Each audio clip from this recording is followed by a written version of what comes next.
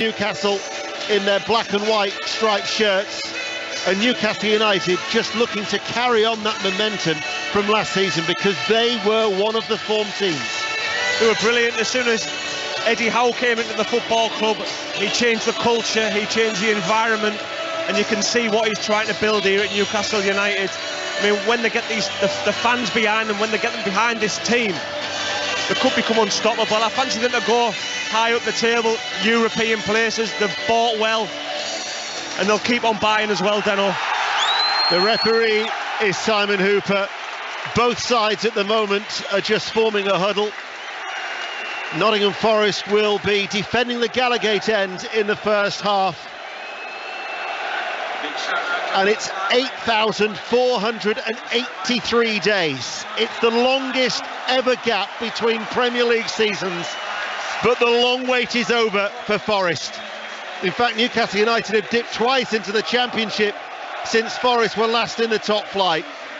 But these two great clubs, with the history and the tradition, are going to kick off the new season on BBC Radio 5 Live, which for the next 3 years, after our 3 o'clock commentary and the usual goal service, we'll also have a tea time game for you. It's Everton against Chelsea to follow as the players take the knee. Referee Simon Hooper blows the whistle, and we're underway at St James's Park, with Newcastle in their black and white striped shirts, playing from left to right as we look earlier. Two results: Fulham 2, Liverpool 2, Norwich City 1, Wigan 1 in the Championship, and Newcastle United already working an early corner in the opening 20-odd seconds through Callum Wilson. The work rate from Callum Wilson. Newcastle fans just hope he stays fit all season, because he's an outstanding striker. His goals per minute are up there with the top ones. If anything, Newcastle could do with someone to help him. Going to be a corner kick to Newcastle United. We'll be going to Bournemouth very, very soon, but there's a corner is taken short, and then it's played back to Target, and they've worked it back. Cher got the shot away just inside the penalty area, comes back out.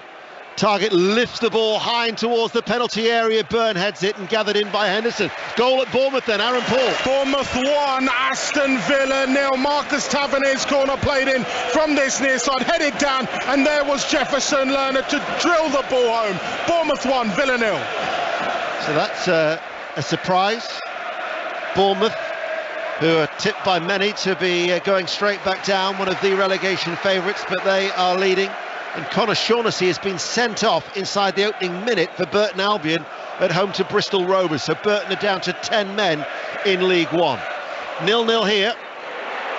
Niakate coming under pressure straight away. Back towards Henderson. Had to really dig that one out, did Dean Henderson. Out of play it goes for a throw in front of the east stand here at St James's. It's a pressing from Newcastle's forwards. Almiron really on the front foot. Callum Wilson did it earlier.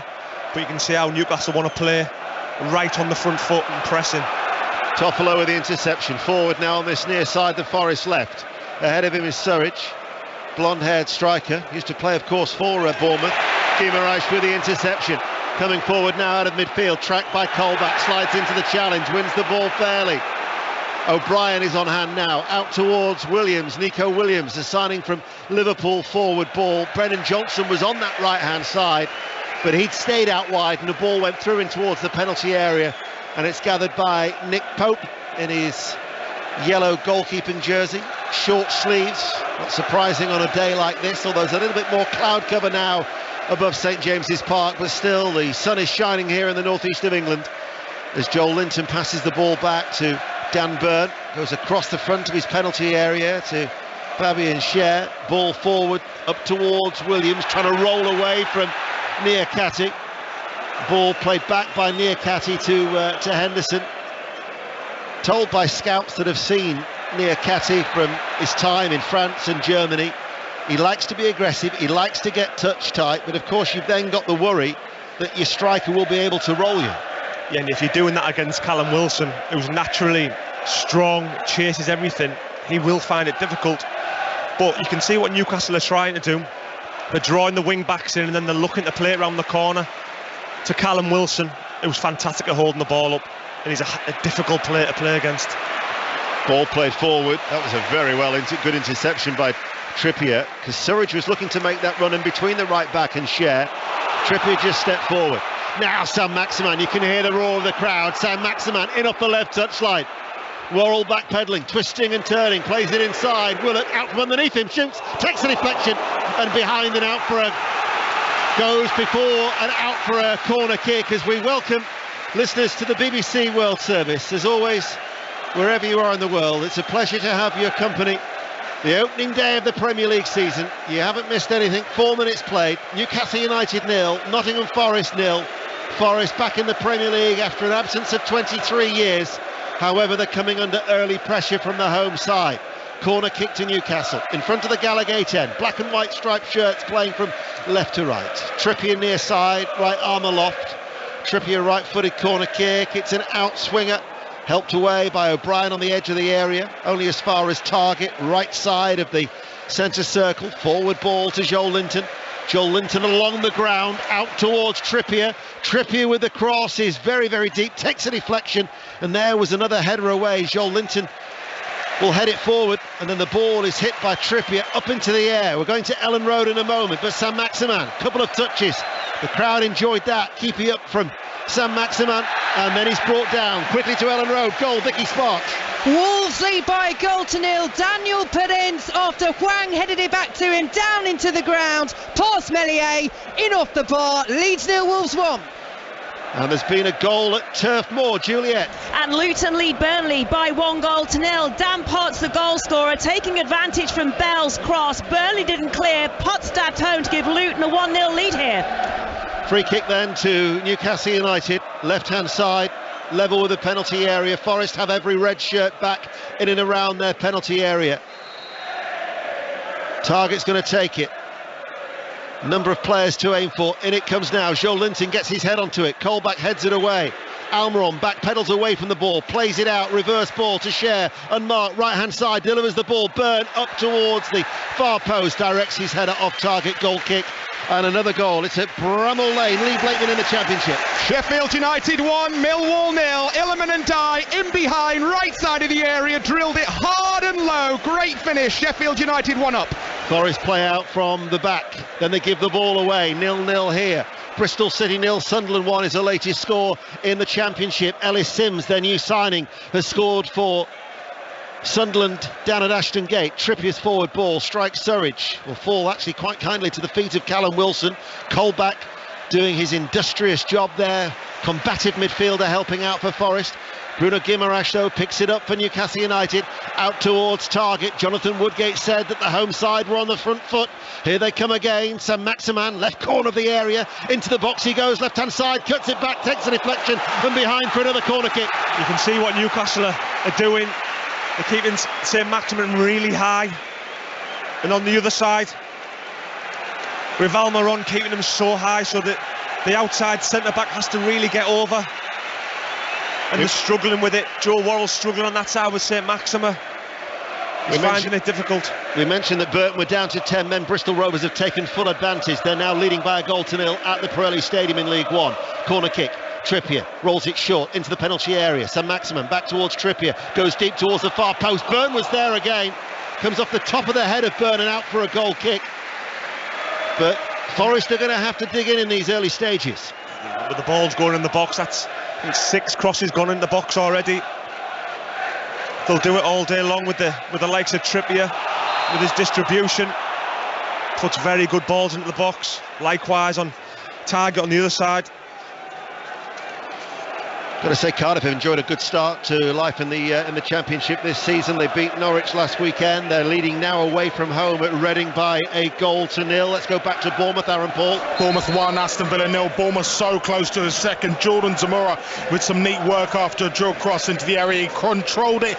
Dominic Solanke took over and lashed a shot towards goal, which was parried away by Emi Martinez. Bournemouth 1, Aston Villa 0. Remember, Leeds United 0, Wolves 1 is early scoreline at Ellen Road as the ball goes long from Henderson, gathered in by Nick Pope. What about Tottenham Southampton? Sahel Sahi. 9 minutes played here, Ian. Tottenham 0, Southampton 0. It's pretty quiet at the moment action wise. Both players have had both teams, beg your pardon, have had the ball in opposition penalty boxes, but no real danger. Tottenham 0, Southampton 0. Here's Jesse Lingard for Nottingham Forest in front of the East Stand, far side, the Forest right as they play from right to left as we look. O'Brien now takes over, passes the ball too far ahead of McKenna, and he apologises to the Scottish international, who's being watched by John Carver just behind us here at St James's Park. Just look a little bit nervous in possession. It's probably because of the intensity from Newcastle, I suppose, with the determination to win the ball back. And that's 3 times they've lost it now on the trot.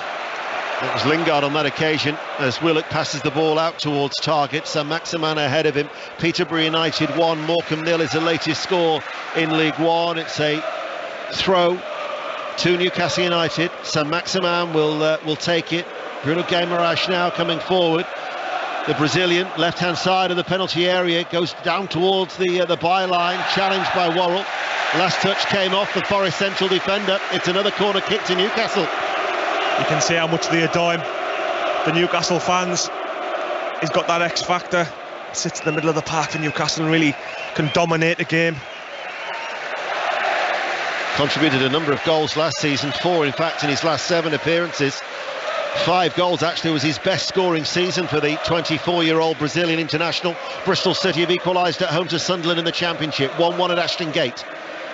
Corner kick though to Newcastle, 0-0 here. 5 live sport at St James's. Trippier, in it goes, it was an in-swinger. Surridge back there helping out the striker, heads it away at the near post. There's now been a goal at Tottenham. Sahel Sahi. Tottenham 0, Southampton 1, and it's club captain James Ward-Prowse. Gineffo with the cross from the dead ball line, and Ward-Prowse with a half volley. Tottenham 0, Southampton 1. And Gillingham are leading Rochdale by a goal to 0 in League 2. The goals as they go in on BBC Radio 5 Live. 5 Live and BBC Sounds for your football fix. More Premier League games than anyone else. As Dean Henderson, all in a ultra blue goalkeeping outfit, thought about taking it short, but in fact will go long with the goal kick because Newcastle with a high press were poised and ready. Surridge rolls away from Trippier, gets away on this left-hand side, looking towards Johnson in the penalty area. The tall figure of Dan Burn with the interception in the box for Newcastle United. Joe Linton now finds Saint-Maximin, hauled back by Colback, releases Almiron, round the back, right-hand side in the area, crosses the ball back, it wouldn't reach Willock. Interception from O'Brien, holds on to the ball under the challenge of Willock, and then gets it from Surridge. Saint-Maximin, they're struggling to handle him when he turns. He gets on his back foot and he can drive up the defenders, and they do struggle with it. But this is the Premier League, this is what you're up against. You're up against top players in every single team you play against. Jamal Lascelles, I've just been told, was injured in the warm-up. He's been replaced on the bench by Paul Dummett. Sven Botman will have to wait for his Newcastle United debut after that £32 million arrival from Lille. Lingard, good through ball. Surridge here, Surridge edge of the area, just couldn't find a way through. Forest have won it back. Lingard with a first-time shot, but the referee's blown his whistle, and it was a free kick to Newcastle United on the edge of the area. Bristol Rovers have now got a second goal. Burton 0, Bristol Rovers 2. And talking of Joe Willock here at Newcastle United, his brother Chris has scored for Queen's Park Rangers at Loftus Road in the Championship. Queen's Park Rangers 1, Middlesbrough 0 is a latest score. But here in the northeast, under now slightly cloudier skies, it remains 0-0. But it's been an entertaining opening 12 minutes. Well, Newcastle have been right on the front foot. They've had to defend some crosses. Nottingham Forest, but it's the pace that Newcastle play at.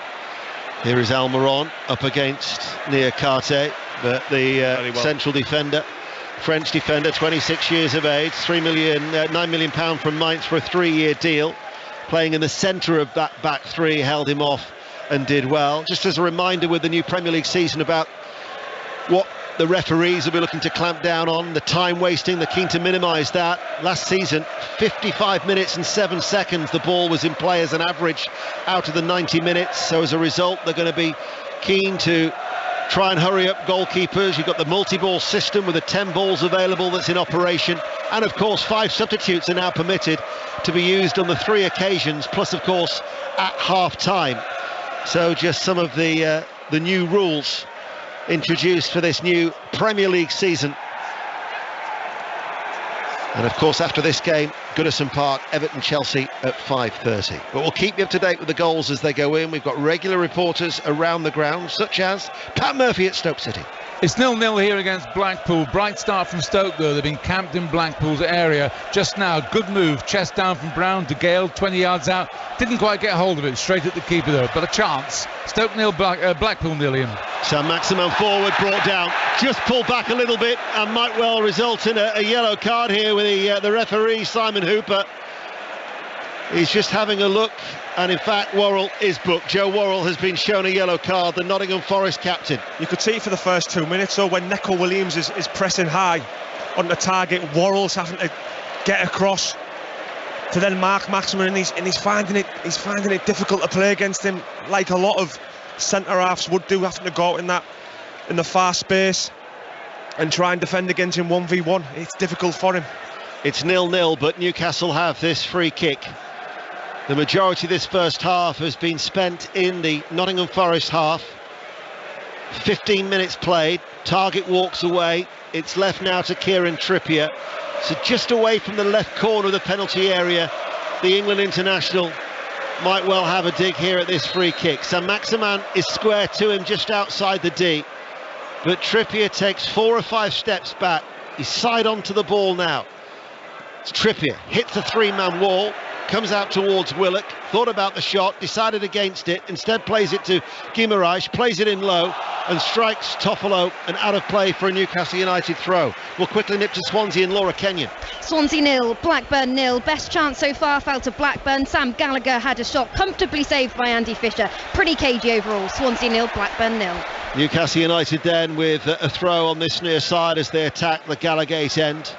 So many supporters in that stand. In fact, anywhere you look around St James's Park are wearing the black and white replica shirt. Barcodes wherever you go, wherever you look here. The Cher rolls it in low, only as far as O'Brien. Newcastle though win it back. Guimaraes given away then by Joe Linton, and that'll be a free kick. Let's get an update in the Commonwealth Games. It's the netball, it's England-Australia. Betty Glover.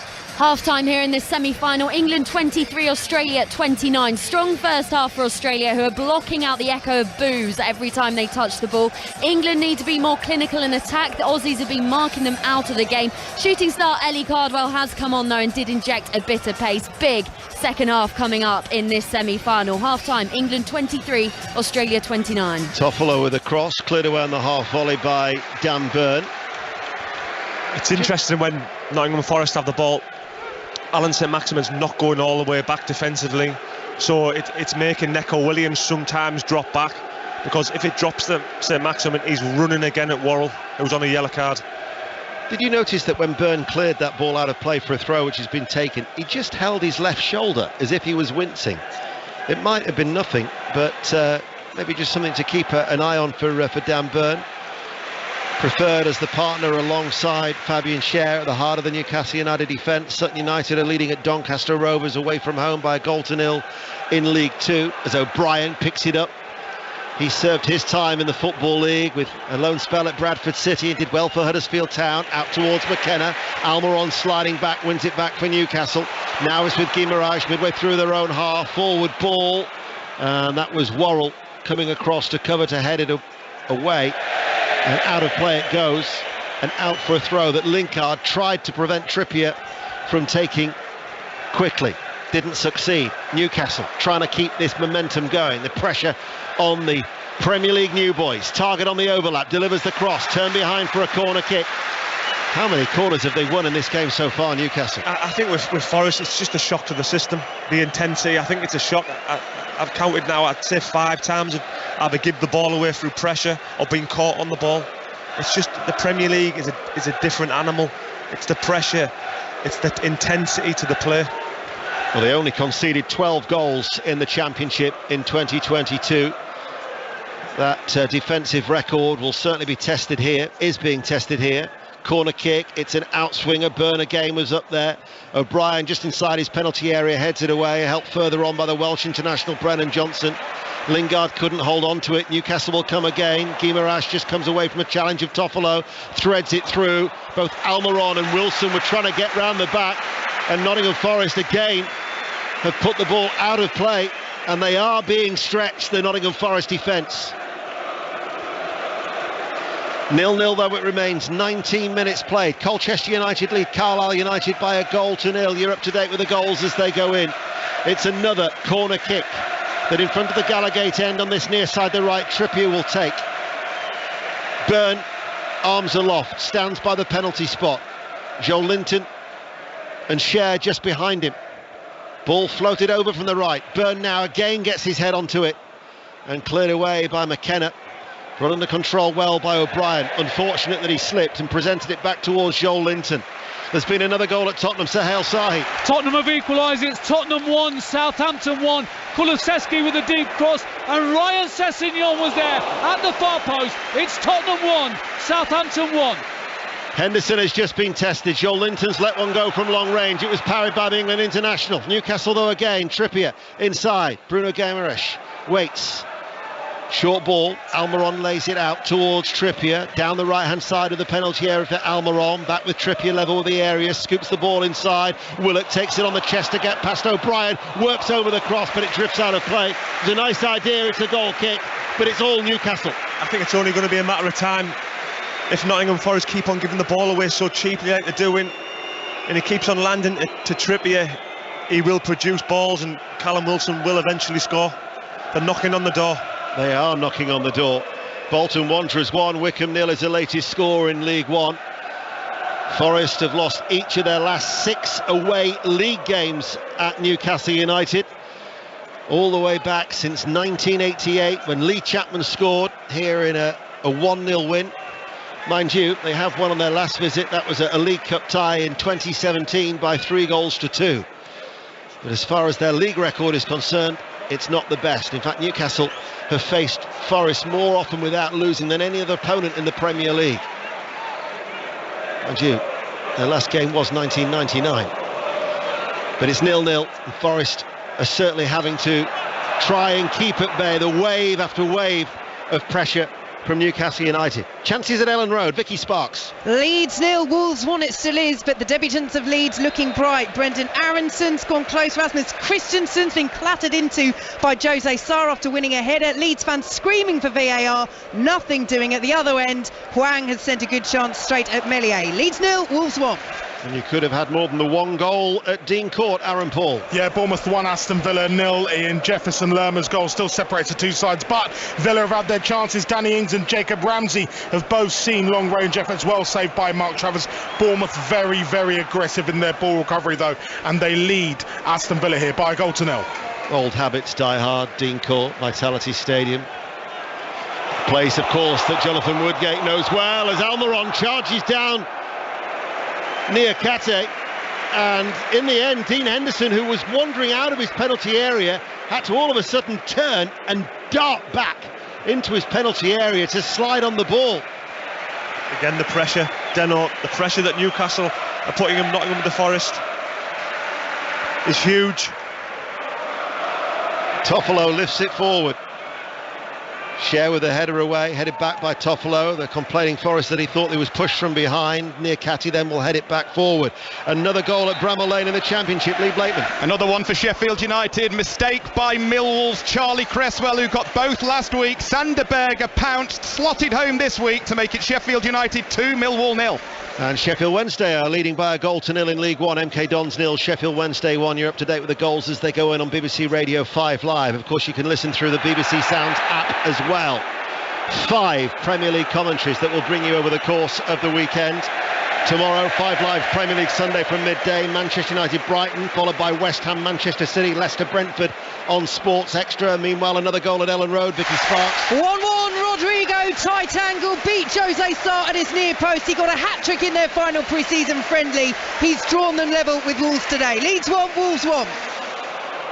Newcastle are attacking. Joel Linton, left-hand side. Wilson tries to meet it. Almiron gets there, doesn't go, turns away from goal. Almiron looks for the opportunity. Support by Trippier. Chips the ball towards the far post and saved by the hands of Henderson. I thought Almiron could have just slid in and scored. That's how it looked from me. He seemed reluctant to dive in. It was Wilson at the near post. Newcastle being urged on by this crowd. Nice turn by Willock, caught by Niakate. Said he likes to get touch tight. Almiron was just too sharp for him. That's what happens when you get too tight. You can be rash, you can be aggressive in football, but that's too aggressive being on the front foot. It's a dangerous position now for Newcastle. Fleetwood 0, Plymouth 1. Scott Brown, his first home game in charge, the former Celtic midfielder. And of course they drew last weekend, trailing at home to Plymouth. As Newcastle United with this free kick, about 30 yards out, it's right of centre, it's still 0-0, we've been playing for 24 minutes, and it goes towards Wilson. Actually came off a Forest head there, and Henderson was alert to it and dives on the ball. Jonathan. Trippier's quality from right back, his delivery, way to pass, timing, exceptional on the ball. A top signing for Newcastle last season, really set the trend, especially in the dressing room standards. Now this is an area that the referees are meant to be clamping down on. Dean Henderson is clearly time wasting. And they've certainly got the crowds back up. Eventually he clears the ball away downfield. Whilst we're away, I think with Vicky for that Leeds United equaliser, Nico Williams has been booked. So 2 Forest players now have been booked inside the first quarter of the game. Nico Williams joining Joe Worrell, the Forest captain, as the ball runs through towards Dean Henderson. What was it that he said? He was promised number 1 at Manchester United. He's wasted 12 months of his career. Criminal. As today he marks his 50th appearance in the Premier League in his career. He'll have a point to prove, of course, against his opposite number today, Nick Pope. Yeah, 2 England goalkeepers going for it. Who will make the England squad for the World Cup? Exeter lead Port Vale 1-0 in League One. Newcastle go back to Pope. Pope, all in yellow, plays it out, just sweeps it short towards Byrne, out to target on that far side. He's made that lone move from Aston Villa permanent as he runs up towards the halfway line. So Maximan drops back inside his own half as the cloud cover now has disappeared. We can see much more of the blue sky here on Tyneside as the sun shines, as Willock to Almiron, dropping back midway through his own half, an area of space maybe for Almiron to run into, passes the ball to Trippier. Trippier stands still, Almiron waits for it on the right touchline, back to Trippier, over the top, playing around the back of Toffolo, and now he comes on the inside of Toffolo and works over the cross. Sam Maximan was there, Joel Linton tries to stab it goalwards, and Niakate gets the ball away. That was a chance for Newcastle. Guimaraes picks it up, he shoots, and Henderson goes to make the save, and at the last minute pulls away his right arm, and it goes out for a goal kick, 0-0. I think Nico Williams just does enough, but if that was Callum Wilson, that is 1-0. Don't think Alan St. Maximin had the predatory instincts there, but if that fell to Callum Wilson, that was 1-0. Reading have equalised, Reading 1, Cardiff City 1. Aberdeen are leading St Mirren by a 0-0, and St Mirren are down to 10 men. Declan Gallagher has been sent off at Pittodrie. We'll go to Ibrox, ready for sight. One-way traffic here, and it's all heading towards Sam Walker in the Kilmarnock goal. Tillman with a shot on target blocked. Kolak with a shot across the face of goal. Right shot deflected and Walker save. Header wide from Lawrence, and then Lawrence beating Water at last but hitting the crossbar. So lots of pressure, but it's a blunt instrument, and that's why it's Rangers 0, Kilmarnock 0. Motherwell 0, St Johnstone 1 is the latest score in the Scottish Premiership. Queen's Park Rangers now lead Middlesbrough by 2-0. Still goalless here at St James's Park. We'll go back now to Scotland, and Gavin Wallace is at Ross County. Ross County 0, Celtic 0, and it's all Celtic at the moment, exactly as it was for Celtic with regards to possession from last season. The highlight was Jack Baldwin foul on Matt O'Reilly on the edge of the box. The free kick had all the promise of the Saturday night takeaway and all the disappointment of half of your order arriving. Easy pickings for Ross Laidlaw in goal. It remains 0-0 at the moment here in the Highlands. Free kick to Nottingham Forest. It was Willock with the deliberate foul. Surprised he didn't get a yellow card. He had no intention of playing the ball. Steve Cooper, as a result of that, hardly surprising, is having a word with Tom Bramall, the fourth official, in between the two dugouts. We're sitting quite low down here at St James's Park. Colback will swing over the free kick, headed away by Target on the edge of his own penalty area, picked up by Sam Maximan against Nico Williams, passes the ball through the middle. O'Brien just dropped back and cleared the ball away. as Newcastle had runners going through the middle in the shape of Almiron and Wilson. Now Lingard for Forest. Forest turn to attack, still goalless here as Lingard just slows down 25 yards out from goal. O'Brien, central position. O'Brien shoots, takes a deflection, comes out to Toffolo, left-hand side, level with the box. Toffolo turns back towards Colback, back out to the left touch line. Signing from Huddersfield Town, sends over the cross, claimed by Pope. A nod of approval from Jonathan Woodgate. Yeah, very good goalkeeping. That's what you want if you're a centre-back, especially when I played there. You want your goalkeeper coming off the line, taking balls like that. And he done that all day long when he was at Burnley. He was one of their best players for the amount of years he was there, along with Tarkowski and Ben Mee. A brilliant acquisition, I'd say, to the Newcastle team. £10 million, a 4-year deal from Burnley. As Sam Maximin, left-hand side, left corner of the area, doubled up against Sam Maximin, holds onto the ball, back to Joel Linton. Joel Linton will go square. Guimaraes just outside the D, can't get a sight of goal. Nottingham Forest have got at least 6 red shirts defending their penalty area. As here is Guimaraes just outside the penalty area. Guimaraes waits, Joel Linton gives it towards Willock. They're trying to create that scoring opportunity. In it goes to Almiron. Almiron in the penalty area. Toffolo takes it off his toes and out of play it goes for a throw. Goal at Tottenham, Sahel Sahi. Tottenham were behind, they're now leading Southampton by 2-1, and it's Eric Dyer, lovely cross from the left-hand side from Son, and Dyer stooped in to head home. Tottenham 2, Southampton 1. Earlier Fulham 2, Liverpool 2, a result at Craven Cottage. Bournemouth still lead Aston Villa by 1-0. Leeds United 1, Wolves 1. Tottenham are leading 2-1, and it's goalless here at St James's Park. You're listening to BBC Radio 5 Live. Guimaraes, and also on the World Service, being tracked by O'Brien and being forced away from the penalty area. Fleetwood have equalised at home to Plymouth in League One, 1-1. Newcastle have to go all the way back towards Nick Pope. Pope now hits it long. Sam Maximin, I think, was coming back from an offside position. He didn't bother going for the ball. Back into the midfield it goes. Joel Linton lays it off towards Guimaraes. Joel Linton transformed since he was dropped back into a midfielder, as he's then just lost out to Lingard, but actually he was fouled, and the referee has given a free kick, and it's been taken very, very quickly from Newcastle. Guimaraes back inside to Joel Linton. Sam Maximin is a man over on the left-hand side. Joel Linton will go it alone. Joel Linton still going into the penalty area. What a goal that would have been from Joel Linton. That's his newfound confidence. But his right-footed effort he puts wide of the left-hand post. It's still 0-0. It's a goal kick to Forest. You said it, Deno. I mean, Eddie Howe changed his position. He's playing as an 8, where with Steve Bruce he was either playing as a centre-forward or a 10. But he is an 8. You can see him there driving with the ball. He looks so comfortable doing it. He just went past 2 players like they weren't there. Should have really scored, but that is what he brings to the team. Niakati's lost the ball. Newcastle United now to Joel Linton. He might go again. He does. Right-footed straight into the midriff of Dean Henderson. Niakati, who gave the ball away, has come up against Joel Linton from his time in Germany. He's a left-sided central defender by trade. He can play as a left-back, and indeed when Mainz played Hoffenheim 3 years ago, he was playing as a left-back against Joel Linton. Here is Sam Maximin. Now his time for a little bit of wizardry, and Niakati chests the ball away, and Forest get it clear. The red shirts of Nottingham Forest, but they give the ball away again, and it's going to keep coming back.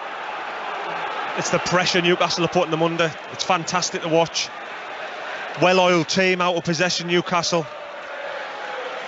Sam Maximin left-hand side. We'll go around into our featured game in League One in a moment, but Guimaraes now towards Trippier. Newcastle, for all the possession that they've had, haven't created probably the amount of clear-cut chances that Eddie Howe would like. So from the red shirts of Nottingham Forest to the red of Charlton, and at the Valley, Ellen Ellard. Yeah, 0-0 here at the Valley. Derby with the majority of possession and the 2 shots on target. Their best effort coming from James Collins, looking for his first for the club. Barkhausen playing the ball across to him in the box, but Charlton keeper Woolacott came off his line to expertly block the shot. Charlton 0, Derby 0.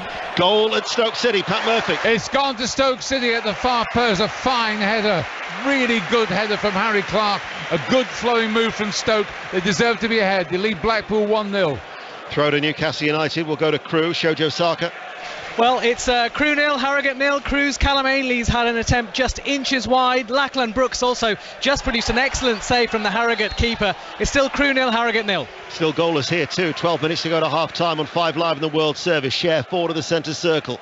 Chips the ball out towards the far side. Williams read that well. Heads it away, the former Liverpool player. And then Byrne goes all the way back for Newcastle to Nick Pope, who comes outside of his penalty area, stands still, waits to see what he can deliver with a forward ball, right-footed. McKenna got a little nudge there by Wilson. Talking of Forest central defenders, Joe Worrell, he was part of the All About Nottingham Forest special, a podcast that is well worth listening to if you haven't yet, through BBC Sounds. Darren Fletcher interviewing all and sundry down at the City Ground, and Joe Worrell came out with a nice line talking about Forest promotion after, of course, that long wait of 23 years. He said you could fill 10 Olympic swimming pool with tears of supporters. Such was the relief after Forest finally made it back, and a remarkable job that Steve Cooper did in transforming Nottingham Forest from the bottom of the Championship to promotion to the Premier League. Saint-Maximin with the cross, left-hand side. McKenna heads it away, and then back out towards Willock. Left corner of the area, delivers the cross. Wilson with a header. Henderson with the save. Just backpedaled to give himself room, but probably not enough power on the header, and it was a comfortable save from Henderson. You were ready to catch that ball then, weren't you? It was spinning in towards our direction. I took her on the chest. It's 0-0 still. By the way, the first game at the City Ground promises to be some occasion next week. Worrell said he gets goosebumps just thinking about it. Next weekend, West Ham United at the City Ground, another game you'll be able to listen to on BBC Radio 5 Live for Forest fans. No other goals to tell you about around the country. Joe Linton to Saint-Maximin, couldn't take it in his stride. Nico Williams gets it away then towards Colback. Colback, formerly of Newcastle and Sunderland. It was 102 appearances and 5 goals in his 6 years at Newcastle. Pressure that Jonathan Woodgate's talking about. Newcastle have just won a throw. Joe Linton to Willock. They lose the ball to Guimaraes. Guimaraes, nice control away from O'Brien. Plays it out towards Trippier, high up the pitch on the right-hand side. Toffolo in front of him. Trippier has to wait. Forest trying to be as compact as possible. Surridge back there helping out, and Toffolo will get the ball away. Defensively, Dano, you've got to give him credit. You've got to give Forest credit. OK, they're not holding on to the ball long enough, but they're defending well. They're being stubborn in defence. Back pass from Colback. Henderson, neat footwork to get away from Wilson inside his 6-yard area. Byrne directs his header out towards target. At times they've been stretched, but they have been resilient. And in fact, the opening few minutes where they seem to be stretched a lot, now not as frequent. Johnson, released downfield. Doesn't get past Byrne, gets a foot into the challenge. As Johnson had just tried to make that run in behind Matt Targett, the left back. I mean, Newcastle are sending the fullbacks forward, but because they're playing with a 3 at the back, Forest, there is room in behind there. Saint-Maximin now with a shot, drills it right-footed edge of the area straight to Henderson. I said that earlier, when the wing-backs go high and Maximin stays high, it's difficult for Worrell to get across, and he's on a yellow card. That's the thing now. That is the worry for the Forest captain. 8 minutes to go to half-time. Let's get a netball update with Betty Glover, England-Australia. England 36, Australia 45 at the end of this third quarter. This is for a place in the final. Better start from England, but Australia are starting to dominate this game again. England need more turnovers or Australia to slip up, but we can't see that happening anytime soon. England 36, Australia 45. Forest Green 0, Ipswich Town 1 is the latest score in League One. Ball goes out of play onto the top of the perspex of the dugouts down below. Jason Tyndall will retrieve that ball and hands it to the Scottish international Scott McKenna, Forest Player of the Year from last season. Takes his time with a throw on this near side, the left. Queen's Park Rangers 3, Middlesbrough 0 is a latest score now in the Championship, and Swansea 0, Blackburn Rovers 1 is also a latest score. John Dahl Thomason, a former Newcastle striker. They beat Queen's Park Rangers last weekend. and looking to follow that up with success in South Wales. Toffolo to Surridge. Lingard, left-hand side of the penalty area. Lingard scoops the ball over. Johnson keeps it alive, but his header at the far post, straight towards Pope. Underarm throw out to Sam Maximan. Doesn't get past O'Brien. O'Brien breaking up the play as he does so effectively. Slips it inside. Here is Lingard.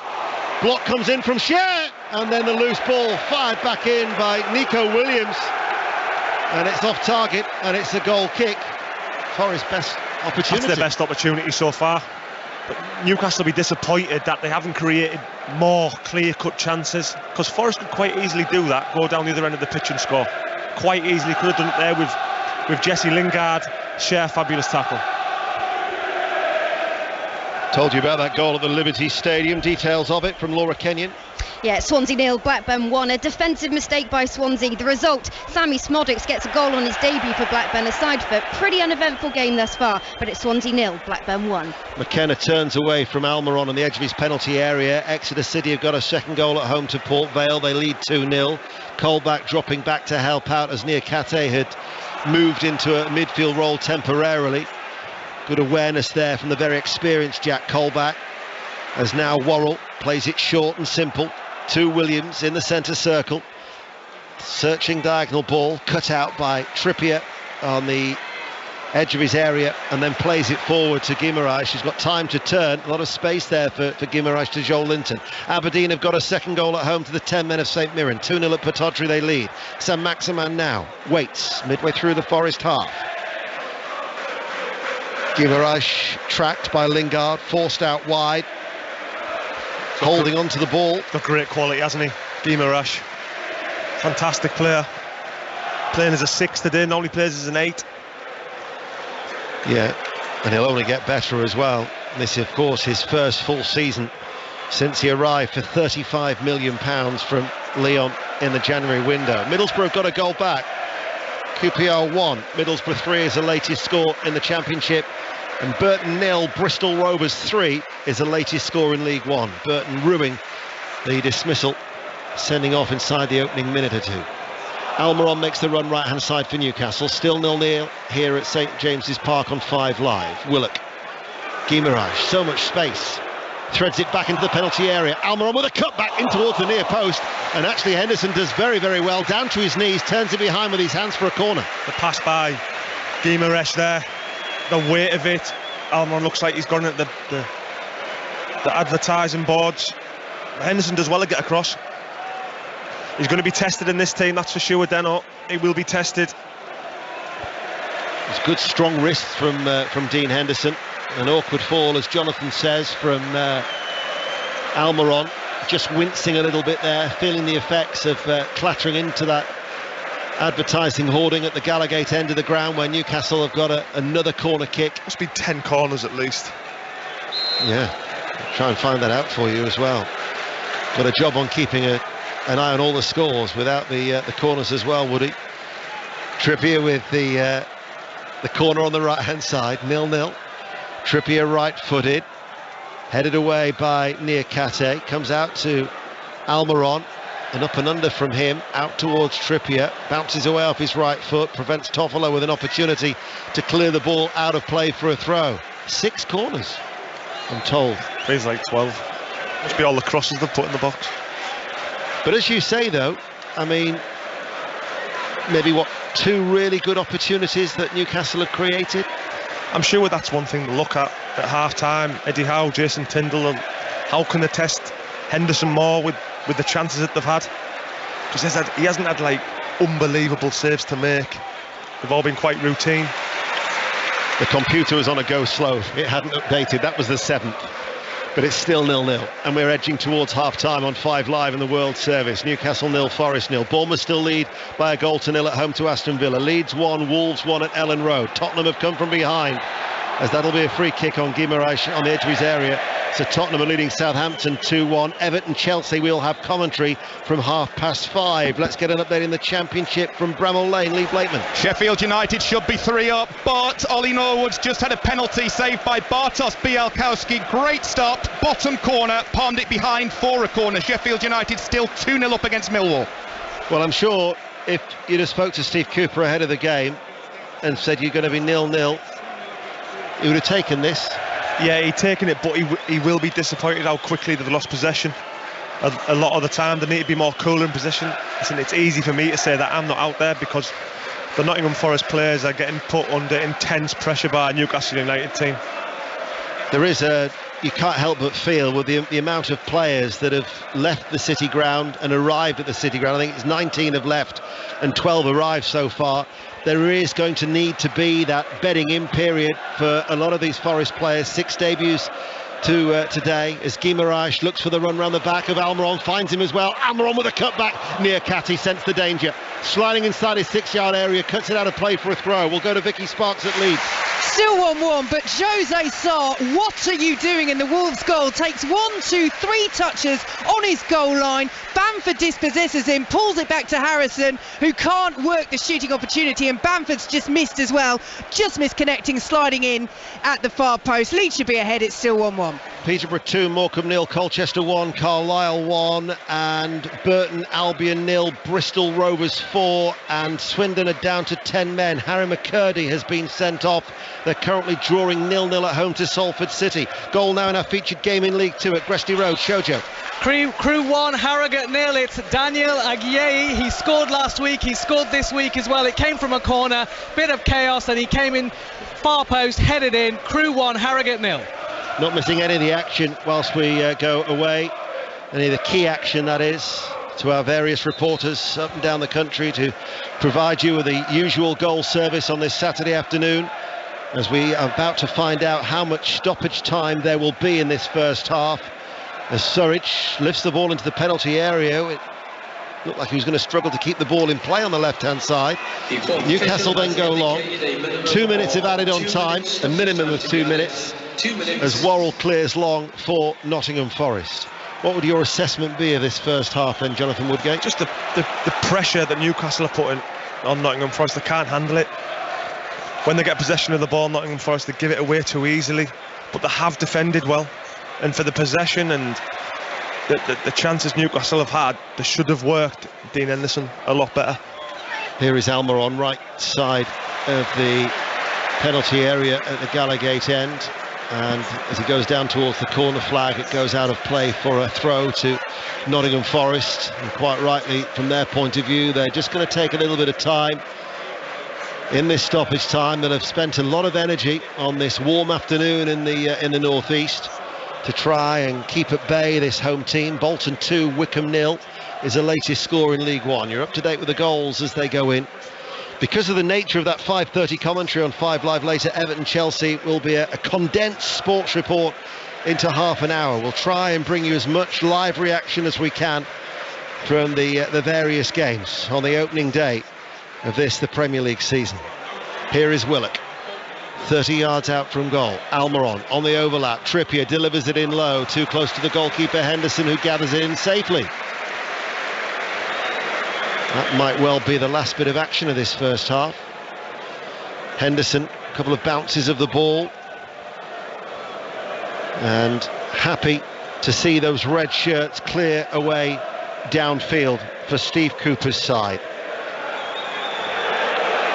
Although again, hanging on to the ball maybe a shade too long, as Simon Hooper ready to blow his whistle. Target clears, and there is the half-time whistle. Newcastle United 0, Nottingham Forest 0. Jonathan, what have you made of it?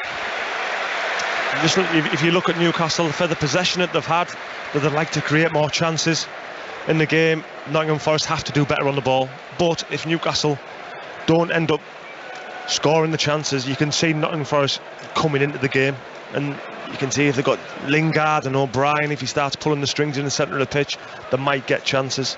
But at the minute, how the game's going, I can only see one winner in Newcastle if they get better chances.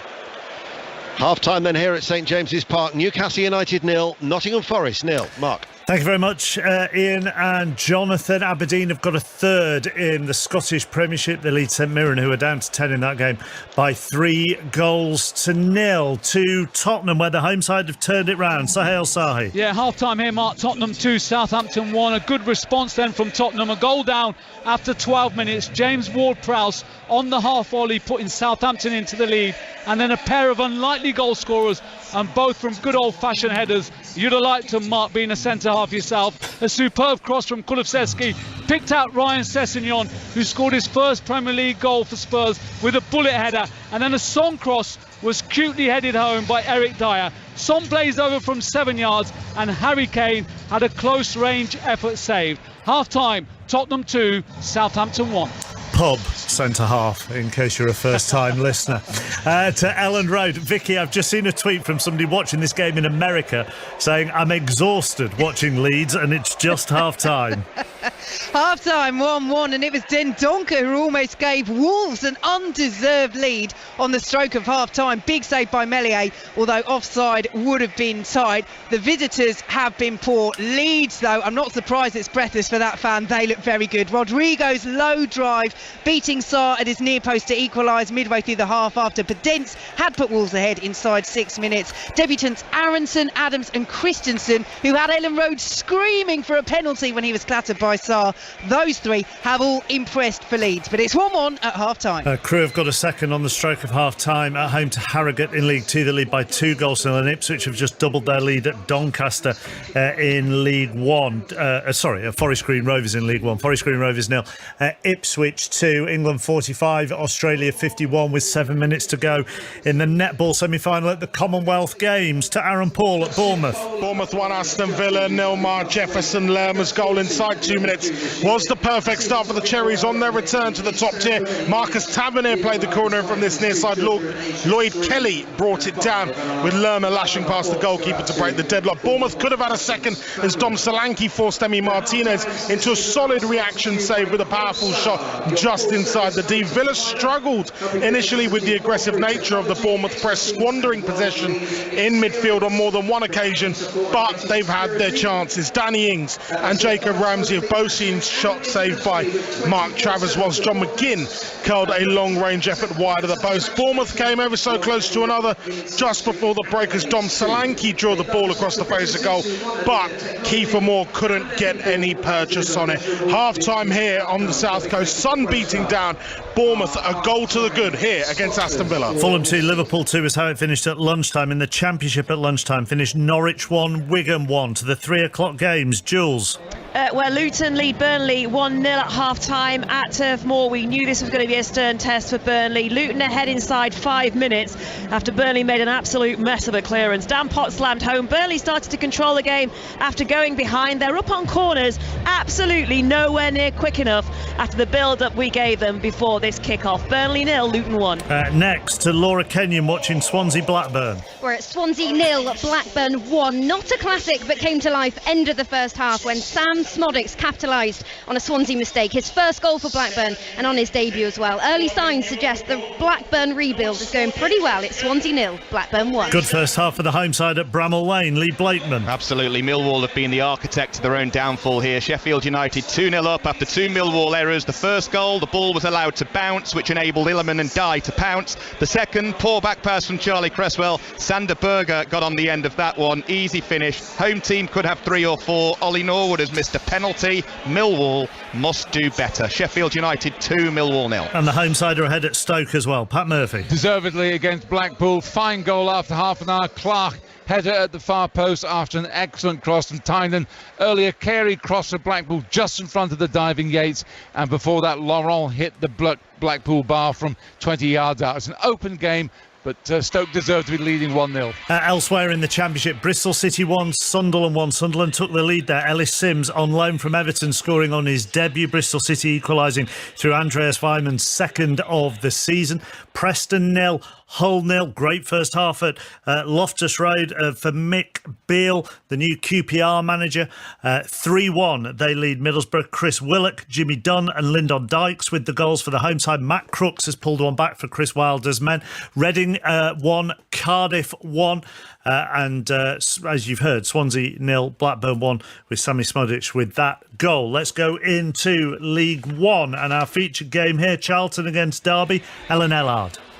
Yeah, 0-0 still here at half-time. Derby well on top but unable to fully break through the Charlton defence. We have just seen James Collins go so close on the stroke of half-time. He hit the left-hand post. He also had the best chance as well earlier on in the half, receiving the ball from Barkhausen. He was about 10 yards outside of goal, directly centre, but Wallacott in the Charlton goal managed to come off his line and palm it away. Mendes Lang has also come close as well, but it's still 0-0 here at the Valley. Stress, I didn't give you the goal scorers in the Reading-Cardiff game. Cardiff had taken the leads through Callum O'Dowda, but Shane Long, who is back at Reading, equalised from the penalty spot. Elsewhere in League One, Barnsley 0, Cheltenham 0. Bolton lead Wickham by 2-0. Aaron Morley with his second of the season and Carl Dempsey with his first goal for Ian Everett's side, the difference there. Burton have had an awful start to the season, beaten 3-0 by Wickham last weekend. They are 4-0 down at half-time at home to Bristol Rovers, and they were down to 10 men after 1 minute with Connor Shaughnessy sent off. Aaron Collins has got 2 of the Bristol Rovers goals. He's already got 3 for the season. Exeter lead Port Vale by 2-0.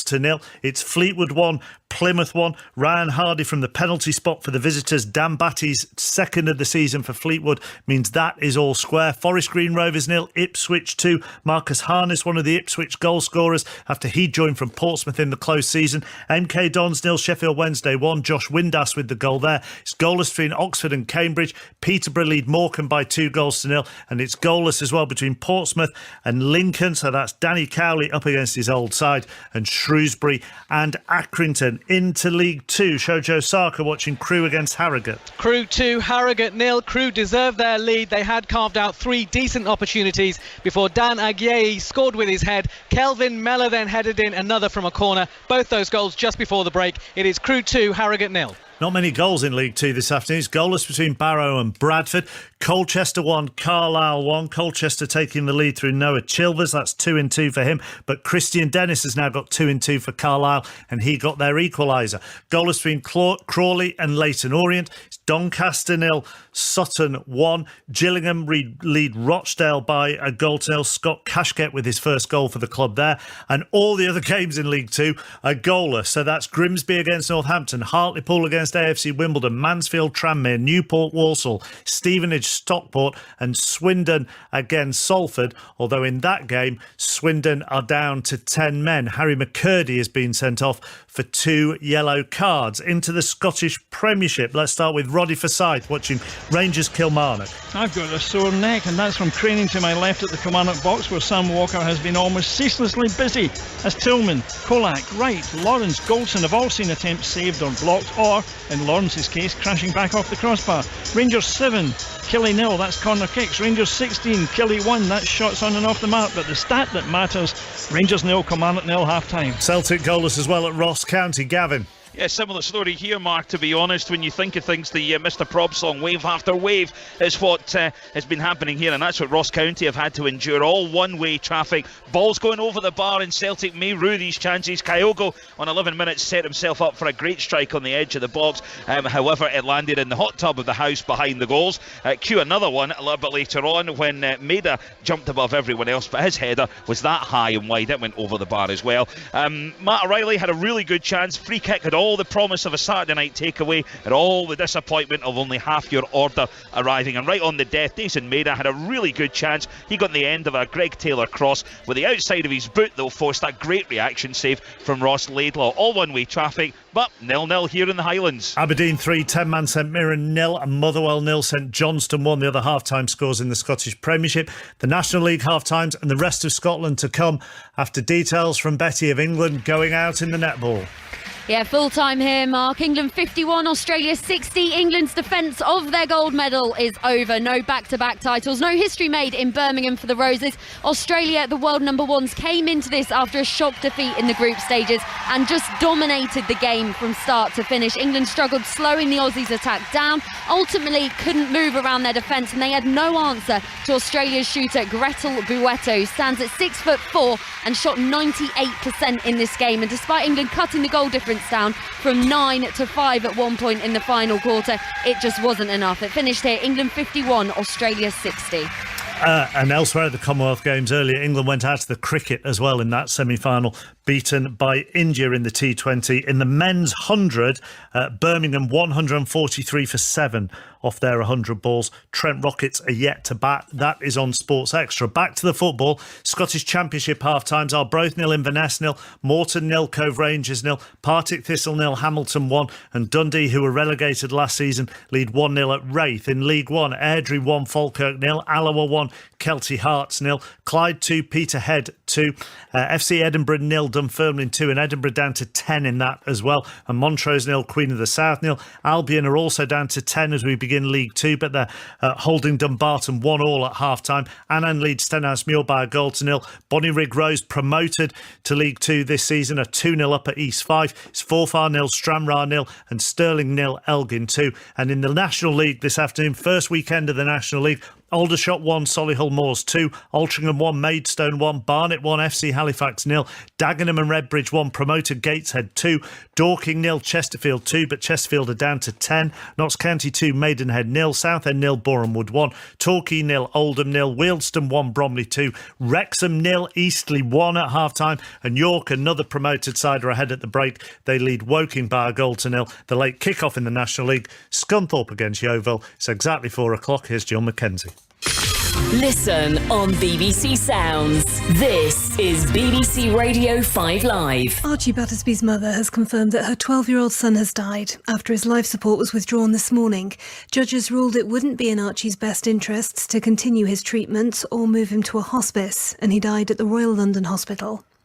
Liz Truss is insisting that tax cuts are the best way to support struggling families, rather than what she calls handouts to help with energy bills. A Conservative leadership rival, Rishi Sunak, says tackling inflation must be the priority.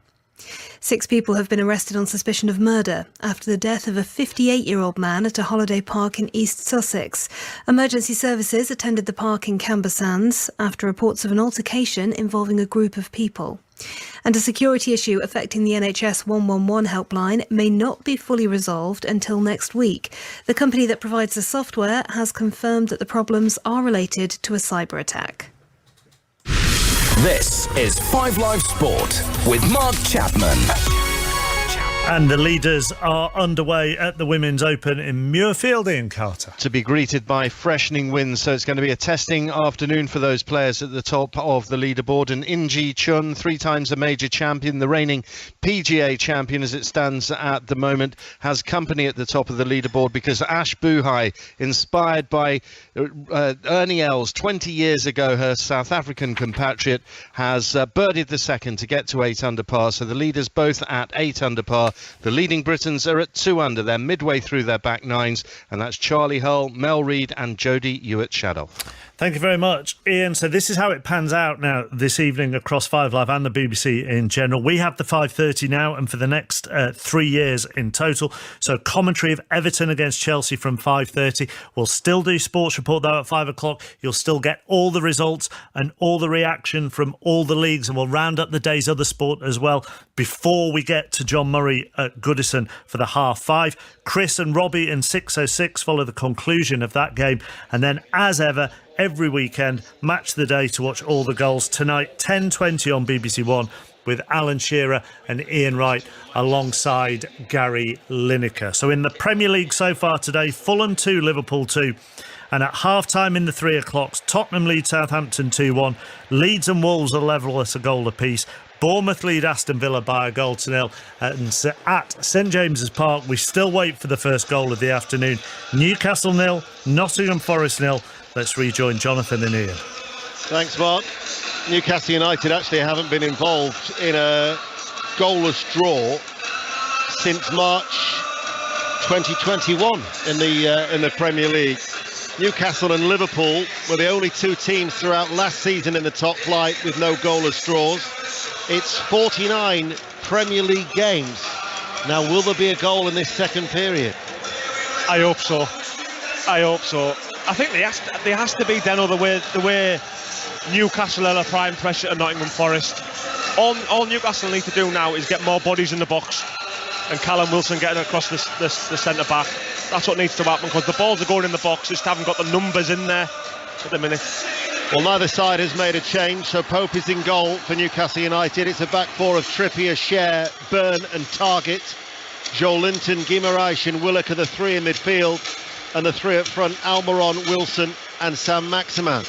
Newcastle second half, black and white striped shirts, black shorts, defending the Gallagate end, therefore attacking the Leeses end as they play from right to left against the Nottingham Forest side, who restart this game in their red shirts and white shorts, with Henderson in goal, a back three of Joe Worrell, Moussa Niakate and Scott McKenna, the wing backs of Nico Williams and Harry Toffolo, Jack Colback and Lewis O'Brien in the centre of midfield, with Brennan Johnson and Jesse Lingard trying to support Sam Surridge. And as a reminder, 5 substitutes are permitted, although bearing in mind that neither team has used one at half-time, they'll only have the 3 opportunities now in the second half to bring on those 5. As Steve Cooper begins life as a Premier League manager against Eddie Howe, who yesterday signed a new long-term deal at St James's Park. He says it's still the start of the journey, and that was very much the message from Steve Cooper in that All About Nottingham Forest podcast.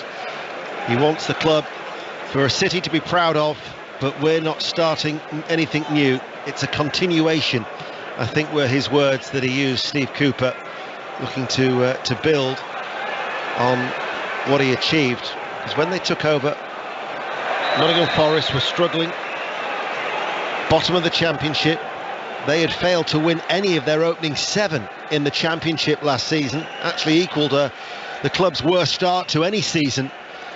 And yet somehow he managed to turn it around and not only stabilise the club, but then take them up. And as you might recall, Nottingham Forest going up through the playoffs to end that long wait after 23 years. I think he's the 20th full-time manager since Forest were last in the Premier League. As for Newcastle United, they were winless in their opening 14 Premier League games, and indeed were the first team in Premier League history to actually avoid relegation after going 14 games without a win at the beginning of the season. So Eddie Howe did extremely well too. Who, though, will claim the 3 points, if anybody, on this opening day? 0-0, 5 live in the World Service. Almiron just outside the centre circle, back towards target.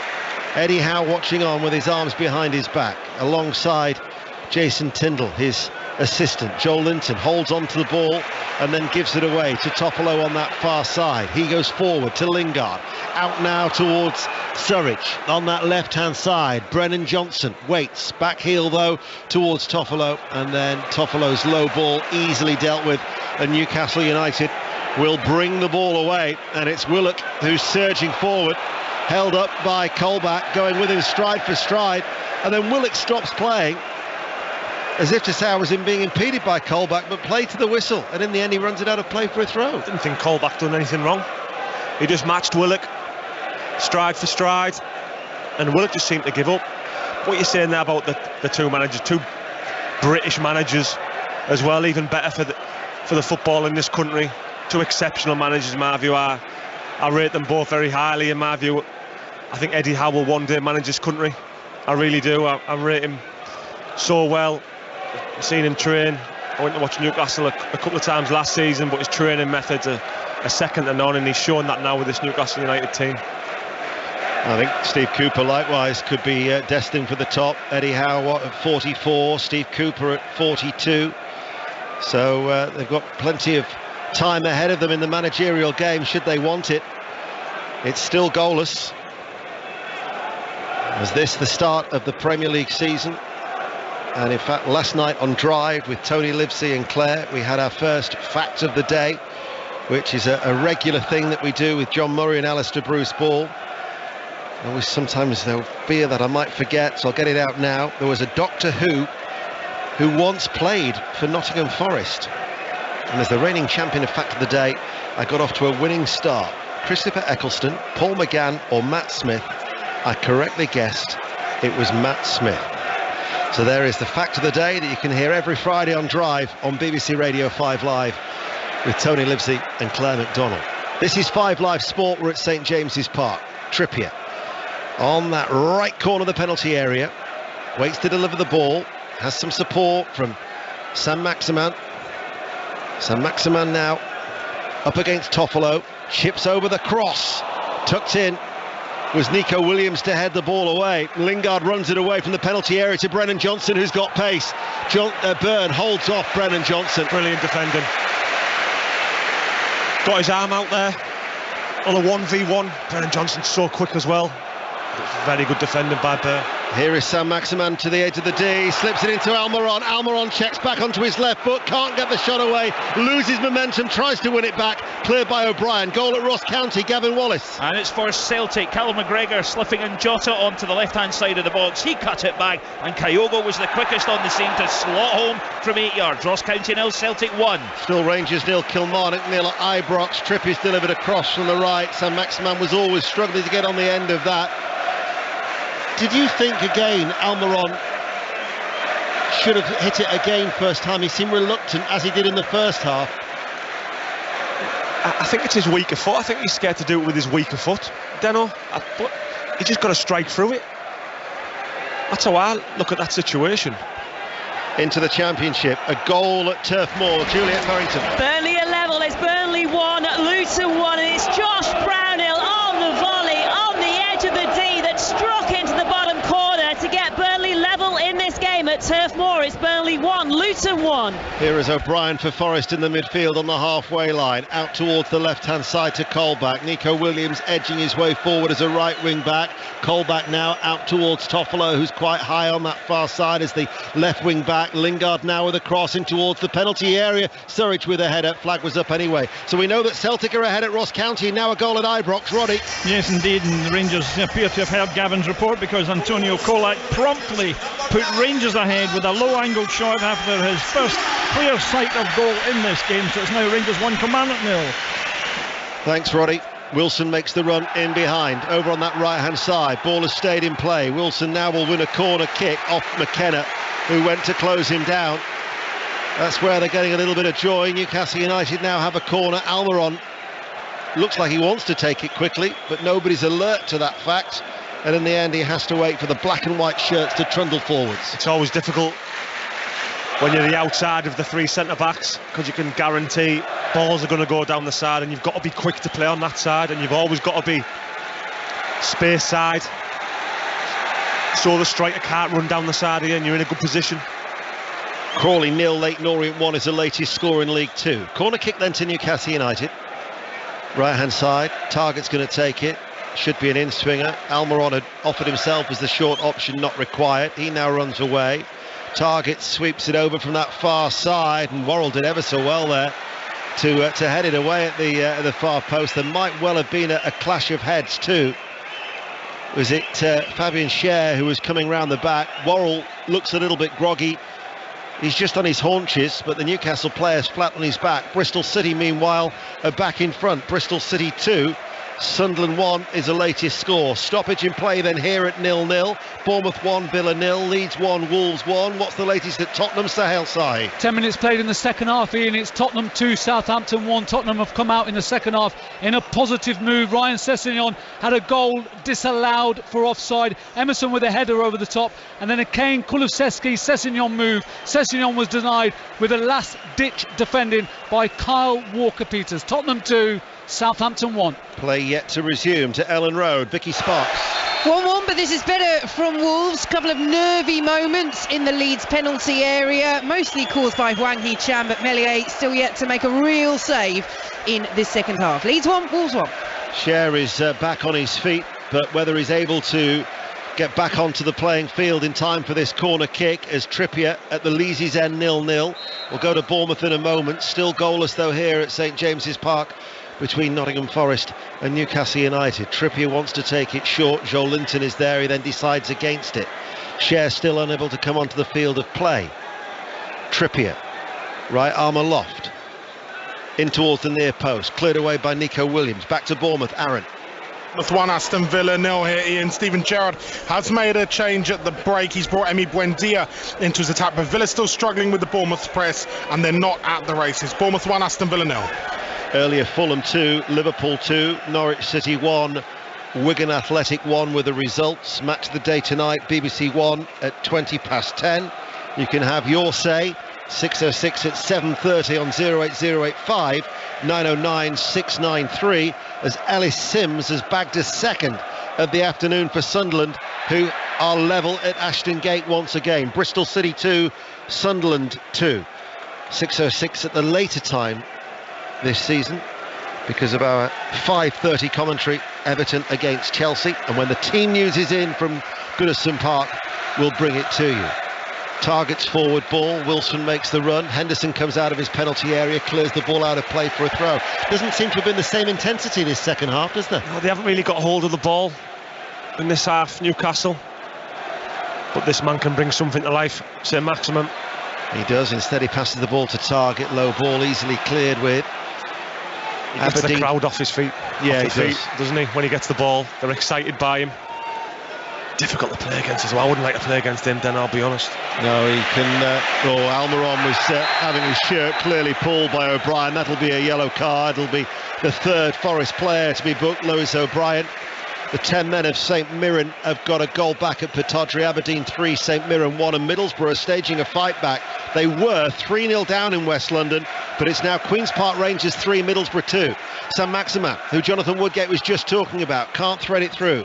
Ball then played forward. Cher to Willock outside the area. Joelinton also with him left-hand side. Attacking the Leazy's end. Again, O'Brien and Williams have doubled up on this near side. Back towards Joelinton. Guimaraes, forward ball. Willock tries to turn away from O'Brien. Joelinton coming in now off the left touch line with the cross into the penalty area towards Wilson. It falls to Willock. Hits it early and Henderson makes the save sharply down to his left. Still 0-0. There's a great touch there by Callum Wilson. Ball gets fired into him. His first touch was brilliant. Good save. I'd say that was one of the main chances that they've had now. It was a good strike by Willock. Henderson takes it in so well. In the first half, for all the possession of Newcastle United, there was the Joelinton run and shot. They've lost it, Forest. Here is Almiron. Almiron skips over one challenge. He plays it to St Maximin. Henderson with a sprawling save. And he chest bumps Scott McKenna.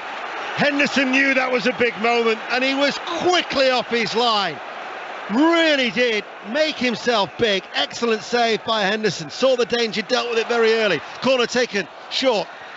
St Maximin's cross into the penalty area, headed out by McKenna. Newcastle now are just starting to pick up and gather a bit of momentum. Cher will let one fly! Oh, what a strike from Fabian Cher! It's a special goal to get Newcastle United's season up and running, and Henderson stood no chance. An absolute pile driver as Newcastle United lead by a goal to 0. What a strike. An absolute monstrosity of a strike by Fabian Cher. Top corner, right-footed. Henderson had absolutely no chance. But what a phenomenal strike. I'd say like the Vincent Kompany for the Man City, where he just hits it and this flies in the top corner. I recall him scoring a fantastic long-range effort against Burnley. That takes him into double figures as far as his Newcastle United career is concerned, and 7 of the 10 goals have been at St James's Park. But that was a special goal, and maybe Newcastle United needed that because they were struggling to get past Henderson. They were just starting to get chances, but that strike has just ignited this stadium. Newcastle United then are ahead, 1-0. Goal at Tottenham, Sahel Sahi. Tottenham have a third. It's Tottenham 3, Southampton 1. An own goal from Mohamed Salisu. It was steered in after a cross from Emerson. He might have been offside, Emerson. This goal will be checked in, but at the moment it's Tottenham 3, Southampton 1. Mansfield 1, Tranmere 0, Swansea 0, Blackburn Rovers 2, Ross County have equalised, Ross County 1, Celtic 1, and you're up to date with the goals as they go in on BBC Radio 5 Live. And even now there is still that hum around the ground because Fabian Schär's special goal has given the home side the lead. That's what these fans love to see. The Newcastle fans are so passionate about the game. As I was walking through the town centre today, the atmosphere before the game. But that goal has just summed it up, really. What a strike. Newcastle United have a throw down by the corner flag over on that far side. You can hear the Geordie faithful in full voice. Last season, Newcastle United won 12 of 19 of their 19 Premier League games in 2022. There was only Liverpool and Manchester City who accrued more points than Newcastle United in the second half of last season. Liverpool 51, Manchester City 46, Newcastle 38 from those 19 games. Let's go to Ellen Road, Vicky Sparks. Where it's still 1-1, but Wolves are all over Leeds at the moment. Mellier's made a top save from Dendoncker, tipping his header just over the bar. Leeds 1, Wolves 1. 1-0 to Newcastle United. Bournemouth still lead Villa by a goal to nil. Tottenham 3-1 up at home to Southampton. Corner kick to Newcastle. Trippier to take it. Byrne heads it forward, headed away then by Surridge. Comes out towards Sam Maximan, dances around the ball, tries to chip the ball in towards Wilson, and it was just drifting away from Callum Wilson as it drops out for a goal kick. It's no longer 3-1 at Tottenham. Another goal. Sahel. Tottenham are enjoying themselves. It's 4-1 now, and it's Dejan Kulusevski who's probably been man of the match, steering the ball home from 8 yards away. Tottenham have got the 3 points surely. Tottenham 4, Southampton 1. Stevenage 0, Stockport 1, a latest score in League 2. Newcastle United are attacking once again. Almiron, live wire as you'd expect, always busy to Willock. Right corner of the area. Sam Maximan waits, passes the ball back out towards Almiron, comes in now, and return ball from Willock. Almiron plays it in low. Niakate was there, just standing to break up the move. Schär looks to try and stop Forest on the counter-attack. Niakate midway through his own half, prods it in field. But Newcastle United have won it in the midfield with Willock. Niakate, though, will win it back, showing his qualities.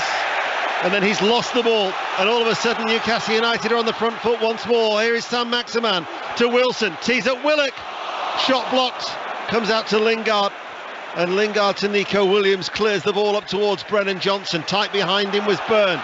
Loose ball in the midfield, picked up by Lewis O'Brien for Nottingham Forest. Red shirts playing from left to right, looking for an equaliser. Toffolo joins the attack.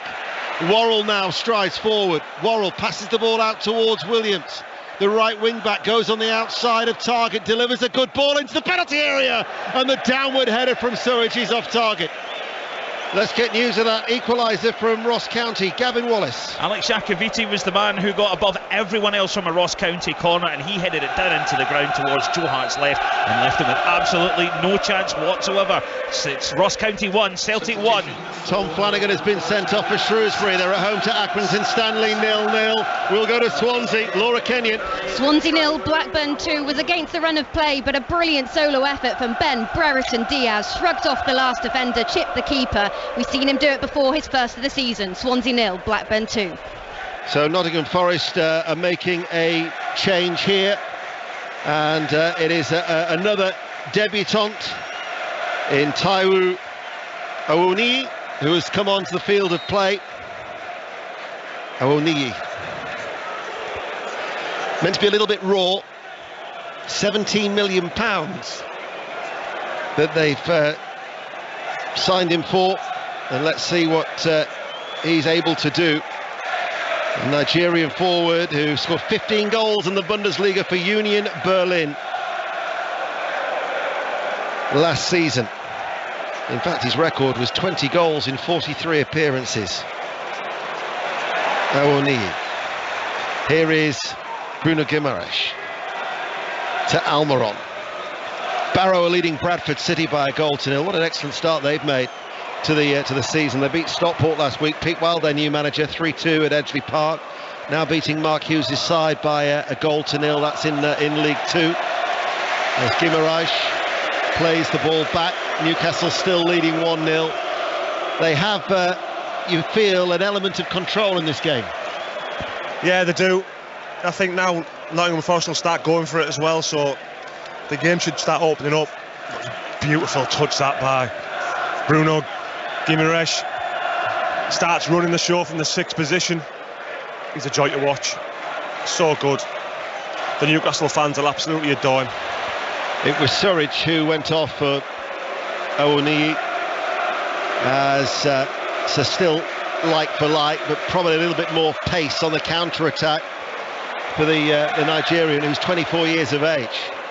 Here is Sam Maximan. Back heels the ball. Target was offside. Couldn't go for the ball. There was consternation in the press room about the pronunciation of Owoniyi. But in the African Cup of Nations, as the ball is played forward to Willock, takes it high on the chest and spins, holds onto the ball and crosses. Wilson can't bring it under control. With his back to the penalty area, Wilson tees the ball up towards Trippier. Now with Guimaraes, and now to Joel Linton. Target joins the attack. Sam Maximan to Willock. Newcastle threatening Willock into a dangerous area and cleared away by Niakate. And in fact, there's a goal now at Charlton. Ellen Ellard. Yeah, and it's gone to the home side. The initial shot came in from the left. Joe Wildsmith in the Derby goal palmed it away, but it was straight into the path of Corey Blackett-Taylor, and the 24-year-old tucked the ball into the back of the net. It's Charlton 1, Derby 0. Newcastle United with Sam Maximan still leading by a goal to nil. Bradford have equalised at Barrow 1-1. Reading now lead Cardiff by 2-1. Sam Maximan left hand side delivers the ball into the box, cleared away on the volley then by Toffolu. Yeah, consternation. So from the African Cup of Nations in 2008, Sheena, who's a regular voice on the World Service, a Nigerian expert, taught me two good things. One, star beer in Ghana, and the other thing, Asha, a wonderful Nigerian singer. Anyway, I contacted Sheena in midweek. Owoniyi. If Sheena says it's Owoniyi, I'm sticking with it. I am as well. Owoniyi. I've no doubt we'll get it wrong though. Let's go to Bournemouth. Aaron Paul. 1, Aston Villa 0. Villa just beginning to dominate proceedings now. Ian Boubacar Kamara has fired a dipping effort over, and Steven Gerrard has made another attacking change. Ollie Watkins has entered the fray. Still 20 minutes to go. It's Bournemouth 1, Aston Villa 0. Free kick to Newcastle United, who lead by a goal to nil. Still 1-1 at Ellen Road. Spurs lead 4-1. In it goes towards Byrne. Drops to his feet. All 6'6" of him, and runs harmlessly wide and out for a goal kick. The good news, I've knocked the star beer on the head, but I still listen to Asher.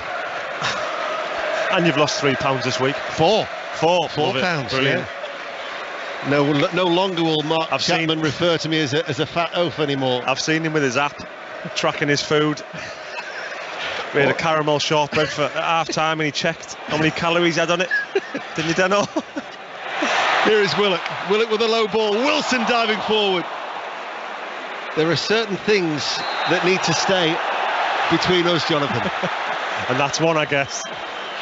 You're not missing any of the action. You're listening to 5 Live. We've got commentary coming up after Sports Report. Everton Chelsea at 5:30. Forest Green 1, Ipswich 2 is the latest score in League One. Steve Cooper. They scored 22 goals in the last 15 minutes in the Championship last season. They might well be looking to try and fashion a late goal to try and salvage them a point here. A note has been passed onto the pitch that Jack Colback has just gone and stuffed down his sock. Steve Cooper, he's got that mentality to try and always get something from a game, and he won't be happy just to settle for this. He'll want to try and change things to get an equaliser. Will let the Nottingham Forest manager, who has revitalised the club, real feel-good factor about Nottingham Forest. I mean, the capacity for that game next week against West Ham United, with full to capacity, it holds just over 30,000. With the redevelopment work, the main stand's going to be knocked down at the end of this season. It's going to increase it to about 38,000. But if they had a ground of probably even St James's Park size, they'd probably fill that out, such as the feel-good factor around Nottingham. Newport 0, Walsall 1, Barnsley 1, Cheltenham 0. Latest scores in League 2 and 1 respectively. But in the Premier League, it's Nottingham Forest who are behind here at St James's Park to a fine goal from Fabian Schär just before the hour mark. To Ellen Road, Vicky Sparks. Where it's still 1-1 between Leeds and Wolves, but Rasmus Christensen is having an absolutely storming debut, the Leeds right back. He's just put in a fabulous, perfectly timed sliding tackle on Ryan Aït-Nouri, who would have been in for Wolves inside the box. Brilliant debut. Leeds 1, Wolves 1. A familiar voice to 5 Live Sport on a Saturday afternoon, Andy Reid. He's been promoted from the under-23s. I've just seen the first glimpse of him down below in the dugout, having a word in the left ear of Alan Tate, Steve Cooper's assistant. Andy Reid, former Irish international, a regular voice on BBC Radio 5 Live, might not be so regular this season, certainly not on a Saturday at least. 20 minutes remaining. Nottingham Forest, though, haven't really looked like they're going to get an equaliser from what we've seen so far. Not yet, but it could change now if they get this break. No. They've got themselves a free kick. It's left of the centre circle. They have got a tough start, really, to their return to the top flight after that absence of 23 years. West Ham at home next week, Everton away, Spurs at home and Manchester City away, before they embark on a run of fixtures, Bournemouth and Leeds and Fulham, that they might think, OK, we've got a chance to try and get some points on the board. That's what it's all about in the Premier League, to try and make that good start. As here is O'Brien in the centre circle, held off by Guimaraes. Ball then with Lingard. 1-0 they trail, the new boys. Bournemouth, though, are leading Villa by a goal to nil. Fulham 2, Liverpool 2. That's how the other two sides faring on the opening day of the Premier League season, or fared in Fulham's case, twice taking the lead against Liverpool. And here is a former Liverpool player in Nico Williams, who darts on the inside. We're going to Liverpool in a moment. Team news from Goodison Park. Blue half, of course, of Stanley Park, as Colback will win a corner. We'll get the team news now from John Murray. Well, there are Premier League debuts for Everton, for McNeil and Tarkowski. We were talking about whether Dele Alli will play up front. Well, he won't. He's only a substitute. For Chelsea, Premier League debuts for Sterling and Koulibaly. Yesterday's big signing, Marc Cucurella, is on the Chelsea bench. And I must mention as well, Ian, among Everton's subs for the first time, 18-year-old Stanley Mills, son of your friend and mine, Danny Mills. Thank you, John. In comes the corner, caught by Nick Pope. It was Johnson from the left-hand side, right down the throat of the England international. So Stanley Mills on the bench, your former teammate, yeah, Danny Mills. I bet he's proud. I know his other son's a runner as well, isn't he? Yeah, he is, yeah. But that's a brilliant moment for the Mills family. Congratulations to him. Yes. Just the start of the journey, son. Yeah, I hope you don't pick up as many yellow cards as your dad Danny did, Stanley. For dissent. Well, we seem to miss Christmas, I recall. Peterborough 3, Morecambe 0, Bristol City 2, Sunderland 3. Sunderland back in front now for the first time at Ashton Gate. Commentary from Goodison Park. Pat Nevin joining John Murray from 5:30. After Sports Report that's coming up. 17 minutes remaining. Johnson's down for Forest, and referee Simon Hooper has told Joel Linton to knock the ball out of play for a throw. Grimsby 0, Northampton 1, Bolton 3, Wickham 0 are 2 latest scores. And we'll go to Turf Moor, Burnley, Luton, Juliet Farrington. Where it's Burnley 1, Luton 1, so much more urgency and tempo about Burnley second half. Brownhill with the equaliser from the edge of the area, 5 minutes into the second 45. They're on top against Luton, who went ahead really early through Dan Potts. Burnley 1, Luton 1. Exeter 3, Port Vale 0 will stay in the Championship. Championship. Lee Blakeman's at Bramall Lane. Still Sheffield United 2, Millwall 0. Millwall pushing to try and get back in it. Sheffield United trying to kill it. They brought on Billy Sharp to try and get what would be a decisive third goal. 15 to play. Sheffield United 2, Millwall 0. Goal at Ellen Road. Vicky. And Leeds have taken the lead. Great work by Bamford down the left-hand side. Ball slid into the area, and the debutant Brandon Aronson was there. He runs away celebrating. Leeds lead Wolves by 2-1. Your former club, Woody, leading at Ellen Road. Bournemouth still lead Villa 1-0. Tottenham 4. Southampton 1. 1-0 here to Newcastle United. Brennan Johnson has got treatment. He's come to the side of the pitch. It looks like he's going to return, but there are going to be changes here for Nottingham Forest, and we're going to see Mangala, one of their other new signings, coming on, a midfielder coming on. He replaces O'Brien. Let's go to Pat Murphy at Stoke. Second goal for Stoke. Superb goal from Jacob Brown. Clever little pass inside by Timon, and there he was, first time left foot, 6 yards out. Stoke 2, Blackpool 0. And an update from Rangers with Roddy Forsyth. Yes, it's still Rangers 1, Kilmarnock 0. You heard earlier about that goal from Kolak. He came off to be replaced to a mighty cheer, and that was the salute for Alfredo Morelos, who's been out since April with a thigh injury. And I predicted earlier he would get a run today with the Champions League qualifiers in view next week. That's how it stands. Rangers 1, Kilmarnock 0. Lewis O'Brien had a few problems with a hamstring towards the end of last season when he was at Huddersfield. Told that he might still be feeling the effects of that, so no surprise to see him not complete the 90. Certainly not taking any risks, Steve Cooper. So Oral Mangala replaces O'Brien for his debut. 24-year-old Belgian midfielder signed from Stuttgart for just under £13 million in the summer. One of many new arrivals at the City ground. 1-0 then to Newcastle. Niakate heads it back to Henderson. Said before about Forest scoring 22 goals in the last quarter of an hour in games in the Championship last season. Let's see if they can do that in these next 15 minutes that remain here at St James's Park, as Newcastle United have a slender lead. Here is Colback. Ginger-haired midfielder, left of the centre circle, back towards McKenna, back with Niakate.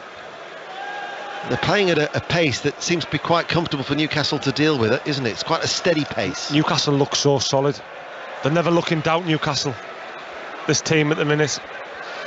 The relationship with the two centre-backs. I mean, Brennan Johnson's a very good player, but he hasn't had much change out of Burn today. To step up in class, I'm sure he's going to be an outstanding player, but he's found it difficult today. Worth reminding ourselves that Newcastle United conceded 21 goals in their last 20 in the Premier League, but they're on the attack now. Almiron can't get past Henderson, making the save with his legs at the near post. Exeter 4, Port Vale 0 is the latest score in League One. 13 minutes remaining of normal time. I mean, that is an area that Newcastle United are now a compact side. Yeah, they're a good side, they're a well-drilled side, well-coached. You can see that the work that they do on the training pitch reflects on a game day. It's reflected today. I mean, they've had better chances in the second half where they should have put a few more away, but they're a good team. Going to be making a double change as well. Ryan Fraser is going to be one of the players coming on for the home side. I can just see him. Sean Longstaff, I think, is going to be the other one who's going to come on for Newcastle United, as we have just over 12 minutes remaining. Guimaraes to Saint-Maximin. Quite quiet by his standards really today, isn't he, Saint-Maximin? Only in fits and starts. Yeah, fits and starts, but I think that's his game. I tell you what, he's just so dangerous when he gets on that ball. He makes things happen. Well, here he is now to Guimaraes. He's certainly impressed. Willock back out to Saint-Maximin. Joel Linton on the overlap, left-hand side. Joel Linton in towards Wilson! Callum Wilson, with his habit of scoring on the opening day, guides the ball and lifts it over the outstretched Dean Henderson, and Newcastle United are carrying on where they left off from last season. Newcastle United 2, Nottingham Forest 0. That is an outstanding finish there by Callum Wilson. Outside of the right foot, just steers it round Henderson in the Nottingham Forest goal, but a brilliant finish. The overlap run by Joe Linton, and the finish gets across. Niakate outside of the foot finish, brilliant. He deserved it because a lot of Callum Wilson's work goes unnoticed, and he's deserved that today just by his number 9 performance. He's been fantastic. He's scored in the opening weekend in now 4 of the last 5 Premier League seasons. A goal at Bournemouth, Aaron Paul. Bournemouth 2, Aston Villa 0, and that might just wrap up the 3 points for Scott Parker's side. The ball played in from the far side, and there he was, the big man, Kiefer Moore, to just head past the goalkeeper and plant it home for the Cherries. Bournemouth 2, Aston Villa 0. And a goal in our featured game in League 2 at Gresty Road, Shojo Saka. Crew 3, Harrogate 0. Summer signing Courtney Baker Richardson has come off the bench and got his first ever goal for Crew. His initial shot was saved. He put in the rebound. Crew 3, Harrogate 0. How important, Jonathan, is it for Callum Wilson to stay fit? Massive. If Newcastle wanted to get into Europe, which I think they could do, Callum Wilson has to stay fit, or they need to buy a backup player for him, because he's outstanding. He's outstanding for this football club. He works so hard, he holds it, he can run in behind, he's a menace, and he scores goals like that. I mean, it was an outstanding finish. Sean Longstaff is replacing Joe Willock. Ryan Fraser is coming on as well. He'll replace Almiron. Whilst these changes are taking place, we will go to Ellen Road and Vicky Sparks. Leeds still lead 2-1, but it should be 3. Brilliant save from Sark, from Patrick Bamford's header. And just to say, Ian, I think that goal that has given Leeds the lead might go down in the end as a Night-Nori own goal. Looks as though he might have got there just ahead of Aronson, but Leeds really pushing for this 3rd goal and the 3 points. 2-1 they lead Wolves. So Hale Sahi's at Tottenham. 8 minutes to play here, Ian. Tottenham 4, Southampton 1. Tottenham are cruising towards the first victory of the season. They did trail as early as the 12th minute, but they've responded brilliantly. Tottenham 4, Southampton 1. It's the first time that Nottingham Forest have conceded more than once since January in a league game. That was when they were beaten down at Cardiff by 2-1. Latest scores in the Scottish Premiership: Aberdeen lead the 10 men of St Mirren 3-1. Motherwell 0, St Johnstone 1. Rangers are still leading Kilmarnock by 1-0. Celtic are still being held at Ross County. Ross County 1, Celtic 1 is a latest score. 2-0 here at St James's Park to Newcastle United. 9 minutes remaining of normal time. We've gone through all the games in the Premier League. The 5:30 commentary will be here on BBC Radio 5 Live. Elsewhere in the Championship, Norwich 1, Wigan 1 was the result. These are the latest scores: Bristol City 2, Sunderland 3, Burnley 1, Luton 1, Preston 0, Hull City 0, Queen's Park Rangers 3, Middlesbrough 2. Middlesbrough were 3-0 down. Reading 2, Cardiff City 1. They've come from behind. Sheffield United lead Millwall 2-0. Stoke City 2, Blackpool 0, Swansea City 0, Blackburn 2. Blackburn looking to make it 2 wins out of 2 under John Dahl Thomason, as a forward ball from Sean Longstaff goes straight through towards Dean Henderson. Latest scores in League 1: Barnsley 1, Cheltenham 0, Bolton 3, Wickham 0. Burton down to 10 men after Conor Shaughnessy sending off in the opening minute, trailing at home 4-0 to Bristol Rovers. Charlton 1, Derby 0, Exeter 4, Port Vale 0, Fleetwood 1, Plymouth 1, Forest Green 1, Ipswich Town 2, MK Dons 0, Sheffield Wednesday 1, Oxford and Cambridge is goalless, Peterborough 3, Morecambe 0, Portsmouth and Lincoln 0-0 at Fratton Park. Shrewsbury down to 10 men, still trail at home to Accrington Stanley, as Nottingham Forest are going to be making a change. And again, it's a positive change made by their coach, Steve Cooper. Alex Mighton coming on to replace Nia Kati. So Mighton making his Premier League debut, an English midfielder or a forward. It's his 65th appearance. He actually the most used.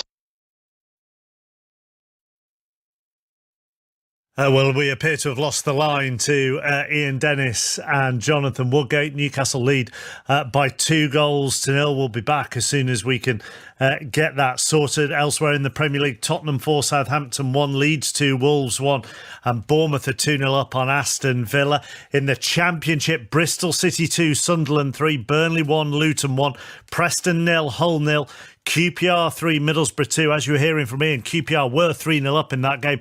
Reading lead Cardiff by 2-1. Sheffield United 2, Millwall 0. Stoke 2, Blackpool 0. And Swansea 0, Blackburn 2. Let's go to Tottenham. They are leading Southampton 4-1. Sahel side. And it looks like they've got the 3 points all wrapped up here, Mark. 5 minutes to play. Tottenham 4, Southampton 1. Ivan Perisic has made his debut, and we're about to see Yves Bissouma and Clement Longley as well making their debuts. It's been very comfortable after Dejan Kulusevski added the fourth. Since the 63rd minute, it's been a bit of a pre-season friendly since then. Tottenham in cruise control, leading Southampton by 4-1. Don't know if Ian gave you this, but Accrington Stanley have taken the lead in League One at Shrewsbury. Both sides drew on the opening weekend of the season, but Tommy Lee, with 13 minutes to go, has given John Coleman's side the lead there. Let's go into the Championship. Juliet Farrington at Burnley. Where it's Burnley 1, Luton 1. We've just got a break in play here. One of the Luton Town players receiving treatment, but Burnley having opportunities to go in front through Barnes and Benson with the chances to put them ahead, but it's still 1-1 as we head into the closing stages. Brownhill getting the equaliser, that coming 5 minutes into the second half after Luton went ahead inside the opening 5 minutes of this match. Vincent Kompany looking sharp and dapper in his suit and white t-shirts and white shoes. It's Burnley 1, Luton 1. So you're up to date, you haven't missed anything, and maybe that couple of minutes allowed Ian Dennis to update his calorie counter.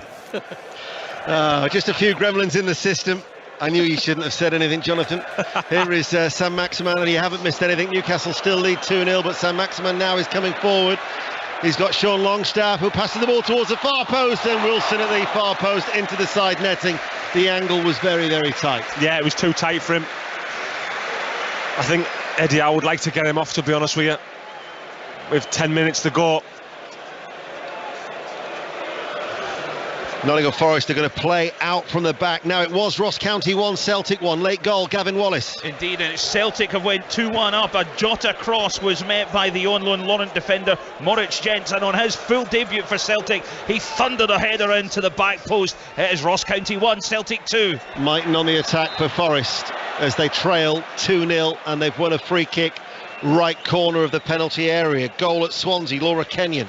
Well, it's Swansea 0, Blackburn 3. Lewis Travis, the captain, with a rocket as Swansea fans depart the stadium. And Yondal Thomason, well, he's got his career at Blackburn off to a flying start. It's Swansea 0, Blackburn 3. Before the gremlins in the system, I was running through the scores. We've got the Championship and League One out of the way. We've done the Scottish Premiership. We're just at League Two to do with 4 minutes remaining. So I'll give those scores after we've watched this free kick for Nottingham Forest, which Nico Williams is going to take right corner of the penalty area in front of the Gallagate end. Red shirts, white shorts, playing from left to right, trailing 2-0. Williams delivers it very, very deep towards the far post. McKenna was there, and it'll be Guimarães who should bring the ball away for Newcastle United.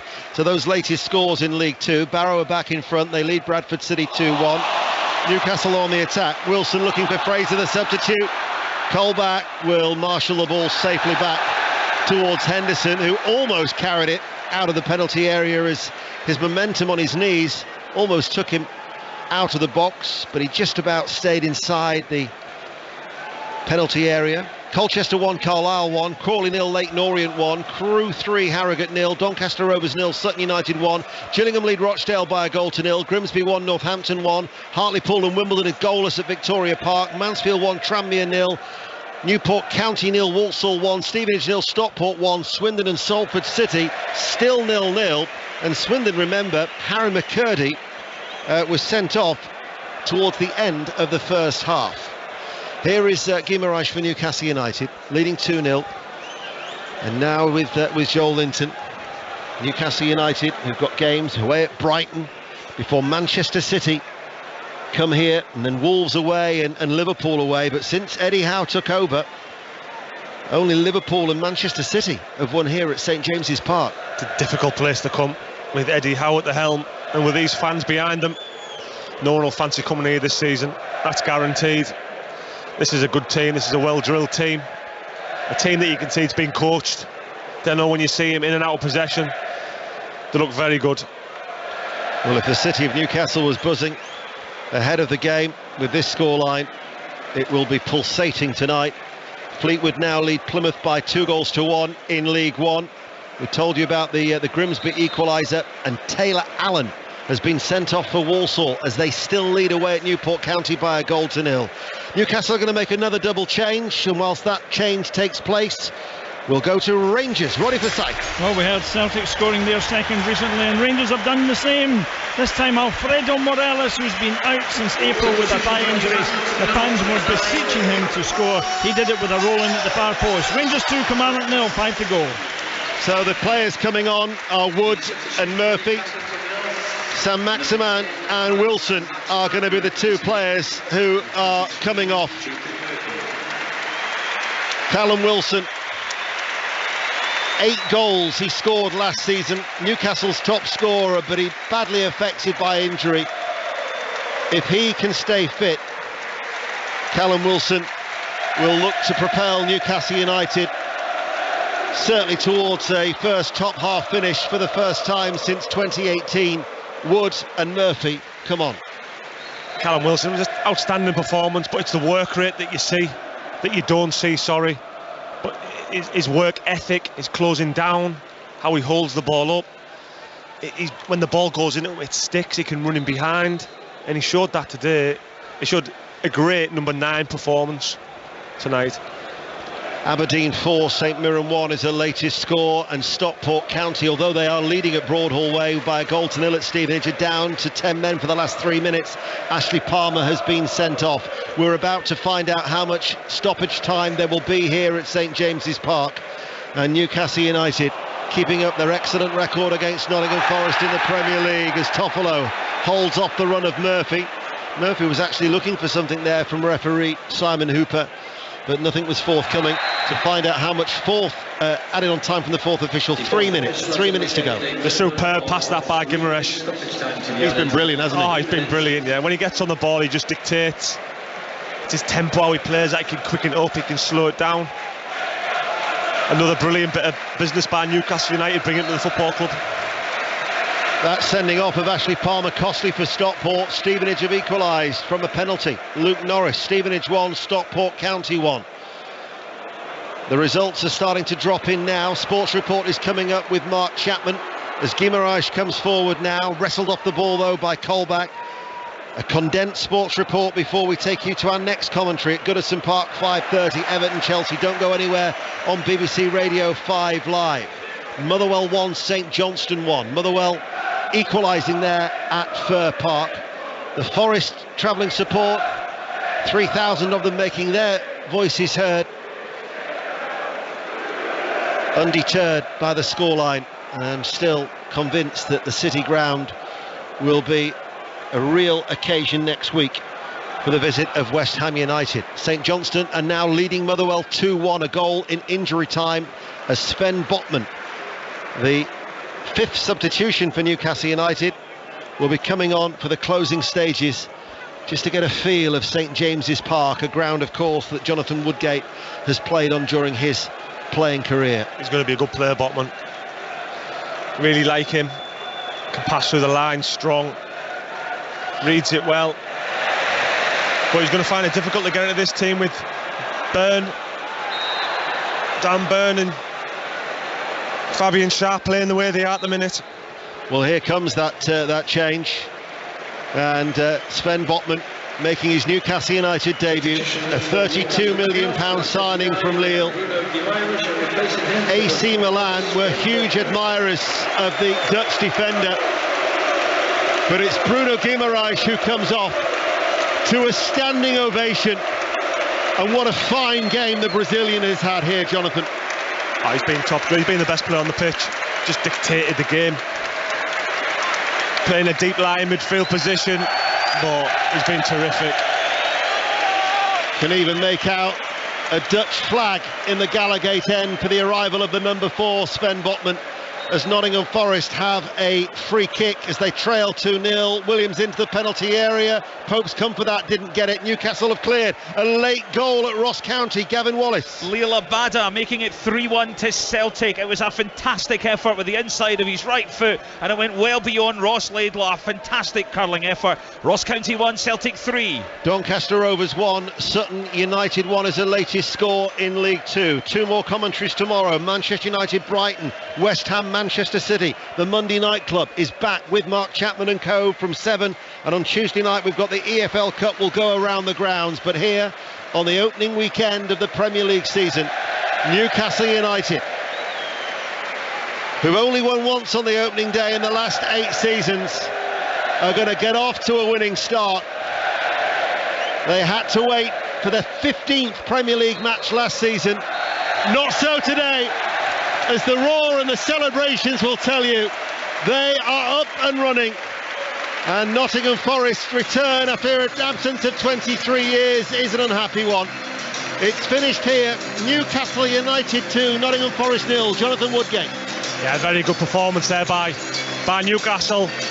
First half, the pressure that he imposed on the Nottingham Forest, they found it difficult, but then in the second half they just upped the ante and they created better chances, still had the pressing on the front foot, and at the end of the day a good 2-0 victory. A fantastic performance by Newcastle United.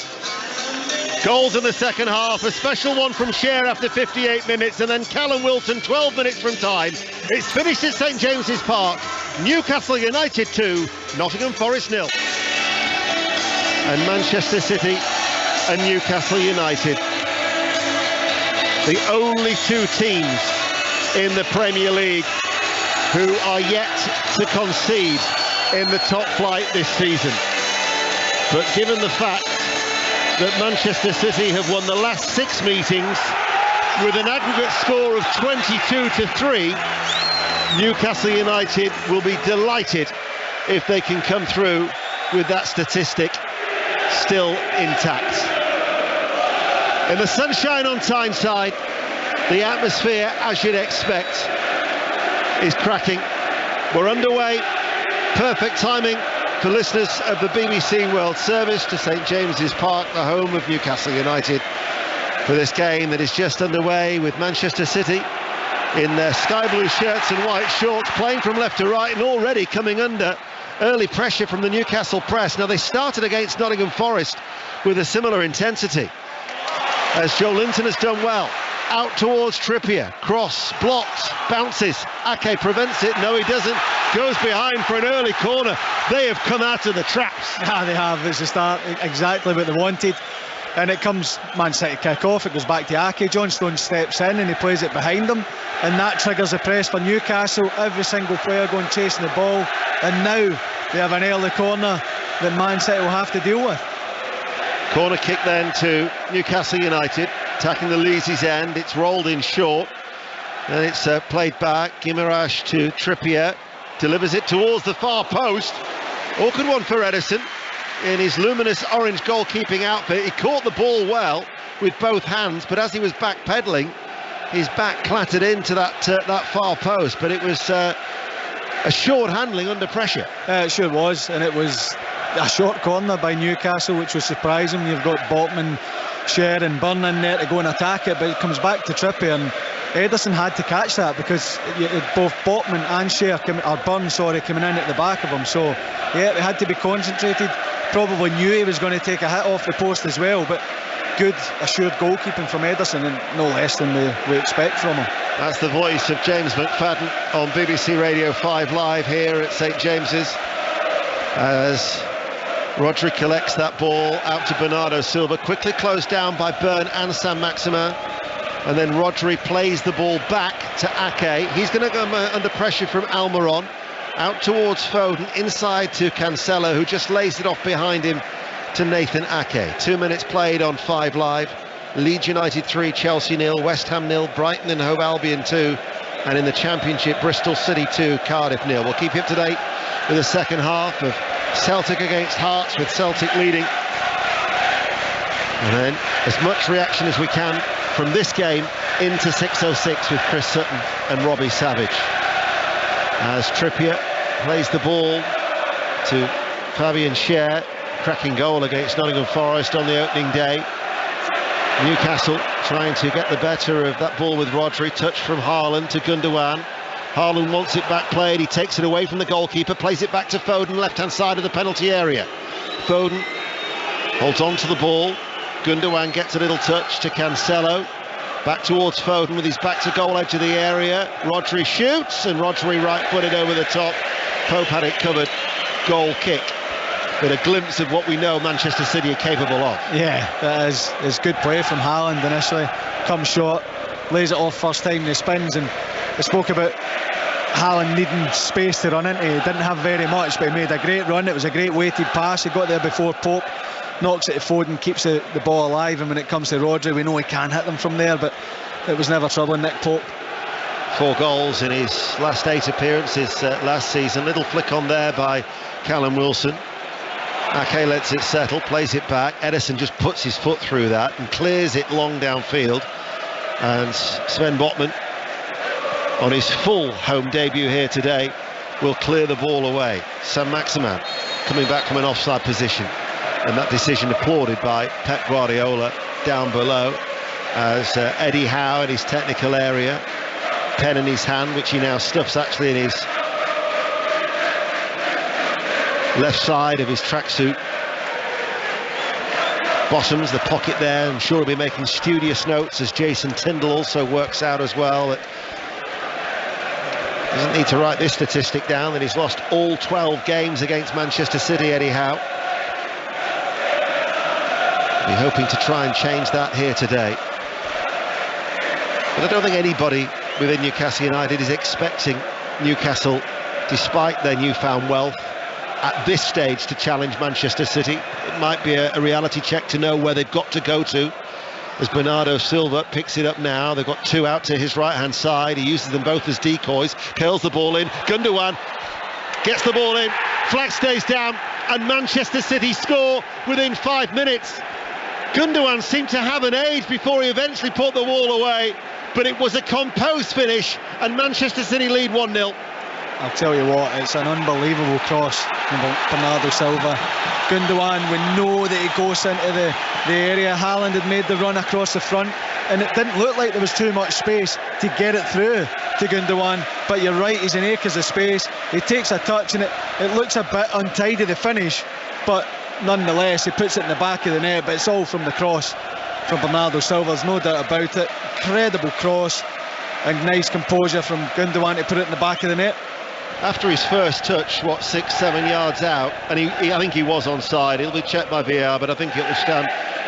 He then hooks it right-footed. It's fractionally behind him, isn't it? Yeah, his touch bounces up. You know, he doesn't take a brilliant touch, but he adjusts, and you're right, he just hooks it beyond Nick Pope. But the space he's in, the cross, absolutely magnificent. Well, remember his contribution to them winning the title on the last day of last season. 10 goals that he scored. He's already bagged his second of this campaign, as Newcastle United find themselves a goal down in the early stages. Shake of the head from Eddie Howe, and all of a sudden any game plan has just been ripped up and thrown away. Go along with a free kick, Newcastle, edge of the area, cleared away by Bernardo Silva. The 2 players as well that went on the outside of Bernardo Silva, but when he then was able to cross the ball into to Gundogan, it was just an excellent goal from Manchester City all round. Yeah, it was a quick switch of play. Bernardo up high on the right hand side, and Walker and De Bruyne make that run, creates the space. Gundogan, a run from midfield, finds himself in space in the box, and I mean, his first touch, it does go up the way. There is a challenge coming, it actually goes back, his first touch. And there's a mixture of defender's challenge and Gundogan putting it into the net, but that's what Man City can do. You know, Newcastle did start well on the front foot, putting them under pressure, but they don't panic, they just keep them knocking the ball around. For some reason, they always seem to have a spare man in every part of the pitch, and they make it count, and it's no surprise with the quality they have. First goal that Newcastle have conceded this season. It means now that Manchester City, the only side in the Premier League whose defence is yet to be breached, De Bruyne, that was a cynical foul by Guimaraes. And he's shown a yellow card. Now he's pointing out to Jared Gillett, the referee, why wasn't there a yellow card when I was fouled earlier on? But no hesitation there, and Guimaraes is booked after 8 minutes. It's always a frustration, isn't it, when you've had something similar happen to you and then you get punished for it.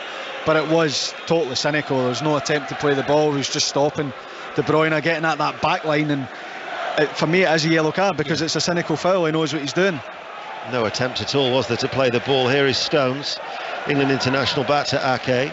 Newcastle searching for the ball. They're pressing quite high up. Manchester City have got to beat that Newcastle press. Willock was putting pressure there on Cancelo. He goes back to Ake. A little bit of time for Ake now. Plays a short diagonal ball towards Rodri. De Bruyne now comes outside to the edge of the Newcastle's the centre circle in the Manchester City half. Now to Foden, back inside to Gundogan. Erling Haaland wanted the ball played to the edge of the area. Newcastle bring it away. It was a hurried clearance by Almiron.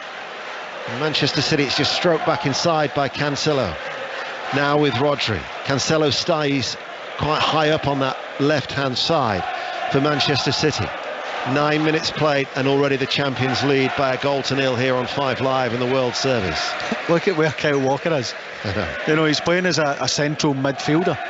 The deep line one, he's pushed right in, and that's what's making it very difficult for Newcastle to go and get the ball off him, because then the ball is flicked round beyond the midfield into Gundogan. He turns and it's out to Cancelo on this left hand side. And here is Cancelo now cutting inside, shoots. That was blocked by Trippier.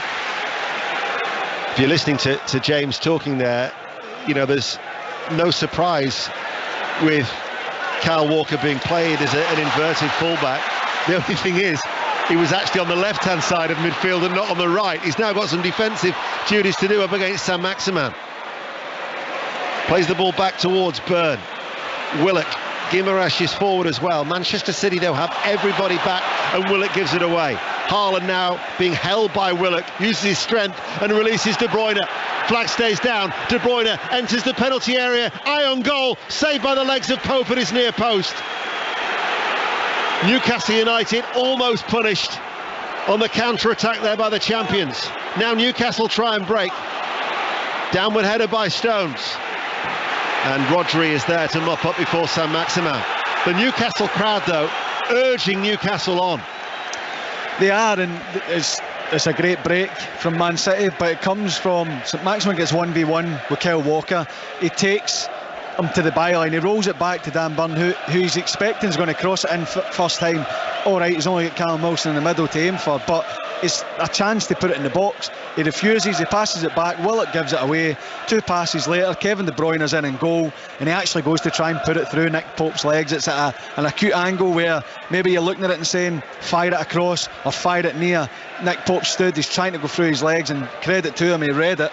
City are on the attack again. Gundogan left-hand side of the penalty area and just took his eye off the ball, failed to control it, and it rolled and bobbled over his left foot and out for a goal kick.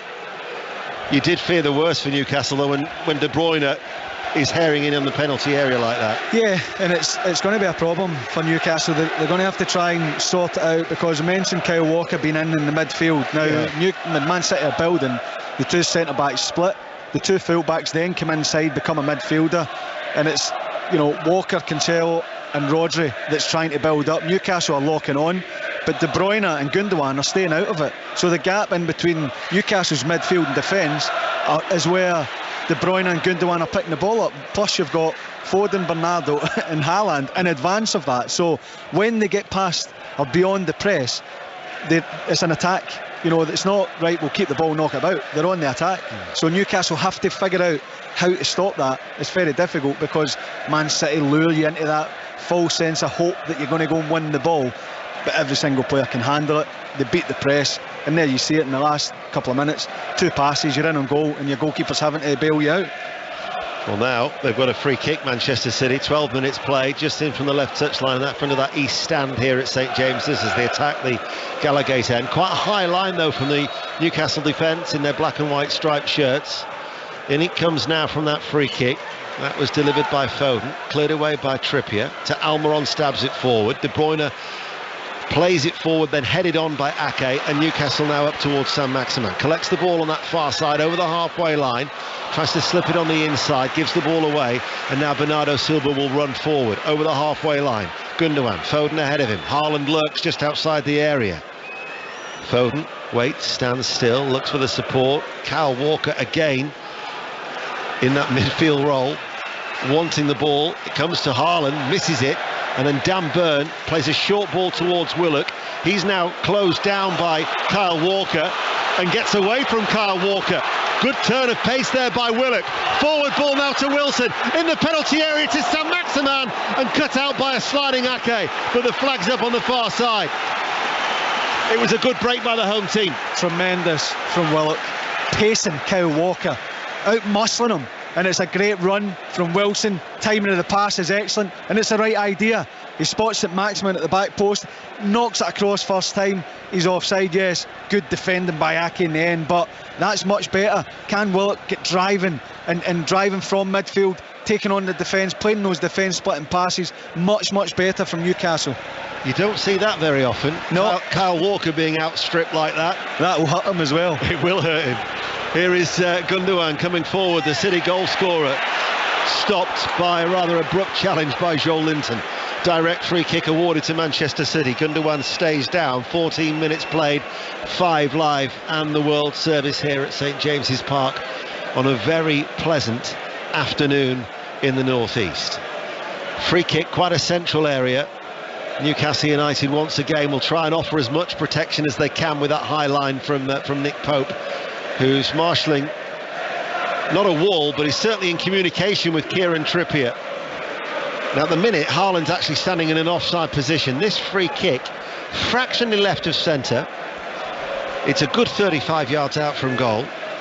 De Bruyne stands over it. Haaland in the central area, Stones forward from the back, Ake too.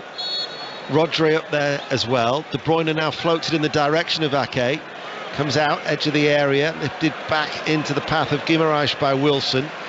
Partially cleared by Newcastle. De Bruyne collects it far side the left, plays it back. And then Cancelo just waits, just over the halfway line. And now with Rodri. Forward ball, Gundogan to De Bruyne. First time ball, Foden in on goal, in the penalty area. Saved by the legs of Pope again. Up in the air it goes. Headed away by Cher.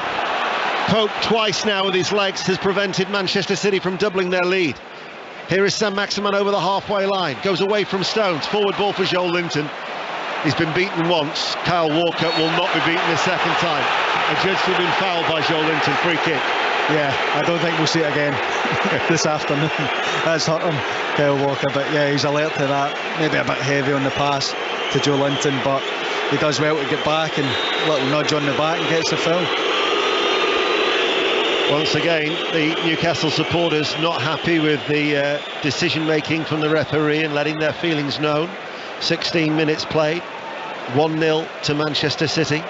Stones in possession, just outside the penalty area as Manchester City build from the back, playing from left to right. Good, strong travelling support from Manchester City, high up in the gods on that top tier of the Leesy's end away towards our left. Bernardo Silva looked like he was offside. Eddie Howe equally thought so, but Newcastle have got it back. Botman to Cher. Cher lifts it forward. Almiron has made the run. Ake heads it away. Rodri then with a cushion header laid off by Gundogan. Newcastle though, that was a late challenge. Now the Newcastle fans howl for a decision. The referee though plays a good advantage to Saint-Maximin. Steps over the ball, left hand side, fizzes it across from the left, and Foden will retrieve it on that far side. To be fair to the referee, you can't have it both ways. You want the decision, and it was the referee played it. The advantage. Joel Linton to Saint-Maximin into the area. Saint-Maximin cuts it back, and there it was for Almiron. Little bit behind him, little bit off balance, left-footed, scoops it over the top. But listen to the response of this St James's crowd. That's a huge opportunity, and you're right, it is a little bit behind him, but I still think he should be hitting the target. It's well worked again down the left-hand side. They've just had 2 attacks down the left. Saint-Maximin shaping up as if he's going to come onto his right, dragging it down the left, cut back to Almiron, and he should do better. He should be hitting the target. I get the point is behind him, but he should be doing better. But much more positive. And going back to your point about the play on for the referee, absolutely the right call. Certainly was from Jared Gillett. Celtic Hearts, Scottish Premiership. Let's get the latest. Ready for side. We've just moved into injury time. Celtic still leading by Kyogo's goal early in the first half, but Hearts are reduced to 10 men, and Hearts have had the better of this second half. But Alex Cochrane sent off for a foul on Lillabada. 1-0 into extra time, injury time rather. Thanks, Ronnie.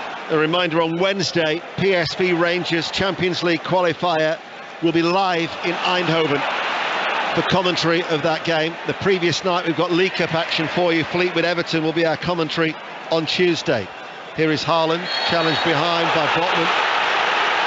This referee, he's not exactly going down well with the home support at the minute. Challenge comes in on the edge of the area, gives a free kick. I think he's unlucky, Botman.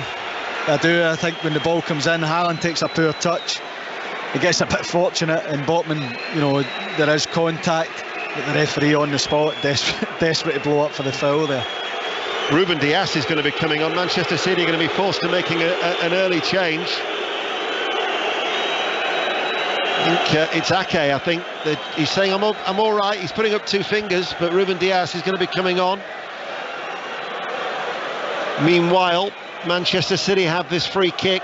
It's right of centre outside the area, just a few steps away from the D. You're not fit to referee is now the chance.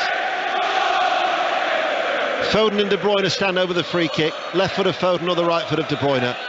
It's De Bruyne. Great save by Pope. Fully extended. Dives away to his right. Pushes it away with both hands. That's a good save. De Bruyne has the other side to aim for, but the only problem with that is he's got Byrne and Botman in front of him, who are not the smallest. And it's a good save off the reversal.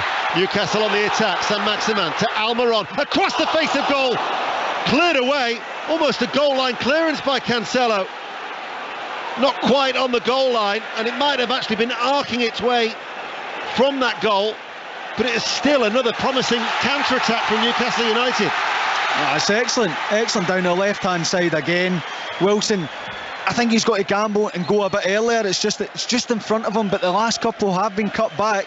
But much more promising again from Newcastle, particularly down this left-hand side.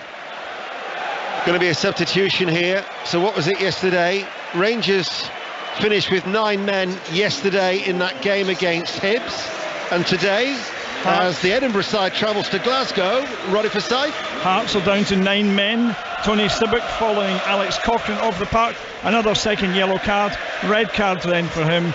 And Hearts, who have come back surprisingly well in this game, down to 9 men and playing it out. We've got 1 more minute of injury time left. Hibs, of course, took full advantage against the 9 men and got a late equaliser. So if Celtic, against the 9 men of Hearts there at Celtic Park, secure the 3 points, they'll go 2 points clear of Rangers and maintain their 100% winning start to the Scottish Premiership. Ake looked extremely disappointed to come off. Ruben, of course, Laporte is still out injured for Manchester City. So Ruben Dias coming on to partner now John Stones with that early change made after 21 minutes.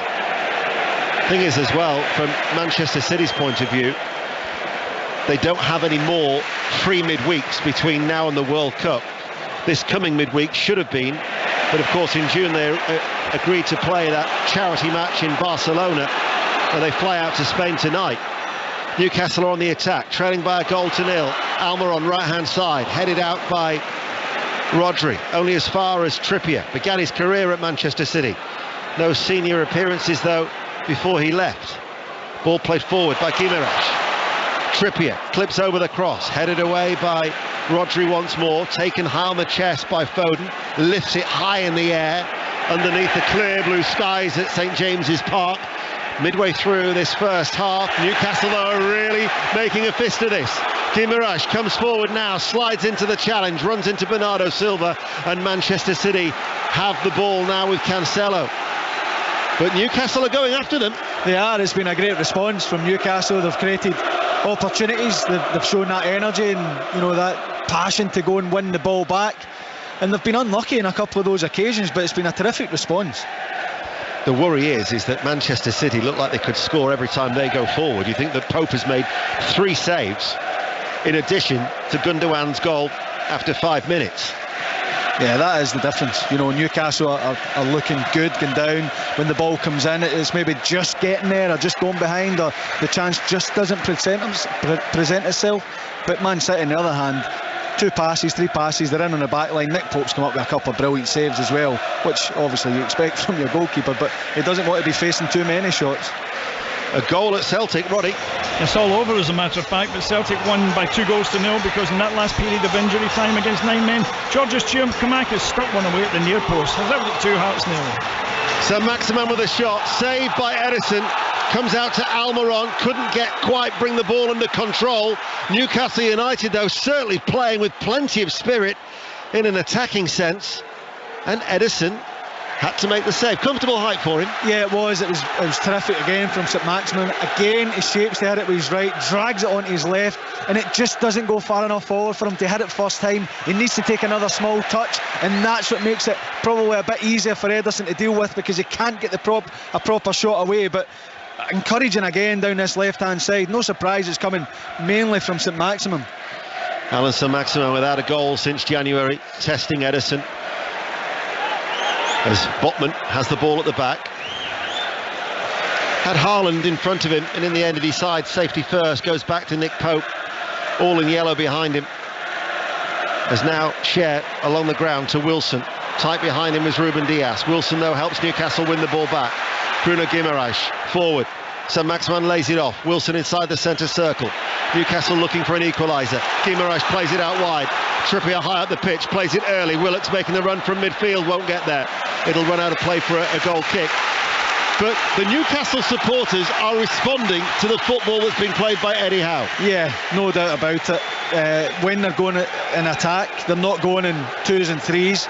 You know, they've got 6 players in attack there. Dan Burn is tucking in and sitting beside Botman and Shea, but the rest are going in attack.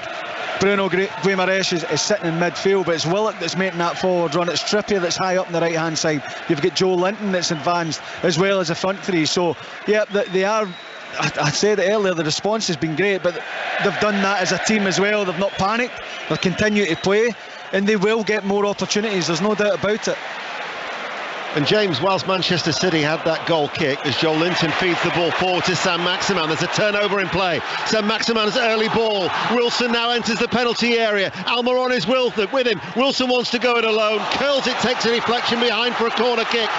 Newcastle United are trying at every opportunity to take the game to City. Yeah, they are, and it's the speed in which they're countering Man City. You know, they're not just knocking it about and keeping it and trying to take the sting out of it. They're going and they're pushing bodies forward, as I mentioned a minute ago, and they look like they're going to get themselves back level the way they're playing. Corner kick to Newcastle United in front of the Elysees end. Right hand side, Trippier will take it. This will be an outswinger. Both arms aloft. Everybody is in and around the Manchester City penalty area.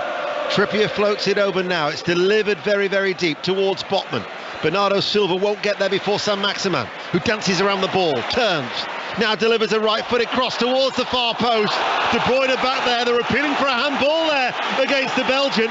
It will be checked as a matter of course, but in the meantime, it's another corner kick. I think he had to deal with 2 Newcastle players, De Bruyne.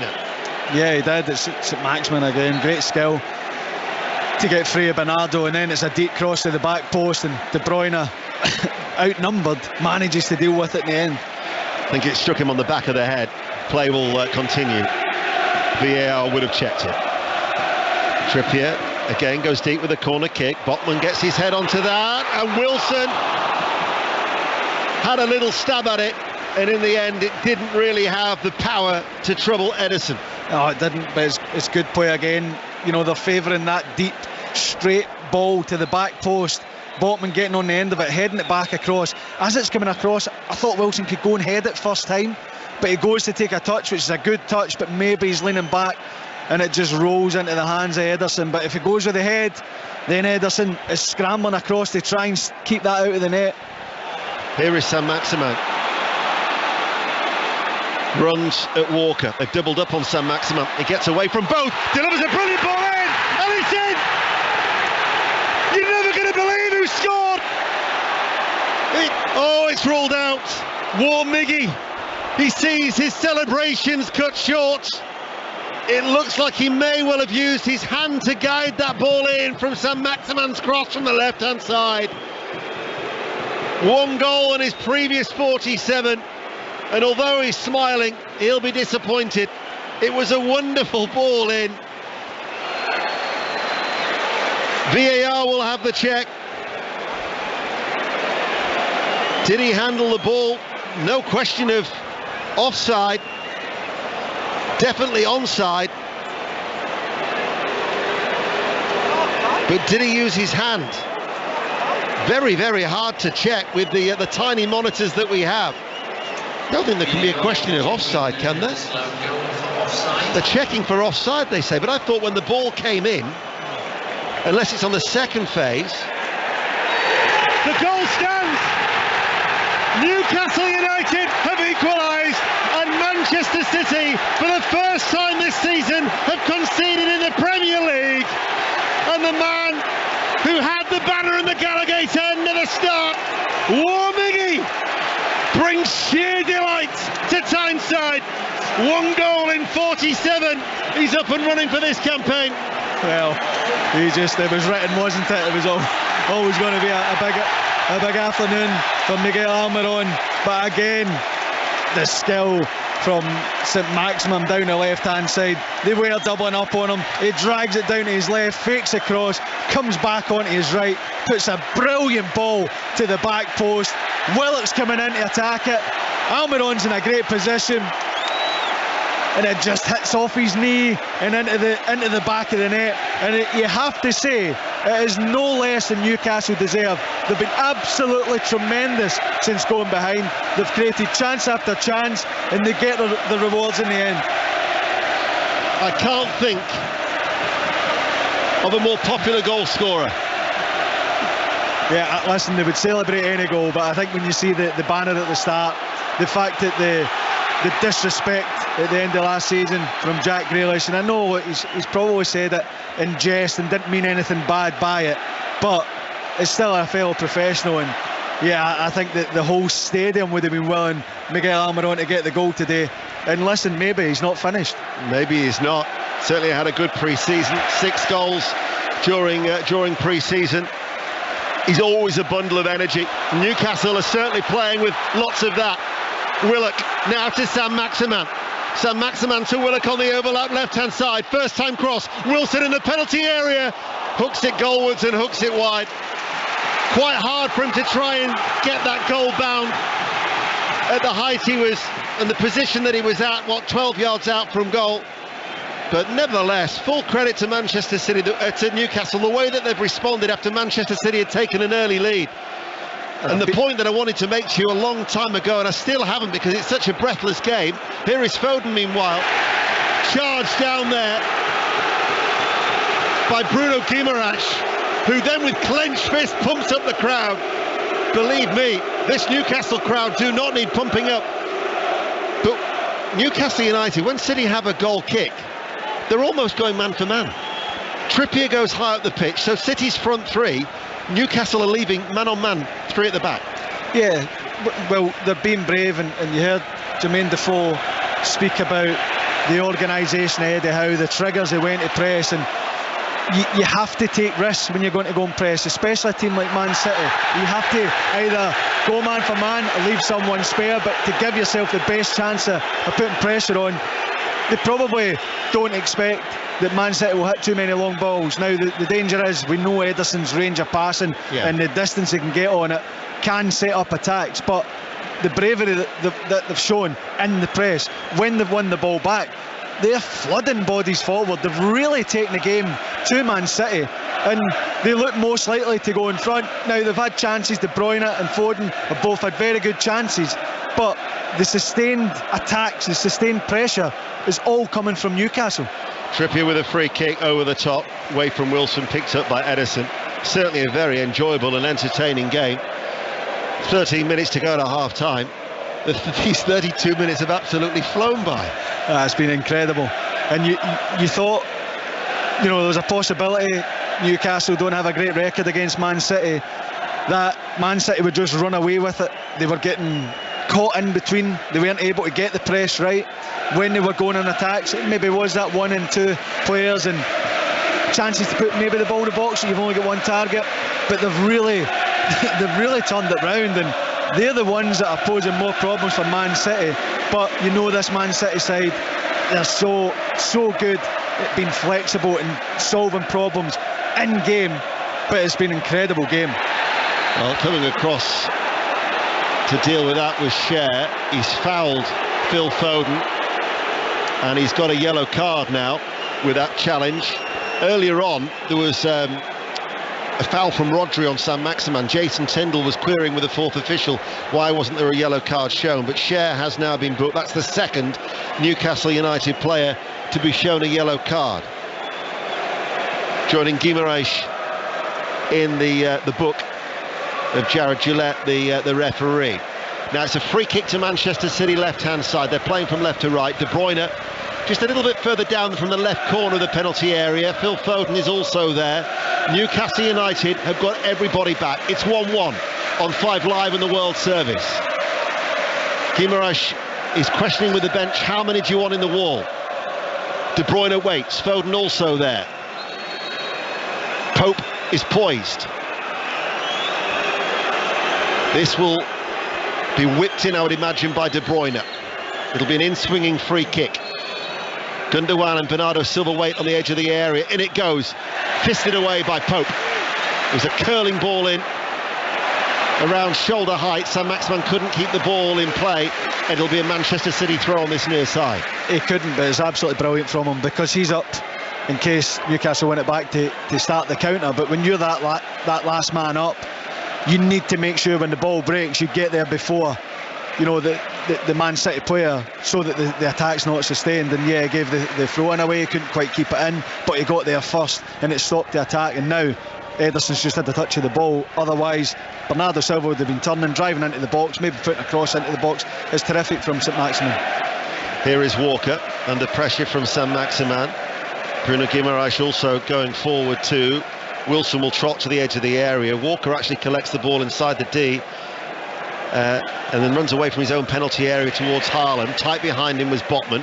Cancelo now looks for a ball out towards Foden, who controls the ball eventually and then flicks it forward towards De Bruyne, making that run from in to out on the left-hand side in the sunshine.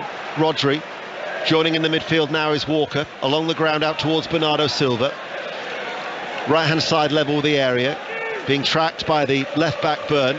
Rodri goes back inside. De Bruyne floats it forward and caught by Pope. Jason Tindall, Eddie Howe's number 2, applauding Newcastle's work for off the ball, as Sam Maximin doesn't get the better of Walker, but Joel Linton gets a foot into the challenge. And Sam Maximin putting pressure on Kyle Walker, but Walker just holds him off, goes short and square inside towards Rodri. Celtic lead Hearts 2-0. Bristol City earlier beat Cardiff City 2-0. And in the Premier League it was Leeds United 3, Chelsea 0, West Ham United 0, Brighton and Hove Albion 2. Rodri, Ruben Dias, substitute in this first half for Nathan Ake. 9 minutes to go to half-time, 1-1. Foden is released far side to left. Howling makes the run into the penalty area, stopped by Botman, presents it to Gundogan, and then the ball pops up because Botman then reacted very quickly a second time to prevent Gundogan getting a second bite at it. Yeah, he did really well the second attempt. First one, it's going to drop to a Man City player, isn't it? And when Gundogan comes in, you're expecting him to at least test the goalkeeper, but Botman reacts really well, gets the block into the hands of Nick Pope, and the attack is over. Joel Linton plays the ball forward. Almiron's made the run. Ederson has come out of his penalty area. Almiron goes around, but Cancelo did ever so well. The left back pops up in the right back position to block the cross from Miguel Almiron. And he had to, because it looked like the ball was for Wilson. He was offside. Two centre-backs are looking at Wilson. Almiron made a terrific run from wide right across the back, and Cancelo recognised it. Ederson thought he could get there. Almiron does great, but it's great defending in the end from Cancelo, because Almiron is beyond Ederson. He's got Wilson in the middle. He's got a full goal to aim for. It's a great block, good defending in the end. This is a good test for Manchester City. Newcastle United level and causing more than a few anxious moments for the champions at the back. Here is Kyle Walker. Picks out De Bruyne, looks for the run of Haaland. Haaland there, but Pope quickly off his goal line. Down at the feet of the big Norwegian and saves. I know a lot was made about the 8 touches last week. He's probably already had 8 already, I would imagine, Haaland, hasn't he? Yeah, I would say so. And I think that, you know, the run, he's making good runs. They've been able to find them. I mean, there's not a lot of space. They're on the 18-yard line. He's still getting in, and Nick Pope did well to get out to him. Saint-Maximin drives forward to Wilson, comes on the inside. Wilson! Newcastle United now take the lead. They've come from behind and they lead the champions by 2 goals to 1. Saint-Maximin with the assist, and Callum Wilson guides the ball past Edison. Newcastle United 2, Manchester City 1. Wow, this has been an incredible performance by Newcastle. Saint-Maximin driving again. Callum Wilson just peels off Diaz, and then Saint-Maximin plays the pass, and you can just see it. It's just opening up. He fakes as if he's going to open up and drag it onto his right foot. He takes a brilliant touch inside onto his left with his right, and when he gets into the position, he just slots it past Ederson and goal. An absolutely magnificent goal, and again I'm going to say it, no less than Newcastle deserve. They've been absolutely magnificent in this first half. They certainly have, and it's a rare goal in the first half for Callum Wilson, because previously 17 of his 21 goals in the Premier League have all come in the second half. But he's got this place absolutely jumping. It's a jumping St James's Park, and Newcastle United have come from behind and lead by 2 goals to 1. 5.5 minutes before half-time. Yeah. But didn't he take it well? Oh, he did. It was great movement, really good movement. Cancelo, meanwhile, enters the penalty area, pulls it back, and it's dug out by Botman. Clears up towards Wilson. Stones tight behind him, pushed in the back by Stones. Free kick to Newcastle. Byrne now releases Saint-Maximin. It's often been described as an intoxicating atmosphere. It's one of those atmospheres that you can really get carried away here today. Oh, no doubt about it. And the last bit of play there shows you exactly where Newcastle are. They've gone behind, they've managed to get level, they've gone in front, they're playing against the champions, the team that everybody thinks is going to win the league. Callum Wilson does brilliant to win a free kick in the halfway line. Take this thing out of the game, slow the pace down. No. Quick free kick, pass out wide to Byrne, pass in behind for Saint-Maximin to run onto. They want to go and get a third goal. They're not happy with a lot. Yeah, this is Pope at the back. Well, I think he got caught in 2 minds there. He had Gundogan, he went one way and went the other, and then he thought, tell you what, I'm just going to put it out of play for safety. And it's a Manchester City throw. Maybe watching Mendy earlier and thought, I don't want that happening to me. 4 minutes to go to half-time. Newcastle United, who were trailing by 1-0, have responded in such a magnificent manner and are now leading 2-1. And what has been a really, really good game of football. Manchester City could have had 3 or 4. Pope's made some good saves. Haaland on the attack. Pope to the edge of his area on that right-hand side, gathers the ball in. But Newcastle United shrugged off the disappointment of Gundogan's early goal after 5 minutes. In fact, it could have been 2 inside 10 when you think of the De Bruyne chance before Pope saved at his near post. But then Almiron and Wilson, with 2 goals in a 10-minute period, have put Newcastle United ahead. Pope clears downfield, headed forward by De Bruyne. De Bruyne, forward ball. Botman lets it come across his body. Back pass to Pope. Right-footed first-time clearance downfield. Joe Linton heads it on.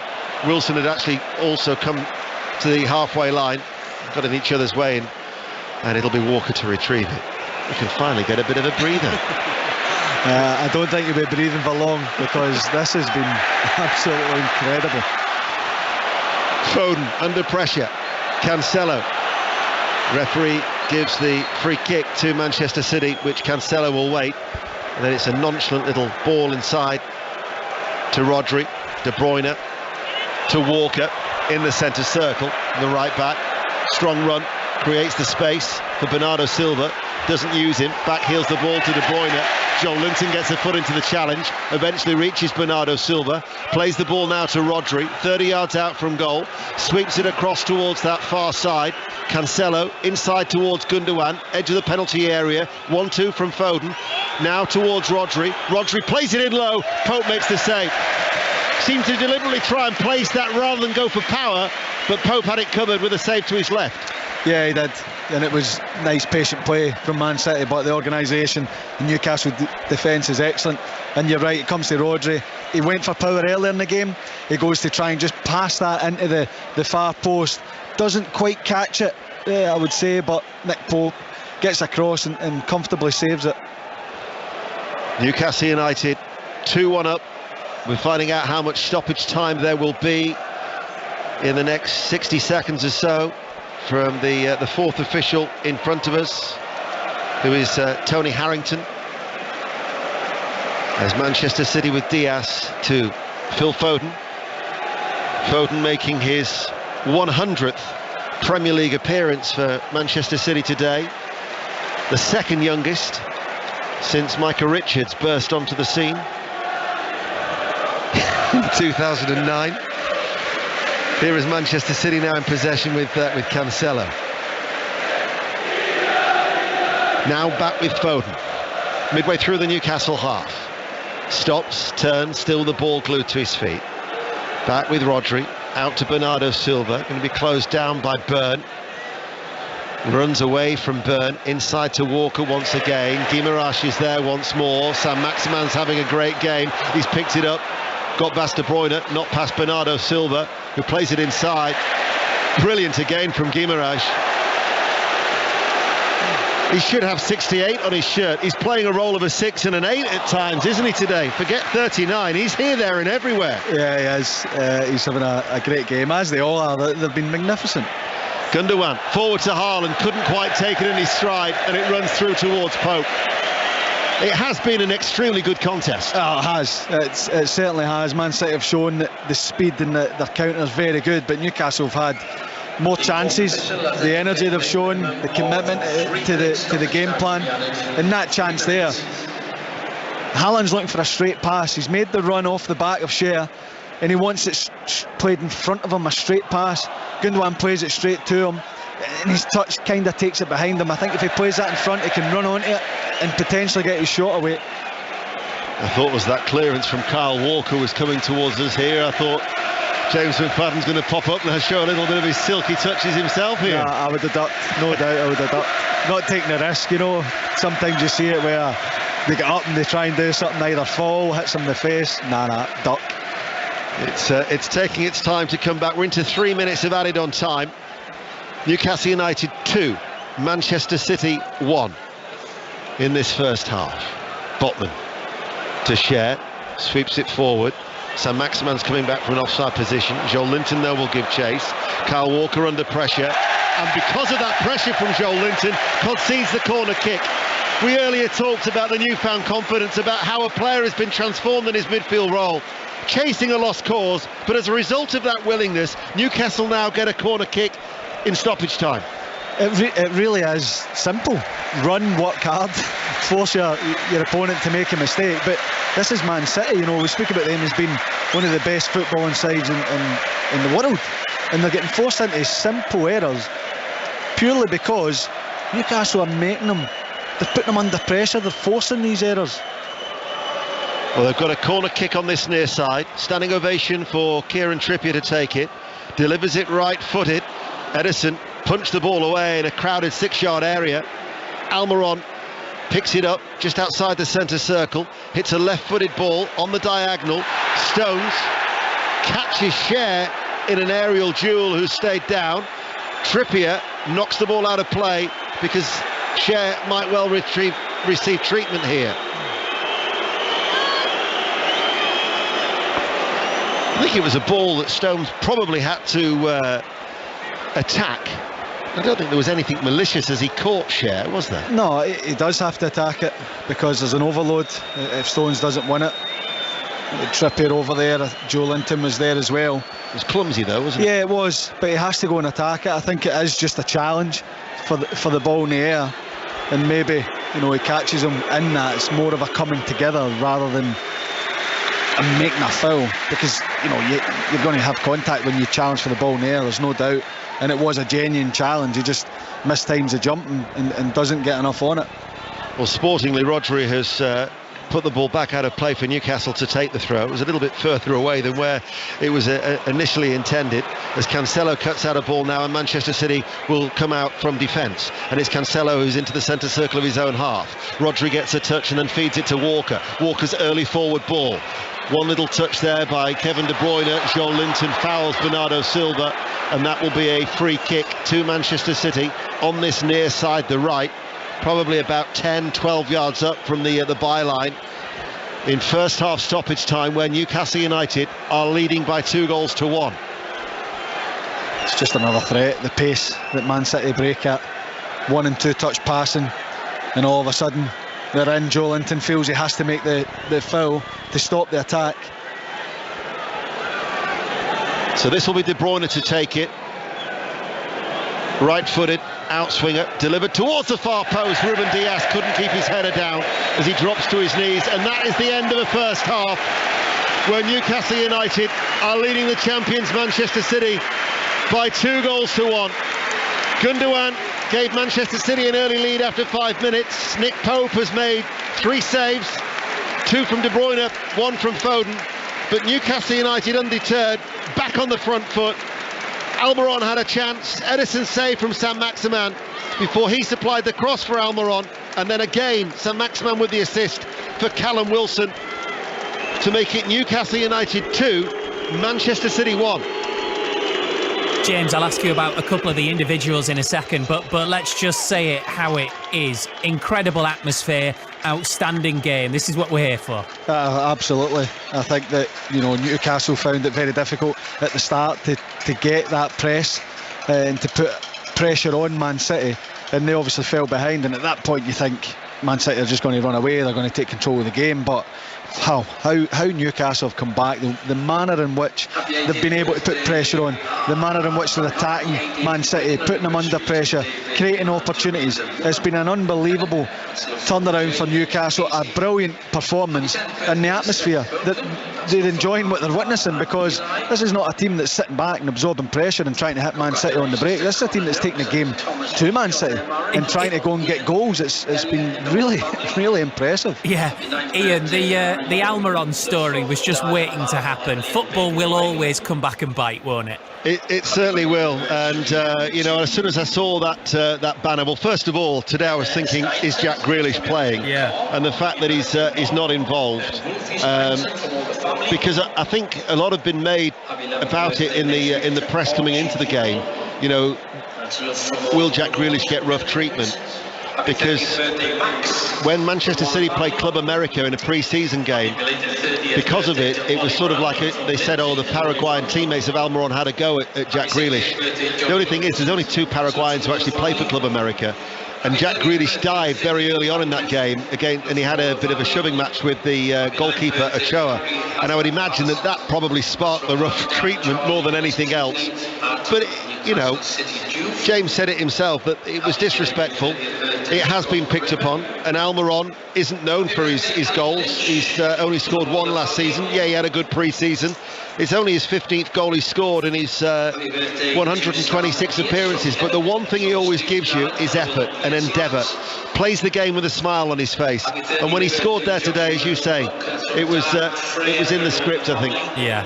By contrast, James, Callum Wilson is known for his goals. I know he's in the programme today saying, you know, he wants to be in that England squad for Qatar. He wants to score 100 goals for Newcastle United. Well, when he plays and when he's fit, he scores goals. Yeah, he does, and his goal was absolutely tremendous. Brilliant striker play, you know, he peels, he knows exactly where to go, and it's like a basic of playing as a striker. You take up a position the opposite of where you want to go. He peels to the right, it threatens that he then wants to take the touch with his right foot and get the shot. It forces Diaz into almost a desperate attempt to get across, but he knows exactly what he's doing, because as soon as the ball comes in, he takes that touch inside. Diaz is wrong-footed, and then the composure to finish it. He's led the line really well. He's had a couple of opportunities where he'll be disappointed that he probably should have done better. The one that he chests at the back post, he's leaning back, doesn't get the contact. Could he head it? A couple of times he's made the run, it's maybe not quite got there, but that's a mark of a striker that is confident, because they keep putting themselves in the position, they keep getting in the area, and you felt as though it was just a matter of time. Some of the play from Newcastle has been tremendous, and he's led the line really well, because he's the one that sometimes has to trigger the press, but when he gets that opportunity, you just know he's going to put it in the back of the net. James, Ian, thank you for the time being. We've got so much to get through before second half commentary at St James's Park. That is set up absolutely brilliantly. We're going to have Robbie Savage in the studio very shortly as well, ahead of 6:06. They're not going to be shy of talking points, and we'll hear our own one-on-one with the Leeds manager Jesse Marsh after their victory over Chelsea at Ellen Road. We'll do all of that after the news with Carl Hartley. Listen on BBC Sounds. This is BBC Radio 5 Live. 2 men have been arrested after the cousin of Tyson Fury was stabbed and killed in Greater Manchester. A 17-year-old is also in hospital in a serious but not life-threatening condition following the attack in the Goose Green area of Altrincham. Earlier, Fury paid tribute to 31-year-old Rico Burton and demanded tougher sentences for knife crime. Managers at the UK's biggest container port at Felixstowe say they're working to ease disruption after nearly 2,000 dock workers began an 8-day strike. The port says it's made a reasonable offer of a 7% pay rise and a one-off payment of £500, but the Unite union argues that's not enough given the rising cost of living. Whitehall sources have confirmed that Boris Johnson has given the go-ahead for the next stage of plans to build the Sizewell C nuclear power plant in Suffolk. But the same people are insisting that his successor would take a final decision on whether the government should invest up to £6 billion into the project. And British athlete Ben Gregory is in a coma and on a life support machine after a bike crash yesterday. The 31-year-old has represented Great Britain at 3 Commonwealth Games and won many Welsh championships. That's the latest. There's more on the BBC News website. BBC Sounds. My castaway is the singer and songwriter Adele. I was like, I just need to do something normal. Bono. I've been known as Bono since I was 14, 15 years old. Kate Moss. I get comfortable after the first picture. Well-known faces telling unknown stories. This is excruciatingly embarrassing. I'm a sad person, and I don't always know why. It reminds me of every happy moment. Desert Island Discs with Lauren Laverne. Listen first on BBC Sounds. More live Premier League football than anyone else. 5 Live's Premier League Sunday with Steve Crossman. Right, what a second half we've got ahead of us at St James's Park. Newcastle 2, Manchester City 1. Elsewhere, Leeds have got 7 points from 9 after beating Chelsea 3-0 at Ellen Road. Aronson, Rodrigo and Harrison getting the goals. Koulibaly was sent off for Chelsea, and after the game I spoke to an ecstatic Jesse Marsh. I love it here. I love our fans. I love our club. You know, I just try to, when I'm in moments like that, to show appreciation to all of them and how much they mean to what kind of atmosphere we create at Ellen Road every game. So, and you have to enjoy it. You know, this business is not easy. So when you have big moments like this, you still have to enjoy them. Jesse, I was listening to an interview that you did earlier this week, and you were asked the question, what have you learned most? And you said, I've learned that I belong. How does it feel, to see the supporters giving you that back and knowing that, it seems that they feel the same way? Yeah, I mean, I felt like that from day one when I really experienced everything here up close. But again, for me, it's that the team has to represent what the identity of the club and the fan base is. And so that's why when you see, it's not just the quality that they play, it's that they're never outworked. So I'm very thankful for the opportunity here and certainly the guys that we work with every day. They commit. I wish everybody could see how hard these guys work every day and how much attention they pay to getting better and growing. We just got to keep going. Tell me, have you learned any Yorkshire phrases, Yorkshire words yet? I don't know. I hear in it a lot. Yes, that's one. This is a great stadium. In it. In it. Well, Jesse, that was a great win, wasn't it? Yeah, it was a great win, in it, wasn't it? Wasn't it? It was. Jesse, lovely to talk to you, and congrats again. Thanks, guys. Take care. Man. It certainly was. Leeds United beating Chelsea by 3-0. Brighton scored 2 goals from their 2 shots on target to beat West Ham, maintain their great start to the season. McAllister got the opener. Pascal Gross flicked on for Trossard to seal it. Let's hear from Trossard. Here he is. Maybe it is, especially overall. I think we controlled the game, the majority of it. Of course, if you are 1-0 up at halftime, they have to react, and I think we managed it well. And obviously with that second goal, we killed the game a bit. West Ham proved very hard to beat last season. This isn't an easy place to come. No, indeed. I think everyone knows how hard it is to even, I think, score goals against them. They're a solid team. Try to react from transition, and like I said, we managed it well, and it's credit to all the boys to get this amazing away win. Great wins for Brighton and Leeds. Could be a big story at St James's Park. Loads to get stuck into on 606. Get your calls in now. 08085 909 693 to speak to Chris Sutton and Robbie Savage. Afternoon, Robbie. Afternoon. You having a bad day, ain't you? I think you made SAS later. I've made SAS. Yeah. All will be revealed, but I'm looking forward to watching Match of the Day, aren't you? I have a feeling I know what that's going to be. One job you've got. Well, probably more than one. I'm just saying. I mean, you're a presenter now, aren't you? Well, really, am I? Well, you try to be. Yeah, I'm not. Loads to get into, Robbie, on 606, I'd have thought. Wow, Chris Sutton saying Leeds United are going down. His predictions before the start of the season, Leeds are going down. I probably would have said that in as well. his bottom three. What does he know, Chris Sutton? He's getting hammered on social media as well, saying Haaland's the best striker in the league, ahead of Harry Kane. Harry Kane scores yesterday. Listen, Haaland's amazing. Yeah, but he hasn't done it in the Premier League yet. He will, because he is outstanding. I said give City the title. Give City the title, before this game. Still give them the title. They're still going to win the league. Chelsea, look at Chelsea. They're not going to win the league. Arsenal started well, but they'll collapse. Spurs only won 2 trophies in 30 years. United are miles off it. Liverpool, still cities. They'll come back and win this game. Best hope City don't walk it, otherwise you're going to have less to talk about. Oh, listen, they are an unbelievable team, but fair play to Newcastle.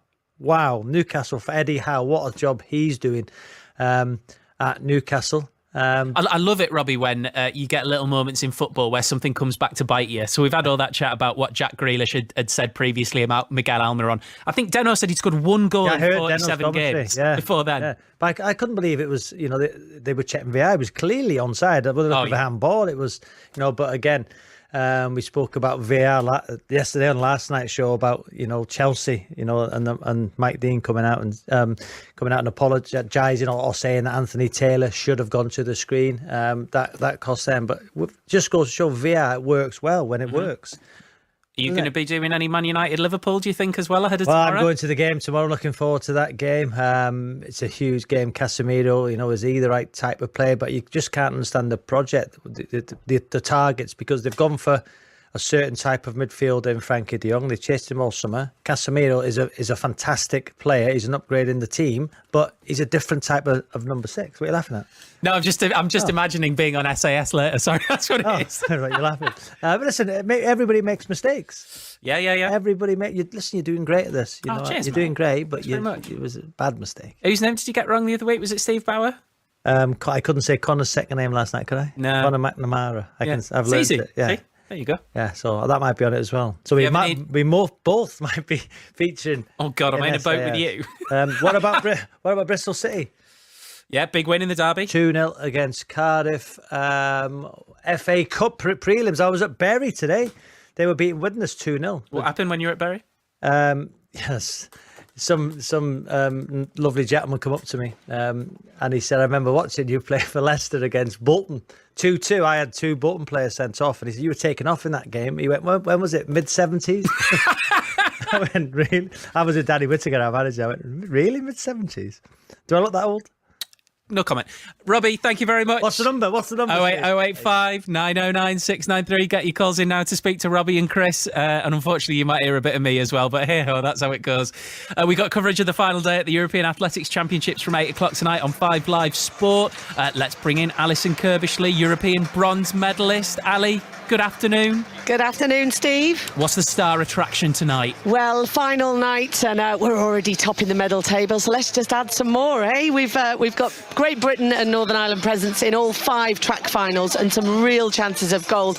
I guess all eyes are going to be on our new world champion, Jake Whiteman, stepping down in distance, up against the speedy boys, the 800-metre lads. I think there's a real opportunity for him to take a title, and Ben Patterson, the young 20-year-old, to maybe get on the podium too, as well as, of course, the relays. Yes. We love a relay. Oh, well, it was great last night, and tonight, what are the expectations? Well, we're the reigning champions, so let's just get the baton round. You know, real opportunity, both quartets. Still waiting to find out whether we'll see Dina Asher-Smith anchor the team home. Obviously, she never managed to quite do that in Eugene, pulling up injured. But as I said, both are reigning champions, our GB sprint relay team, so big high hopes for both of them. We might get Cindy Sember twice. We will get Cindy Sember twice. You've got my joke. When is Christmas? It's in December. Oh, for goodness sake. Do you like it? Not really, but... No, do you know what? She's got a very, very talented young Polish athlete up against her, but real opportunity for Cindy to take the title here. Love that. Ali, thank you very much. Look forward to that later on. Alison Kirbishley with us there. 8 o'clock is when the coverage starts. That's after 6:06. And 6:06 will follow the second half at St James's Park. The two teams are on their way out of the tunnel. This could be a heck of a story. Let's rejoin your commentary team. James McFadden's with Ian Dennis. Yes, it certainly could. Newcastle United come back out onto the field of play. And don't think there's any changes being made by Eddie Howe. They lead by 2-1. Nick Pope is in goal. Kieran Trippier, Fabian Schär, Sven Botman and Dan Burn. 3 in midfield of Willocks, Guimaraes and Joe Linton, Almiron Wilson and Sam Maximan. Manchester City also have made no changes at half-time in their sky blue shirts and white shorts.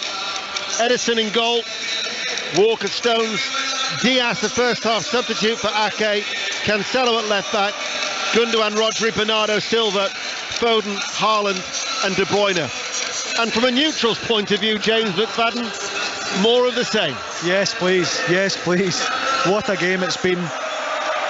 Man City with a brilliant start, Newcastle coming back and taking control of the game, and hopefully we get more of the same. And certainly the attacking play from both sides, creating opportunities. Hopefully it gets even better. Pep Guardiola has won all of his 10 previous encounters against Eddie Howe with an aggregate score of 30 goals to 4. Eddie Howe against Manchester City has lost all 12 with an aggregate score of 5-39. Yet that could all be ripped up today. Newcastle United have got a dreadful record against Manchester City. They've won 1 of their last 29 in the Premier League. At least Manchester City have today continued to score in each of their last 28 now, since a goalless draw back in 2006. But Manchester City have got a real test on Tyneside. Walker. But we know that they are more than capable of turning around this 2-1 deficit with the quality that they have at their disposal. City have shown in flashes, you know, their real quality, where they've cut Newcastle open and created opportunities, but just hasn't been enough. Sam Maximan barged over by Kyle Walker. There was an earlier foul, I thought, on Joe Linton. The referee let that one ride, but he actually now does bring action against the England international, and Newcastle United have a free kick just in from the left touchline in front of the East Stand. Black and white striped shirts, black shorts, and the predominantly clear blue skies with the sun shining on the majority of those fans in the East Stand. Newcastle play from left to right. So they're kicking down the hill to the Gallagate end, with the black and white hordes in their masses. Free kick, Trippier to deliver it. Manchester City have everybody back. 2-1 on BBC Radio 5 Live. We're in the 3rd minute of the second half. Dan Burn making a bit of a nuisance of himself, and it's been spotted by the referee, Jared Gillette. He's just having a word with Burn and Kyle Walker.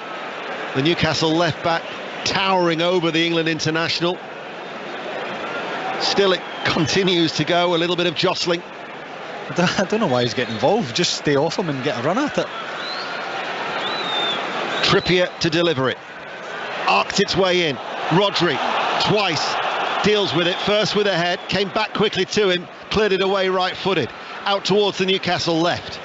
Saint-Maximin overruns it, out of play it goes for a throw. And there just feels to be a little bit of a lull before we get back into our stride again, James, for what was at times a breathless first half. Yeah, and it's to be expected that there has to be moments where there's a lull in the game because of the tempo from both sides. But Newcastle have come out with that intent again to go and put them under pressure. Cancelo beats the sliding challenge of Guimaraes, glides his way forward into the centre circle, out towards that far side for De Bruyne, up towards Bernardo Silva. Joel Linton has worked so hard, takes it away off his toes. This is a Manchester City side, by the way, that is on a club league record run of 19 Premier League matches away from home without defeat. Their last setback, where they lost, was on the opening day of last season, the 15th of August at Tottenham. They've got to come from behind against the Newcastle United side, playing with spirit, resolve, but also a sense of adventure. Oh, there's no doubt. You can tell they're enjoying it. They're putting the work in, but when they got on the ball, the players that can make a difference, particularly Saint-Maximin, are enjoying themselves. You can see how much they're enjoying it. And when you're getting rewards with your pressure, with your running, you do enjoy it. It does become easier, and they are certainly enjoying their afternoon. Stones had that run out for 26 minutes against Bournemouth, making his 200th Premier League appearance of his career. 77 of those were with Everton. He plays the ball back to Ederson, who gets it to Bernardo Silva on that far side, plays it in early, and then he was closed down by Guimaraes. Guimaraes has picked up an injury here.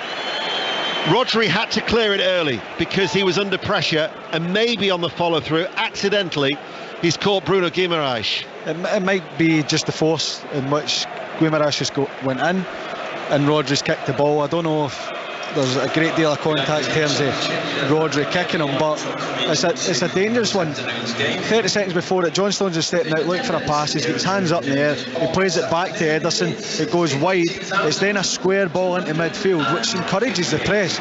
Great pressure from Bruno, and they'll be hoping that he's okay. The attendance is 52,258.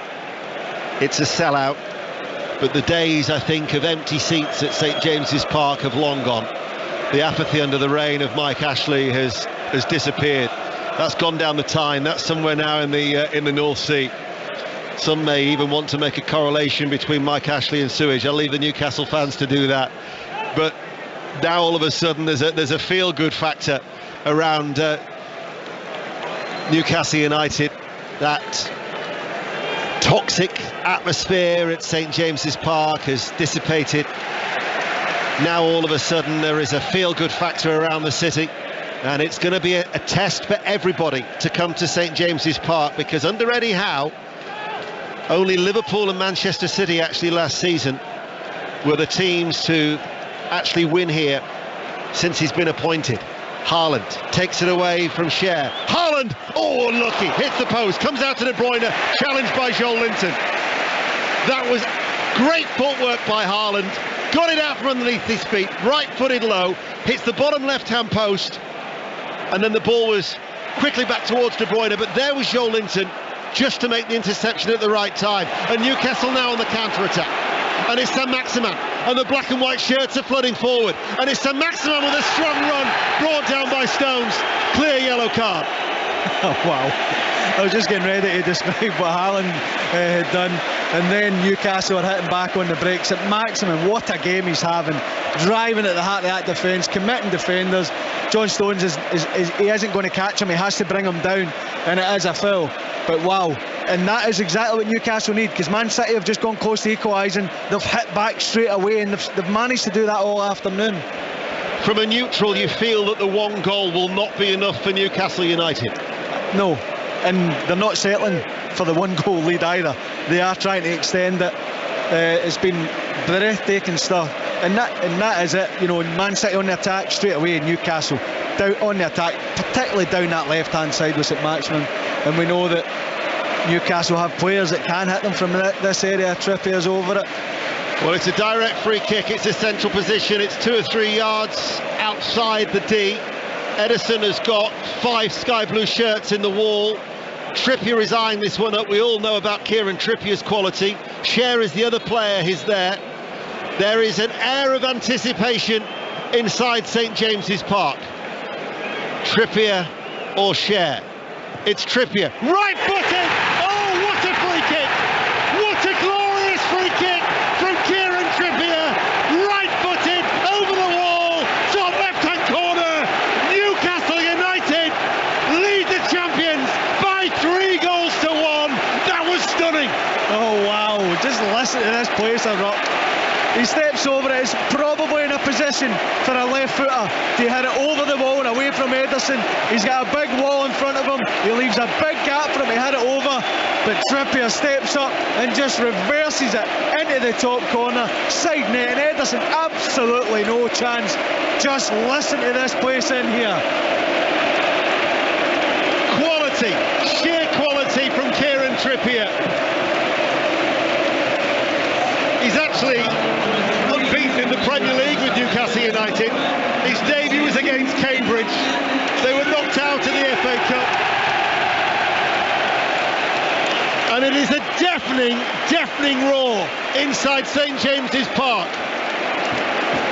He could be extending his unbeaten run to 8. He's won 5 and drawn 2 of his previous 7.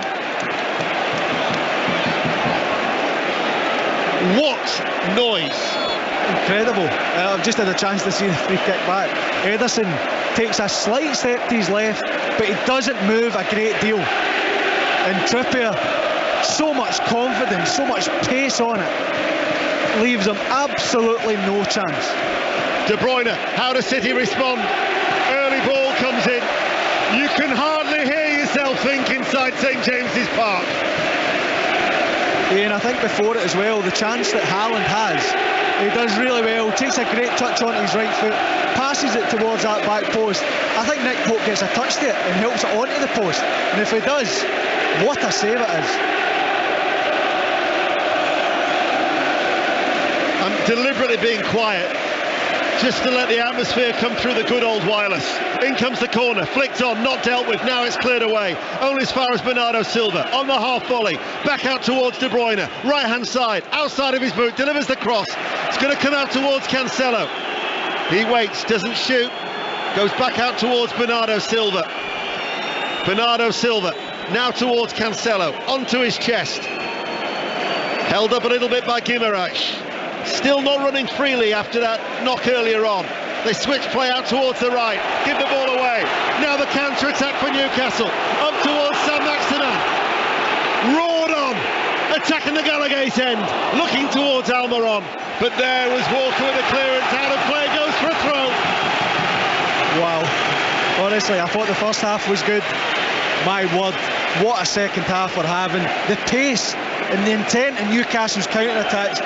It's just Man City are pushing so many bodies forward because they're looking to probe and looking to get that goal that'll get them back in the game. And Newcastle, the what they're putting in to get back and double up in the wide areas, but when they win it back, the desire, the energy, the effort to get forward, it's just remarkable.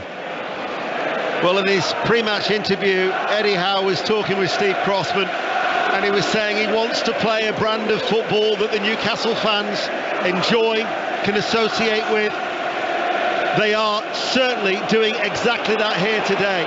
In fact, Callum Wilson was talking about Eddie Howe delivering a potted history lesson of Newcastle United, where everyone knows about what this club means to this city, and you can feel that connection. You can, and listen to Alan Shearer as well earlier, speaking about Bruno and how he's immersed himself in the city and the culture and know exactly what the fans want. That same could be said about every single member of this Newcastle side, because you listen to the reaction. the big cheer there was because Dan Burn made a tackle and gave Man City a throw-in. Manchester City are trailing by 3-1. Newcastle United, though, are not sitting back. At every opportunity, they're looking to take the game to Manchester City, particularly through this man. Sam Maximan up against Kyle Walker, comes on the inside, man over Joelinton in the penalty area, but running back was Rodri, and it's pounced on there by Edison. We're approaching the hour mark. Pep Guardiola deep in thought, and just a thought as well. I mean, many people were thinking City win here today ahead of Liverpool, Manchester United tomorrow. City go 7 points clear. It's a scoreline that I'm sure might be cheered as loudly on Merseyside, or maybe not as loudly as on Tyneside.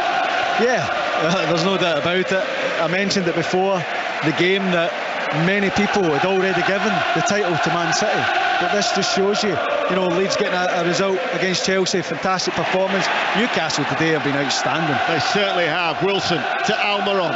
Cancelo, though, running back, takes it away, plays it forward towards Kyle Walker. Such a good game of football.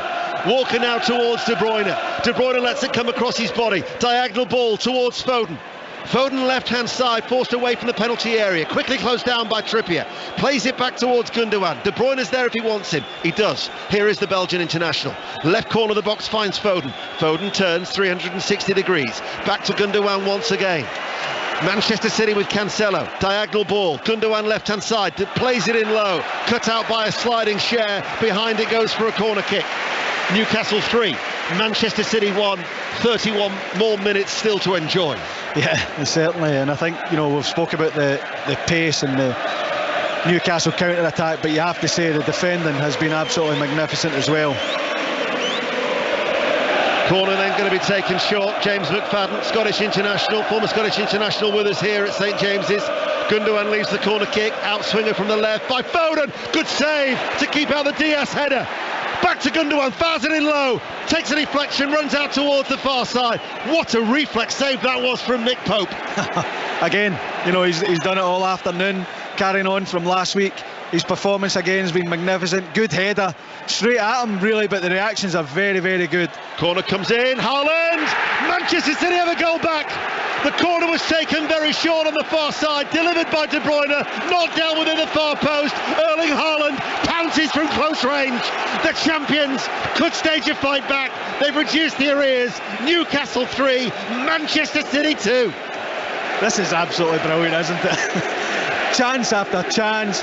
Man City keep the pressure on after that wonderful save from Nick Pope, and Haaland's in the right place at the right time to fire into the net. No chance of Nick Pope keeping that out. And this game is going to get better, I'm telling you. The last minutes of this game are going to be something else.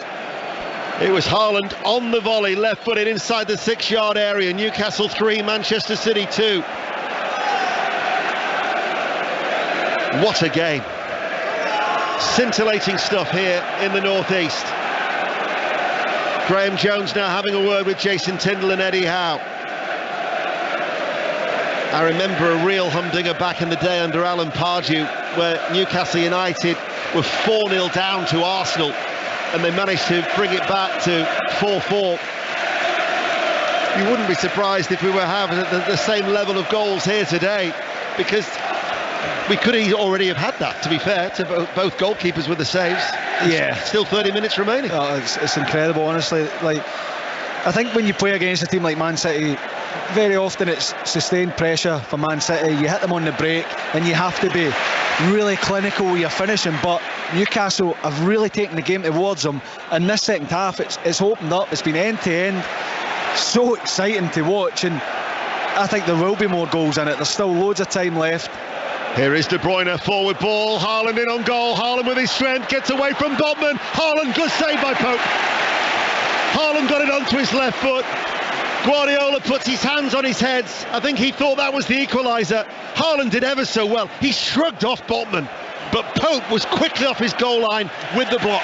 He should score, he really should. It's brilliant movement, strength, pace, vision from De Bruyne to play the pass, but he's running onto that with his right foot, and he puts his body all the way around it to get onto his left. He just needs to hit that early, because you're right, Pope comes out so quick, but the fact that he goes onto his left foot allows him to set and know when the shot's coming. If he gets that shot earlier, he probably catches Nick Pope on the way out, and then he needs to react rather than getting out quick and setting.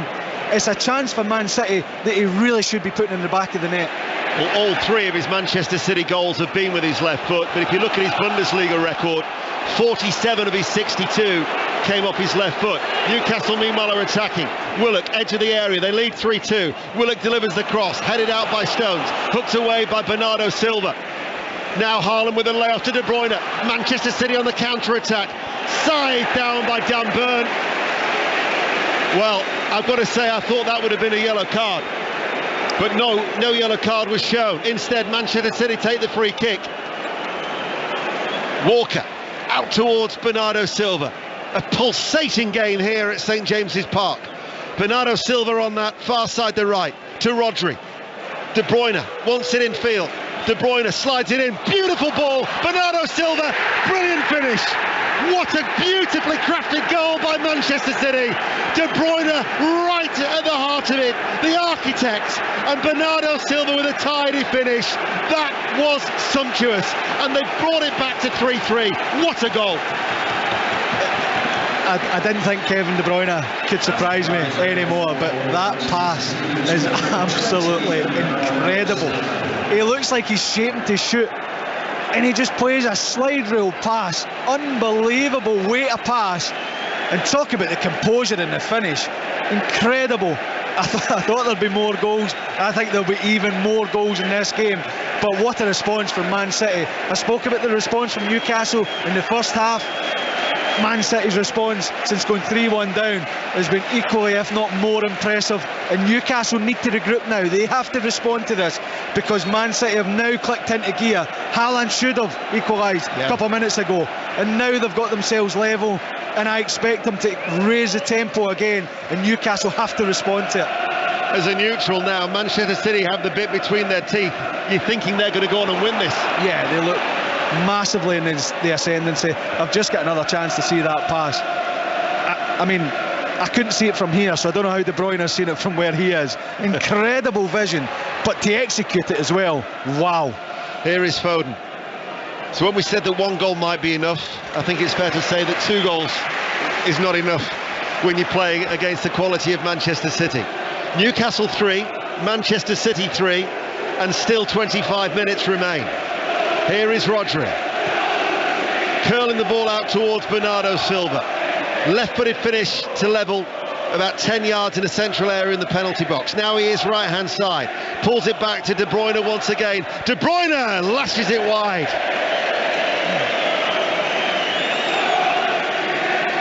He's really come on to it now, De Bruyne, hasn't he? You know, he probably didn't go on the ball as much as he would like in the first half, but when your back's against the wall, you need your big players to step up, and he's certainly done that.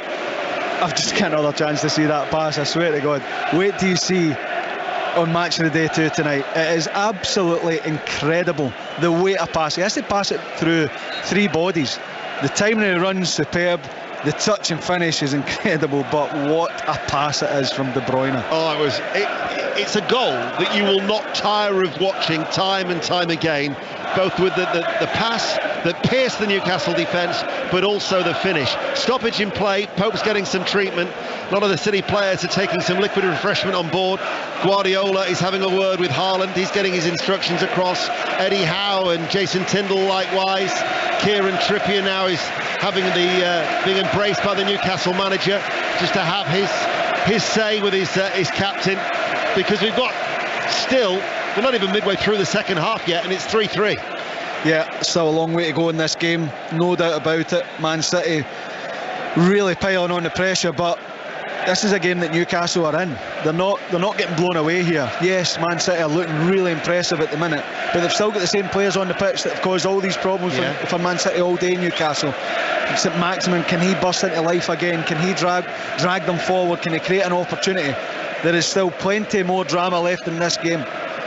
Chris Wood is going to be coming on. There's going to be a double change being made by Newcastle United. Trying to look through the perspex. It's going to be Sean Longstaff who's going to be coming on as well. A double change being made by Newcastle United, who were 3-1 up after being 1-0 down, but now it's 3-3. And Newcastle United, who dropped 24 points from losing positions last season. Only Southampton actually dropped more with 29. Had a 2-goal cushion. That, though, has been discarded. And now, can they protect the point, which I'm sure they'd have probably taken ahead of kickoff against Manchester City. Diaz heads it forward. Midway through this second half, here is Stones. Stones plays it to Rodri, just dropping back, and now with Ruben Diaz. That change still hasn't made, by the way, but it is forthcoming with Longstaff and Wood due to come on for Newcastle United. But it's now the pendulum has swung towards Manchester City, and it's Bernardo Silva back with Kyle Walker, right corner of the area. De Bruyne, cross blocked by Byrne, spins out of play for a throw on the far side. And now the change will be made, and it's Callum Wilson who's going to be coming off for Chris Wood. And then Sean Longstaff will come on in the midfield as well. We'll wait to see who makes way for him. And it's going to be Joe Willock who's coming off. Just in your opinion, what type of a different threat will Wood pose to Wilson? Just the physical. We know that Wilson's a physical striker. He can hold the ball in, but crosses coming into the box, he loves to go and attack them. Wood, maybe in a defensive side in terms of set plays, he could be in there as well. But I think just a freshness helps Newcastle. Longstaff coming into midfield as well. Willock has put in a power of work both in defence and attack, and it's just that freshness. It is a different proposition with Wood being up there. Maybe they can go a little bit more direct, and they can challenge for balls in the air, and they can get runners off them. But a tough shift for Callum Wilson as well, being up there on his own, putting pressure on, making those runs into the box as well, and making runs in behind. So yeah, I just think a bit of freshness. It's a smart move by Eddie Howe. Here is Ruben Diaz. James McFadden with us here on BBC 5 Live in the World Service. We're at St James's Park, and it's 3-3 between Newcastle and Manchester City. Cancelo to Foden. Early ball in. Haaland wriggles away, tries to thread it through, reaches Gundogan, saved by Pope. Pope has made a number of excellent saves. Flag was up anyway, it wouldn't have counted. With the aid of a deflection, it still reached Gundogan. Pope wasn't to know that. No, it's a tremendous save again, although I think Gundogan should score. You know, he's about 8 yards out. He fires it close to Nick Pope where he can make the save. I thought he was just going to slot it in the far corner, but he was offside, and as you say, Nick Pope had no idea. They still had to make the save. He's looked really good. Sometimes you're looking at a game and a goalkeeper's conceded 3 goals, but he's had a brilliant performance today again, Nick Pope.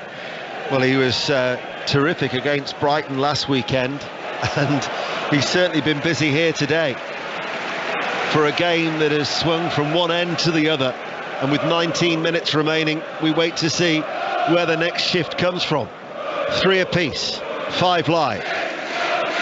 In midweek, we've got League Cup action on Tuesday night, Fleetwood against Everton, and Wednesday night we're live in Eindhoven, PSV against Rangers. James will be part of our coverage. Here is Guimaraes, switches play out towards Saint-Maximin, controls the ball dead, left-hand side, twists one way, goes on the outside of Walker, return from Joel Linton, back to Joel Linton. He didn't go for it, almost reached Guimaraes. Newcastle now win it back with Almiron. Almiron has Trippier on the overlap, shows too much to Cancelo, runs it out of play. It's a throw to Newcastle, down by the corner flag, attacking the Gallagate end, near side the right, 3-3. That's brilliant from St Maximin. Little give and go down the line. I think Joe Linton expects him to cross it, and he's not ready for it. If he reads that, he can step on it and get his shot away. He's just not ready for it, and Man City managed to get it away, but they still have the pressure from this throw-in. Trippier with the throw, gets it back from Sean Longstaff. Trippier then plays it to Guimaraes, running away from De Bruyne. Back it goes to Botman on the edge of the centre circle in the City half. Newcastle playing from left to right. Forward ball by Cher, blocked. And then Botman quickly under pressure from De Bruyne to Cher, who turns and hits it downfield. Trippier will give chase, but Cancelo is there. Wood, though, has helped win it back for Newcastle to Almiron, right-hand side, goes in field. Guimaraes forward ball, stopped by the head of Rodri. Guimaraes heads it towards Joel Linton. He nods it on towards Sam Maximan, left corner of the area. Sam Maximan barged off the ball by Rodri. No foul, says the referee. Newcastle win it back. Sam Maximan enters the penalty area, shoots, right-footed, drags it wide. Goal kick, 3-3.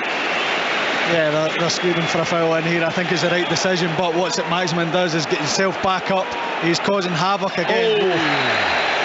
That was a naughty one by Trippier. That was a really poor challenge by Kieran Trippier, and it's a red card. Kieran Trippier has been shown red by the referee, Jared Gillette. He took out Kevin De Bruyne. Kevin De Bruyne reacted angrily, and Kieran Trippier has been shown red. The Newcastle captain has been dismissed with 16 minutes remaining. Well, my initial reaction was it was a foul just to stop him. I would have to see it again. The referee made his mind up very, very quickly that it was a red card. There's no doubt in my mind it's a foul, and it just has to see where he catches him. It was a lunge. In your opinion, is that serious foul play? I haven't seen it again. I would need to see it again, but yeah, look, he knows what he's doing. He knows what he's doing. There's no doubt about it. And as I said, Kevin De Bruyne is unhappy with it, and sometimes you are unhappy when you're taken out because it's a promising attack, but he jumps straight up. He's limping. Yeah, I think it's high. I think it's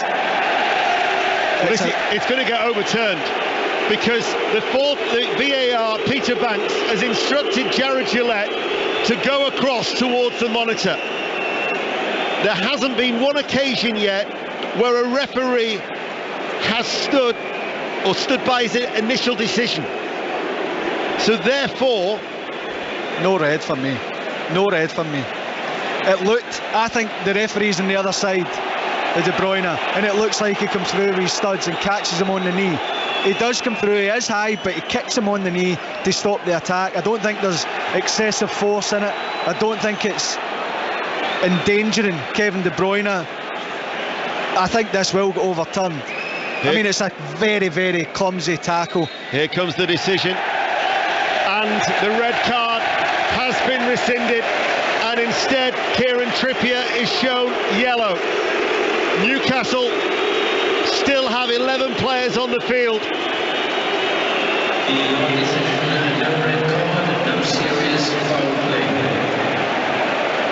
And as we were saying, no serious foul play.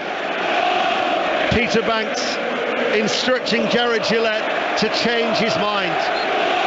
And from what you're saying, that's the right decision. Yeah, I think so. I think it has to be excessive force.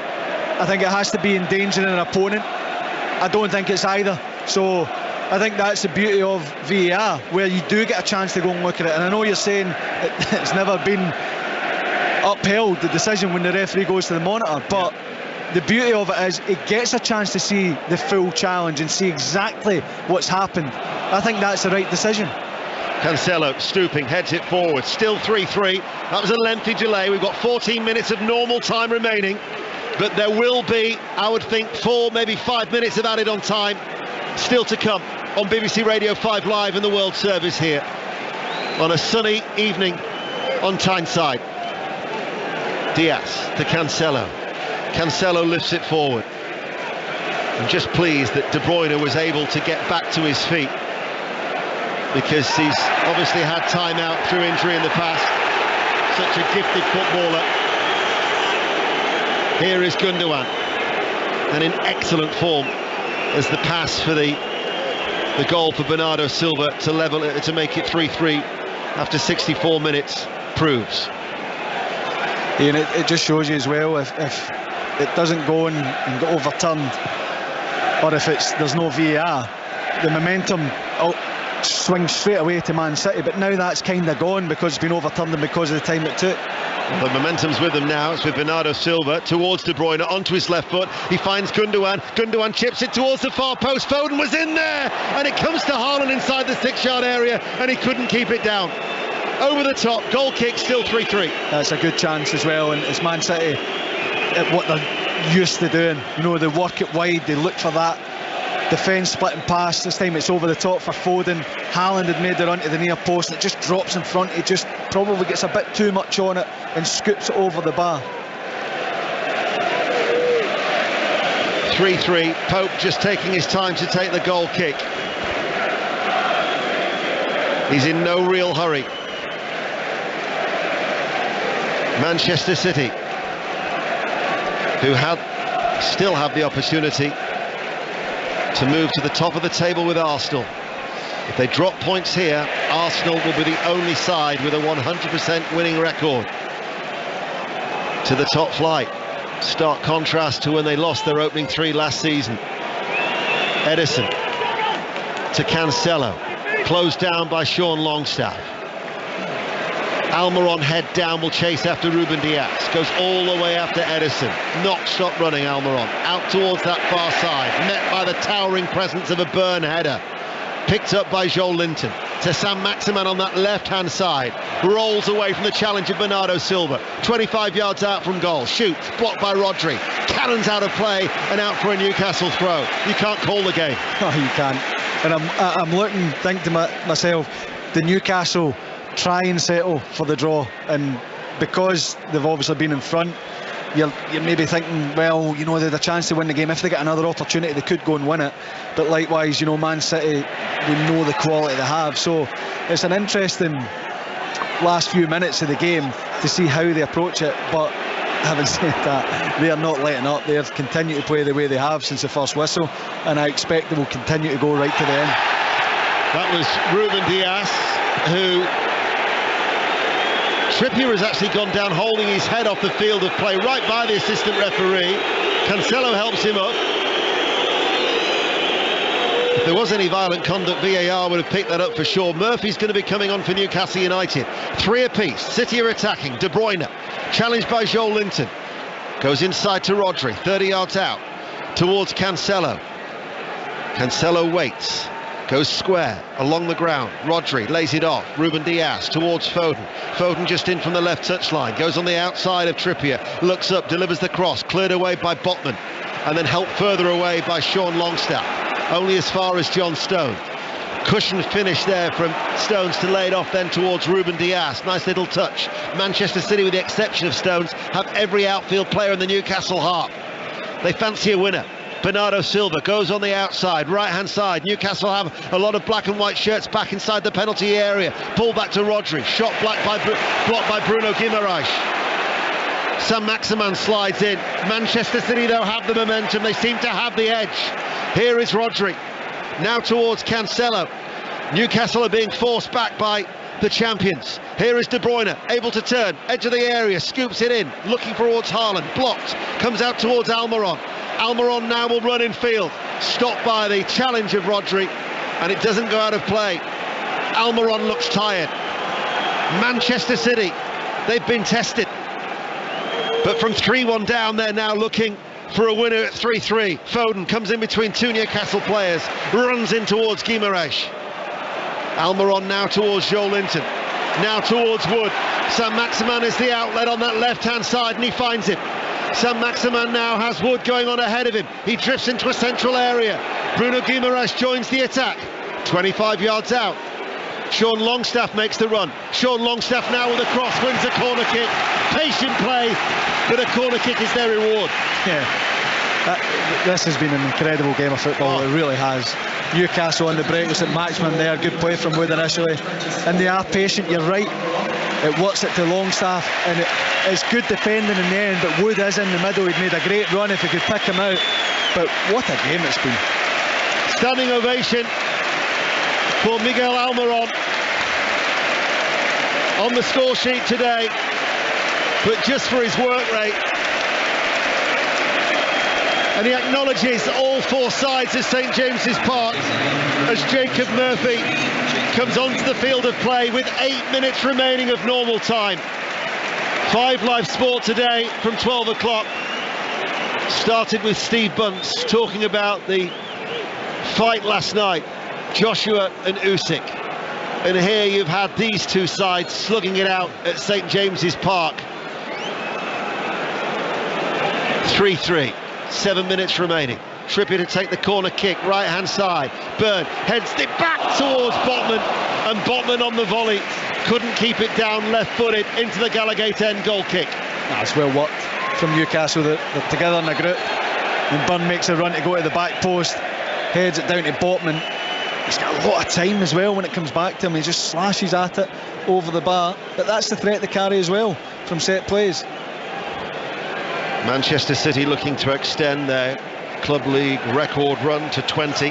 The overall record is Manchester United with 29 in 2021 when they were undefeated for so long on their travels. Bernardo Silva darts forward, Foden inside towards Cancelo. Cancelo now to Foden, left hand side, closed down by Trippier. Is there time for a winner?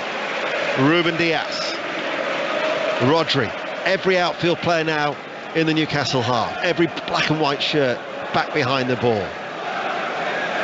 Rodri, forward, Ruben Dias, forward ball right footed, finds Foden. Foden on his toes, coming in off the left touch line, wants the support from Ruben Dias, finds it. Newcastle have got 9 players back behind the ball in and around the area. Very, very compact, well organised. Cancelo, though, once again they're attacking down the left-hand side. Cancelo cuts inside, chips over the ball into the penalty area. Gundogan leading with his arm, cleared by Botman. Bouncing ball deceives Saint-Maximin. Played forward then by Kyle Walker. Didn't like the challenge from Wood. Told him so too. And now it's with Bernardo Silva. Good tenacity. Running into Joel Linton. Joel Linton. Referee's actually given a foul there against Newcastle United. We're about to say how many times Joel Linton has broken up play for Newcastle. Yeah, I think to a man they've been absolutely outstanding, Newcastle. And the energy, the discipline within the shape to go and press has been excellent. Joel Linton epitomises that. Here is Ruben Dias. 5 minutes of normal time remaining at St James's Park. This capacity crowd trying to see Newcastle over the line. They would more than happily take a point as Stones combines with Walker. Walker comes forward on that far side. High ball, hoisted across towards Foden. Lovely control by Foden. Gundogan to Cancelo. Enters the penalty area. Gundogan goes back towards Rodri. Looking for Bernardo Silva, headed away by the watchful Byrne. Picked up now by Wood on the edge of his own area. Forward ball to Guimaraes, tries to roll away from Ruben Dias, tight behind him.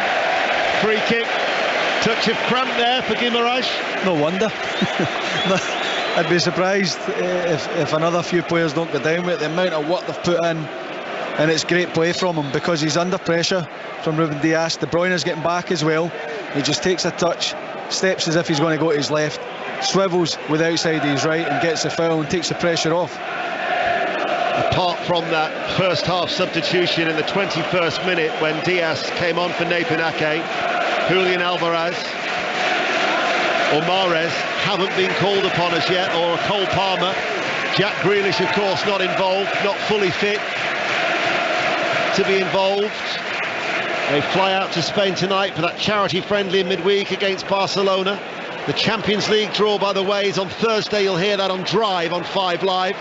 Oh, there's the pass there from Sean Longstaff. Almost didn't have enough power to reach Pope, but the anticipation was there and the clearance from the Newcastle keeper. Gundogan for Manchester City. They were 3-1 down. They're level at 3-3. Walker in the centre circle. Passes the ball out towards Bernardo Silva, midway through the Newcastle half, coming in now off that right touch line, drifting in field, along the ground, finds Rodri, has support from Cancelo. Rodri passes the ball back, Ruben Dias, strong finish from Manchester City here, 3 minutes of normal time remain. Foden out towards Cancelo. Rodri once again goes back to Ruben Dias, pacing up and down in a feverish manner is Guardiola in his white t-shirt and black trousers. Stepping out of defence was Cher. Might have left a hole to be vacated. The ball is passed forward. Gundogan goes down. Is that a penalty? The referee says no, he had a good view of it. Pope got there first, going down at the feet of Gundogan. Well timed by the keeper. Tremendous from Nick Pope. He had to get that spot on, and he does. It's another defence splitting pass. Gundogan making a diagonal run. It's a straight pass, and Nick Pope quick off his line, gathers it. No penalty. Burn on that far side. Real sense of drama at the end of this captivating match. Here is Trippier, forward ball, Murphy the substitute makes the run, gets goal side away from Cancelo. Cancelo leans into him, goal kick, says the assistant referee, no foul. Good defending from Cancelo. It is, because Murphy was beyond him. He does really well. I think if he takes a better first touch and maybe knocks it out his feet a little bit, Murphy gets away from Cancelo, but he allows him back in. He's trying to slow down, which I can understand, to take the pressure off and try and get some support. But Cancelo then comes in and knocks it off Murphy for the goal kick. Certainly a match to watch tonight on Match of the Day 2. Along with Leeds United 3, Chelsea 0, West Ham United 0, Brighton and Hove Albion 2. Stones with the header back.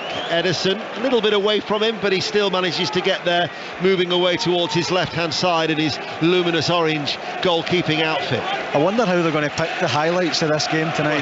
There have been so many. It's going to be the longest edit in history. Yeah, I think you're allowed to show 10 minutes in the highlight. That's not enough. The VT editor, you could show the entirety, couldn't you? As De Bruyne caught in possession by Joe Linton, and then Saint-Maximin caught by De Bruyne. No foul. Play continues. Gundogan over the halfway line, forward ball to Foden. Cancelo on the overlap. Foden goes it alone. Foden shoots, blocked, and it's diverted behind for a corner kick. It could have been. It's like a bit of like a basketball game. It could have been 6-6. Yeah, easy. The pace of this game has been relentless. The energy and the effort each and every player has put into this today has been unbelievable. What a performance from everyone on the pitch. Has been magnificent. Pure quality. Foden to take the corner kick. Foden. Referee blows his whistle. It's put into the back of the net by Stones. We're about to find out how much stoppage time there will be. We are in the 90th minute. Jared Gillette had blown his whistle well before Foden actually struck it. Hopefully it's at least 20. This has been magnificent. Yeah. Can we have extra time? 5 minutes stoppage time. That's not enough. Foden with the corner. It's an outswinger. And it's helped on by Bruno Guimaraes, but only to Bernardo Silva. Cancelo plays it back once again. Newcastle now staying back and defending deep. Bernardo Silva curls it. Ruben Dias can't get there. Wood heads it behind the striker for another corner kick. The champions want all 3 points, and we're into the 5 minutes of added on time. Foden to take the corner. Left hand side. Outswinger. Comes off the head of Botman. Guimaraes loses the ball on the edge of his penalty area. Maybe a little bit too fancy there. Here is Rodri. Floats it forward, diagonal ball. Foden climbs well. Down it comes towards Ruben Dias. Lifts it towards the far post and claimed by goalkeeper Pope. Yeah, I was just waiting for Pope to throw himself to the ground like the goalkeepers normally do to waste time. So that shows you that they don't want to be wasting time. They maybe feel that they can get another opportunity and potentially go on to win this game, as much as they haven't threatened, as much as they did in the early stages of the game, but they still want to go and try and win it. Here is Joe Linton to Saint-Maximin, accelerates and he's away on the left hand side, down towards the corner flag, held up by Walker. 3 more minutes remain of what has been an epic match. Free throw in to Manchester City, taken by Walker, played forward. Only when the final whistle is sounded will I believe that there's not another goal to be scored, because it's been that type of game. As Haaland goes down to Joe Linton, and Joe Linton is shown a yellow card. And there's a Newcastle player who's down on that far side.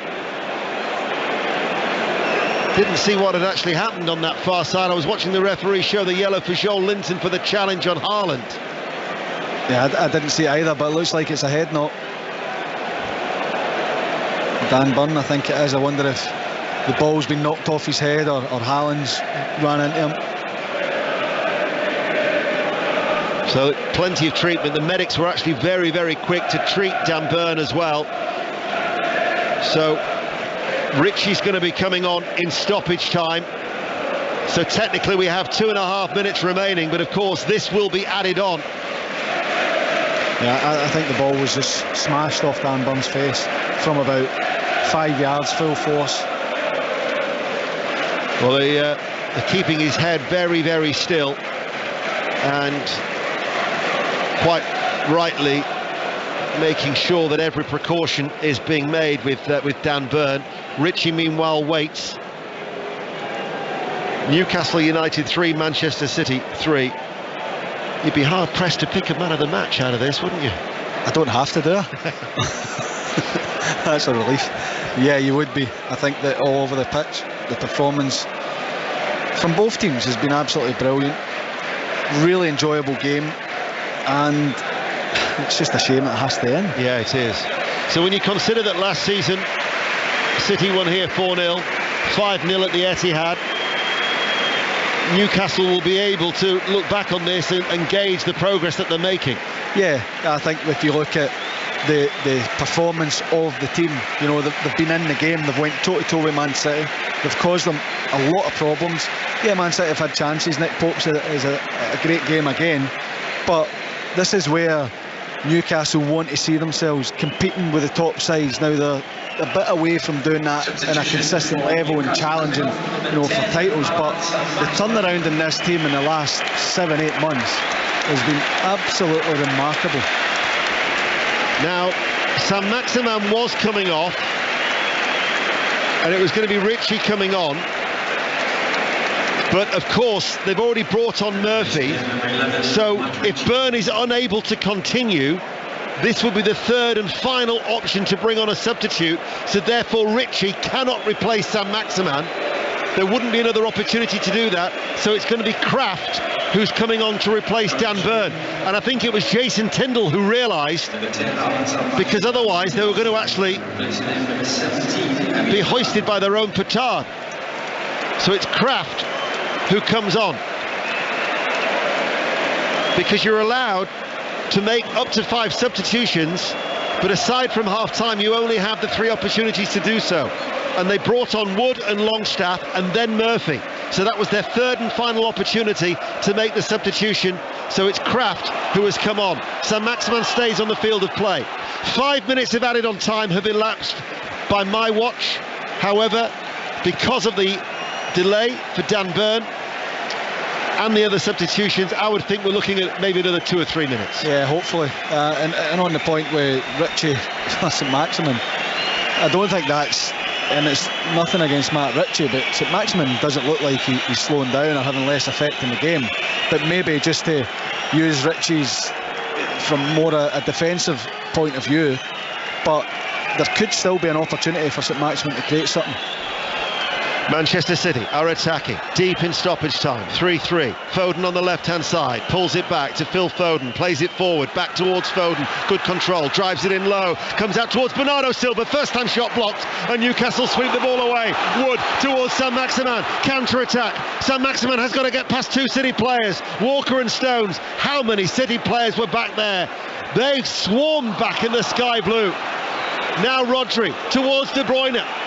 6 minutes played. Of added on time.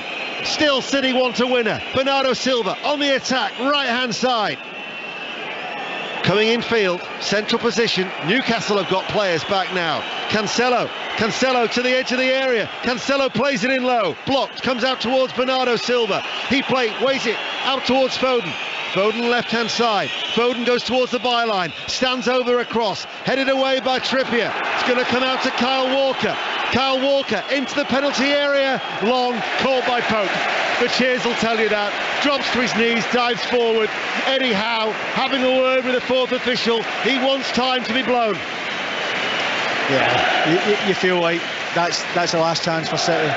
Cancelo tries to put it in, then it comes to Foden, he overhits it. Haaland's maybe on his heels, and Kyle Walker, he has to be doing better there. You know, he's got time and space to pick someone out straight into the hands of Nick Pope, and he does the old goalie one, he dropping to his knees and rolling on the floor to waste a little bit of time this time. Clearance by Pope. We're now into 7.5 minutes of added on time, still at 3-3, headed on by De Bruyne, then cleared downfield by Botman. Still no sign of the referee putting that whistle to his lips. He has a little glance at his left wrist. Ederson throws the ball out. Eddie Howe wants everybody back on defensive duties. Diaz to Cancelo on the halfway line.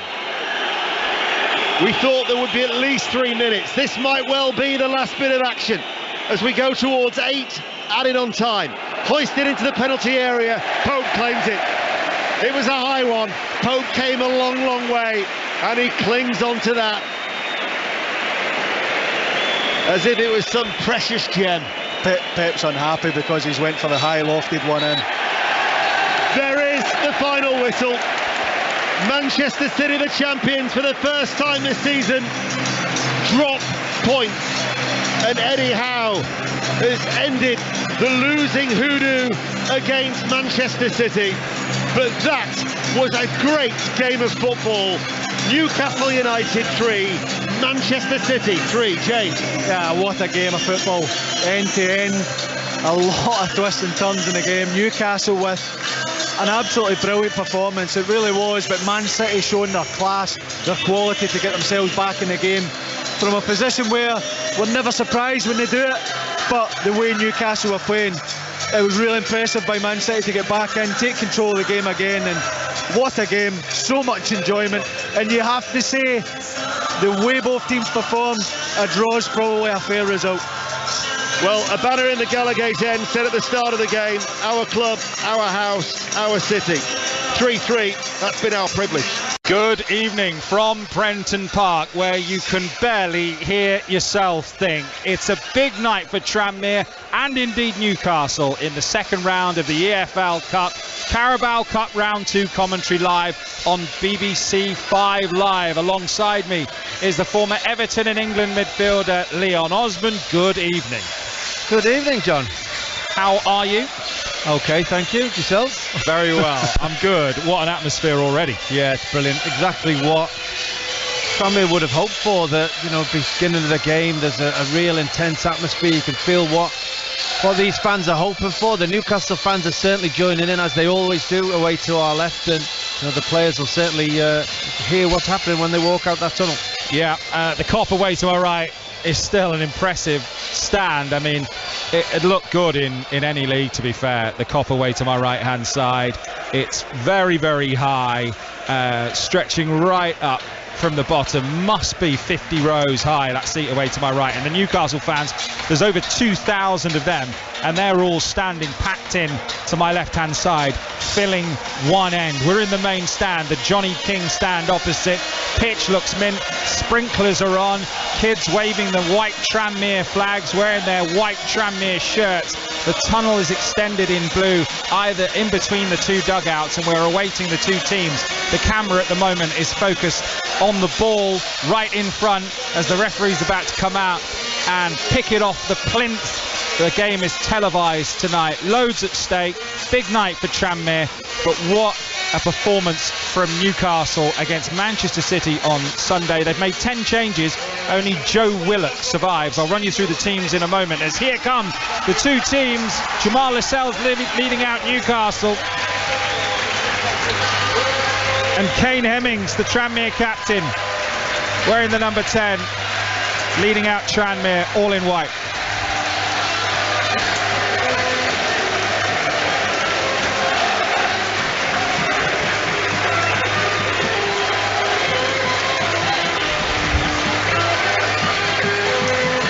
Mickey Mellon, the Tranmere manager, applauds above his head, applauds the Tranmere supporters. Eddie Howe comes out of the tunnel, takes his place in the dugout. Special atmosphere, huge for both. Newcastle United though, Leon, let's start with them. Just one change 10 changes, just one player survives from Sunday, Joe Willock, understandably, but what a crest of a wave they're riding at the moment, Newcastle. Well, yes, but they're performing so well. To have performed as they did against Manchester City at the weekend, I would say people from outside Newcastle maybe weren't expecting that, but the way the Newcastle fans have reacted, the noises from within the club, they were expecting it. They thought they could feel they can give anyone a game at the moment. They've made, as you mentioned, 10 changes for this game. They feel that squad is strong. They feel like they're building to something. You're right, Cressida Way, there's a real positive feeling about Newcastle at the moment, but that will change if you lose games like this, so it's a game they'll see victory for.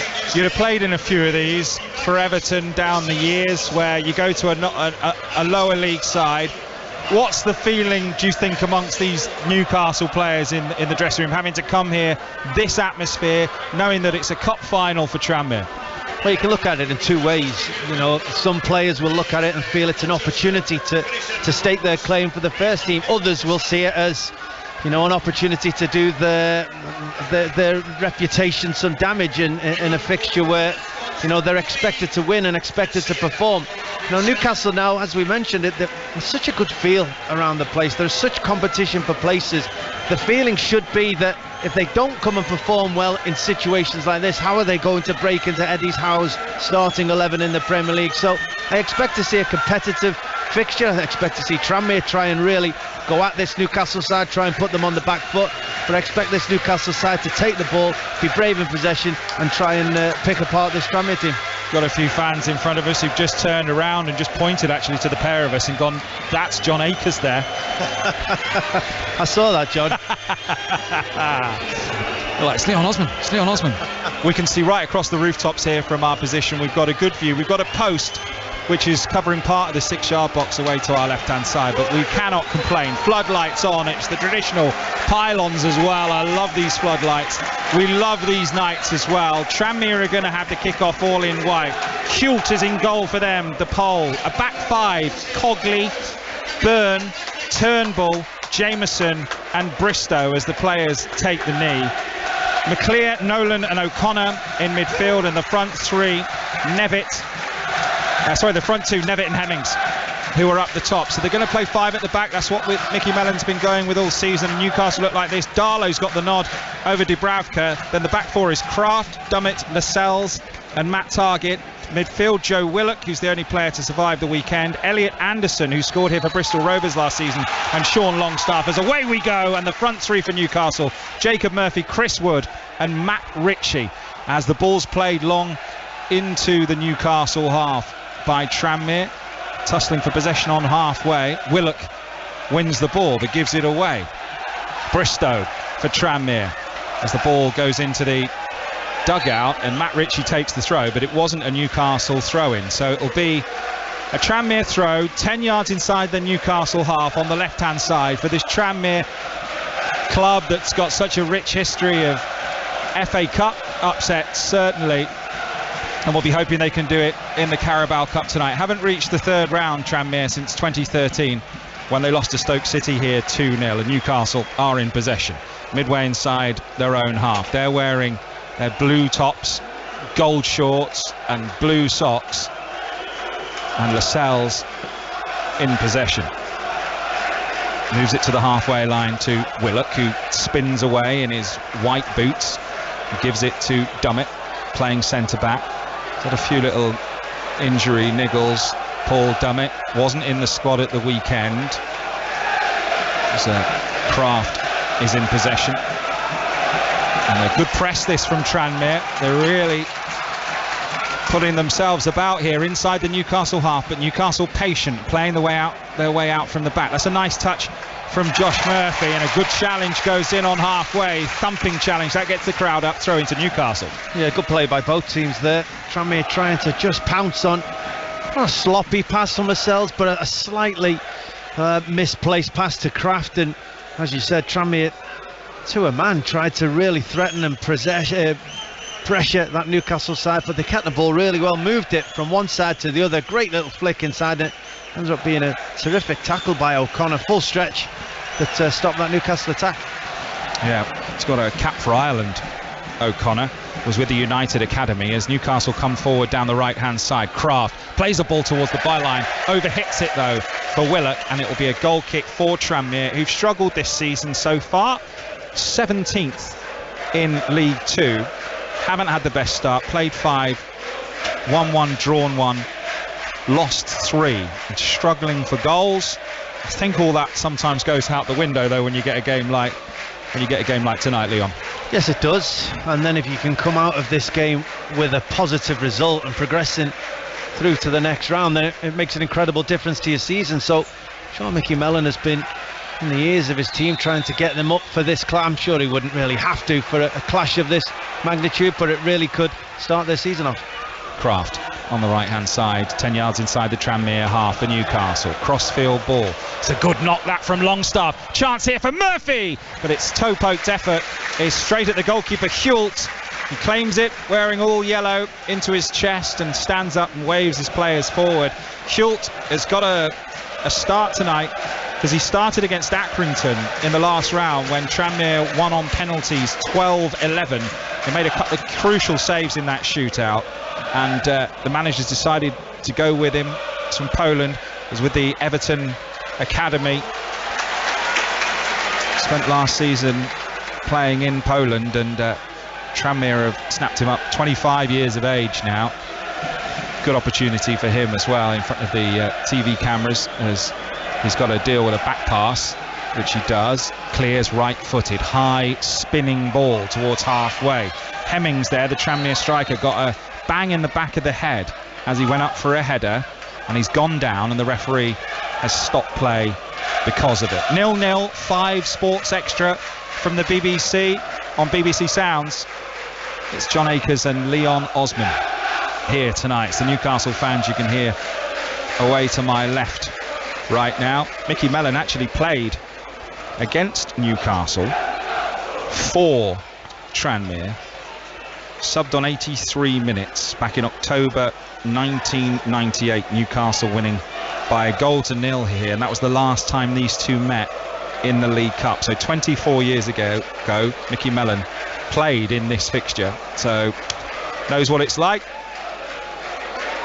and knows what it means to those Tranmere players out there at the moment, no doubt. I'll keep you up to date with what's going on elsewhere tonight as well, of course. If you're looking for the Rangers commentary, it's live now over on BBC Radio 5 Live. You can find it on BBC Sounds. The ball's played forward, the free kick. Hemmings is okay, just need a little bit of treatment, and he's back on the field. He's in the centre circle. There was a push up there by Chris Wood, so it's going to be a free kick to Tranmere, deep in their own half, 0-0. Yeah, I thought it was a generous free kick, to be honest. I thought both players were competing for the ball, neither prepared to give an inch, and how the referee saw that in Tranmere's favour, I'm not so sure. But Newcastle, that back four with midfield 3 and a 3 right up top, are really trying to keep Murphy and Ritchie in wide positions, really stretch this 5-man defence of Tranmere. Tranmere on the attack. Hemmings battling well, but Willock has been everywhere so far and manages to win possession. He does look sharp. Carl Darlow rolls the ball out to Ritchie, who scurries forward down the right hand side, chops a ball inside towards Longstaff. It's a good challenge that's gone in there by John Nolan, and then another crunching tackle from Nolan as he stretched for the ball, but it was a foul on Longstaff, and it will be a free kick. It was Kraft actually, will be a free kick to Newcastle deep in their own half. So Carl Darlow preferred in goal tonight, Leon, and Gillespie's on the bench, so it suggests maybe Dubravka could be on the move at some stage. Maybe they don't want him cup tied or whatever, but that's the speculation amongst Newcastle fans online tonight. Yeah, potentially, but you know, they all three of them, you know, the Pope and as well, quality goalkeepers, so you know, they do have options. They've, you know, whoever played really, you wouldn't have said it would weaken the team in any way. I think that Newcastle have got quality in that area. Newcastle in possession on halfway, still under the press, and Tranmere have forced a mistake here. Here's Nolan. He's got a bit of quality on the ball, played loads of games for Ipswich, scoring goals, has struggled with injuries. The ball's chipped forward by Nolan round the corner, and it's flicked off a Newcastle player, and it's a throw into Tranmere on the right hand side. They've started well here, the League Two side. Yeah, and it's the third time that Newcastle have tried to play out. The first time they did it really well, but Tranmere have kept at it and they've won the ball back on the last two occasions. Unfortunate that Nolan conceded a free kick previously, but again, winning the ball back, getting into good positions. A little ball forward as well, which they're scrapping for up there with Elliot Nevitt. He can't get hold of it, and it's tapped out of play by Newcastle. Another throw-in to Tranmere on the far side. Leon Osman, it's like the Karate Kid here. He's catching flies just with two fingers in front. Well. You got it. I got it. Yeah. Is it a Mozzie? You got a Mozzie? Yeah. They always worry me, those. Good man. Throw in then for Tranmere on the far side. They've got 5 players in the penalty area. Long throw to the near post. Headed away by Newcastle United. It was Matt Targett who won the header. Ball high in the air. Lascelles wins a towering header. There's an offside flag gone up, so they played the advantage for a second there, but it will be a free kick for Newcastle, 10 yards inside their own half. Alexander Isak could end up being Newcastle's record signing. £58 million or there or thereabouts has been reported. 22 years old, Real Sociedad. That will be an interesting signing. 6'4", and that's got it's the talk of the town tonight on social media. Looks like that transfer is going to happen. We'll get the thoughts of Leon Osman on that in just a second, as there's a good challenge in the corner there and actually a foul, and Tranmere have won themselves a free kick, but it's deep in their own half near their own corner flag on the right hand side. Isak, £58 million. Yeah, I don't know an awful lot about him, but they've been patient with their money. Newcastle, they've been prepared to take the time to find the right option, not just jump in and get whoever's the most talked about at the minute or the highest profile player, and they're slowly trying to build a quality squad up. But when you talk about 22 years of age, that's the kind of age that you want to be buying. You want to be scouring the world for players that you can see playing for your team for many years. You can build a team around. Then the next step is getting him, and the step after that is making sure that he's ready and primed for Premier League football. Kane Hemmings has had a good start. He's just won Tranmere a free kick on the right hand side. It's right on the touchline, and it's a chance to cross into the box, and Tranmere have sent everyone forward. So they've got 7 players in the penalty area at the moment, as the applause goes round the ground, and I'll be honest, I've not heard why the applause is going up. In comes the ball into the penalty area for Tranmere. O'Connor wins a little touch, but it's just a little heavy, and it'll dribble out for a throw-in.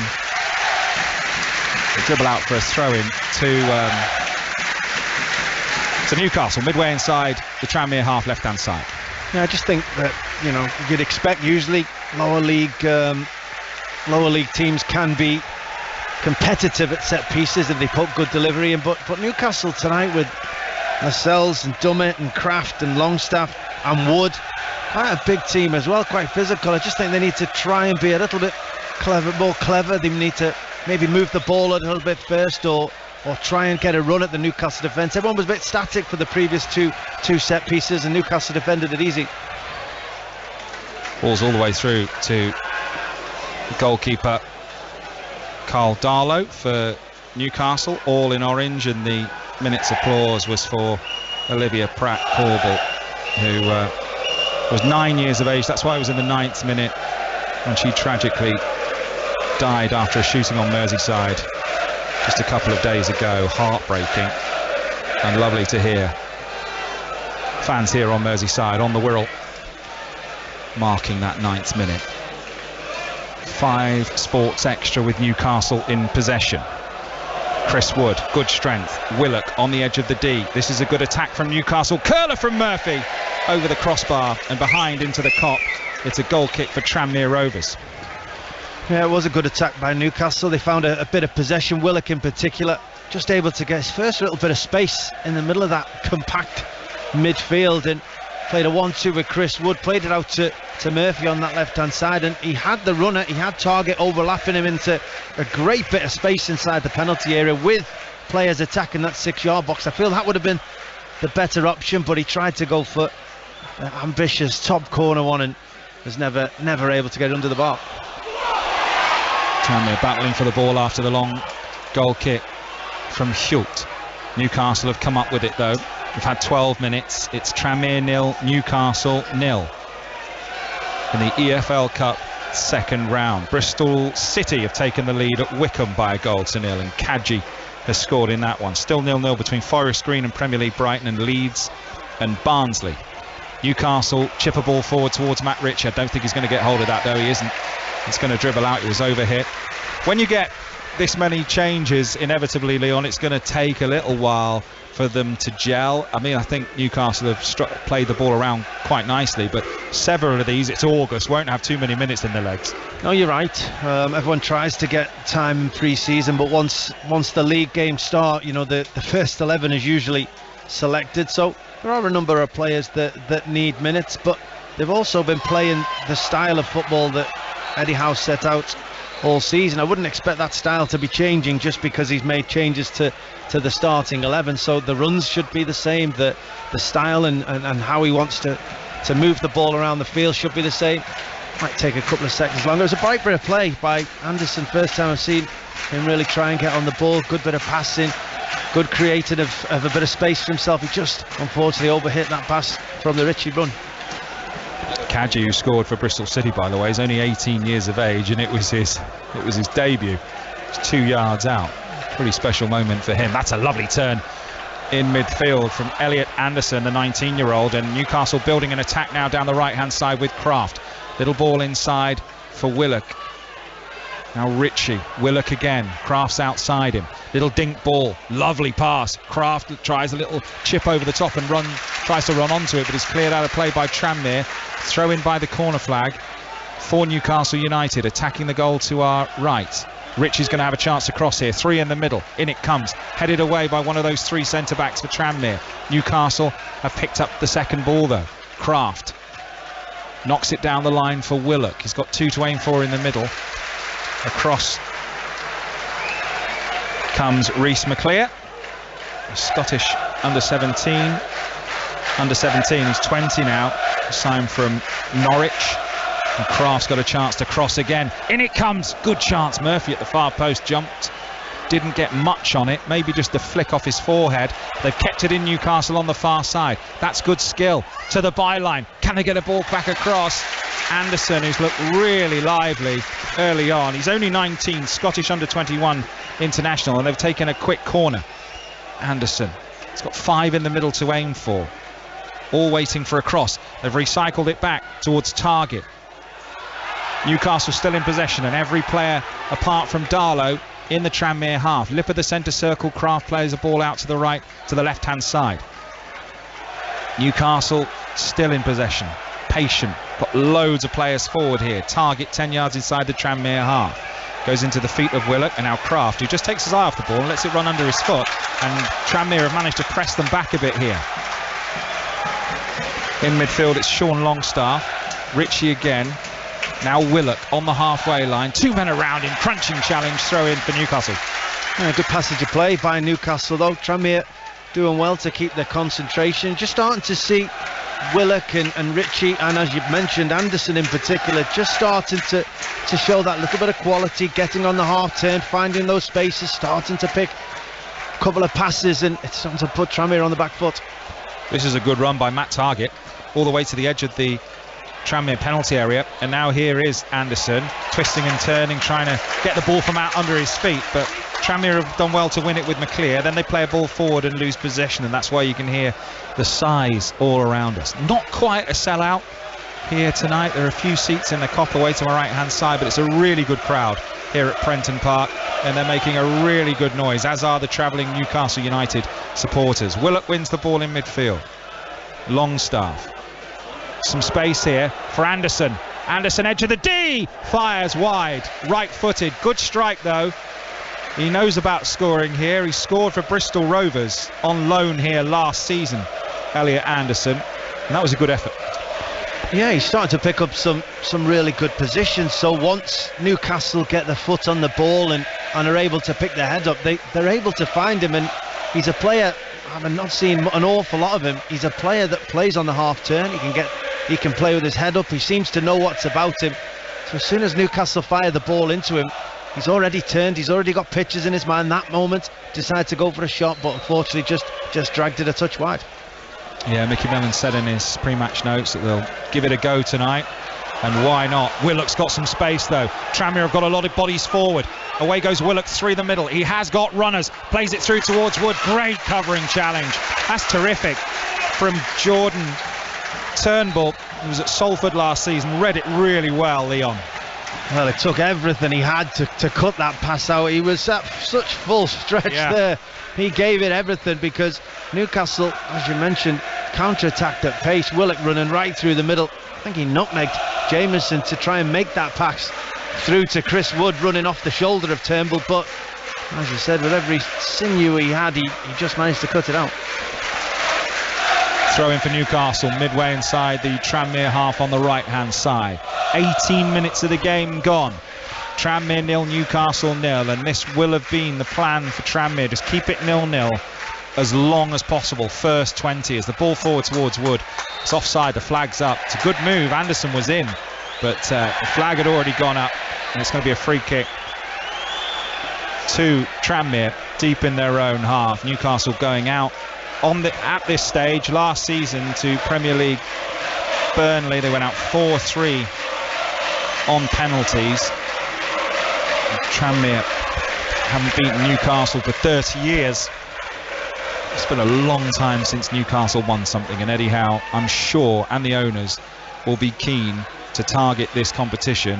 They'll want to win silverware. They'll want to see something as soon as possible for their investment, and they'll have a look at this one, Leon, won't they, Newcastle, as one they can have a real go at.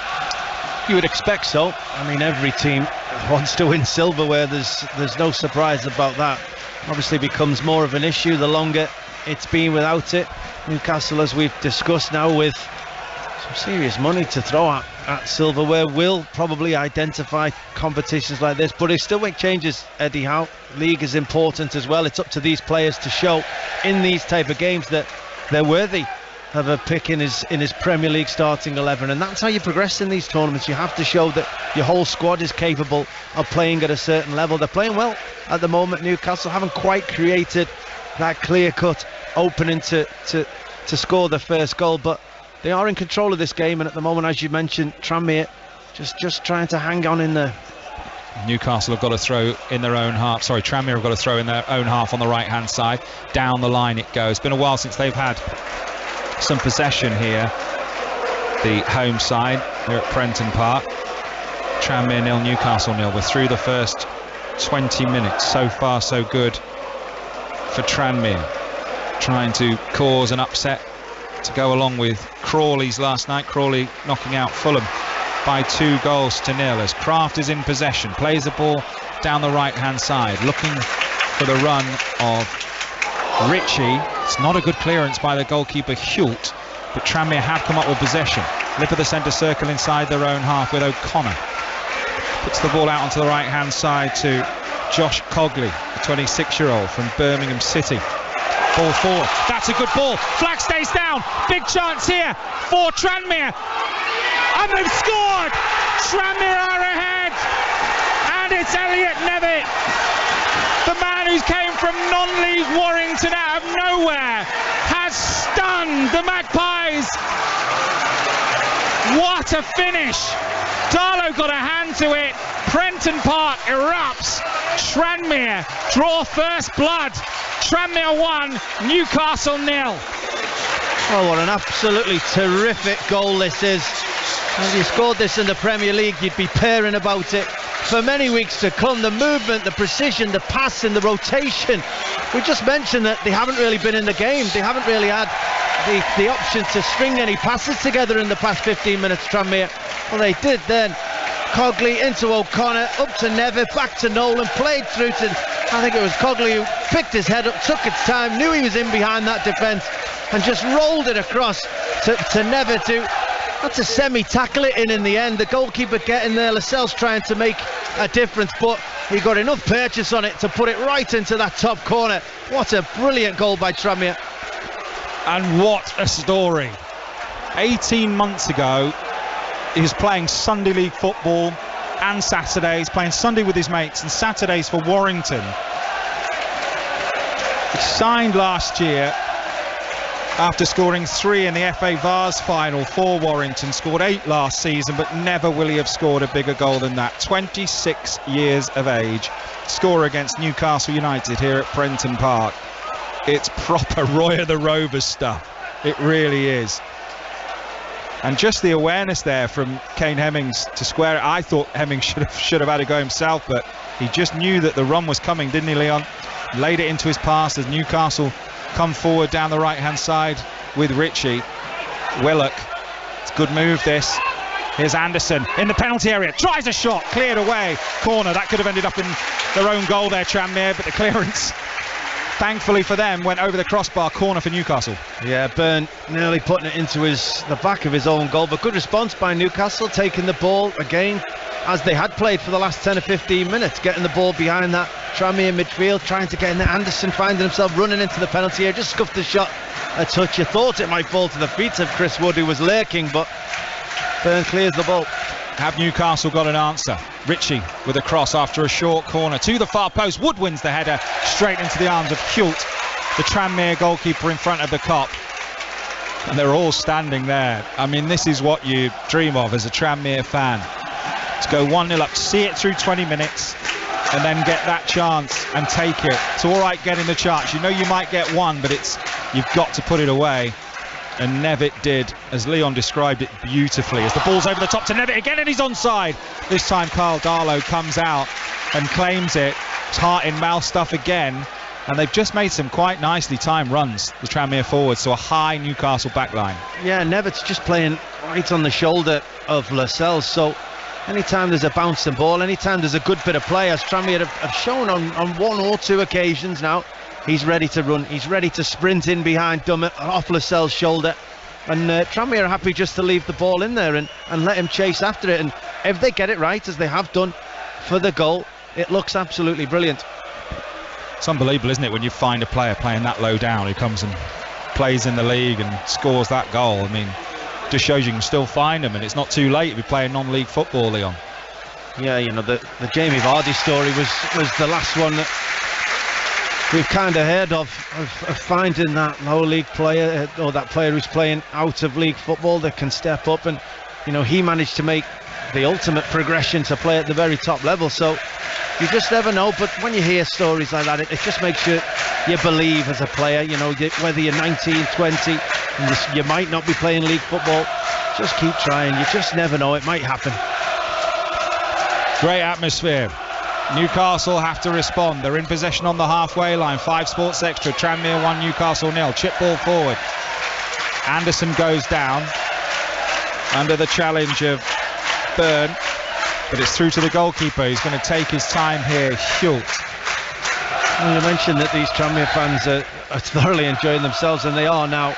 I mean, I think it probably would have been their game plan, or certainly they would have known Newcastle would take the ball, and Newcastle may have more possession, but you have to be organised, you have to defend well, you have to stop Newcastle trying to dominate the ball and the play. But if they do, hang in there, defend well, trust your teammates, and that opportunity may come if you're well organised. And so far for Tranmere, 25 minutes gone, it's job done. And they've just used the press again brilliantly, and they forced a turnover. Newcastle put the ball out of play.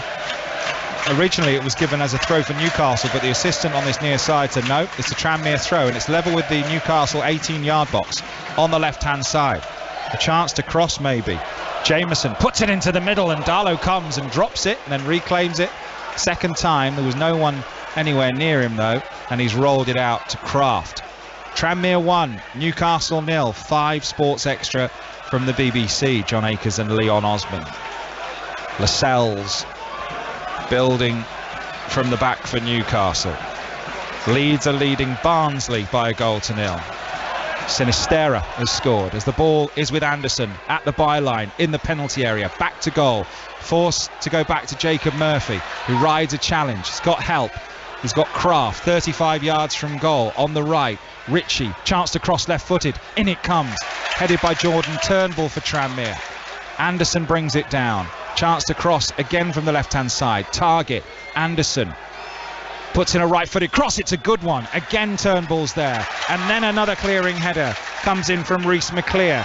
Tranmere defending well, but they couldn't quite get hold of the ball in midfield there, and Newcastle have got the ball and given it away through Jacob Murphy.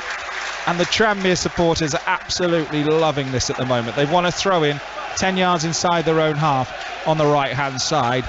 And if they get to half-time here, you just never know, because Newcastle have dominated. Tranmere have had that one opportunity and have taken it brilliantly. Nevitt with the goal. Yeah, for as we mentioned, for all their domination, they've had half chances, Newcastle. They haven't really unlocked the door of this Tranmere defence, and that's what you would have heard the cheering for 2 or 3 minutes ago, that Newcastle trying to put the ball into the penalty area, and each time they do, Byrne, Turnbull, Jameson defending it really well. They've defended their penalty area ever so well tonight, Tranmere. PSV Eindhoven 0, Rangers 0 is the latest score. That's over on 5 Live. 2-2 from the first leg in the Champions League qualification. And Newcastle have got the ball in their own D.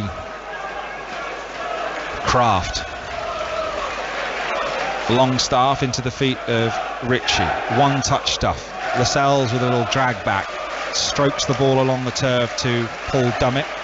And now Matt Target, the left back, signed from Aston Villa, of course, one of the first players to arrive in January once the Saudi owners took charge.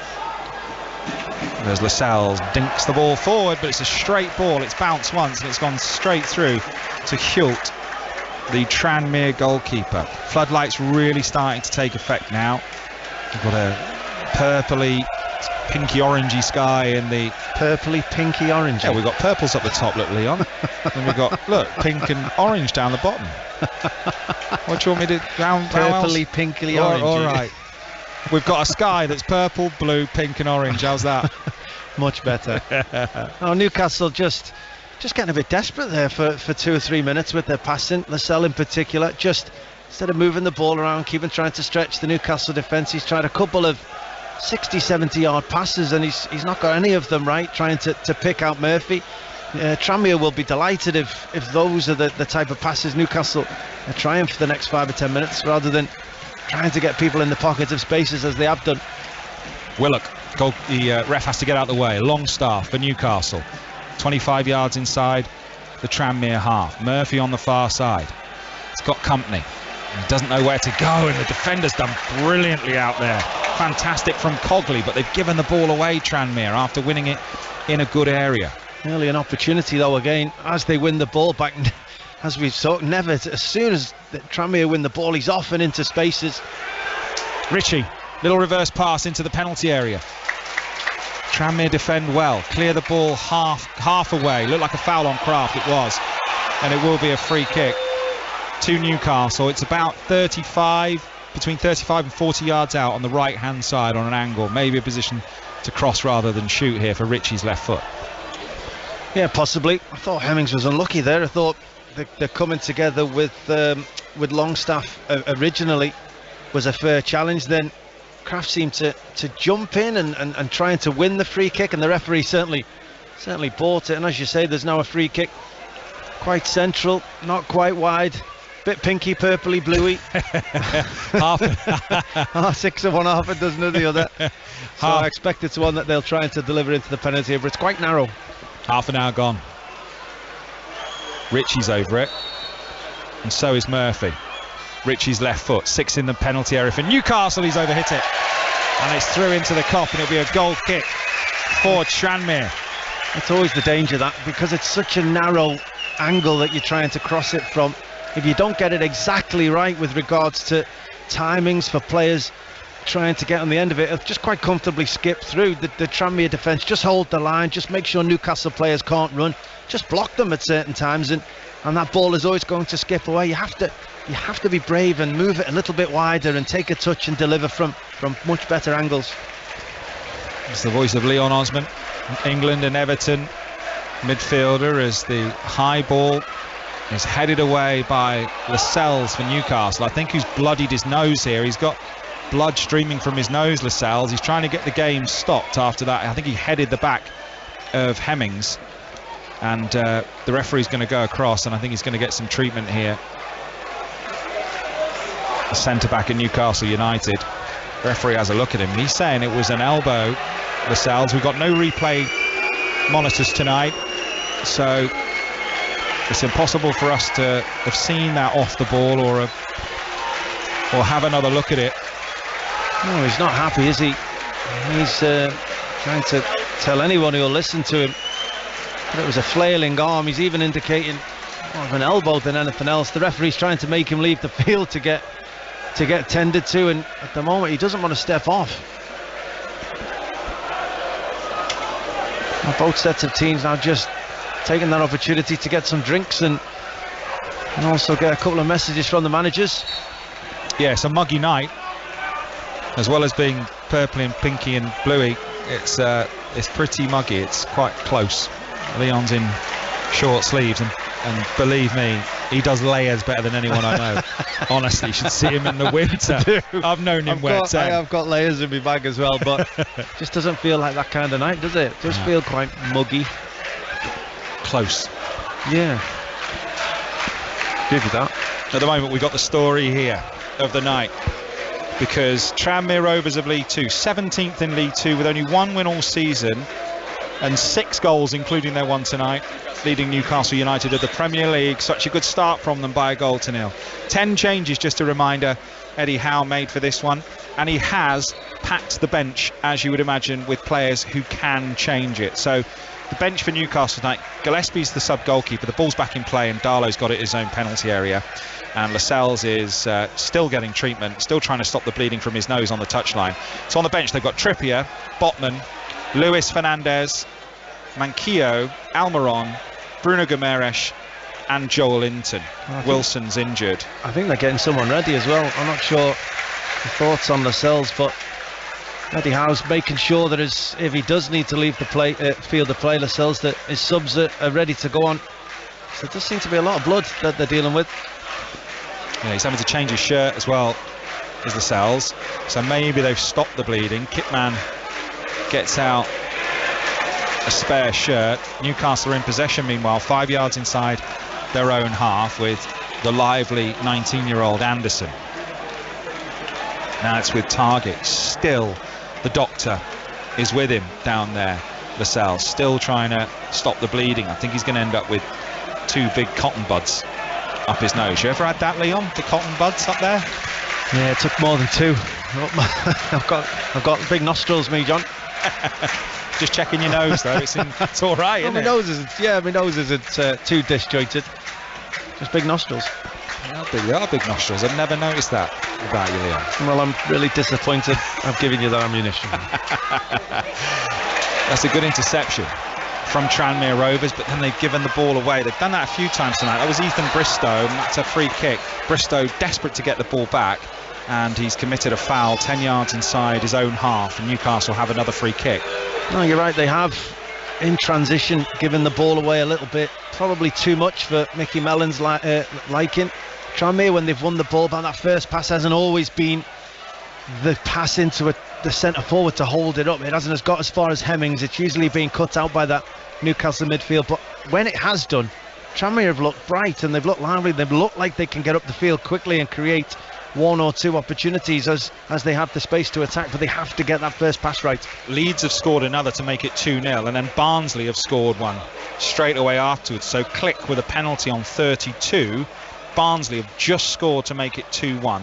Just awaiting to see who scored for Barnsley. So it's Forest Green 0, Brighton 0. So Forest Green, after getting stuffed by Plymouth, putting up a good showing against Brighton at the moment. 37 minutes gone in that game, 0-0. Tranmere leading Newcastle United here by 1-0. Thanks to that goal from Nevitt. And Wickham 0, Bristol City 1.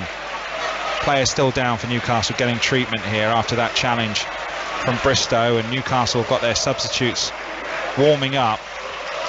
I found a mini Cadbury's cream egg in my bag, but it's from March. Would that be any? No, that wouldn't scare me. That's the one you thought you were going to say a lot further back than March, but March is very acceptable. March is okay. I thought Yeah, I'd check with you. absolutely, yeah. You're an experienced It's not man. like you to bring sweets or chocolates or anything, John. I've got to say that the sweets so far have been courtesy of Leicester City Football Club. They've got pick and mix. I thought I'd have them. You can make things last, can't you?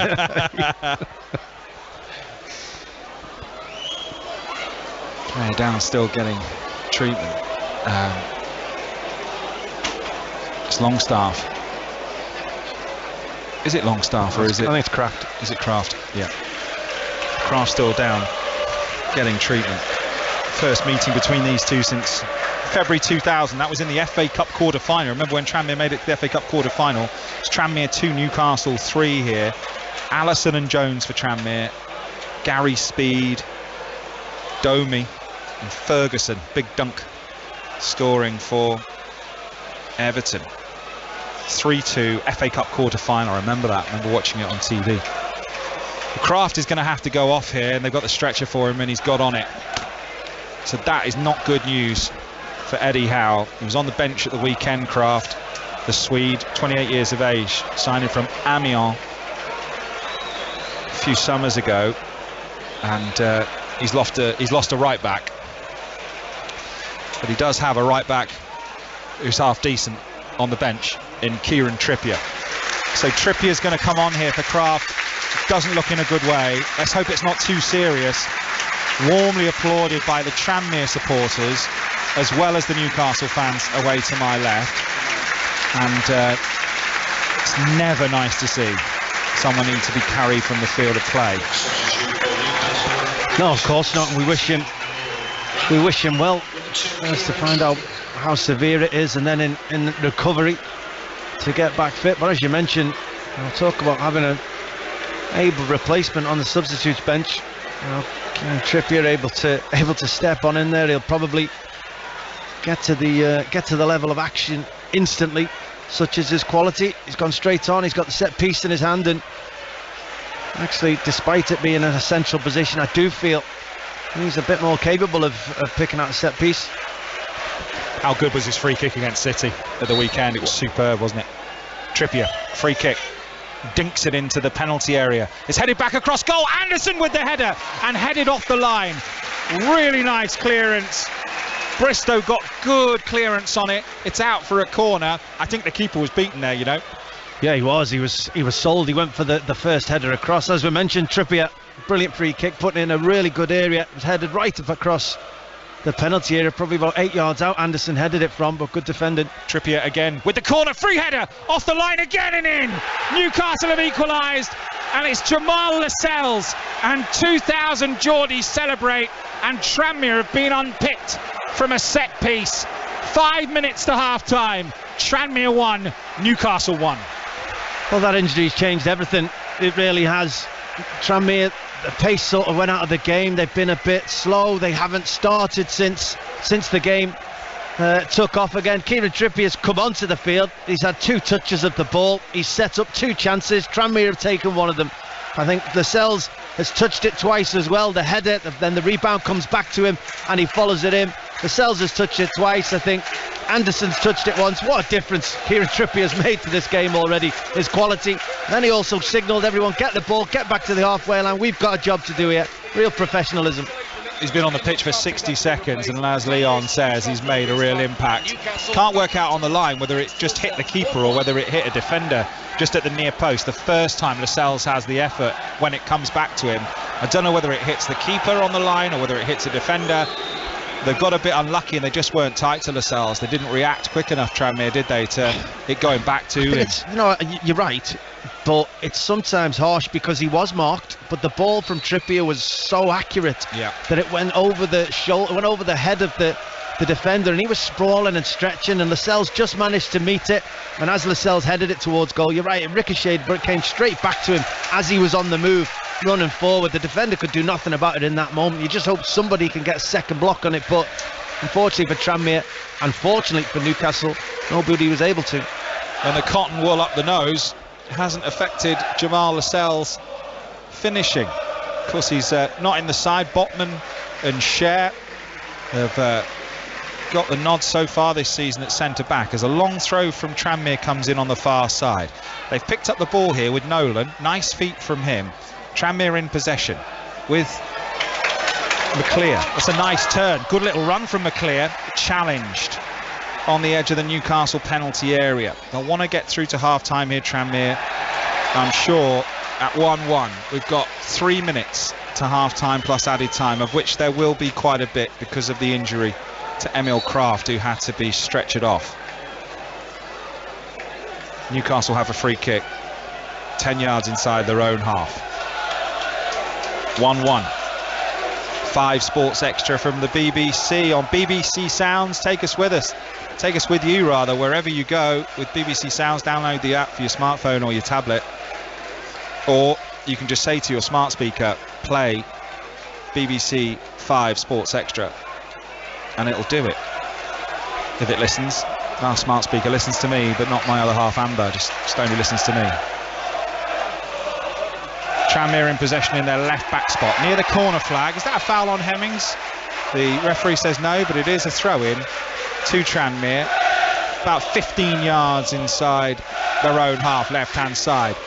That is the Newcastle fans you can hear. Have been buoyed, and obviously the Tranmere fans have been quietened. But, obviously Tranmere are going to need their supporters as Nolan's header falls into the path of Murphy, who runs down the right for Newcastle. Nice covering tackle by O'Connor. Tranmere are in possession, have got a bit of time and space. Nice little ball round the corner, that towards Nolan. Can he free Nevitt or Hemmings ahead of him? Ball in play still. Here is Hemmings, back to goal, 15 yards inside the Newcastle half. Newcastle back in their shape, and Tranmere keeping possession. Long ball out to the left. Good first touch as well by Ethan Bristow. Bristow tries to play it round the corner. He's still in possession here. It's a good little spell of possession this for Tranmere, as Jordan Turnbull has to go back to his own goalkeeper. High long ball forward, header won by Target into the arms of Darlow. They look most dangerous, Tranmere, like you said earlier, Leon, when they do pick up the ball with Nolan or O'Connor somewhere just inside or around halfway, and then Nevitt and Hemmings make those runs and try and get in behind. Yeah, Newcastle are holding quite a high and quite an aggressive line, but when Tranmere try to go long early or try to go too direct, it's still easy for Newcastle to see it, and they can drop away and they can get into spaces as Target did there and head it back to the goalkeeper. But when they play it to a striker and then pop it to midfield, and it's done with that third man run and done quickly, Newcastle are finding that very difficult to deal with. And now that be the run from Nevitt or Cogley, that's where it's happened more often than not than on this side with Bristow. They've had some success. Newcastle with Willock in possession. Is that a foul from Hemmings? Yes, the referee says it is. 10 yards inside the Newcastle half on the left. I guess as well it's having that confidence when you pick the ball up as Tranmere against Premier League players who are quicker, stronger quite often. It's having that confidence to play it into midfield rather than knock it long. Yeah, but you've got to trust your strikers. You've got to get the ball into their feet. That's what makes the difference. You know, when you pop that ball, you know, I've talking before about that first pass has got to be better from Tranmere. Pop it into the striker's feet, preferably to Hemmings, because once it goes into him, Nevitt can make the run off him, and they've looked good. Quick free kick from Newcastle, 30 yards from goal. I thought that might have been in Trippier range, to be honest. I don't think Trippier's too happy about the fact that they've taken a quick one and they're under pressure here, Newcastle. Don't understand that. Trippier's flapping his arms, say, we've just won a free kick, sort of 27 yards out, perfect range. In comes the cross, headed up in the air by Turnbull for Tranmere. Little headed clearance away, but Newcastle have picked up possession. It's midway inside the Tranmere half on the left-hand side. Ball chipped forward, headed back by Nolan. Newcastle in possession in the centre circle with Lascelles, the equaliser, scored the equaliser for Newcastle. Diagonal ball into the penalty area. Newcastle player goes down. Hult will take the ball. 5 minutes of added time, by the way. We've had a minute and a half of that. So we have got 3.5 minutes of time added on at the end of the first half. And now the Tranmere fans getting behind their team, trying to be that 12th man. So many upsets down the years here at Prenton Park under the lights, and who's to say they won't get another one here tonight? They led 1-0 through Nevitt. Lascelles equalised after a long injury delay. Kraft had to go off. And it's Darlow who's got the ball in his arms at the moment. He's got a goal kick in front of the Newcastle fans away to my left.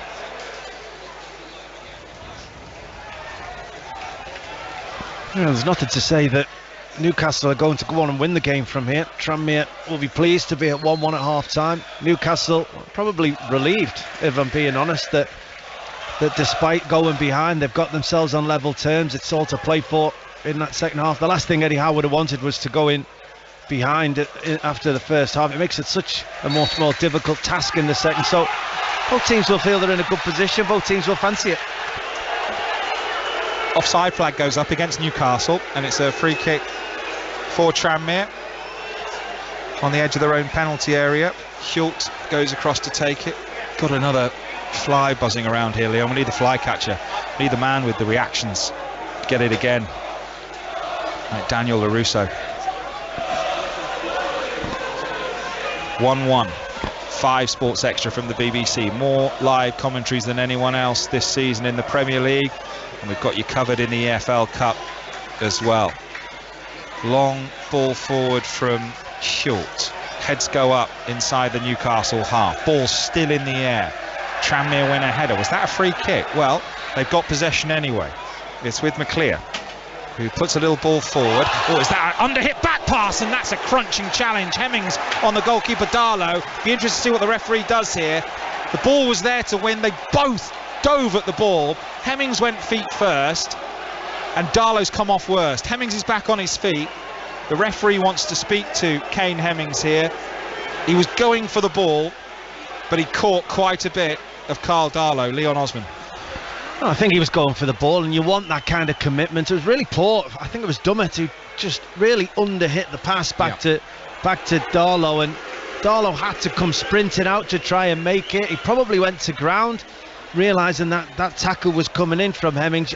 If it's my striker, I want them to be committed. I want them going in on the off chance to get a block in those situations. But as soon as you miss that block, as soon as the keeper propels the ball away, they do look nasty because he goes flying into the goalkeeper. Studs were raised in trying to block the shot, and the keeper's quite happy to get up without really needing too much treatment, although he is limping. Yeah. And he does get the free kick, of course, as Leon said, and Kane Hemmings does receive a yellow card, the Tranmere captain, for that challenge. So Tranmere's striker who's not on the score sheet so far tonight, it's on a yellow card. Nevitt scoring their opener. Hemmings with a lovely layoff, and it was a stretching, lunging finish from 8 yards, which Darlow did get a touch to, but it only managed to palm it into the top corner. And it all kicked off here at Prenton Park. Ball forward for Newcastle, straight into the arms of Schultz, and that should be about it for the first half. They're not the brightest floodlights here at Prenton Park, I've got to say. I mean, I like them. I like the towers. I don't know whether it's my eyes, actually. It could be my eyes. There's the half-time whistle. Leon.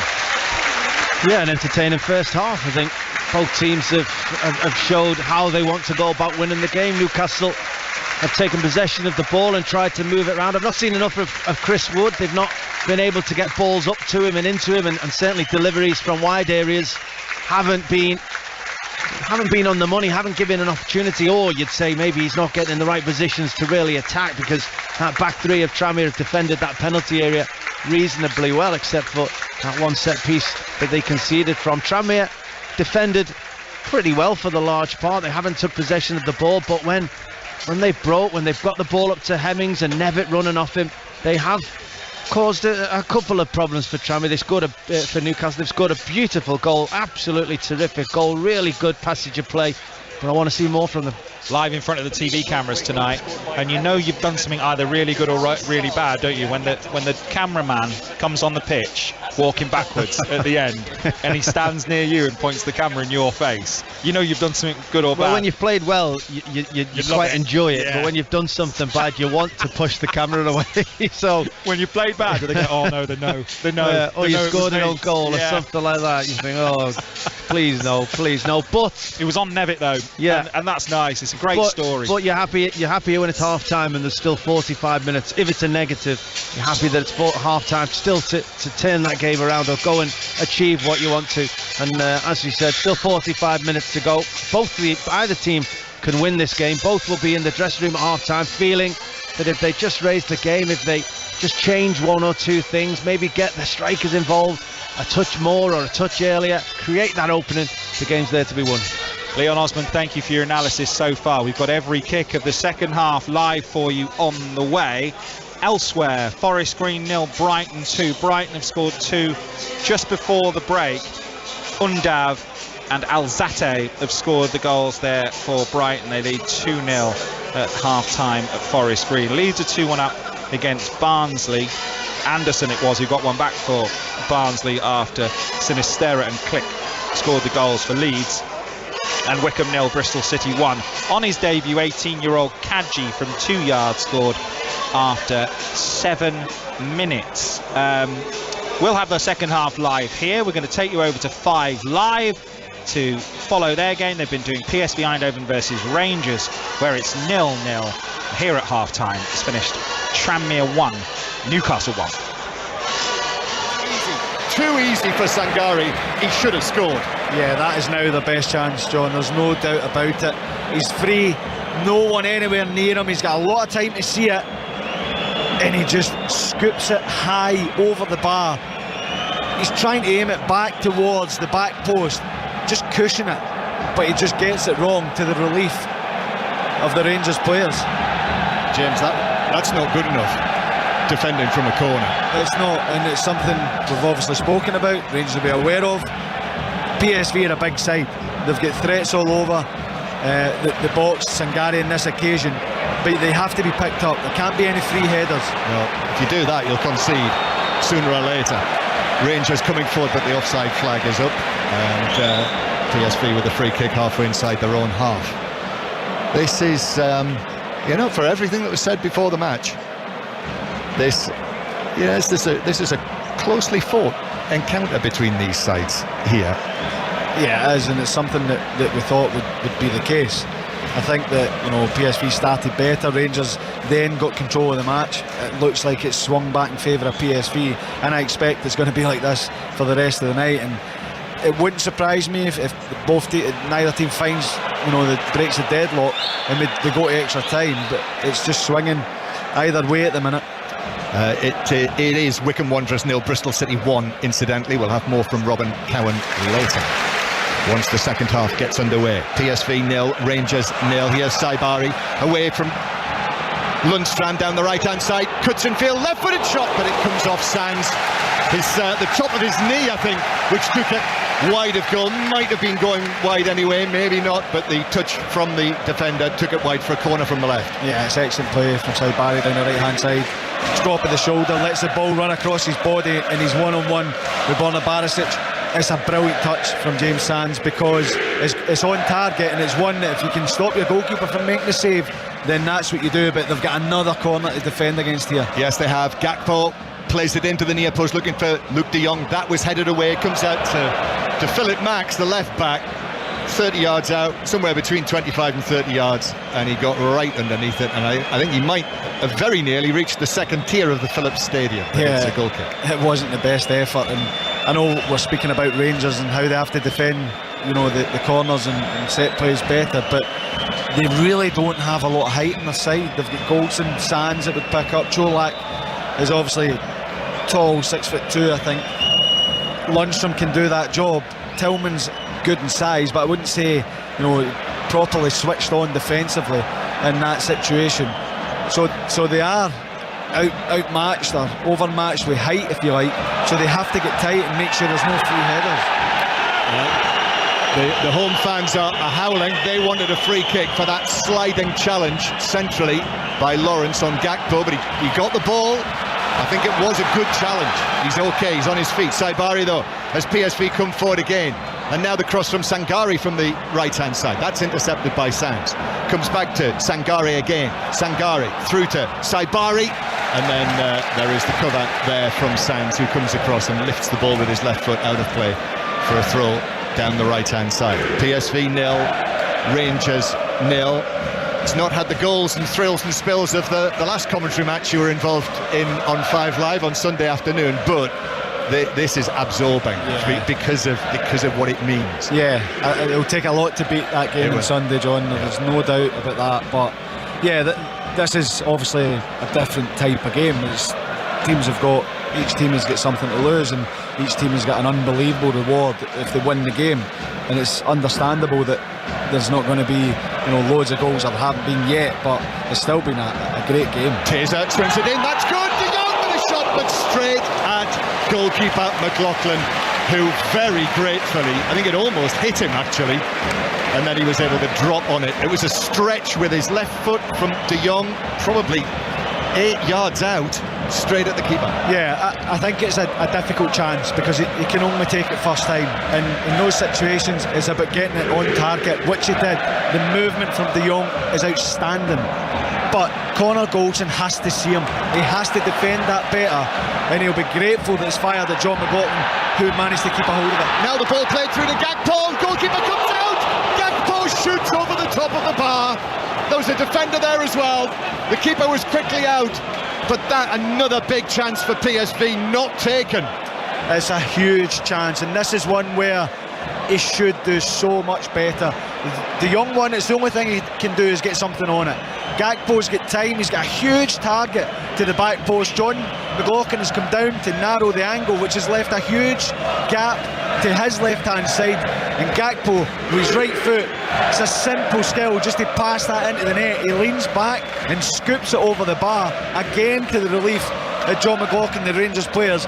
PSV, every chance they've had, has got more and more dangerous, a better chance, better opportunity every single time, and that would be a worry for Rangers. Yeah, they've had a really rocky 5-6 minutes or so. The chance initially for De Jong when it was whipped across, then the Sangare header from the corner, that was a good chance. Then De Jong shot straight at the goalkeeper, then that one there, Gakpo through the middle, when just a little bit of composure was needed there from Gakpo. I suppose it demonstrates that he's not yet the finished article. No, he's in a position where you're right, a bit of composure to just slot that away. He is trying to do that. It's not that he rushed it, he just gets the execution wrong. But of course he's obviously young and he will improve, but that is an absolutely brilliant chance for them. That's big for Rangers in the context of what we've been watching in the last 10 minutes or so, because Kamara's won a free kick over on the far side and they can slow it down. Half-time approaching, we are in the 45th minute. So a free kick that Tavernier's going to swing in from out on the right-hand side. PSV, their line of red and white is along the edge of their own penalty area. Rangers blue mingled in with all of that. Tavernier hits it into the back post, it's over the top of Gutierrez, and Romilio is there as well, and the ball is kept in play by Kent, and Kent plays it into the box to Tillman, and Tillman turns and plays it back to the edge of the area, and the shot, which is hit low by Lawrence, was going wide, actually hit Tillman and very nearly ricocheted across the box, but PSV cleared, and that is the half-time whistle, and it's 0-0. And I think after that last 10 minutes, Rangers can consider themselves rather fortunate to still be level. Yeah, they can. PSV started well, Rangers come back into it, but the chances that PSV have created in the last five or so minutes, what you would think they'll certainly be getting at the break disappointed. Rangers will be feeling fortunate that they're still level. However, they have managed to create a couple of chances of their own, better finishing, better decision making. It's just a fascinating game, and it's certainly far from finished with the drama. I cannot believe there will not be goals in the second half, but it is 0-0 at half time. PSV 0, Rangers 0 here in Eindhoven, so that's 2-2 on aggregate. And just to remind you again, remember there is no away goals rule anymore, so the tie is completely level. So roll on the second half. John, James, looking forward to listening to it. We're going to let you go and have a break and enjoy that water that you've been furnished with throughout the course of the first half. Instead, we're going to talk to Charlie Adam and Roddy Forsyth about the game. Charlie, as the guys were saying there, yes, PSV may have had definitely the best two chances of the first half. There's not that much in it. Kelly, I've wrote down unbelievable 38 minutes for Rangers. The last 7 minutes, Rangers were all over the place, and up to that point, they were brilliant. They controlled the game, controlled the tempo, good pressure, had chances. But if you switch off and you make your own mistakes, it always gives a team like PSV chances, and they've managed to come into the game the last 7-8 minutes and big chances, and Rangers will be delighted to be in a half-time 0-0 now. Roddy, we haven't learnt an awful lot from that first half that we didn't know before, namely the fact that Rangers are vulnerable from set pieces, particularly from corners. Yes, and early on I was interested in the fact that the possession stats were hugely in favour of PSV. They were in the high 80s at one point.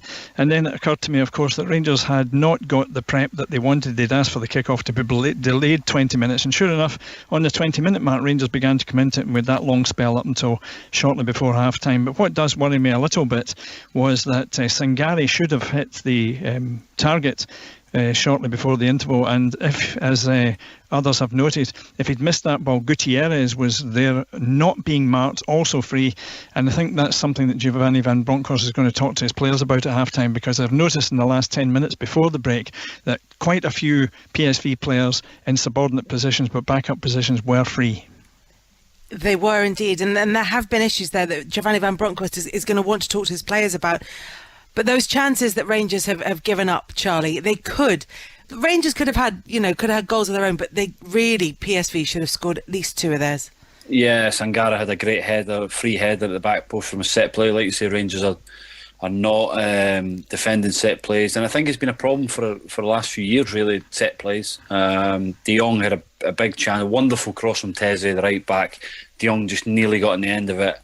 And then obviously Gakpo's chance, that was the biggest one of them all. He goes clean through, and all he had to do was side foot it, and he dinked it over the bar. But the warning signs for Rangers are that this is a good PSV team, and they will cause problems. But in the end, getting into half time 0-0, they can relax and regroup and come out second half. But no, listen, Rangers are well in the tie. There's no doubt about that. There is opportunities for them to score goals, and they just need to take care in the final third. James and John, I was going to say, when you look at the Rangers substitutes and think what they might do in the second half, how wonderful would it have been for Van Bronckhorst to have had a properly fit Morelos on that bench, indeed, if he didn't start, because you suspect that somebody like that would have to come on to reinforce the attack later in the match, and yet there's nobody of that calibre on the bench. The nearest would be Fashion Sakala, I suppose. Yeah, Sakala, or maybe Matondo, who's got real burning, he's got real pace that can get you, especially away from home, can get you up the pitch. Scott Wright's quick as well. So listen, they've got other attributes, and you deal with what you have. We could all wish we had Morelos, but he's not there. And these lads that are on the bench, they could be coming off, being ready, and they could be the match winner. So you never know. Charlie, it was interesting listening to James and John. James was saying there's a really strong chance this would end up going to extra time, and then John said, if there's no goals in the second half, I'll be really surprised. But it's that finely balanced. Yeah, it is. Both teams have conceded chances, even in the first leg as well. You don't get 2-2 if teams are not conceding chances. So I think there will be goals in this second half. And let's say if it goes in the Rangers' favour, then it'll be great for them. But they have to keep the back door shut, because a set plays is always a worry at the moment with Rangers. 0-0, a good scoreline at half-time, Roddy? Yeah, you would feel so. Some of the players significantly. Welcome back to Prenton Park on 5 Sports Extra from the BBC, where it is Tranmere 1, Newcastle 1, as we prepare for the start of the second half here. Tranmere Rovers taking the lead through Elliot Nevitt, who was playing for Warrington Royals 1906. A couple of years ago, scored 3 in the FA Vase final, I should say, and signed by Tranmere, scored 8 last season, and here he is scoring against Premier League Newcastle with a lovely finish, lovely move actually on the break. Hemmings slipped it inside to him, and it was a really nice finish with his right foot falling. Darlow got a touch to it. That was 1-0, and away we go for the second half at Prenton Park. Tranmere all in white, kicking from left to right as I look at it. Equaliser from Jamal Lascelles with his nose still bleeding. That was from a corner. So it's 1-1. Very much all to play for. Brilliant atmosphere inside Prenton Park. The Kop away to my right is packed. Most of the lower half of the stand are standing up, the people in there, and Tranmere have a throw in on the right hand side as they throw it down the line. On as a substitute for Newcastle is Jamal Lewis, and he just gets his first touch. Oh, and he's beaten. O'Connor for Tranmere into the penalty area, cleared away by Newcastle. It'll be a throw-in by the corner flag on the right-hand side. Jamal Lewis has come on for Matt Targett, the Northern Irishman, and he will play at left back. 2 changes so far then for Newcastle after Emil Kraft was stretchered off in the first half, and the stop-starting and the Kraft injury actually favoured Newcastle, if anyone, because Tranmere were in a good rhythm. Leon Osman, former Everton and England midfielder, is with me here on the Wirral. And Tranmere have made a good start to the second half. Yeah, they have. They've put Newcastle on the back foot. They've been competitive, just like they were in the first half, really. Good flicked header in, and a chance for Hemmings, who hooks it goalwards, but it's hit a Newcastle defender. But Tranmere have still got the possession. That was following a long throw. In comes the ball into the box, and they had a player underneath it, Tranmere, but Carl Darlow did well and climbed high, all in orange, and plucked it out of the night sky, and he rolls it out to Dummett. Paul Dummett playing at centre-back tonight with Jamal Lascelles, and it's 1-1. That was nearly an opportunity for Tranmere. That's the first time they've got any joy from a long throw-in, and it was actually a Newcastle head. I think it was Dummett that flicked it into the penalty area. He said it was Hemmings on the swivel trying to volley it with his left foot, and Willock was out quick, brave defending, just knew he couldn't really drop his head to it, knew he couldn't raise his foot, and he just threw his chest and his gut at the block to make sure that Hemmings couldn't get an effort towards goal, and did it well. It was felt it. You could see he was bent over at the half time just after the accident happened.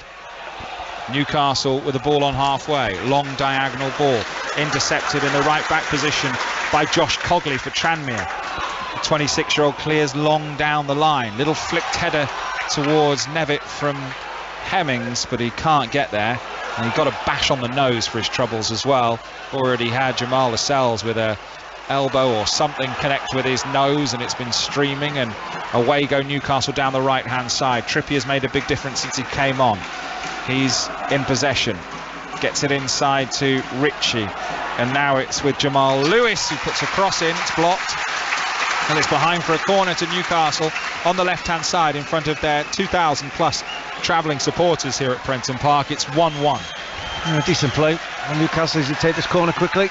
And it's with Josh Murphy, who chips a ball into the penalty area. It's blocked. It falls for Ritchie, who strikes it against the legs of a Tranmere defender. Hooked away by Tranmere Rovers to halfway. There's no white shirt up there, so Newcastle in their blue with gold shorts and blue socks are in possession with Jamal Lewis wearing the number 12. Strokes it down the line to Longstaff. His ball down the line is intercepted, and Tranmere have possession centre field inside their own half. Here's Nolan, arguably their most creative player, goes to ground. I don't think he had possession of the ball when he went down, so it's no free kick.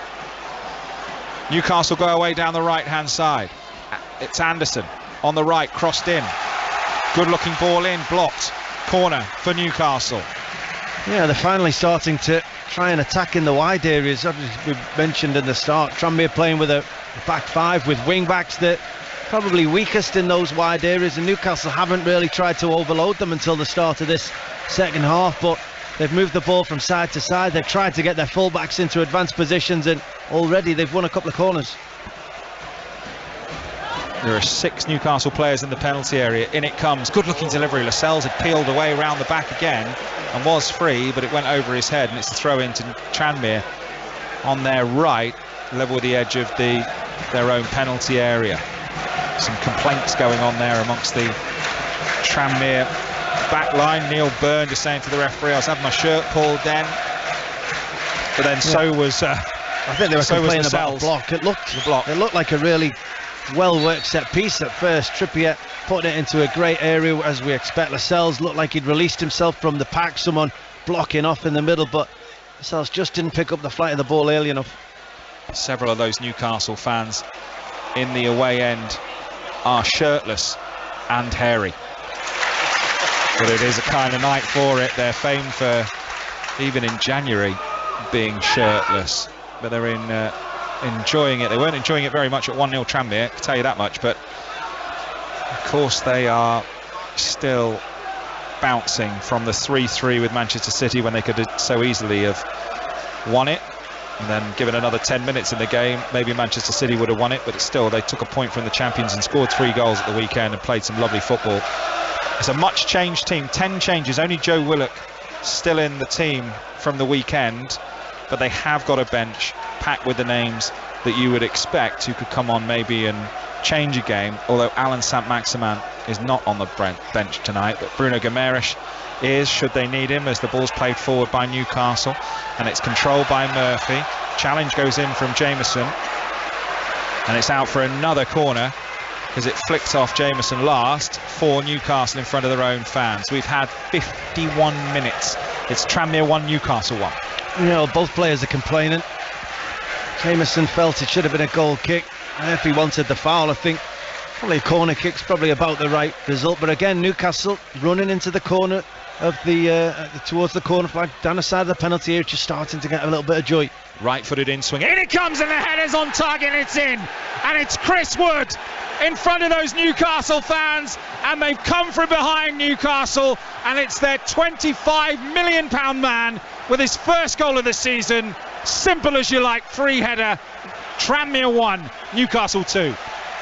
Yeah, it's Chris Wood who gets the goal, gets across that Tranmere defensive line, but again, what a delivery from Kieran Trippier.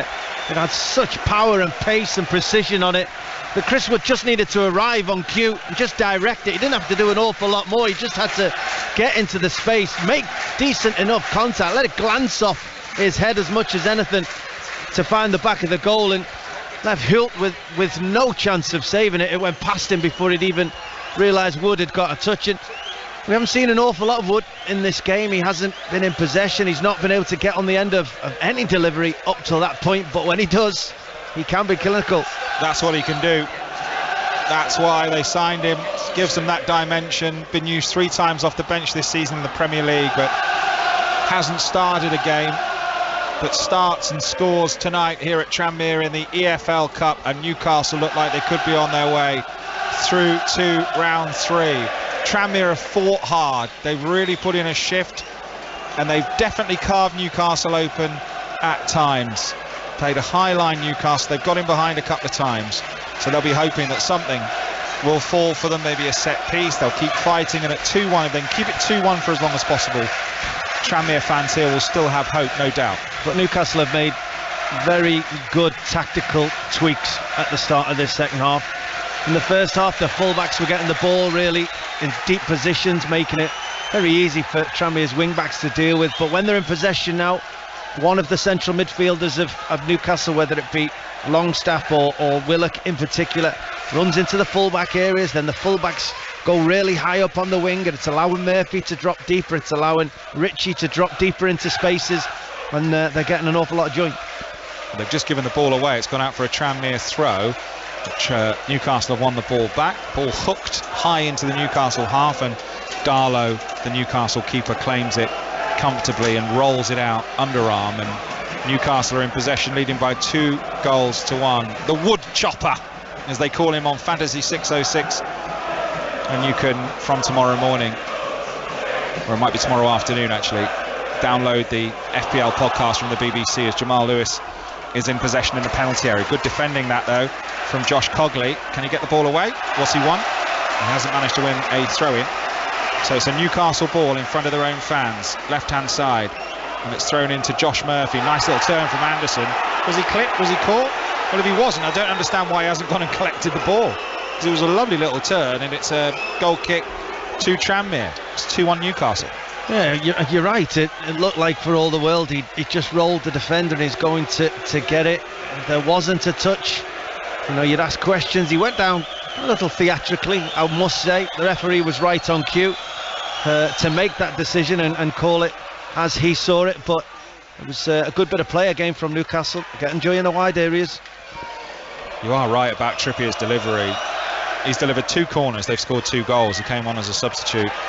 I mean, he's just massive for them, and 2 of Newcastle's January signings combining. Ball chipped forward looking for Nolan, former Ipswich midfielder. Struggled with fitness, couldn't get a kick at Bristol Rovers last season, had injuries, but they know they've got a player on their hands at 30 years of age if they can keep him fit in League 2, and he's had a decent game tonight, but Newcastle are in possession, and Trippier's flying away down the right-hand side as Newcastle are in possession. They've slipped it inside, though, and lost their momentum. Willock, now Longstaff in the centre of the pitch, halfway inside the Tranmere half. They've moved it to the left to Jamal Lewis, into the feet of the goal scorer Wood. Nice little ball through the legs of the defender, back to Lewis, who checks, gets it back to Anderson. Newcastle in possession, playing it around nicely. They've got 3 in the penalty area waiting for a ball. There's a little reverse pass. Ritchie chops it back. Chance here for Newcastle. Still not cleared by Tranmere. Should be now, though, on the far side with Ethan Bristow, who's going to clear long down the line, and he'll try and set away Kane Hemmings. Can they win the recycled ball? They can't. Newcastle there again. They look like a different team in the second half so far, Leon. You're absolutely right. Yeah, they look like they're enjoying themselves. They look like they all want to take the ball. They look like they all want to make runs in behind. And again, I know I'm repeating myself, but it's in the wide areas. Jamal Lascelles is playing. Lewis is playing really high up the left-hand side. Anderson's dropping into great spaces. He's had a big influence on this game. Longstaff keeps coming into that left-back position, just allowing the real big overload, especially on this left side of the field. I think they might have to take Jamal Lascelles off here at some stage, because he's still bleeding from his nose, and the referee's just had to stop the game to get the doctor and the physio on again to put more cotton wool or cloth or whatever it is. After he scored the goal, Jamal Lascelles, he ran over to the touchline to get them to put another plug up his nose. He took a real knock from Kane Hemmings in the first half.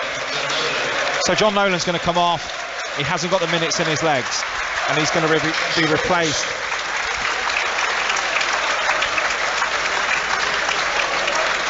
So Nolan coming off, and we've got Hawkes coming on. So Josh Hawkes, 23 years of age.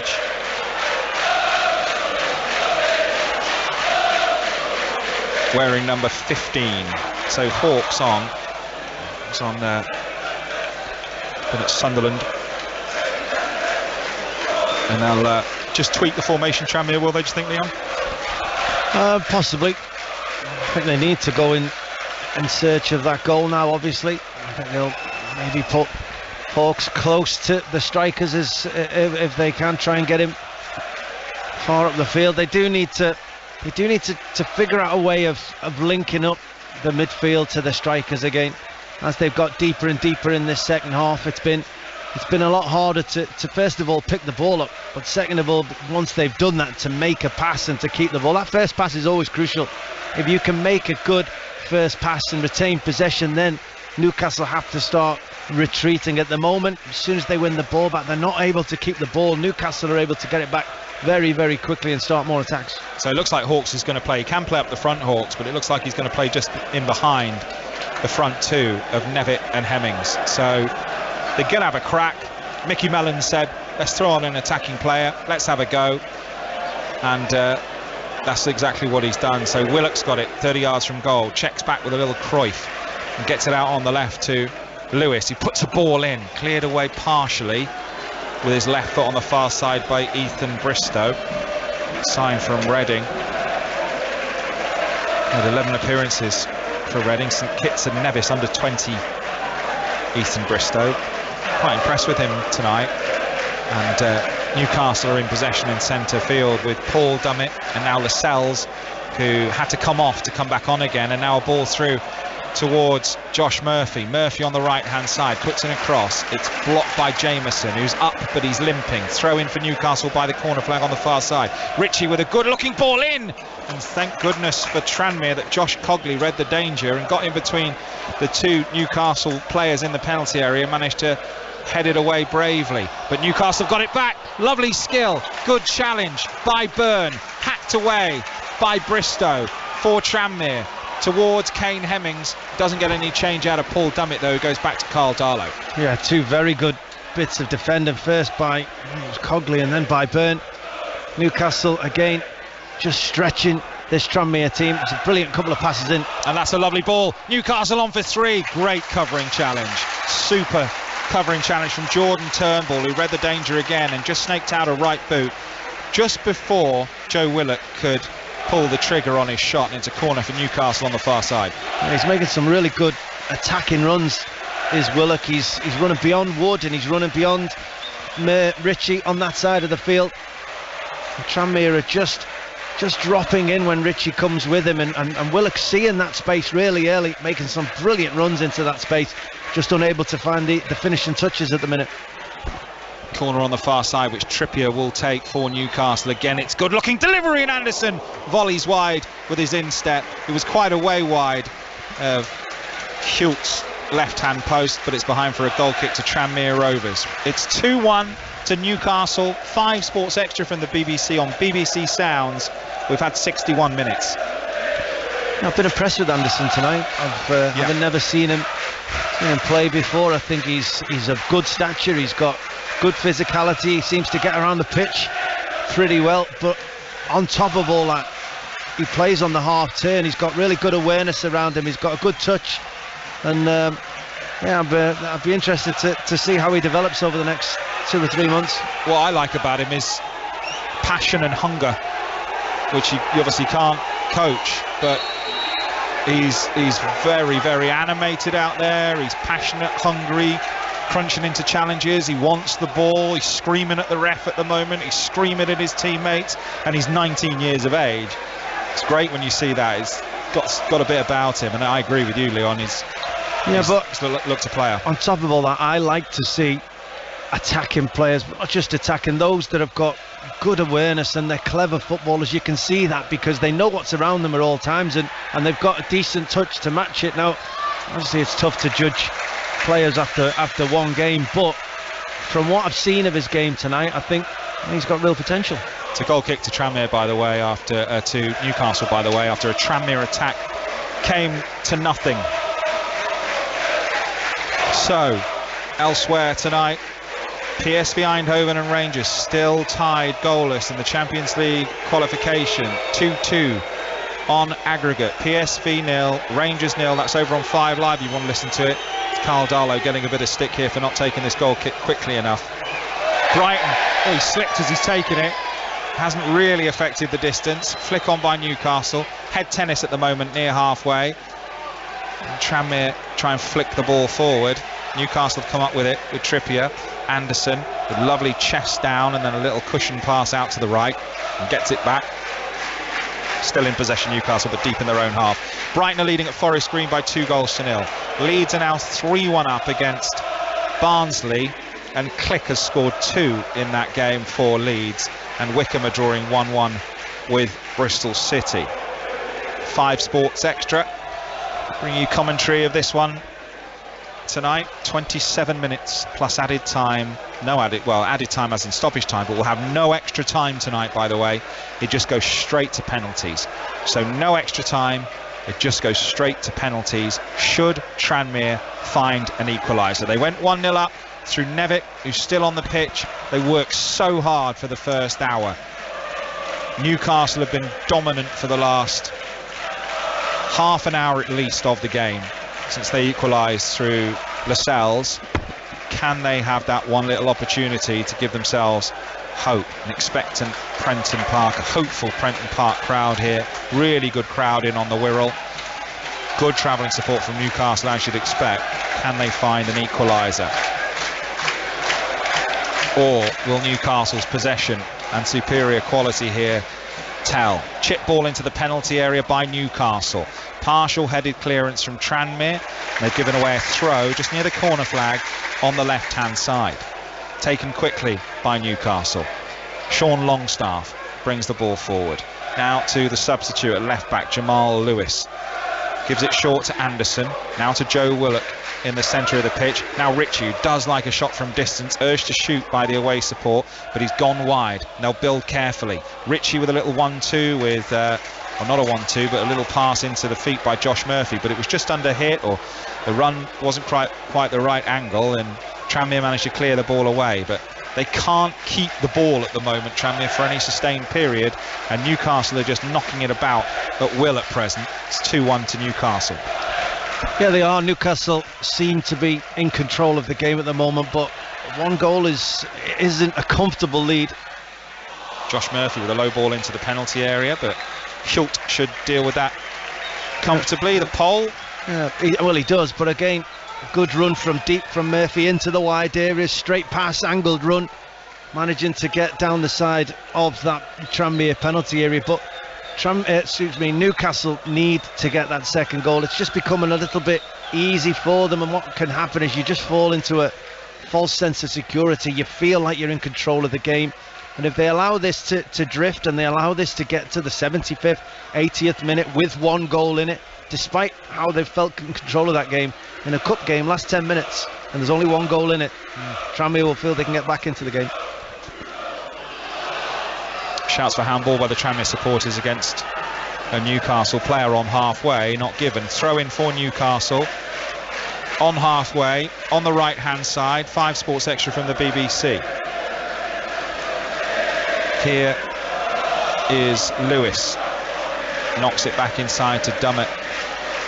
Now Lascelles, that cotton wool up his nose after a bang in the first half, scored the equaliser. Long ball forward, chance here for Newcastle. Wood slides in, good save Schultz, and held on to it. All importantly, it was just a straight direct ball over the top. Wood got in, first time effort, falling, half volley, and a fine save. It was a very good save, and a straight ball again. Wood just making a run in between Turnbull and Jameson, and I think in trying to get back, Jameson, he's certainly gone down at the moment. He's holding the back of his right leg, hamstring area, whether he's just tweaked it in trying to get back, and you just felt Wood maybe, he took a first touch and then he tried to score with his second. Just as he was about to, Jameson gave him a right push in his back, just enough to put the Newcastle striker off, not enough to stop him getting a shot away and giving away a penalty kick, and it gave the goalkeeper a chance to make the save, which he did. Do you keep looking for a replay monitor, or is it just me? How many times? Yeah. I must have looked for a replay monitor 30 times in the game so far. I've scoured the stand that we're in just in case there's one somewhere else. So, unfortunately, first look only tonight. Yeah, do tweet John Akers 48 or whatever Leon's Twitter is, and tell us if you see anything on a replay that we've not spotted, by the way. Or my dad's listening. Dad, you could text me if you're watching the game and you're watching the replays. I mean, I could probably text you a few of the things you've missed. Cheeky. I was saving this cream egg for you, and now you've had it. You've had it. I wasn't going to tell people about your terrible golf today either. Oh. I think I showed enough. Well, Jameson is going to have to go off here. He's limping. He's gone off the pitch behind the goal where the Newcastle fans are.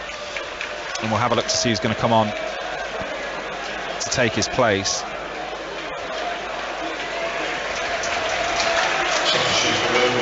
Replacing number 18, Al Jameson. Number 22, sponsored by Kaiser's for News. Yeah, so Paul Lewis is on. So he is a midfielder. So I think they might well put Bristow at left centre back where Jameson was playing. Turnbull and Byrne will play there. We'll see. Let's have a look in a second. Well, they've got options. They could just go to a back four as well. So Lascelles has gone off. Lascelles with his nose bleeding, and Botman has come on, Sven Botman, and Joe Linton has come on, or is coming on, for Joe Willock. Joe Willock, who's the only player to have played against Manchester City, started against Manchester City, I should say, on Sunday in that 3-3, and he looked sharp, Joe Willock. Made a terrific impact, didn't he, when he arrived on loan from Arsenal. Scored 8 goals, massive for them staying up, and then signed and scored a couple last season, but has had a good start to the season for Newcastle in midfield. Long ball from Tranmere. Can they find an equaliser? Newcastle lead 2-1. It's with their goal scorer, Nevitt. It's been pushed out for a throw-in to Tranmere, level with the penalty spot, right-hand side. 20 minutes plus added time to go. Tranmere 1, Newcastle 2 under the lights at Prenton Park. EFL Cup round 2. Long throw then from Tranmere will be taken by Josh Cogley. He's got the Rory Delap towel out. He's given it a dust-off. There are 6 Tranmere players in the penalty area for this long throw. In it comes, to the near post. Good-looking flick on, but headed away by Matt Ritchie for Newcastle. Good play from Tranmere to come off a Tranmere player, though, and it will be a throw-in to Newcastle on the left-hand side. That sustained possession is so difficult, isn't it, when you're playing against the athletes and the player with the skill that these Newcastle players have got, just to have any time on the ball. Yeah, it is, but you know, when you're a team like Tranmere, they've ratted around and they've managed to get the ball, and O'Connor's got it for them in midfield, and now they will try and keep the ball as Turnbull goes left to Bristow, knocks a long ball forward, charge down, goal kick for Newcastle as Newcastle cleared the ball away, ricocheted off the legs. Yeah, well, when you're a team like Tranmere, I was going to say, your sustained pressure sometimes comes from pressures, and it comes from territory, and it comes from it, or not necessarily coming from sustained possession in Newcastle's half. They've just had a long throw-in, it got flicked on, it got cleared. That's when you win the second ball, you keep it alive, you move the ball wide, you get a crossing, then you win second balls again. Or as they've done on that occasion, they force Newcastle backwards because of pressure. That's what Tranmere can do. They have to sustain attacks in a different way than Newcastle are. They have to win second balls.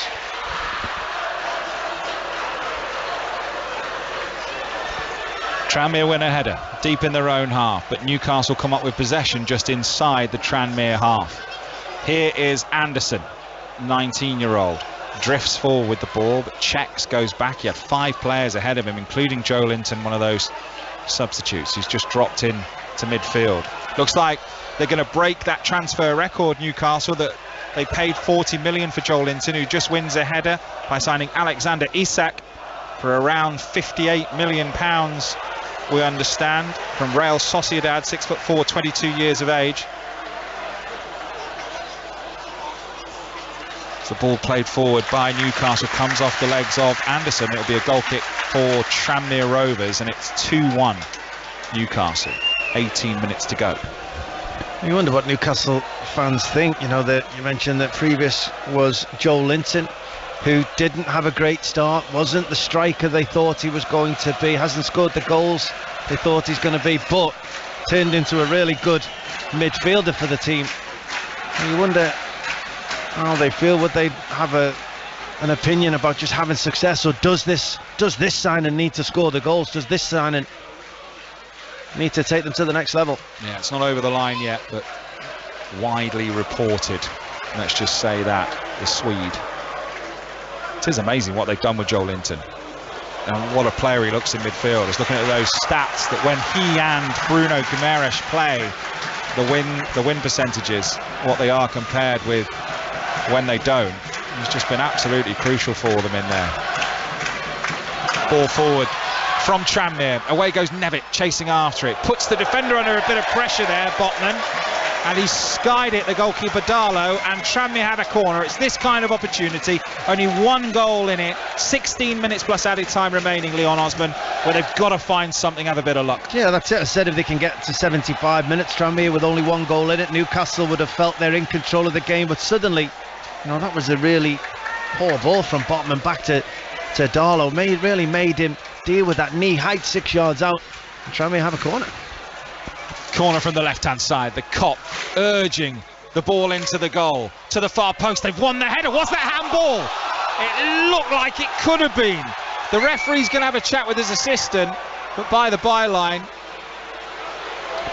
the assistant's flag stays down. That was a huge shout. It's one of those where the player leant towards it, but it was probably shoulder or chest. Yeah, I think it was underneath the arm. I thought it was just about chest. No surprise to see and hear the screams of the Tranmere fans, but the assistant was looking right at it, and he had the same opinion.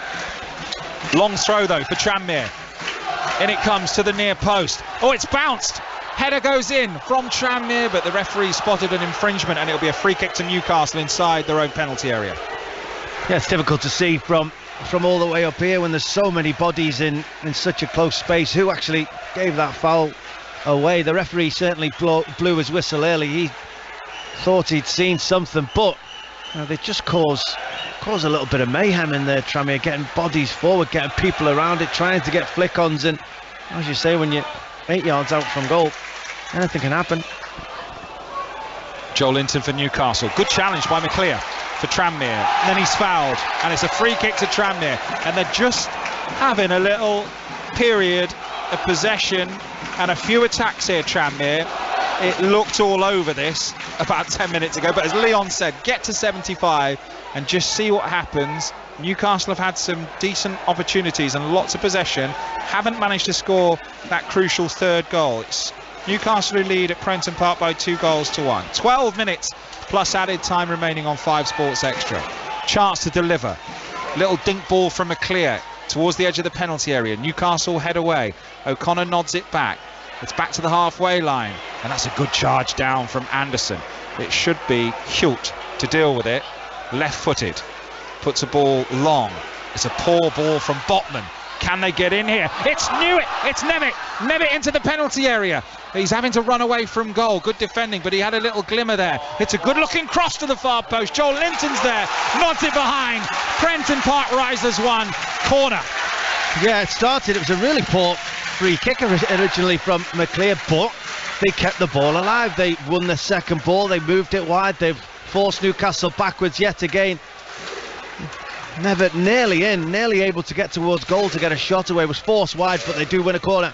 McClear's going to take it in front of the cop for Tranmere, trailing 2-1 to the far post. Here comes the header, looping. Joel Linton heads away again. It'll be another corner for Tranmere. They're causing problems from set pieces. Yeah, they're starting to win first contact. They're starting to get people into the right areas. Good delivery. I think they need to just spread out a touch. Tranmere expect that one of their players will win the first ball, go for second balls. There's too many around the first ball there. 7 or 8 in the penalty area. Low flat corner. Darlow reads it well, claims it, and then tumbles out of the fall. And Newcastle will breathe just for a moment. Yeah, well, what you have to do is you have to block the goalkeeper in. You can't allow him to come and take simple catches like that. Yes, he was brave, the goalkeeper, coming through the pack, but it just relieves all the pressure if you don't manage to block the goalkeeper. Newcastle back in possession. On BBC Sounds, bringing you live commentary from the EFL Cup. Leon Osman of Everton and England with me.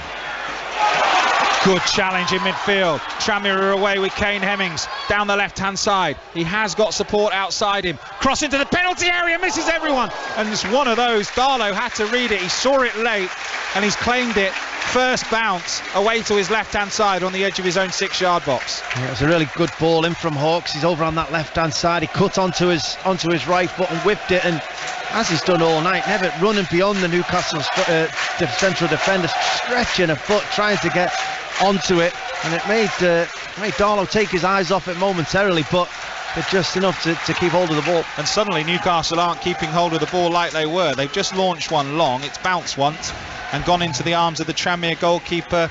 Yeah, it's incredible, isn't it, that Newcastle in such control, moving the ball, Tranmere not able to get close enough to win possession, and that's changed in the last 5 minutes. It's Tranmere that are winning the ball back so quickly off this Newcastle team. It's a really good cup tie right now. Newcastle leading by 2-1, but Tranmere are very much in this. Tranmere 1, Newcastle 2. We've got 10 minutes plus added time remaining. No extra time, it will go straight to penalty should Tranmere find an equaliser. Botman heads out to the right-hand side. He looks like he's taken a while to just get used to the pace of the game, Botman, since he came on as a substitute for Lascelles. But it will be a throw-in for Newcastle on the right-hand side. Trippier's going to take it. Trippier set up both goals for Newcastle after he came on as a substitute for Kraft in the first half. I saw a Newcastle fan tweet that he still has to pinch himself that Kieran Trippier plays for Newcastle United. Alan Shearer replied, he is very, very good. He certainly has been excellent, but he's got defending to do at the moment, because here come Tranmere again. Ball forward into the penalty area.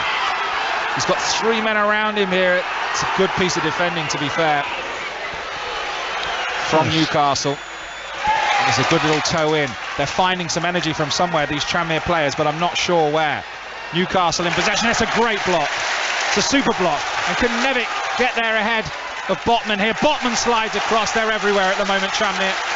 Yeah, they are fully committed. Kieran Trippier stayed on the floor after that tackle came in, but they're just dawdling on the ball a second longer than they were, just allowing those challenges to come in at them. The Newcastle team at the moment, the first 15 minutes of this half, they were crisp, they were mobile, they moved it ever so quickly. Tranmere couldn't get near them, and now, they're just taking that second too long, and it just shows what a difference it makes to this Tranmere team. The long throw's been dangerous as well for Tranmere. It's caused a few problems. It's in front of the impressive cop, or the real cop, as the Tranmere fans call it. Long throw on the far side. In it comes, flat to the near post, headed away by Newcastle. Let's think about a shot from distance with O'Connor. 7 players in the penalty area for Tranmere. Good looking ball, only partially headed clear by Newcastle. They will have another throw on the right, and across comes Josh Cogley, and he'll fling it in again. They've won several of these near post flicks so far, Tranmere. One's even bounced on the edge of the 6-yard box. Can they connect something with one of these to equalise with 8 minutes plus added time remaining? They've gone short. Cogley, will he be able to get a cross in right-footed? He can. It's a good-looking delivery. Header on target. Saved by Darlow. Comfortable for him. Good play. Yeah, it was a good bit of play. Tranmere realised Newcastle had backed into the penalty area, expecting that long throw. Cogley took a short one, got it back. Put a good delivery into the penalty area, but it was always a difficult one for Turnbull. He was probably 14, 15 yards out, backing away. Met it very well, put decent power on it, but goalkeeper comfortable save. They've got some space here, Newcastle, attacking from right to left. Anderson gets the ball out to the left-hand side to Jamal Lewis. Lewis goes back inside and finds Josh Murphy. Joel Linton has to check, turn away. They need a spell of sustained possession, Newcastle. They've been under the cosh for the last 10 minutes. Jamal Lewis forced back again. I don't know where they're finding this energy from, but Kane Hemmings, the captain, is charging at Carl Darlow. They've used so much energy. 17th in League Two. It's been a poor start to the season. Spoke to a Tranmere fan at half-time who said, I just don't know where they found this performance from. It's offside against Nevitt. He wouldn't have got there anyway. Nevitt, the goal scorer for Tranmere, and it's a free kick to Newcastle United. They just haven't seen it in League Two so far this season.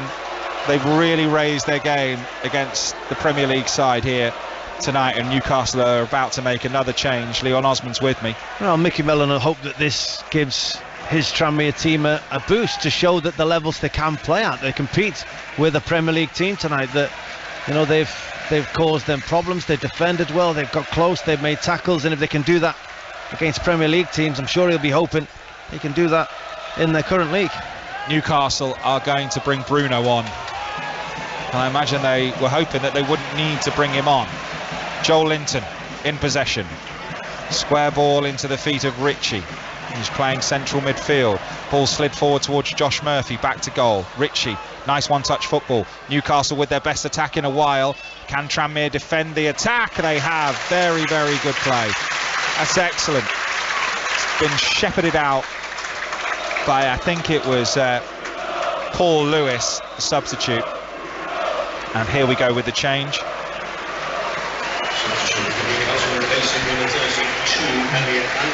Yeah, it's Anderson that's coming off. He's had a good evening.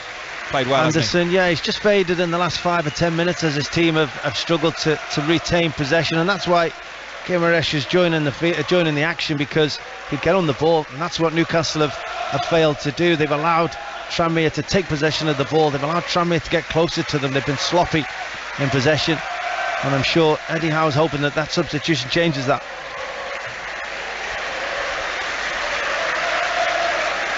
Goal kick for Tranmere, headed back into the Tranmere half by Newcastle, picked up again by Hult, the Polish Tranmere goalkeeper. Roundhouse kick, long, good flick on from Kane Hemmings, and Nevitt tried to get in between Darlow and the Newcastle defence, but it went safely through into the arms of Darlow. They've got 5 minutes plus added time to try and find an equaliser, Tranmere, but they are very much in it. Tranmere 1, Newcastle 2. EFL Cup Round 2. Newcastle looking for silverware, their first since the Fairs Cup in 1969, and Tranmere looking for another Premier League opponent, penalties, and then a Premier League opponent in round 3. It'll be the first time they've got this since 2013 when they lost to Stoke 2-0 here. The draw, by the way, will be on the pitch with Mark Chapman and the rest of the team here after the game. So it'll be on the pitch here live on TV after the game, the draw for the next round of the EFL Cup. It's behind for a Newcastle throw. It's a bit bizarre, corner rather, a bit bizarre. That is right over the crossbar, so it will ricochet and ended up in the stand. The Newcastle fans are looking a little nervous, to be fair. Well, I don't know if Newcastle fans ever look nervous. They always look like they're enjoying themselves every time I see them. But you're right, the team have been on the back foot in the past 20 minutes of this game. They've just won a corner. They've scored from they've scored from 2 corners in this game. Kieran Trippier's delivery. Trippier again. In it comes. Good header. Good save by Hult. That is a brilliant save from Botman. Powerful header. He thought he'd scored. It's a corner. It was a very powerful header again. Brilliant delivery into a dangerous area, giving his teammates something to try and compete for. And quite often in that Tranmere penalty area, Newcastle head has been first to it. They've made first contact. They've scored a couple, and it was a very good save there by the goalkeeper to tip that one over the crossbar. Any replay of that one, mate? Yes. In my mind. Corner then for Newcastle, swung in, headed away by Tranmere, only to the edge of the penalty area. Nice touch from Hawks. Newcastle through Josh Murphy, play a ball out to the right hand side. It's a good sliding challenge, but it'll be a goal kick for Tranmere. They've got 2.5 minutes plus added time to find an equaliser. It's Forest Green 0, Brighton 2 elsewhere. Leeds leading Barnsley by 3 goals to 1. Wickham now trailing at home to Bristol City. Wickham 1, Bristol City 2. Wilson has scored Bristol City's second. Flick on 1 by Kane Hemmings for Tranmere. Doesn't find Nevitt, who was trying to break beyond the Newcastle backline. Tranmere recycle it, get a ball forward. Can't quite bring it under control. The substitute, Paul Lewis, and it's out for a throw into Newcastle, left-hand side. Tranmere 1, Newcastle 2 on BBC Sounds. Well, they just need that one chance, though. I think Tranmere, whether they take it or not, you know, is up to them. Quite often you will get that chance, but they just need to believe. They've gone a bit more direct in the last 5 minutes or so. I think Hemmings has won his fair share. Nevitt's not been able to get onto the end of that flick on it. I think they're going to have to gamble, get more players around him. Throw in for Tranmere. Botman felt he was pushed in the back, but it's a throw in on the far side for the home side. On the far side for the home side, yeah, that makes sense. Chip forward. Been a long night.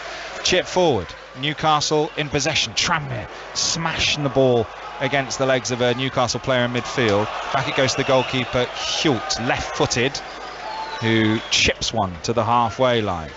Who's going to come up with a second ball here? Witzer with Jordan Turnbull, who was composed on the ball but needed to get a hurry on, and he did. Long ball forward. Newcastle win possession. Chip ball forward from Bruno Guimaraes, who's just gone straight through to the Tranmere goalkeeper, who bowls it out overarm to Ethan Bristow, who's got a hurry on down the left-hand side, deep into the Newcastle half. His cross into the penalty area is headed away. Can they keep it in? No, it's a throw in to Tranmere near the halfway line on the left-hand side. Tranmere 1, Newcastle 2. We'll wait to see how much added time we've got at the end of the game. There'll be no extra time. It's straight to penalties. Tranmere, can they find a goal? Newcastle are in possession at the moment with Joel Linton. Joel Linton going down the left-hand side. Jamal Lewis is ahead of him. 6 minutes of added time we've got. Joel Linton in possession for Newcastle still. Lays the ball back to Trippier. 6 minutes of added time is announced, and it just gets the Prenton Park crowd going a little bit. But Newcastle at the moment have got comfortable possession right where they want it, deep in Tranmere territory. They must be out on their feet at the moment, these Tranmere players. Yeah, that's great experience from Kieran Trippier, just trying to slow the game down, realising nobody really pressurised him. He didn't need to make an unnecessary pass, he just kept the ball, waited for Guimaraes to come over, waited for Richie to come over, and then tried to just take the sting out of this Tranmere attack a little bit as they do tire towards the end of this game. Good challenge from Cogley. He was in a 50-50 with Sean Longstaff, and then Sean Longstaff decides to go down off the ball just to adjust his shin pad. And we've got Carl Darlow who wants some attention as well. There's also a Newcastle player in the middle of the pitch who's gone down with cramp. It's Dummett. Some of these players without that many minutes in their legs, and they're suddenly falling like flies. Yeah, and they will be feeling it, but you know, them boos rung out because as soon as that ball went out, 3 Newcastle players sat down on the floor in different areas of the field, so you can feel the frustration. But you know, you also understand that Dummett and Longstaff in particular have not had an awful lot of minutes this season. They've been forced to work hard by this Tranmere team, especially in the last 20 minutes. They're just feeling the effects. It's got a slight feeling of Newcastle just trying to see this game out, trying to just make sure they're professional and not quite hanging on as such, but you know, making sure that they don't give Tranmere any opportunity. And that's credit to Tranmere to still be putting Newcastle on the back foot this late in the game. Will Tranmere get one last chance to try and level it up and take it into the lottery of penalties? Their goalkeeper Hult's got a good record. 12-11 they won in the shootout against Accrington in the last round, a 90th minute own goal. So they scored a late goal to make it 2-2 in round 1. Can they score a late equaliser to make it 2-2 in round 2? Newcastle have controlled the game and been the better side. Tranmere have really worked hard and been impressive. There's a cross coming in from the left. Has that gone for a corner? It has. Ethan Bristow just knocked it against the defender and it spanned really close to the corner flag, and it has dropped out for a corner to Tranmere. The goalkeeper Hult's looking across to the bench to say, shall I go? Shall I go? He's waving. Shall I go up? No, there's still probably 4.5 minutes of added time remaining once we've accounted for the stoppages. In it comes then, the corner for Tranmere. It's bouncing around the penalty area. It goes behind 2 Tranmere players, and it's out for a throw into Newcastle. They felt it got a touch off a Newcastle player. They're surrounding the referee. They are not happy. Oh, they're not happy at all. It looked like it did come off Botman, who got up early, tried to stop Nevitt making contact as he stepped out. And it looked like he did get a touch on the ball to take it away, only the officials didn't seem to see that. And as you said, the Tranmere players remonstrating with the referee there. I can't believe the assistant maybe didn't see it, but he's spoken to the referee and agreed with him on the throw-in for Newcastle. Deep in their own half, but Tranmere will get the ball back on halfway. Turnbull puts a high ball forward, hoping that Hemmings can get hold of it. Did it come off Joel Linton? No. Goal kick for Newcastle. Precious moments for a Tranmere equaliser. Ever way. Yeah, it was good by Joel Linton. And all the way back into that deep area. Knew Hemmings was charging at him, just got his body in the way, used all of his strength. Knew he just needed to see that ball out and did it comfortably.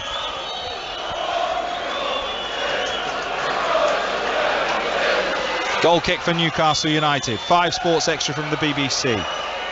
EFL round 2. Tranmere 1, Newcastle 2. High ball from Darlow. Good header from Byrne for Tranmere. Joel Linton wins a header. Can Tranmere get a foot on the ball? They've won a throw-in 10 yards inside their own half on the right-hand side. 94 minutes and 30 seconds. So 90 seconds to go, but the referee will add some on for the Newcastle players who went down with cramp. Long ball forward from Newcastle. Chris Wood, scorer of what could be the winner for Newcastle, battling for the ball with Byrne. Cleared high by Hult. Joel Linton's won so many headers since he came off the bench, but he's headed it straight out of play. Eddie Howe is bouncing around his technical area in his black hoodie. Throwing down the line, Joel Linton wins another header. Another throw in for Tranmere. They've been effective from the long throws. They wouldn't mind a long throw somewhere near the Newcastle penalty area. A minute of the 6 added to go. Throw in down the line. Newcastle head away. Joe Linton wins another header. Longstaff picks it up in the centre of the pitch, and now Trippier will get the ball away towards the halfway line. He's got a couple of runners up ahead of him. One of them is Bruno Guimaraes. Here's Bruno moving forward, might try a shot, tries to find Chris Wood, intercepted. Not many Tranmere bodies forward at the moment. Maybe they'll flood forward now. They're in possession with McClear, tired, stumbles, just miscontrols, gives the ball away. Back to Newcastle. Guimaraes now on the right. Trippier, he's the one who's saying, right, let's slow it down, let's just pass the ball around, make me some space. And Matt Ritchie does that down the line. Trippier gets it back, and this is where they'll try and use their experience. And this is Trippier all over. Trippier's come on and essentially won this game for Newcastle if it stays like this. Yeah, he's just showed his qualities, hasn't he, at times. He just knows how to show his experience, and when it's crucial to put quality delivery in, when it's crucial to raise the tempo of his team. You know, he's been the one voice that you can see that Newcastle fans or players are all listening to. Joe Linton running forward, edge of the penalty area for Newcastle. Could finish it here. He's still going. Bruno picks up the ball after Tranmere footing. Newcastle in possession. We're past the 96 minutes with 30 seconds or more over. Newcastle still in possession, deep inside the Tranmere half, and there goes the full-time whistle. Newcastle are through to round 3 of the EFL Cup. Chris Wood's header, the difference between the sides in the end. They took the lead, Tranmere, through Nevitt, an equaliser from Lascelles. But boy, did Tranmere work hard and give it their all and make a good account of themselves for Mickey Mellon and for their brilliant support here at Prenton Park. All the Tranmere fans are standing to applaud. The Newcastle fans look jubilant as they play the theme to Local Hero in the background. A deserved win for Newcastle, but some showing from Tranmere. Leon Osman. Yeah, it was a competitive game, and I actually think both managers will be happy with what their team showed them. I think that, you know, Tranmere to go a goal up, to stay in the game, to get to the latter stages and still being able to see an opportunity to take this to penalty kicks was testament to the League Two side against the Premier League side. But, you know, also Eddie Howe, his team went one goal behind. They showed good character. They made sure they didn't lose their heads. They regained their composure. In the start of that second half in particular, they were in such control. They were playing ever so well for the first 20-25 minutes. He'll be a little bit critical that when they're in those moments, they don't put a game to bed. They don't take those opportunities and really turn the screw. They allowed the game just to drift by, but they then still did enough to get over the line. So, you know, decent game, good game, competitive. Both teams scoring. Either team could have won the tie, but Newcastle the team to go through. Thank you, Leon. Here is a mini Cadbury's Cream Egg from March for your journey home to north of Liverpool. Leon Osman, thank you very much indeed. Kick off EFL Cup night, and we've got a choice of commentaries for you on the network. We're powered by fans, and you've got the choice. TalkSport here at Prenton Park. It's Tranmere against Newcastle United, League 2 against Premier League. On TalkSport 2, it's Leeds against Barnsley. The commentary team, former Leeds defender Danny Mills. He's alongside Jim Proudfoot. Time now to get an odds update with Ladbrokes. Odds update on Talk Sport with Ladbrokes. Are you in? Let's go. Play at ladbrokes.com. 18 plus BetGambleAway.org. Alex Rapati from Ladbrokes, talk to me about this game here. The atmosphere is building. Newcastle fans away to our left, filling up that away stand behind the goal. Tranmere versus Newcastle, League 2 against Premier League. No money against loads of money. What price? An upset. Yeah, good evening, folks. I mean, quite frankly, you've got to be brave tonight to be back in Tranmere. They're 9-1 to win the game in 90 minutes. Newcastle are 1-4 shots, and the draw after 90 minutes is 5-1.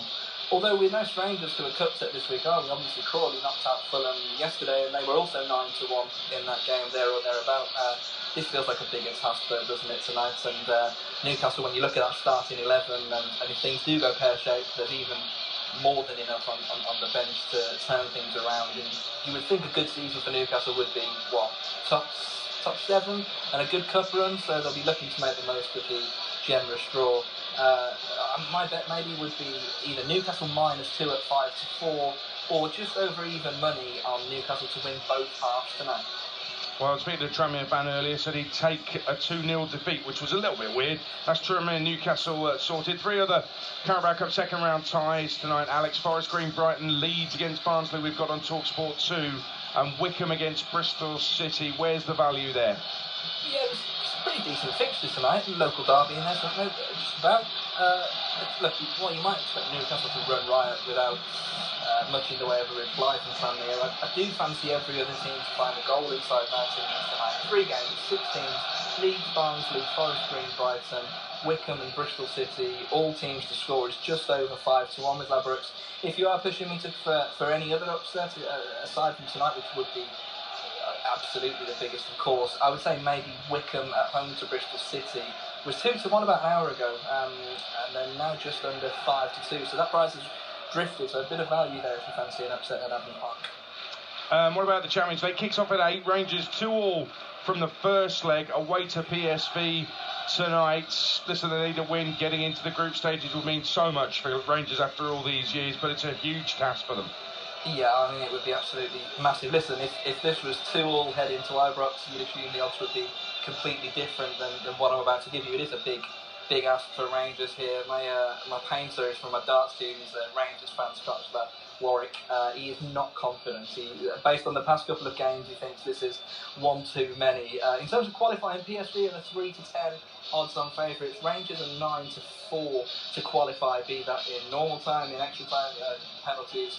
4-1 they are to win inside 90 minutes. A late drama against Hibs on Saturday probably wasn't the best prep for this match, but Rangers have been scoring goals for fun, so maybe fancy them to at least get on the score sheet tonight and then see what happens. It's a big ask, but if there's one team who don't really know the meaning of the word outsiders in Europe, you've got to say at the minute it's Rangers. Alex, listen, thanks very much. That was a look at the latest odds with Ladbrokes. Play at ladbrokes.com, 18+, begambleaware.org. Odds update on TalkSport with Ladbrokes. Are you in? Let's go. Play at ladbrokes.com, 18+, begambleaware.org. I want to talk about a couple of Elliots as we wait for the teams to come out here at Prenton Park. Tranmere of League 2 taking on the Premier League, Newcastle United. Elliot Anderson, first of all. Trevor Sinclair had a loan spell with Bristol Rovers. Actually, he was the main reason why their second half of the season was spectacular. They ended up getting automatic promotion on the final day of the season with a massive victory over Scunthorpe United. But wow, what a player. So good that Joey Barton, the Bristol Rovers manager, compared him to Maradona. Wow. No pressure. I know exactly. I mean, I did hear that comment and I thought, wow, he must be some player. I can't wait to watch him play, because obviously getting an opportunity to play in the first team for Newcastle, I know it's not a league game, but he's in there. This is a cup game. It's the time for him to showcase what he's got. I'm really excited, and if he's anything like the man, aforementioned man, wow, we're in for a treat tonight. Well, if he scores with his hand, we'll know what Joey meant. But I don't know if Joey's right to say that. I love getting excited about players when you see a player who's really good. But to say he's like Maradona, and here we are, a few months later, about to watch him, we're thinking, we're going to see the new Maradona, and if he has a poor game, we'll be left scratching our heads. Yeah, but I don't think Joey plays to them rules. He doesn't conform, does he? So he'll say what he wants. And if he feels that about this young player, then he's going to say it. But listen, it puts on pressure. But also, I think if that's you as a player, you actually think, well, he's a pro, he's played the game for years, he's now my manager, and he's likening me to one of the best players that's ever played the game. That must give you a lot of confidence as well. You know, flip it on his head, let's not be negative about it, let's be positive. And if that can't give you any confidence, then you might as well shut up shop. Well, I do know that Joey was, a couple of weeks ago, he told me he was still keen on signing Elliot Anderson on loan. We both agreed there was very little chance of that happening. He was likely to go higher if he was going to go on loan, but he's getting first team action, and he's in and around the first team spot for Premier League games for Eddie Howe's Newcastle. That's massively important as well, because we heard earlier when we were talking to Matt, when you were talking to Matt Palios, I was listening into that conversation, and one of the big things for the lack of development in young players is not playing men's football. You know, it's all right playing under 18, it's all right playing under 23s. There's not enough similarities between that and the real game. They must get out and play games. Now, he's not got out and play games, but he's here. He's getting a start for Newcastle in the EFL. Let's see what he can do. If he stays at Newcastle, doesn't get games, then January he's got to go. Got to go. Another way of getting into professional full-time league football, playing men's football, like you say, Elliot Nevitt, around the non-league circuit in the Northwest for a long time, the Tranmere striker, has a Wembley day to remember. when he wins a trophy with Warrington Rylands. He then gets his chance here at Tranmere Rovers in professional football. At the age of 24, it's a great story, but he's had an opportunity and he's taken it, made the most of it. Brilliant, really, really pleased. And listen, this is going to be the pathway for the majority of players. You know, forget about what goes on in the Premier League and players coming through, you know, Class A or Class 1 academies and going out on loan and coming back and going out on loan. This is going to be the majority of players that make it in football are going to go through the non-league system. They're going to play well. They're going to develop a little bit later, as we've seen with Nevitt. They're going to get that opportunity to shine. He's shown on the biggest platform at Wembley, got that trophy. Now he's got the opportunity to be a full-time professional and give his all for the game. What a fantastic story. And it doesn't happen too quick. Sometimes it takes an age to get that. We were talking about the goalkeeper at West Ham. He didn't make his debut till he was about 29-30. So, listen, these lads are on some journey, but fair play to him. He's got his opportunity, and I wish him well. Listen to the noise. You can hear the teams are on their way out, following the officials, lining up in front of the dugouts. Newcastle fans away to our left. Wow, what a racket from them. And the Tranmere fans responding to that noise as well and drowning out their north-east foes tonight. New ownership, new expectations, new era, Newcastle. It's about time they had a new approach to the cup competitions. Tranmere away in the cup is not always a formality. Just ask Everton, Southampton and Watford. League 2 against Premier League. Tranmere against Newcastle. Live on TalkSport with your commentary team of a man who also once suffered a cup shock here at Tranmere, Trevor Sinclair. He's alongside TalkSport's chief football commentator, Sam Matterpace. Thank you, Adrian. Good evening, everyone. It is quite something that Tranmere have been to a major final more recently than Newcastle United. But Eddie Howe says he can visualise the moment that all that heartache, all those letdowns, the feelings of tuned emptiness disappear. And maybe, just maybe, it will be in this competition. Newcastle and Eddie Howe's cup record is littered with limp and embarrassing cup exits, but even the side that somehow contrived to lose to Cambridge in last year's FA Cup won't suffer an upset here, will they? Tranmere have won only one of their 5 games in League 2 this season, needed penalties to overcome Accrington in round 1, and they are a side that concede and score the odd goal. It is Tranmere's first appearance at this stage since 2013, and the 11,000 strong crowd could be in for a treat, but it might not be delivered by the home team. Newcastle look fit, they look hungry, and despite their 10 changes, it's a strong side that Eddie Howe has put out tonight. 3 changes for Tranmere Rovers from their defeat away at Newport at the weekend. Hewlett is their goalkeeper, Byrne, Turnbull and Jameson. They're the 3 at the back, with Cogley and Bristow the effective wing-backs. McClear, O'Connor and Nolan in the centre of midfield, with Kane Hemmings and Elliot Nevitt, who you just heard Adrian talk about up front. Quick note on the goalkeeper for Newcastle tonight, one of the 10 changes. Carl Darlow is making his 100th appearance in all competitions for Newcastle, but his first appearance since November 2021. You may be asking the question, where's Martin Dubravka? Well, he's not in the squad tonight because he, in inverted commas, feels ill. Darlow is their goalkeeper. It's a back 4 of Kraft, Lascelles, Dummett and Target. And then it's a midfield quartet of Ritchie on the right, Longstaff, Willock and Murphy, Anderson behind, Wood in attack. All the players take the knee before the start of the game.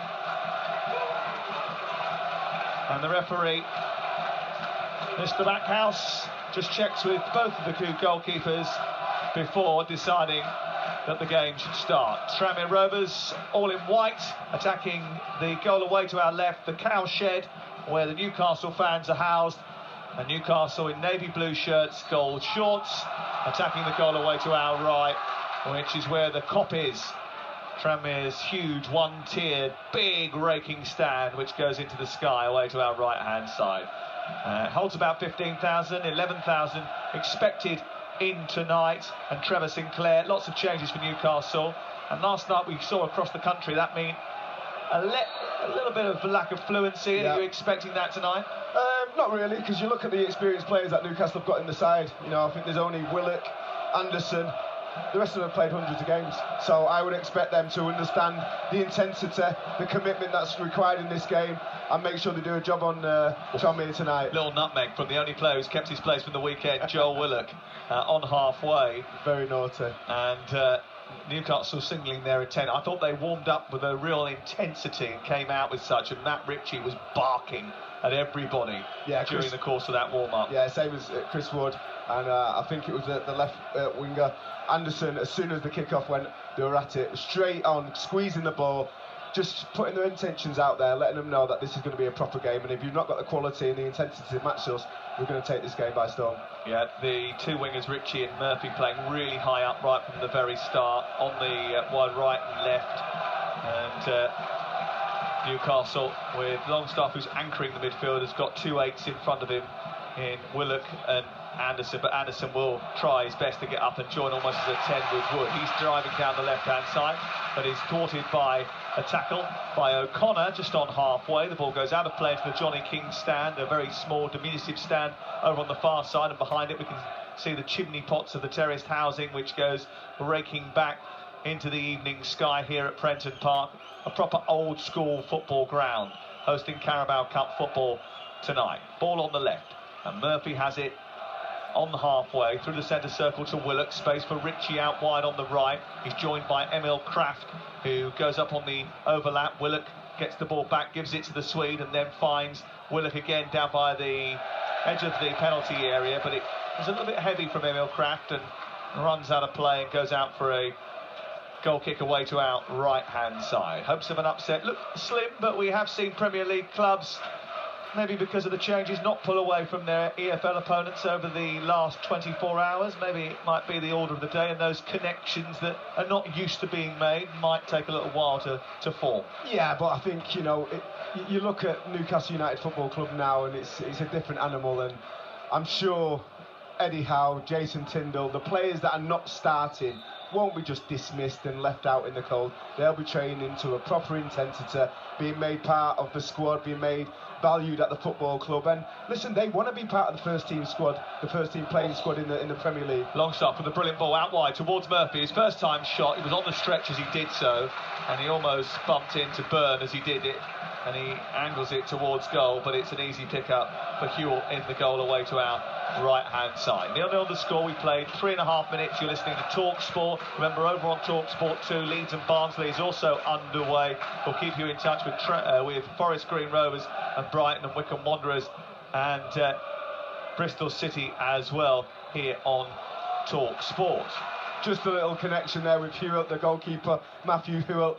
He played for Bamber Bridge for half a season last season, did really well, and that's why Mickey Mellon came in for him. But my son was playing in the same team, and he's very good goalkeeper, very astute, composed, good shot stopper, so I expect him to do well tonight. Anglicised his name there, he's Polish, he's Matthias. Matthew. You're listening to Talk Sport. Over on the far side there is a little whack in the back of the head for Kane Hemmings, the captain, who's gone down, needing some attention. And the referee just making sure that he is okay before play resumes. And Matt Ritchie, Emil Kraft has just come over towards the near touchline, where Jason Tindall, standing on the edge of the technical area, is just giving him a little bit of instruction. Newcastle have made a bright start to the season, and carrying on that momentum is as much of a priority as going through in the cup tonight. They need to build. They need to build on the success that they've had so far, and of course they're buzzing. Everyone in Newcastle is buzzing after that terrific game on Sunday. You must have loved that, by the way. Yeah, amazing game. I mean, we were panicking. I was working for Manchester City TV, and when it went to 3-1, I had a little panic up, but the comeback again, typical of Manchester City, typical of champions of the country. But just looking at the experience in this side, Lascelles, you know, it's so much. He was club captain not so long ago. This is a team that, you know, Eddie Howe sent here to do a job, and I fully expected their attitudes right for them to do that. They've started well. 5 points from 3 matches, solid start. Performance against Manchester City was up there with the best under Eddie Howe. And a long ball has been played forward up towards Chris Wood. It eluded him. Ritchie was wrestling with Carl Jameson, who got a little bit of stick on social media after his debut, the first game for Tranmere, which they lost on the opening day of the season, and then played very, very well over the course of the intervening 3 games, and then on Saturday gave away a penalty which ended up being the defining moment down in South Wales. But one of many new recruits, 15 new signings for Mickey Mellon this season. Ball back to Carl Darlow in the Newcastle goal. Plays it to the right-hand side, and the Swede Emil Kraft, who starts to move up the field towards halfway. In it goes to Longstaff, who tried to protect the ball, but was under real pressure from Nolan, and then Nolan went wiring in, unnecessarily so, on Kraft. And the referee goes straight over and has a word. It was a theme of last night, actually, the intensity of the games and the speed of the challenges, and some reckless challenges during the match I was at Highbury, Fleetwood against Everton. A huge amount of punishment being dished out, especially to Andre Onana yesterday. He seemed to get on with it, but that was he's a monster, though. He can handle it, my God. God, did he not get kicked last night, though? Did he? But I like him. I've seen his little cameo appearance at Villa Park, and I thought he did exceptionally well for the goal. And yeah, very exciting for Franks to bring a midfielder in like that. Yeah, you can see Jason Tyndall and Eddie Howe immediately over into the ear of the 4th official and saying, look, you know, that is unacceptable, that you should have been booked for that. I think he's right as well. I think that was a bookable offence. Given away by Dummett and then picked up by Nolan again, just in the centre of for the Newcastle half. It goes wide towards the right. And it's Dagley who picks it up, then plays it infield. It takes a little deflection, goes out of play and away for a throw-in to Tranmere over on the far side. TalkSport, 7 minutes played. Newcastle United away at Prenton Park tonight. Tranmere 0, Newcastle United 0 is the latest scoreline. And we don't have any goals elsewhere so far. Leeds, Barnsley, Forest Green Rovers, Brighton, Hove Albion and Wycombe Wanderers, Bristol City as well. Here on the right-hand side comes Nevitt trying to get the better of first Dummett, and then the left fullback Matt Targett, who's back in the team after a dead leg has ruled him out for a couple of weeks, and the ball is out of play and away for a throw. An opportunity for the home side to try and create something with a long throw. Kane Hemmings just pulls back to the penalty spot. Nevitt causing problems. Up from the back, Byrne, Turnbull and Jameson. It's in towards the near post and headed away by Targett. Goes out to the far side, headed down and away by McClear, and then it's cleared up into the air and away by Tranmere. Forward by Lascelles, big strong header which McClear tries to deal with. There's an offside flag though up against Hemmings and Nevitt, and the referee says that will be a free kick to Newcastle United, and they have the ball back just in front of the centre circle. Goal at Adams Park. Wycombe Wanderers against Bristol City. Here's Ian Abrahams. 7 minutes gone. Wycombe 0, Bristol City 1. It's a debut goal for Dylan Kadji. It's a corner on the near side, flicked on. Kadji bundled it in at the far post. May have headed it, may have come off his knee. It's a goal anyway for Kadji on his debut. Wycombe 0, Bristol City 1. Back here it's still 0-0 between Tranmere and Newcastle United. The ball is wide on the Newcastle left. It's collected over on that far side by Anderson, who's trying to travel down the touchline. A challenge comes in from Dagley. The ball goes out of play, but the free kick had already been given by the referee. And we have another pause in play. Tranmere finished 9th in the 4th tier last season after a bright season where it looked as if at one point they were going to get automatic promotion. They're 17th currently in League 2, but they've tried to change their playing philosophy. Newcastle unbeaten in the Premier League and have just gone toe-to-toe with one of the best teams in the world. It's supposed to be a mismatch, but many of these EFL Cup, Carabao Cup ties have not been so far this season. Ball is out on the far side, another challenge which the referee didn't quite like. And as a result of that, Matt Targett has given away a free kick in a dangerous area, a yard in from the touchline, wide on the right-hand side, Trevor Sinclair. Yeah, it was a good header initially by the winger, and then I think Matt Targett was a little bit annoyed that he'd missed the original challenge. It went back into an area, and he's just given a little shove in his back, which you can't do. The referee's picked up on that, rightly so. And this is a dangerous situation. This is what Mickey Mellon would have been concentrating on. Different moves from set pieces in this final third, because this could be the best chance to score. Again, Byrne up from the back, so is Turnbull, so is Jameson. They're lurking on the edge of the area. Hemmings behind the high line that is being held by Newcastle United. The cross comes in from the right-hand side into the box. Jameson's up there, so was Byrne. Comes back towards O'Connor. It's played out on the far side. It goes out, and that was particularly negligent because an offside flag has gone up, and it's going to be a free kick on the edge of the penalty area for Newcastle United. Still goalless. I think it was a high foot by Hemmings. His foot was so high there, in and around Lascelles' head, and the referees brought that back. I thought it was a high foot. But just going back on that point we made earlier about Nolan making that challenge, listen, that's what Mickey Mellon will be telling this team to do, because if you don't get physical, if you don't leave your foot in a little bit without being too nasty and reckless, you're not going to be able to discourage this Newcastle side from believing that they should be winning this match. Ball cleared away from the goalkeeper Matthias Hewell right up the centre of the pitch, looking for Nevitt. Wrestling match with Lascelles, and it goes all the way through to the goalkeeper. They actually lost a couple of games when they've been trying to play, and then they went a little bit more pragmatically against Gillingham and longer, and actually did quite well in that match. And I wondered whether or not tonight they might be a little bit more direct, Tranmere Rovers. That certainly appears to have been the case, especially with that release from Hewell upfield, basically inviting Nevitt to get involved in a little bit of a battle with Jamal Lascelles. Yeah, I think he has to go with the pace and the flow of the game. You know, if Newcastle players are pressing high, you probably haven't got the quality to play through them. Here's Willock combining well with Wood, plays it wide towards the left. On the overlap on the left-hand side was Target. Murphy went for goal from the edge of the penalty area, right-footed over the top of the crossbar and into the cop. And Target turns around and says to him, "Did you not see me?" That's what all the players do. Listen, I thought it was a good effort. You know, he opened up for him a little bit, cut inside onto his right foot, and he just got under it a little bit too much there. But great opportunity to hit the target, and that's what will be disappointed, Jacob Murphy, that he didn't hit the target and work the goalkeeper. But just going back to your point earlier about why would you expect a Tranmere side who are being pressed by Premier League players to try and play through that? It just makes sense to go a bit longer, and that's exactly what they're doing now. Did you go to Swindon against Manchester City last year? I was there with you, and it wasn't pleasing when you see players that are probably not good enough trying to play out and get get the ball taken off him so easily. Ritchie plays the ball out towards the far side, picked up by Anderson, who drives it forward into the feet of Wood, gets it back again, played it out wide to the left-hand side, and now Anderson tries to take the ball infield, then clip it down the left, and Ritchie's made a good run from in to out, and then he goes to the left channel, but it was a little bit heavy from Anderson. He couldn't get on the end of it, and it goes behind and away for another goal kick. And that's what I was talking about a little bit earlier on, you know, those connections, those relationships that haven't quite gelled, because this is a team that hasn't played together. Yeah, I think the connection was there then. You know, he got the ball, he chopped it again, looked like he was taking it on his back foot, chopped it back onto his left, and he's seen the run. He's just put a little bit too much. I think the grass has got a nice little slip on it.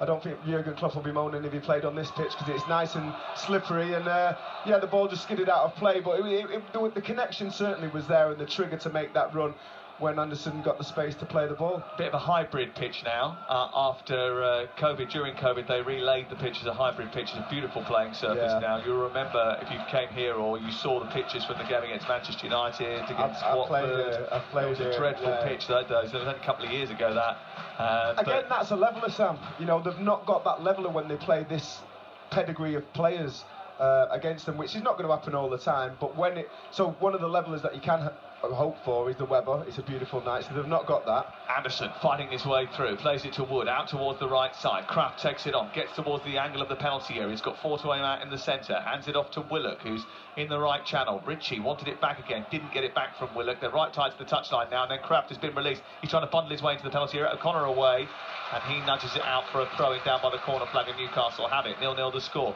We've played 14 minutes. This is Talk Sport. Ball nudged in towards Willock, tucked back towards Ritchie. Ritchie steers the ball into the box. It's headed away once again, this time by Turnbull into midfield.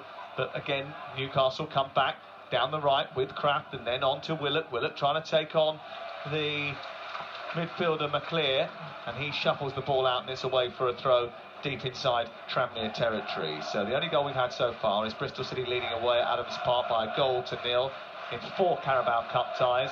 Rangers kick off at 8 o'clock. Ball into the box from the right side by Ritchie, looking for Murphy. He rises, can't get his head on it. It flicks out to the far side. Anderson does well to keep it in. Shrugs off O'Connor, then beats him again. Gets to the byline. Can he produce the cross? He plays it against O'Connor, who's stuck with his task. Manages to block the attempted centre, and it goes out for a corner on the first of the game, which they take quickly. Anderson in towards the edge of the penalty area. It's picked up by Longstaff. Longstaff hesitated, then found Target into Ritchie on the edge of the box, and Newcastle playing around with it and go back almost to halfway. Clip forward by Kraft, out towards the left wing position. Nodded down again into the path of Longstaff, and then Murphy has it.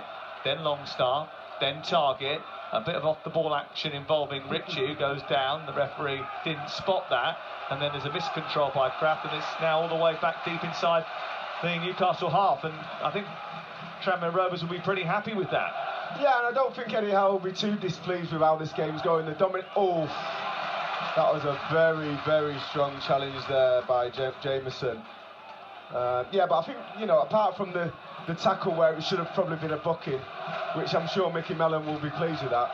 I think when you look at the way that Newcastle are moving the ball around, popping it around, keeping possession of the ball without penetrating, I think Eddie Howe will be pretty pleased with this. Here's Targett again. Had a dead leg for a couple of weeks, but seems to be pretty lively tonight. Plays the ball infield. Anderson wrestling for it, didn't get it. The clear comes away with the ball up towards the halfway line. Didn't find a white shirt. Gives it to Emil Kraft. Here down the right side. Newcastle on the attack again. Eddie Howe with his arms folded, watching as Joe Willock picks it up. Murphy makes a run through the middle. Out comes the defender and takes the ball off his toes. It was a good challenge that by Byrne, but he couldn't keep hold of it, and now it's been picked up by Longstaff. Onto Anderson, edge of the penalty area, tries a shot, right footed, just dragged it 3 yards wide of the right hand upright, and it goes behind and away for a goal kick. Yeah, good effort. I thought Willock's reaction there when he lost the ball was excellent. He went and pressed the ball straight away, won it back, played a good ball inside to Longstaff. It opened up a little bit. He stepped into the area about 25 yards out and just dragged his shot a little bit. Maybe a little bit of anxiety there, wanting to do well too much. But good reaction, and I think that's what Eddie Howe wants to see. Everyone makes mistakes, but if a young player in a game like this has made a mistake, instead of putting your hand on your head and just get after it and try and press the ball, they did that really well and won the ball back for Newcastle. 73% possession for Newcastle so far in the game.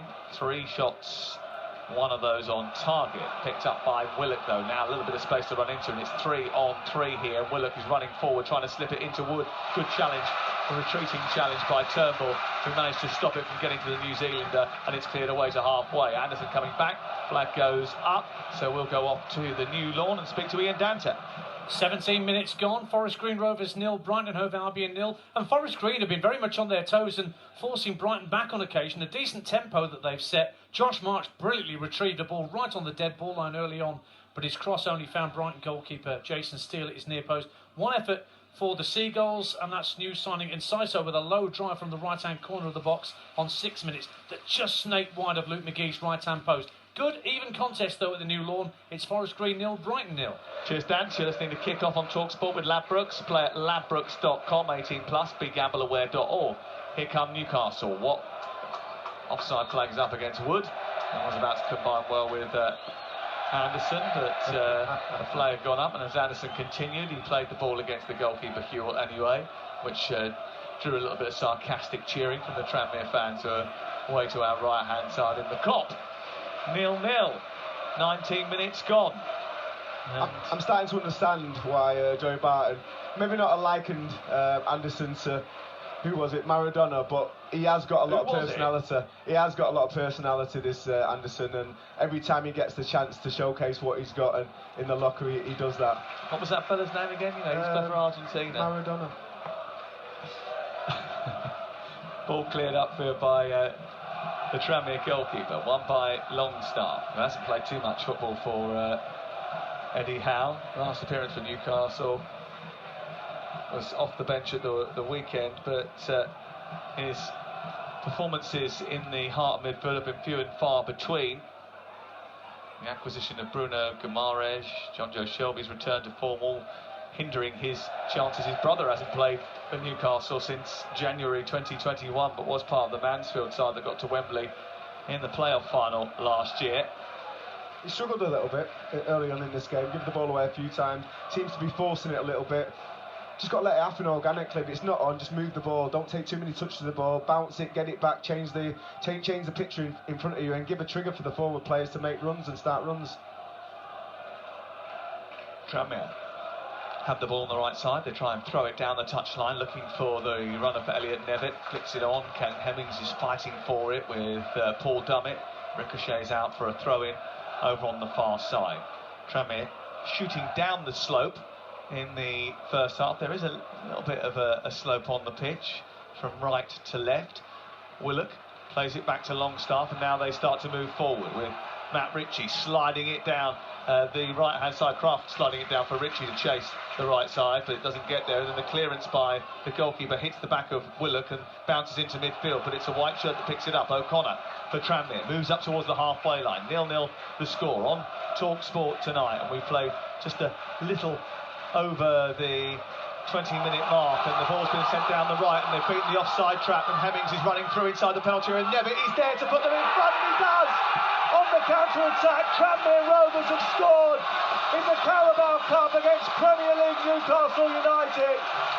A quick turnover, a rush forward, all of a sudden there were 3 white shirts bearing down on Darlow's goal.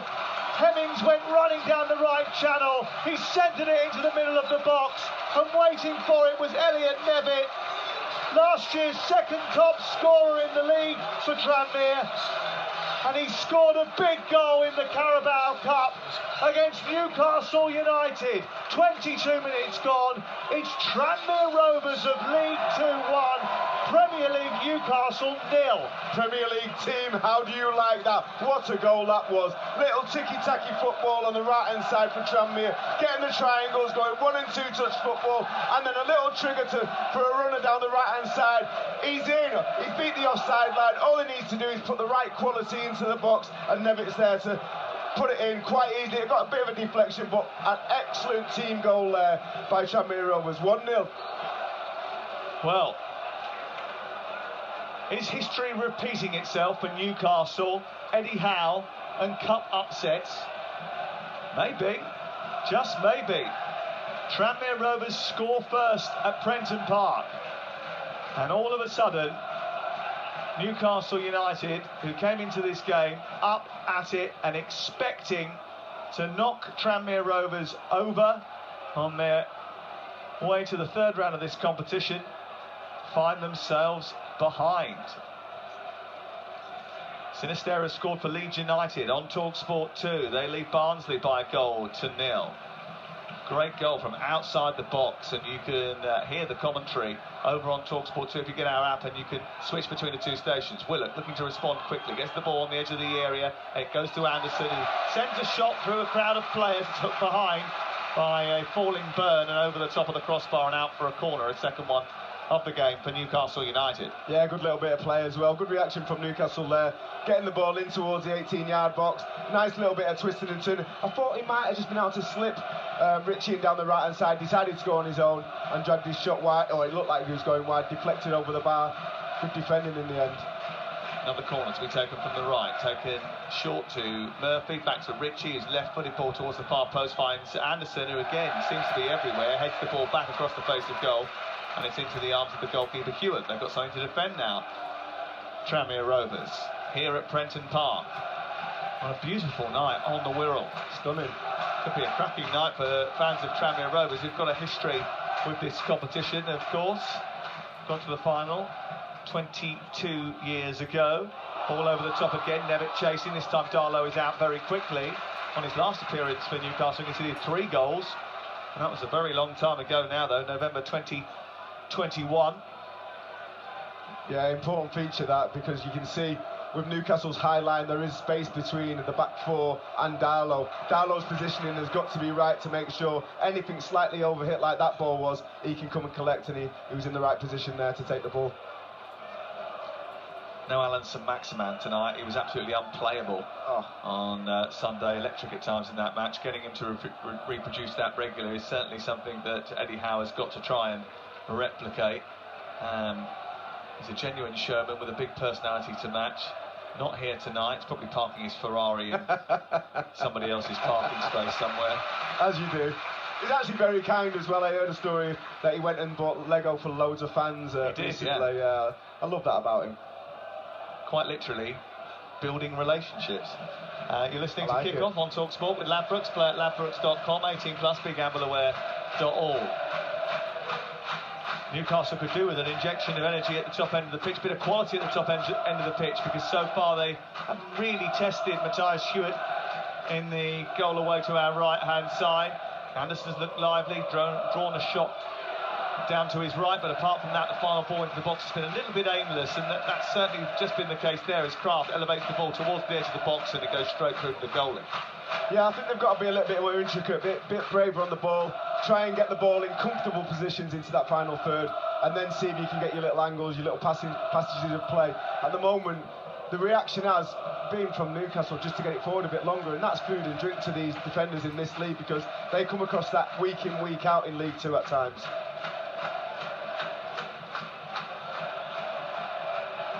Newcastle trying to play out for the back and being harassed by Nevitt once again, who forces them into an error. Thought he was going to get a throw, hasn't been awarded that. The linesman's then changed his mind and says, yeah, no, it is their throw, under a little bit of pressure. Tyndall not happy about that. Jason Tyndall's right out in the face of the assistant referee. It was an obvious one, wasn't it? The referee's been bullied there by Nevitt. Thrown in by Bristow, helped on by Jameson, and he has sent it into the box. A bit of juggling from Carl Darlow, and he eventually grabs hold of it and bowls it out to Emil Kraft, the Swedish international, one of 4 full internationals in this team. Takes it up towards halfway, then turns it back, gives it to Lascelles. Need a bit of movement up top here. A bit of a disconnect between the defence and the full forward players. They've flooded quite a lot forward, and Anderson is one of them. He's got on the end of a long ball, but there's no one in the box joining up with him. He's dragged it back, pulled it to the edge of the penalty area. Murphy is there surrounded by 3 shirts. He plays it back into the midfield area where Emil Kraft is waiting for it. They build on the right now towards the edge of the box. Ritchie with a cross, looking for Wood, headed away. Comes out to Anderson once more. He plays it into the path of Target. Target on the edge of the box, back to Anderson once again. Takes on Dagley, produces a cross into the box, aimed towards the near post. Doesn't reach its intended target, and it's cleared away by Tranmere Rovers. Back forward again by Longstaff. Murphy chests it down. Poor ball. Straight out of play from Murphy. That was wasteful. Yeah, he's got. Listen, he's done the right thing. He's took a touch, and then he's looking to force a pass that's not on. Take another touch, stick your backside out, protect the ball, and wait for a passing opportunity to come. You've got to take responsibility as a player there, especially in the middle of the park where you need to retain possession. He's not done that. He's had a little gamble and he's lost the ball for his team. Tranmere Rovers, managed by Mickey Mellon. Again, they booked their place in round 2 after defeating Accrington Stanley 12-11 on penalties following a 2-2 draw at the Wham Stadium. So I don't know if you've got anything planned for later on, but just wait before thinking about going. We might get a second here. They might not need penalties the way that they're playing. Here on the far right-hand side is Dagley, and he plays the book Cogley, Dagley. Dacres Cogley. I was conflating the 2 double-barreled names, calling him Dagley. Just doing it for short, just for a bit of fun, see if anyone realised. And then the ball's played into midfield towards Longstaff, and it goes back towards the edge of the penalty area, and Lascelles. That could make H&J. That could make H&J. But look, the guy's name's Josh Dacres Cogley. Let's just make it easy for everyone. Call him Dagley, and everyone's happy. Came from Birmingham last year, and he's been quite useful for them actually. Him and Bristow done very well down the flanks. Bristow's got a lot of pace. Yeah, huge amount of pace. And actually, they were telling me that when they were signing him, there was a lot of clubs in the Championship and even a Premier League club that tried to sign him. Yeah, well, obviously, Mickey Mellon's done well to get him here. He sold him the football club. He's playing well. He's playing week in, week out. So he's got a great opportunity and platform to showcase what he's got. And if he is good enough, he will get there. What's the rush? Breaking news for you on TalkSport. Eric Bailly has officially been announced as a Marseille player. He joins on loan from Manchester United with a €6 million obligation to buy. More on that a little bit later on. But Eric Bailly is now going to spend at least the season at Marseille. They do have an obligation to buy as well at the end of that for £6 million. Here is Willock down the right, on to Kraft, infield it goes. Newcastle behind here against Tranmere Rovers to a goal scored by Nevitt inside the first quarter of the game. Ball played wide to the left. Target on to Murphy. Murphy under pressure from the big hulking centre half, Neil Byrne, who puts him under real pressure, and he loses the ball as a result. Hemmings can't keep hold of it as the ball initially is played to him by Nolan. It's cleared away by Newcastle. Up as far as Anderson, who again is involved in the thick of the action. Back into target, space for Ritchie, edge of the box, he turns, he plays the ball cutely down the left side. Wood doesn't react to it, it's cleared away by Tranmere. Then Kraft goes in for a challenge on Hemmings left a bit on him, a free kick has been given. It's got a little bit niggly there, it's going to be a free kick just right of centre, a good 12 yards outside the box. Yeah, Hemmings just making a nuisance of himself there, leaving a little foot in, breaking it down, because they were getting a little bit stretched there, Tranmere. It's probably the right thing to do, but they've got to defend this properly now. He talks about Anderson. Anderson looks really sharp. He's got a really good disguised pass. It looked like he was going into the wing area there, and he just played a neat ball into Ritchie, who was centre of the pitch. I thought he could have got his first touch out of his foot and got a shot on, but he didn't. He decided to pass it again. But they're starting to move the ball a little bit quicker, and Eddie Howe will be pleased with that. Willock and Ritchie standing over the free kick. There's a two-man wall, and Tranmere squeezing up to the edge of their penalty area here as this delivery comes in from Matt Ritchie, left-footed, arc towards the far post, and it's over everybody and into the Kop and away for a goal kick. And that was a little bit disappointing as well from Matt Ritchie. Half an hour gone then, Newcastle behind in the Carabao Cup, and it's not what Eddie Howe was expecting when he came here. No, and you look at the bench. You start to look at the bench even this early in the game for Newcastle and see what options they've got to bring off the bench. And don't worry, they've got quite a few. They've got a lot, haven't they? So they obviously thought that this could be a scenario where they might have to bring on the big guns to turn this around, especially in the defensive areas. Leeds 1, Barnsley 0 on TalkSport 2 right now. Forest Green Rovers 0, Brighton and Hove Albion 0, Wycombe Wanderers 0, Bristol City 1 is the latest scoreline. Those big boys on the bench that you were talking about, Sven Botman, Miguel Almiron, Manquillo, Bruno Guimaraes, Joel Linton, Kieran Trippier, Jamal Lewis, Federico Fernandez, all available to Eddie Howe. Yeah, probably £100 million worth there, so they should be all right.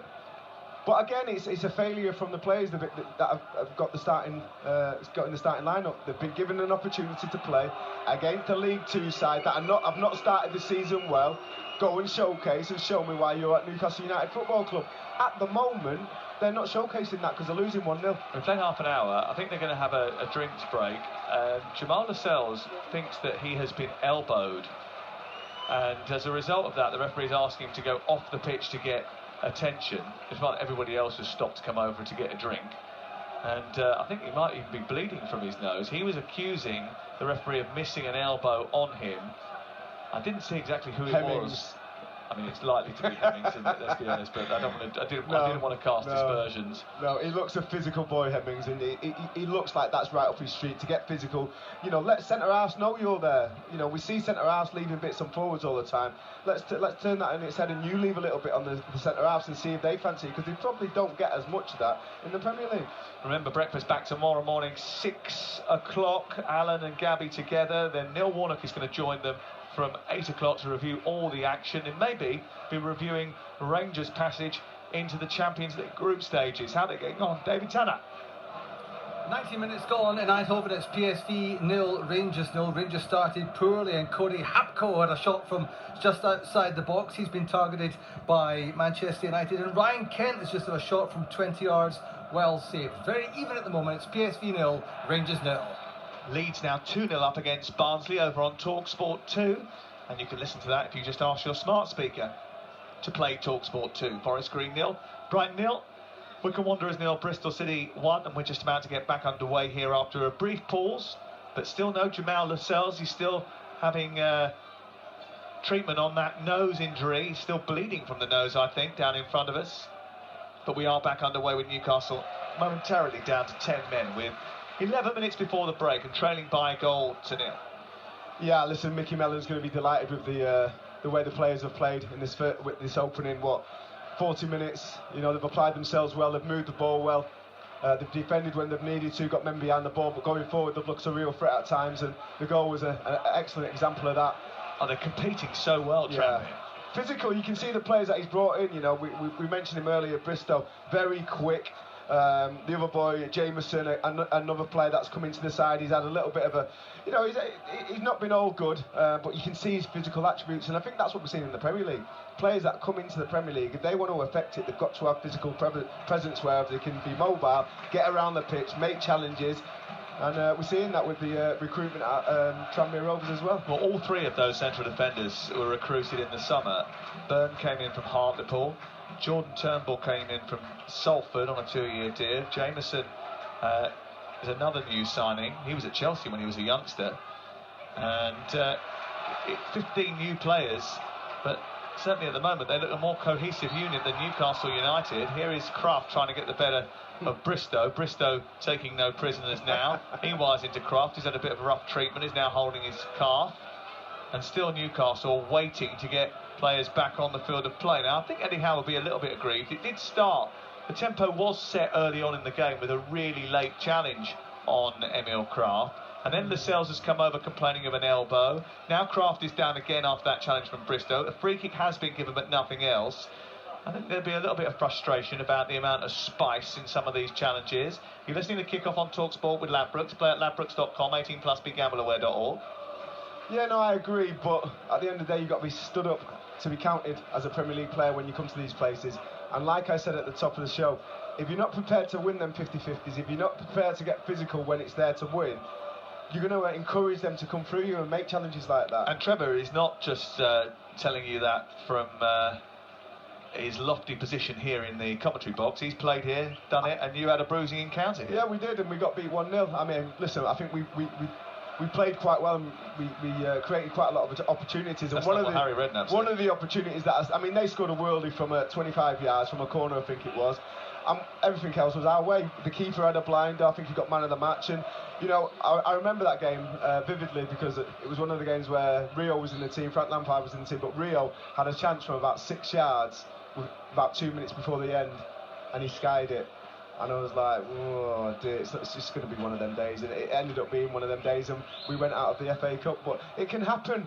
But again, you need to stick your chest out, shoulders out, head up, and keep on going and keep on showing your quality, because if you don't, they'll go on and get another one. Seems to be more than just one of those days for Newcastle. It happens far too regularly for them. Is it going to happen to Brighton as well? They're playing down at the New Lawn. Ian Danta. Goal for Brighton and Hove Albion. Forest Green 0, Brighton 1, and it's Dennis Undav, their summer signing, who's put them in front.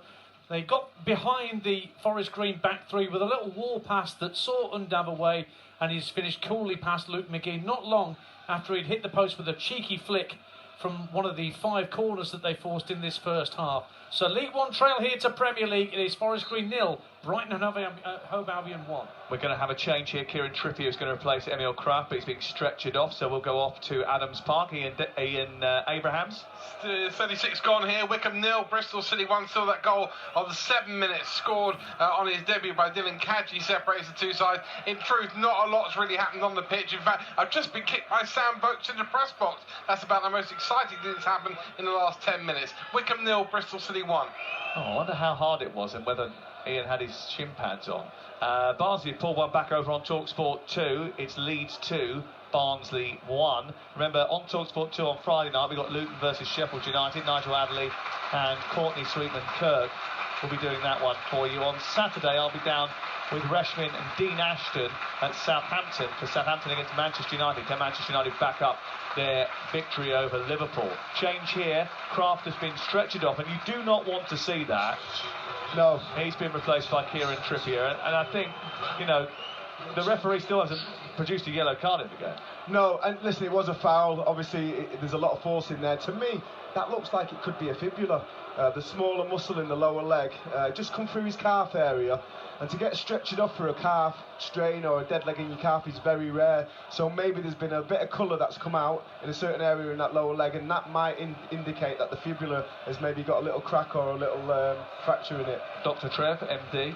I've been there, done it. You know, I've played through that actually, and been X-rayed a few months later, and been told, "Oh, you broke your leg recently." I've gone, well, I must have played on because I didn't know anything about it. Trippier with the free kick into the box. It goes. A header by Anderson, and it's cleared away by a really good, strong header. Jameson just in front of his goalkeeper flicks it behind and away for a corner kick. But Trippier with a set piece that makes an immediate impact, and he's gone over to take this corner as well. He'll get things revved up out there. He's certainly not a shrinking violet, as we saw on Sunday afternoon. He puts his 2 hands in the air, placing the ball down in the quadrant. We played 39 minutes at Prenton Park. The ball is sent towards the far post, goes back to Lascelles, and he pops it off the goalkeeper and then rifles in the return, and they are level. Newcastle United from a set piece. Kieran Trippier, immediate impact after coming off the bench for the injured Emil Kraft. His set piece converted by Lascelles, and it's 1-1 at Prenton Park. And interestingly, Trevor, just look at Trippier. He just turned around to all his teammates and said, I don't know what you're celebrating about, get back into shape, we've got a job to do. Yeah, not good enough. He knows it's not been good enough for the opening 42 minutes of this game. Again, he's been on the pitch, 2 minutes? He's put 2 set pieces into the box, both of them supreme class. Great ball in to earn the corner, and then the corner, he's drilled it just too high for the defenders to get anything on it. Lascelles, far post header, wins the first one, rebounds in his path, and he puts it in the top corner. That's more like it from Newcastle, and that's the class that Kieran Trippier brings to this Newcastle side. Broken nose, no problem. He still managed to finish that effort, and Jamal Lascelles has scored the equaliser for Newcastle away at Tranmere, and he's come over to the bench and asked if he could have some tissue to stuff up his hooter because it's still bleeding. That's not a centre-half. And now he's come out again because the referee said, well, if you're bleeding, mate, you've got to get off the field. Great. He's going to have to come out with some gaffer tape on it. Stop it from bleeding. Get the cotton wool up there. It'll be fine. Here is Jameson spraying the ball from the left of the centre circle out towards the right. And I think it's important, really, for Newcastle United to get back on terms before half-time. Otherwise, the longer that deficit lingers, the more frustration, the more panic and anxiety starts to set in. But Kieran Trippier obviously just came on the pitch and said, I ain't having this. Yeah, well, and it changes Mickey Mellon's team talk as well, because they would have been growing in confidence. If they could have got to 45 minutes, 1-0 up or even 2-0 up, they would have been buzzing. But it's a different team talk now, and they'll have to make sure they start the game not too cavalier, because if you do, this could end up going Newcastle's way. A great little trickery by McClear on the far side, but he doesn't get past target. It's played into Wood's feet. That's one of the first touches I've seen him have in a while. Anderson then tries to play it forward. He's brought down. It's going to be another free kick. Yeah, stop-start. I think that's what Tranmere are trying to do now, especially on that counter-attack. As soon as the transition happens, they're just making little fouls, technical fouls, just to stop the run of play so they can get everyone behind the ball. Anthony Backhouse has handled the game in the right manner. I think the one challenge that I disagree with was that one, and then obviously if there is a serious injury there on the one that we just witnessed, then maybe there's a couple there that he's missed, and maybe he should have brought out his yellow card. 2.5 minutes to go before half-time. Live on TalkSport tonight, it's Tranmere 1, Newcastle 1. Sports bar open for business a little bit later on with the boys Cundy and O'Hara. That's from 10 o'clock tonight. Trippier, poor pass down the right, cut out by the fullback Bristow. He hacks it away towards halfway. Lascelles fighting with Hemmings, and the ball is deflected out and away for a throw-in on this near touchline, which Bristow will take once again. That's more like it from Lascelles. Don't just be taking it off Hemmings. Give a little bit back and see if he fancies it. And yeah, it was a good tackle in the end by Lascelles. Ball drops in the centre circle. Nolan keeps it alive, but gives it straight back to Murphy. And Murphy now charges forward, being pursued by O'Connor down the left-hand side. Loses the ball. Good tackle by him. Smashes the ball towards the edge of the 18-yard box. I don't think Anderson saw that coming. It was behind him, and it's cleared away by Tranmere. Out to the far side once again. A tackle by Longstaff, but still white shirts in possession of the football. Hemmings midway inside opposition territory. Back into midfield, and then all the way back towards the centre-back Byrne, who plays a diagonal ball forward. It's long and high. It's not as precise and laser-like as Joachim Anderson, but certainly was effective to get Bristow on the ball, high up the pitch on the left side. But they've retreated here, and Turnbull will turn it back to his goalkeeper, Huelt, who with his right foot will just clip the ball into the channel over on the right-hand side. And Matt Targett had to watch it all the way and glance it back to his goalkeeper. Yeah, good drill that from the keeper, looking for that cross-field ball. Just about got their target, and it was a good header back to his own goalkeeper. Good defending. Less than a minute to go before the end of the first 45 minutes. There will be quite a considerable amount of stoppage time. Over on TalkSport 2, Leeds are in front. Brighton in front away at the New Lawn. And Bristol City are also in front down at Adams Park. Here, Newcastle United have come back from 1-0 down. It's 1-1. And here's Jamal Lascelles, who has been in the wars A few bruises and bumps and cuts and scrapes and a bit of blood from the nostrils as a result of a battle, and that's another late challenge by Hemmings over on the far side. Willett actually was travelling nowhere. He was running into a bit of a cul-de-sac and he was just kicked from behind by Hemmings. Yeah, the ref's I don't know how he hasn't got a yellow card. Yeah, the ref's got to start safeguarding the players, because it's one thing letting the game go and letting a few little fouls go, but it's getting quite dangerous for the Newcastle players at times, and we've already seen one taken off injured. I think he's got to take responsibility, the referee, and start giving a booking out just to take the edge off this game, especially from the Tranmere players' perspective. Here is Anderson trying to shrug off Nolan. Nolan then sort of nudges him from behind, gives away a free kick. They take it quickly, and Longstaff gets hold of it, gives it to Trippier. Maybe he should have just waited there and come up with a better delivery. With someone like Kieran Trippier in the team, that was perfectly placed. Rushed it really, I think. A little bit. It was too far out for the shot, I think, and it was a little bit central for a cross, so maybe he just didn't think that was an option. Target with a cross into the box looking for Wood. It's headed away by Turnbull and then flicked further clear by Byrne. Drops in midfield. Lascelles jumps forward, intercepts ahead of Nevitt, the Tranmere goal scorer. He put them ahead after 22 minutes, but it's 1-1 now after Lascelles equalised from a set piece from Kieran Trippier. The ball breaks on the edge of the centre circle and it's back with Newcastle. Remember, we've got 5 minutes of added time here. The ball floated into the penalty area. A little push on the back of Ritchie, who went down as he went to try and compete for that ball. And there's been a goal down at the New Lawn for Ian Danton.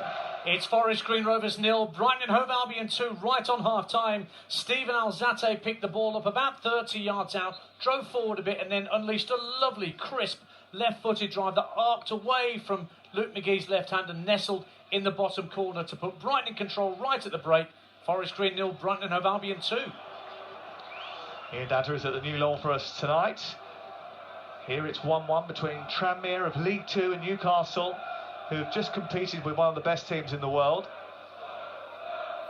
But they often come a cropper in cup competitions. It has been 67 years since Newcastle last won a trophy.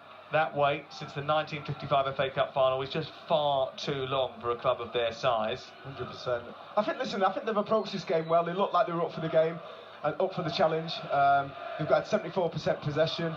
They've only had 2 shots on target, and both of them were for Lascelles for the goal. Tranmere have only had 1 and they've scored that. So when you look at the stats, they've not been that bad. They've just got to be more clinical in that final third and create more opportunities. Also, Trevor, I just feel like the final four into the box has not been very good, and the disconnect between the back four and the front players seems to be too large at times. Yeah, that chemistry's not there. You know, they're not going forward in units. You've got the front three who are trying to do bits, and the midfield three are way behind them, or the midfield three trying to do bits and build patterns of play and create opportunities for space, and the defence is too deep. They've got to get the units together and move up together and move back together, and that's not quite happening yet. Eddie Howe did say yesterday that the dynamics of the group has changed, the squad is stronger, the feeling towards the Cups has changed. So often at Newcastle it's been seen as a distraction from staying in the Premier League. They know that they're more than that now, but you have to earn the right to play when you come to a ground like Prenton Park, and Newcastle maybe haven't done that just yet. Here's McClear over on the far side, the right-hand side. It's played back towards the goalkeeper, and then Darlow had to come out. Hemmings went diving in. It was a late challenge, and the Newcastle players are furious. I mean, it wasn't quite a 50-50. It was a short pass back towards the goalkeeper, but it was a ferocious challenge by Kane Hemmings, who had to go for it, but it looked a little bit OTT. There was a lot of force in that challenge from Hemmings. I mean, as a forward player, if it's short like that, I'm definitely going through that. I'm not trying to hurt the goalkeeper, but I'm trying to get something on that ball, and I think there was a little deflection on there. He got a little bit of the ball, which is probably why he's only got a yellow card, because if he doesn't get anything on the ball and goes through the goalkeeper, I think that's a red card, but he got just enough on the ball to survive that decision from the referee, and he's picked up a yellow card, probably not before time either. Yeah, the reaction of Carl Darlow was a good one, in that he just sorted himself out and got back to his feet. But it didn't look particularly attractive, did it? That's for sure. No, absolutely. You look at the reaction from the players, and I think even though there was, a little bit of a commotion, I don't think there was enough in that challenge to warrant a red card. Kieran Trippier just calming things down as well. I thought he did quite well in that, and then Kane Hemmings did come and apologise to Carl Darlow. And he hobbled away and back into his goal, and he seems to be okay now. Ball upfield looking for Ritchie, a long ball down the left channel, it's cut out, and it's into the arms of the goalkeeper. It was the back pass, wasn't it, from Dummett? Now, I must admit, I've just seen a replay of it. I don't like that challenge. I don't like it at all. The studs are up. It's onto the shin of Carl Darlow. I don't think he was ever going to get to the ball. And I think that the referee, had he have been up with play rather than 20 yards behind it, I think he would have sent him off if he'd seen it. I mean, in the Premier League, that's a sending off all day long. Yeah, but listen, that's a sending off in football. I've only just seen them. We've not got a monitor here like we usually do at some of the more modern stadiums. But Adrian Dunn's just shown us the replay, and he's nowhere near the ball. His studs are up, he's late, and he leaves all sorts on Carl Darlow. For me, that should have been a red card. Well, Tranmere fans came in their droves in the hope of a cup upset, the kind that has dogged Newcastle for years. That hope is still very much alive. They were in front thanks to Nevitt after 22 minutes. The equaliser came from Lascelles after a long delay to an injury to Emil Kraft after a physical challenge in the middle of the park.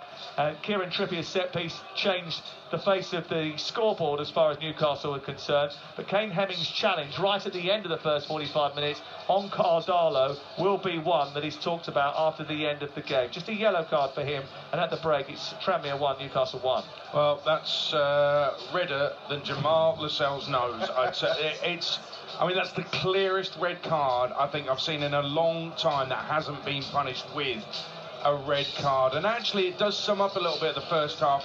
We always want the underdog to give it a go, give it a bit of fight, but I think that Tranmere are going about this in the wrong way. Their fans might argue with me because it's 1-1 and they're doing okay and they took the lead, etc. However, you can't go injuring opponents. One's already been booted off the park. Yeah. That could easily have been a dislocated knee. It could have been an ankle, anything. A dreadful, dreadful challenge from Hemmings, and I can't understand how he hasn't been sent off. And Graham Jones and Jason Tyndall were right on top of the form. Yeah. And I think that the officials at half-time will be talking to each other and they'll be saying, listen, they're not happy. This is the Premier League side. Maybe we aren't giving them enough protection. I think we'll see a different standard of refereeing in the second half. I think we need to, and I think, you know what, as much as we moan about VAR, if any referee has the assistance of a VAR assistant there to look at that challenge, I think he comes to the right decision and he sends off Kane Hemmings. He doesn't, he's only seen it first time, it happened in a flash, so I think we have to give referee Anthony Backhouse the benefit of doubt, but if he does get a chance to see that, and maybe some of his assistants and helpers at half-time tell him what's been going on and what decisions he's got wrong, hopefully he's going to be able to manage this game a little bit better in the second half, just to safeguard the Newcastle United players. Well, football's a bit odd, all square against the champions Sunday, all square against the team 17th in League 2 right now. It's Tranmere 1, Newcastle 1, but a word of warning for Tranmere. The last time Jamal Lascelles scored in a cup tie for Newcastle, they ended up scoring 7 at Morecambe. That was also in this competition. So let's see what happens in the second half live on TalkSport tonight. It's Tranmere 1, Newcastle 1. Let's go to the other ties, half-time at the New Lawn. Ian Danta. Forest Green Rovers 0, Brighton Hove Albion 2. Well, Brighton made 11 changes going into this cup tie.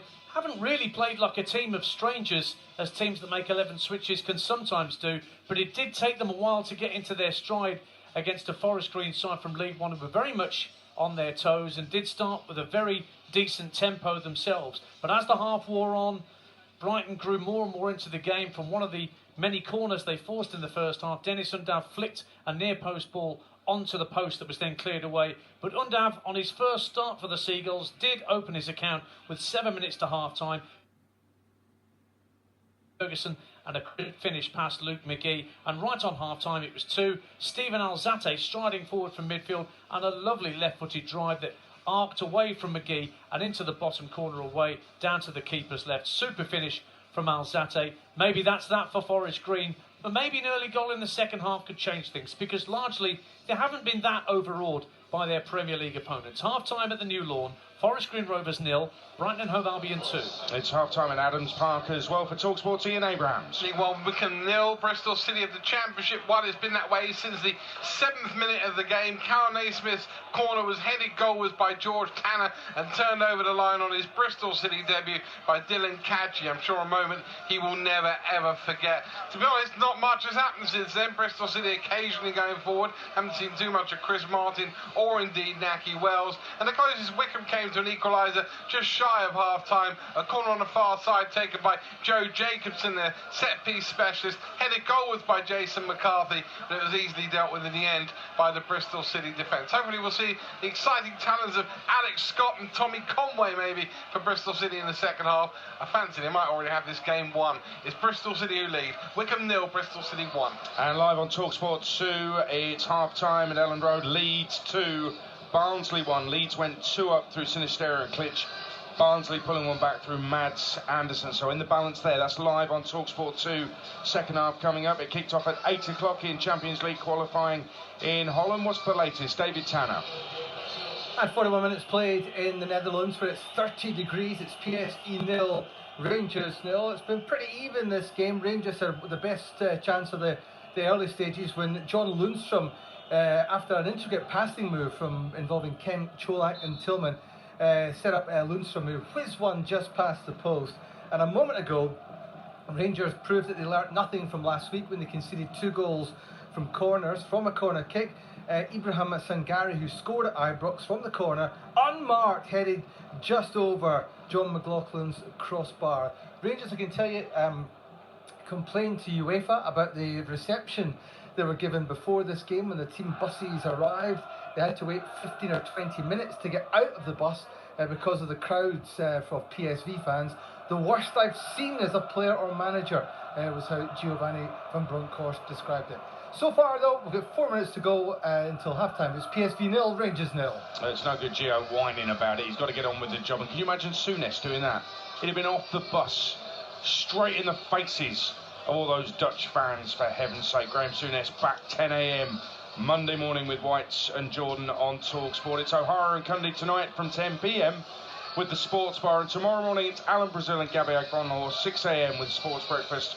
Neil Warnock will join them at 8 o'clock. But here at Prenton Park on kick-off tonight, it's Carabao Cup action live on TalkSport, and it's all square. Tranmere 1, Newcastle 1.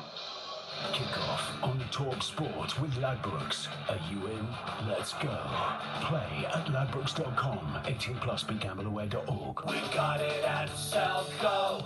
Selco, it's where the trade goes. At Selco Builders Warehouse, we've got real deals on a wide range of trade quality building products. In August, we've got 125mm by 1.8m green or brown treated feather edge fencing boards for only £1.35 each ex VAT. Now that's a real deal. Find even more real deals at Selco Builders Warehouse and online at selcobw.com. We got it at Selco.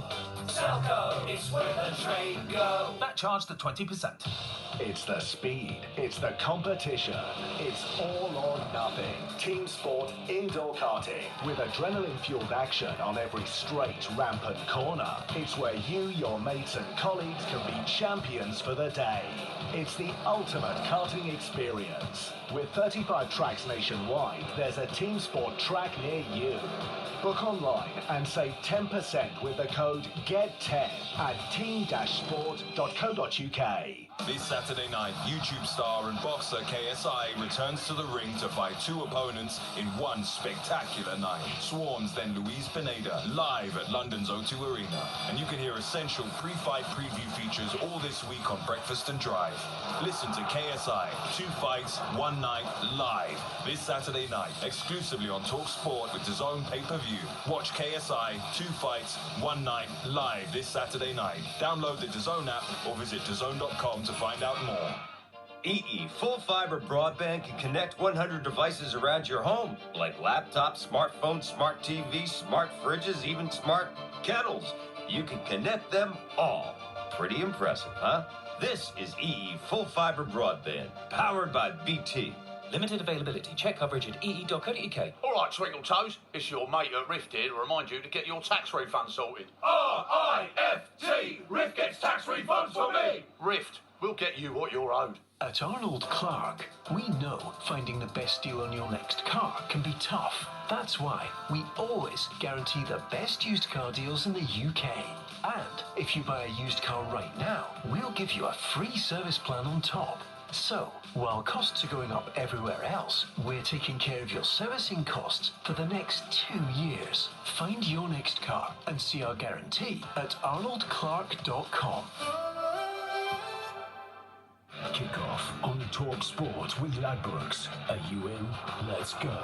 Play at ladbrokes.com. 18 plus BeGambleAware.org. Talk Sport. It's football to the max. Right foot shot, brilliant goal! The League Cup live on Talk Sport. Powered by fans. Right, let's get the half-time odds with Ladbrokes. Odds update on Talk Sport with Ladbrokes. Are you in? Let's go. Play at ladbrokes.com. 18 plus BeGambleAware.org. Alex Apati, Tranmere took the lead, but all square at half-time. One apiece. Yeah, I mean, huge game of darts over here in Gravesend, but an even bigger night at Tranmere. It might all be Newcastle as far as the stats are concerned, but it's the scoreline that matters. Still 1-1, and my word, what a goal it was for Tranmere to open the scoring. Elliot Never scored it. He's 20-1 to score the next goal. Newcastle were as short as just under evens before they equalised. So fair play to anyone who got on them at that price. They're now 1-3 to win in 90 minutes. If you do fancy Tranmere to go on and win the game in 90 minutes, it's 14-1. They're as short as 7-2 to qualify now. I'm not going to jinx the penalty shootout here, so let's push Tranmere to score the next goal instead at 5-1. In terms of next goal scorers, Chris Wood is your most likely at 7-2. 4 or more goals is still odds on at 4-6, which suggests we're in for a cracking second half. I'm very envious of you guys being there for it, but I guess everyone bar Newcastle fans is hoping Tranmere can go and cause the biggest upset of the season so far. Yeah, indeed. We'll see what happens live on TalkSport second half. Alex, thanks very much. That was the latest odds with Ladbrokes. Play at ladbrokes.com. 18 plus BeGambleAware.org. Odds update on Talk Sport with Ladbrokes. Are you in? Let's go. Play at ladbrokes.com. 18 plus BeGambleAware.org. It's half time in Eindhoven. David Tanner. And it's PSV 0, Rangers 0, and Rangers have ridden their luck, but they survived a late flurry of activity from PSV to go in at half-time level. Rangers haven't had a clean sheet in any of their last 8 away games in Europe, so Giovanni Van Bronckhorst will be satisfied to have kept PSV at bay in the first half. The best chance of Rangers' game fell to John Lundstrom, who blasted just past the post after 25 minutes. And then in the last couple of minutes of the first half, PSV had 3 solid chances. Ibrahim Sangare, who scored at Ibrox, unmarked in a corner kick, headed just over. Then a cross from Tezi was met by Luke de Jong, and the player who spent last season on loan at Barcelona, first time, but straight at John McLaughlin, the Rangers goalkeeper. And then just before the whistle blew, Cody Hakpo, who's been linked with Manchester United again this week, he overpowered Connor Goldson at the edge of the box. He should have chipped the goalkeeper, but instead he blasted over. Rangers or PSV could be as little as 45 minutes away from the Champions League group stage. What a second half awaits us. At half-time, it's PSV Eindhoven 0, Rangers 0, Adrian. The Lionesses have announced the squad for World Cup qualifiers Saturday the 3rd of September in Austria, their closest challengers. And then on the Tuesday at Stoke, we'll be there on TalkSport for England against Luxembourg. If England avoid defeat in Austria, they qualify for the World Cup in Australia and New Zealand next summer. If they lose, then the win over Luxembourg will be enough. And qualifying so far, played 8, won 8, drawn none, lost none, 468 against none. What a qualifying record that is. But Serena Wiegman has been interviewed by TalkSport's Bradley Hayden this afternoon. She says that she hopes that the recently retired Jill Scott and Ellen White stay in the game in some capacity. Yes, they both, Ellen and Jill, had such an impact on the game, such an impact on the sport over all these years, and they're such great personalities that we'll absolutely miss them. And I just hope that they stay involved in the game, in the women's game, in whatever role they want. And yes, if we could use their expertise at one moment when we think that it's necessary, I would always ask them. And you also know that in this, like right now in our team, the staff is all set and things, but incidentally using their experience will be really nice, whether it's just in the senior but also especially in youth teams, I think they can have at this moment a big role. But they haven't made up their mind yet. So we're just now talking about them. We don't even know what they. Well, looking forward to that. Tuesday the 6th of September, kickoff will come to you live from Stoke City. England take on Luxembourg. They'll be celebrating World Cup qualification. I'm pretty sure about that. Elliot Nevitt with the first goal for Tranmere tonight. Put them in front. Jamal Lascelles levelling. Nevitt's target when he got a contract with Tranmere was 10 goals in professional football. Well, he's hit that target tonight. The 10th goal against Newcastle. Live on TalkSport this evening. It's one apiece. Second half coming up live on TalkSport with a man who blames Rio Ferdinand for West Ham losing here in a cup tie. That's Trevor Sinclair, alongside TalkSport's chief football commentator. That's Sam Matterface. And there's been a change at half-time for Newcastle United. Matt Targett has been replaced by Jamal Lewis at half-time, which is interesting, mainly because Jamal Lewis hasn't played any football for nearly a year. December 2021, the last time he played. He's had thigh and hamstring injuries, which have brought him out for a large period. He wasn't even in the squad for the start of 2022 because of the issues that he'd suffered and the severity of those injuries. But he's had his first touch back in football, wearing his navy blue Newcastle United jersey, gold shorts, attacking the goal away to our left, where the Newcastle fans are housed in the second half.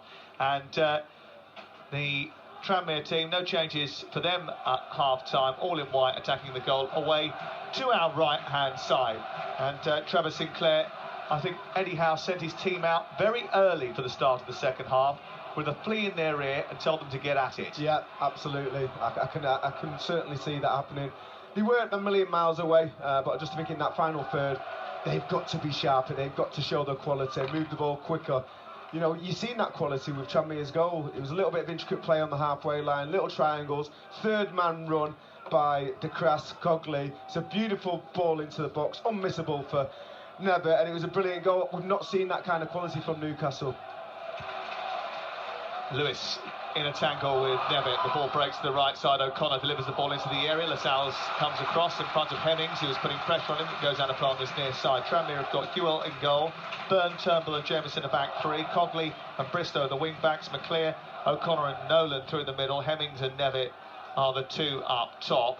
And Graham Jones again, the fourth official, is being spoken to by Graham Jones, one of the first team coaches at Newcastle, as Jason Tyndall now takes over in-ear duties for the fourth official, as the throw-in about to be taken by Cogley down this right-hand side. I'll go through the Newcastle lineup for you in just a second. Cogley wiping the ball on a towel and then firing it towards the edge of the 6-yard box. It's flicked into the air by Wood, backwards rather than forwards. It comes back to Jameson, whose shot is blocked by Willock, and it bounces out the penalty area and over on the far side. Back with Tranmere, who are attacking again. A deep cross by O'Connor to the far post. Darlow stretches his arms up into the air, collects it and manages to clear it away. I can understand why there's still a little bit of frustration amongst the Newcastle United contingent. I mean, the bare facts of it are, in the first half, they had their right back Kraft stretch it off. Lascelles had his nose rearranged, and then Kane Hemmings went studs up into the shins of Carl Darlow, and that was only the first half. Yeah, Anthony Backhouse, I think he's got to officiate this game better. He's got to look after the safety and welfare of players, both players.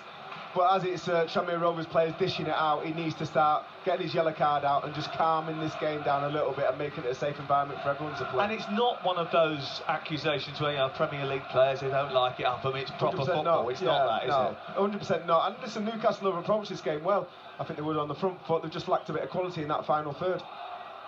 And Cogley's taking it down inside his penalty area, taking it wide towards the right-hand side. It's been cleared upfield over the halfway line, and it's then picked up by Nolan, who helps it on. A little flick down the channel by Hemmings, looking for the run of Nevitt, but across comes Lascelles, deals with it, and will go off to a goal at Adams Park in Abrahams. Wickham 1, Bristol City 1. Ball crossed in from the byline and headed in at the far post for his first Wickham goal by Ali Al-Hamidi. He was talked up by Gareth Ainsworth before the game on TalkSport 2, and he's delivered tonight. Wickham 1, Bristol City 1. Ritchie to Anderson, then back to Lewis, who tries to get the cross in. It's blocked by the retreating Nevitt. It's out for the first quarter of the second half for Newcastle United, away to our left-hand side. A little bit more urgency about Newcastle, but still lacking that poise to get the ball into the box with any real decisive action forward towards Murphy at the short corner. Comes back to Ritchie, who strikes from distance. It hits Willock and then is cleared away. Again, you know, that's another opportunity to get the ball into the box, and they haven't quite managed it. Yeah, but I think they have started better. That was great play by Lascelles, stepping past a couple of oncoming defenders. Got the ball into Anderson, who played well. He switched the ball. It was a decent situation for Newcastle. Again, though, that killer pass into the box wasn't there. Nolan picks it up inside the centre circle, runs into Trippier, goes down, wants a free kick. Mate, on a night like this, you ain't getting that. The ball breaks down and goes into Matt Ritchie, and it's on to Trippier, who's on the overlap. His cross is deflected behind. It's another Newcastle corner, and you're right, they're just revved up at the start of this second half. We played 4 minutes of it. It's Tranmere 1, Newcastle 1. Yeah, you can sense it from the away fans to our left. The Newcastle United Geordies have come in the numbers as you'd expect, and they seem buoyed. They seem happy with this second half, the first few minutes of this second half, and I expect this to be the tempo that Newcastle set this second half, and this to continue too. Lascelles, Dummett and Longstaff queuing up inside the penalty area. There's a bit of wrestling going on at the far post. It comes towards Lascelles, who's turning around to the referee and saying, did you see the rugby tackle there? Yeah. It just delayed his run round that back stick, and then obviously Trippier, the signaler's gone. He's putting it into the same area, like shelling peas every time the same area, but because Lascelles' run's delayed, he never got to the area when the ball got there, and the ball went harmlessly out for a throw-in for Tranmere. See, this is interesting because Paul Dummett is trying to turn round to his midfield, so push up high, keep them deep inside their own half here. They're taking time over this throw-in in the right full-back position, which eventually Byrne will launch down the line. Well, he looped it actually, and it's going to be won by a Newcastle head. Anderson heads it forward. It's prodded away by the central defender Turnbull, backheeled by Trippier as they come down the right-hand side again, and Longstaff's pass has been a little bit off over the course of the match, really. Yeah, I've noticed that. Too short. I thought if there was going to be a change, maybe it would have been Longstaff, and just bringing in a bit more physicality to stem the flow of challenges going around from the Tranmere players. I thought Joe Linton might have been brought into play, but then you look at the next two fixtures, they've got Wolves and Liverpool in a 3-day period of time. That's probably why you're seeing so many changes from this Newcastle United side. Yeah, and of course it's a busy couple of weeks for Premier League football. Midweek round next week, we'll have reporters at every single game. Adrian will be out and about as well this Saturday. You're going to Liverpool, Adrian, aren't you? He's going to Liverpool this Saturday to bring you around the grounds Game Day Live from 2:30. We'll be at Southampton versus Manchester United before that on Game Day Live. I think that was the week I was supposed to triple captain someone, wasn't it? When they have 2 games. What an idiot. Have you just worked out what fantasy football is? This is my first year, I'm learning. Yeah, you're below me in the table, that's all I need to know. Ball is out of play on this near side, corner kick to be taken. If you're below me in the table, you're in real trouble, by the way. Because you're not great. And it's going to be a corner kick which Kieran Trippier is going to take. Already created 1 goal with a delivery from the other side of the pitch, and now he's going to try and do the same again here. Right-footed corner kick, swung in towards the 6-yard box. It's a really good delivery, and it's a brilliant bullet header from Chris Wood. Super delivery from Kieran Trippier, who almost single-handedly has turned this game around. A right-footed ball to the edge of the 6-yard box and a bullet header from Chris Wood. Brilliant delivery, well executed, definitely from the training ground. In swinging, loads of whip, loads of pace on it, a little bit of reverse movement from Chris Wood. The lad that started at the near post spun out, he ran into the area, first contact, glanced it, straight through the goalkeeper, no chance. 2-1, it's been a fantastic start this second half for Newcastle United. A really good header from Chris Wood. It's only the 3rd goal that he has managed for Newcastle United since his move from Burnley. His first goal since he scored against Wolves in April. Only played 20 minutes at the weekend, but with Callum Wilson out for a little while and all eyes turning to a £60 million bid for Alexander Isak, he needed to make sure he made an impact tonight, and he's done that now with a brilliant bullet header. Yeah, great movement, great contact. He got there. The all-important thing is get the first contact on them crosses, because it's so close to the goal. If you're the person getting the first contact, if you hit the target, every chance you're going to score a goal, and that's exactly what Chris Wood did there. But again, Trippier, what has he played 10 minutes of this game? He's already got 2 assists. Unbelievable quality. Yeah, I mean, that delivery from the right-hand side was absolutely brilliant. I mean, marking was shocking, but the delivery was absolutely sensational. and it was the speed at which it was delivered in as well, which meant that once he connected with the ball, the velocity of the header which came off Chris Wood was too much for anyone to handle. Absolutely, but you have to say, sometimes when you put a ball into an area at the right pace, if he's beat Kane Hemmings, which he did, it was just too high for Kane Hemmings, who was that near post spaceman. If you beat him and you get the first contact, you're getting a goal, and that's exactly what happened. But the quality of Kieran Trippier, it's just outstanding. It's obvious for everyone to see. Obviously, there's too many games in football and everyone plays too much, but this game's for charity. Barcelona against Manchester City tonight, and I know you probably are going to go back and stay up till 3 o'clock in the morning watching it. Oh no. Barcelona 0, Manchester City 1, Julian Alvarez. I'm excited about this boy. He's slipped in a little bit under the radar because of Erling Haaland, and I've seen a little snippet of him, I think, against Bayern Munich in America. And a couple of more little bits and bobs. He was all right in the Community Shield when he came on. Yeah, he's a man. He does remind me of. I have to say, he reminds me of Aguero. He's just like, he's thick set. He looks fearless and. Ball down the left for Lewis, who's trying to get on the end of a pass from Murphy, and once again Cogley gets across and does a good job to get the ball out and away from danger. He has then given away a throw-in, which Newcastle are determined to take quickly. Murphy down the left, that was a foul. It's going to be a free kick. Oh no, it's not. Of course it's not. Got away run again there. I think it's Anderson who has played the ball. He just disappeared behind one of the posts that holds up the roof here in the main stand at Prenton Park. But I think it was Anderson who's back on his feet now. He felt as if he was fouled and kicked on the ankle. Yeah, he was. It was a no-touch turn. He kind of stepped in as if he was going to touch the ball and let it run across his body. The defender was wrong side, come through his calf, and he's got away with it.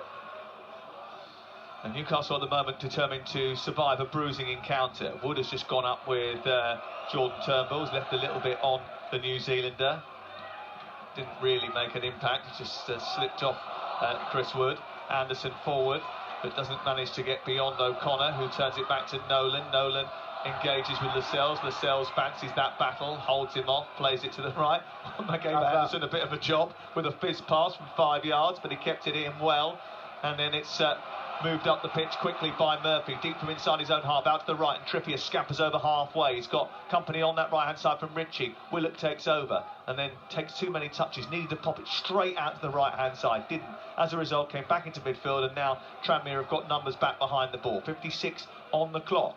And it's 2-1 to Newcastle away at Prenton Park in the Carabao Cup second round. Lovely ball through the legs of the defender by Wood into Lewis, then back to Anderson. Edge of the box is Longstaff. They need to get it in the area now. Dart by Ritchie down the side, might be able to centre the ball back into the penalty area. They can't quite get it clear, and then there was a challenge in the middle of the box on Longstaff by McClear, but there was nothing really in that, and it's cleared away by Tranmere upfield. But again, Newcastle quick to it. Again, Lascelles feels as if Hemmings has gone up with an elbow into his face, and now he's got more blood streaming from his nose again, and he's looking at the bench and asking the question, any chance? How many hooters am I going to go through? Yeah, it's I think, listen, once you've done your nose, if you get a little tiny tap on it, which that might have, I didn't really see much in the challenge there from Kane Hemmings. We're looking at it again, but I mean, initially I thought it wasn't a terrible challenge. But like I say, once your nose opens up, any little tap on it, it's going to start it bleeding again. It hurts as well when you get your... It does, but the important thing is... So annoying. The important thing is Lascelles is winning the first ball and Newcastle players is picking up the second ball. That wasn't happening enough in the first half. Leeds 3, Barnsley 1 over on TalkSport 2. Leeds look like they've secured passage through to the next round of the competition. Forest Green Rovers are 2-0 down at home to Brighton. Wycombe 1, Bristol City 1. And you're listening to Kick Off on TalkSport with Ladbrokes. Play at ladbrokes.com, 18 plus, begambleaware.org. Going to be a change, and Nolan is coming off. I think that's Nolan who's coming off, and coming on in his place is Josh Hawkes. First change for Tranmere Rovers. It's pretty like for like, really, to be honest with you. Josh Hawkes, the former Sunderland and Hartlepool left-sided midfielder, 23 years of age, been involved quite a bit already this season. I mean, looking at the pictures of Jamal Lascelles. I mean, there is claret everywhere. Yeah, but he's a centre half. This is expected when you're playing centre. You're just looking at the challenge again. There's not really that much in it. I don't even see. He probably headed the ball with his nose, but because it's already he started that flow of blood. Any little tap on that nose, it's going to open up again and it's going to start to bleed. I don't think there was anything wrong with what Hemmings was doing apart from the grabbing of the shirt, which wasn't, which certainly wasn't hurting his nose. I don't think. He certainly likes a physical duel. Barca 1, City 1. Aubameyang. Ooh. He's supposed to be part of that huge £160 million spending spree that Chelsea seem to be going on between now and the transfer window. We'll update you with everything that happens between now and the closing of the transfer window next Thursday night. Alex Crook and Jim White will be taking you through the transfer window closing right here on Talk Sport. Tonight, you'll be able to have yourself on all the action. 03717 223344. It's the Sports Bar, open for business with Jamie O'Hara and Jason Cundy. Here is Murphy setting up Willock. Willock, who hasn't scored as many goals since signing on a permanent deal as he did when he was on loan. The ball goes out to the left. It's curled into the box by Lewis. It's behind Murphy and goes out on the far side. Trippier keeps it in, looks up, wants to send it straight back into the box, decides against doing that because there wasn't enough movement from Wood. It's clipped out towards this near touchline, and Newcastle have it again. And they also have the lead by 2-1. Yeah, he hasn't scored as many goals, Joe Willock. I mean, that form that he had when he was on loan was outstanding. But what I tell you, the game against Manchester City, he was outstanding. He was indeed. And here is Murphy down the right, trying to get a crossing. It's blocked and cleared away out on the far side. He's just got great legs. He knows when to break the lines and get him beyond the defenders. Back into the box it goes again. Trippier pinging the ball towards Willock. It's headed away and it's collected on the edge of the penalty area by Longstaff. Trippier this time with a hit and hope towards goal. Flicked on by Wood. Willock trying to get hold of it. Chests it down. Real chance to get on the end of this one, but it's blocked by Byrne, who did well to get across and cover after Turnbull had been taken out of the game. And it was cleared away by Tranmere and up over the halfway line. Yeah, he scored a miraculous 6 goals right at the end of that 2021 season, didn't he? Which almost single-handedly saved Newcastle United. And got him his move. Since then, 2 goals in 34. But here he is again, played in down the right channel, getting to the edge of the box, and Turnbull once again gets across and does enough to put it out for a corner. Yeah, good defending by Turnbull. But again, them runs, them really lung-busting runs where you get beyond your own forwards and the back line.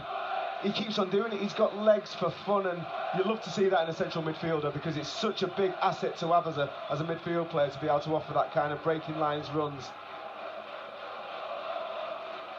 Corner over on the far side, and it will be taken by Kieran Trippier. Who else? Right-footed. He'll aim it towards the penalty spot where there's a few waiting for it, including Anderson, who hits the ball on the volley and misses the target as he held off the challenge of his marker, got his body in the right shape, just couldn't wrap his foot around it and ended up almost side foot volleying the ball just wide of the left-hand upright. Yeah, they're all playing to Trippier's tune, aren't they? It's Trippier +1. You know, the goal, outstanding ball into the shells. The second goal, absolutely brilliant from Trippier, Chris Wood. And then there again, Trippier set piece. Anderson first contact, just misses the target. 62 on the clock. Tranmere 1, Newcastle 2. The draw for the third round of the competition, by the way, is straight after this game. Another decision has gone against Tranmere. They're not happy about it, but then again, there's about 50 decisions which Newcastle aren't happy about. Oh, and now the referee is unhappy. What's the referee unhappy about? He doesn't know which way the throw should have gone. He's given a foul throw. He hasn't given a foul throw. He has given a foul throw. Eddie Howe absolutely furious. Jason Tindall standing in the way of the taker. It's all getting a little bit narky on the touchline. 2-1 the score in Newcastle's favour. Certainly it hasn't been an easy night for Newcastle United, that is for sure. Jameson down the left for Tranmere. Miscontrolled by Hemmings, and it goes out and away for a goal kick away to our right-hand side. Graham Jones has just come out to the technical area to have a word with Eddie Howe. Jason Tindall, again, is in the ear of the fourth official. The fourth official who may well need to go and have his ears cleaned out after this game, Martin Woods, because he has been the subject of quite a lot of verbals from the Newcastle bench. But the problem is, you see the players and how much effort they take to get themselves in the condition to play. at the top of their ability, and then to be hacked down like they have at times in this game, that's why they're getting into the referee's ear. I've just seen the Julian Alvarez goal.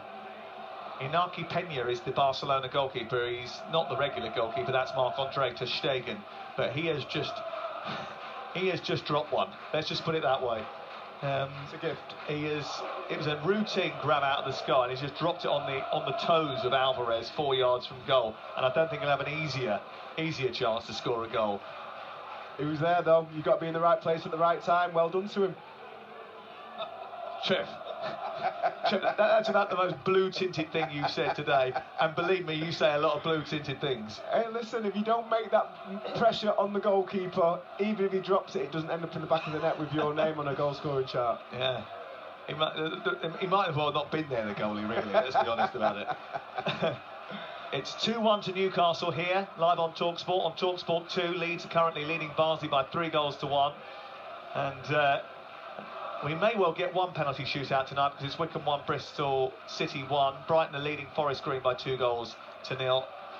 And Newcastle are hoping to extend their lead here, because the ball is on the left as they look at it, inside Tranmere territory. It's slid out of play by O'Connor, and it's a Newcastle throw which Longstaff wants to take. Anderson runs forward, but it's Wood dropping deep who picks it up.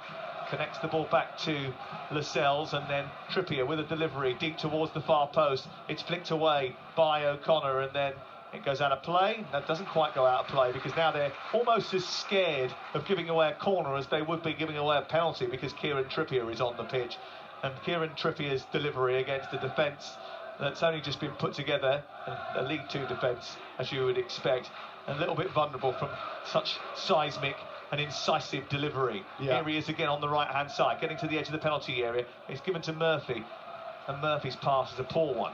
Yeah, good tracking as well by the Tranmere midfield player. He knew it was going to be a third man run, and he tracked it really well, stuck to task, and got his reward by intercepting the pass.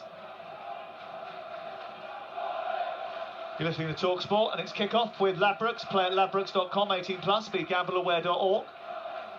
And the ball is at the feet of Paul Dummett. Dummett clipping the ball forward now, looking for Murphy. Murphy's onside here. Jamal Lewis has gone in front of him, and he's played it straight to him, but he didn't quite get there, and Hewitt almost missed the ball as he ran between him. I don't know whether or not Lewis was expecting that to come to him, but he made a good run on beyond the last defender. Yeah, it was a good run. I think Murphy was caught between two passes. The one that, like, the shorter one into the feet, or the cross into the box. He's almost done a bit of both, and it's ended up going harmlessly through to the goalkeeper. Well, this will be another game, fourth game of the season that Newcastle have gone unbeaten in if they manage to see themselves over the line here, but there's still 24 minutes to go. I think the threat's a lot less coming from Tranmere at the moment. Very little threat in the second half, haven't we, from Tranmere, after what was a sprightly first 45 minutes from the home side. The Newcastle fans certainly buoyed away to our left-hand side.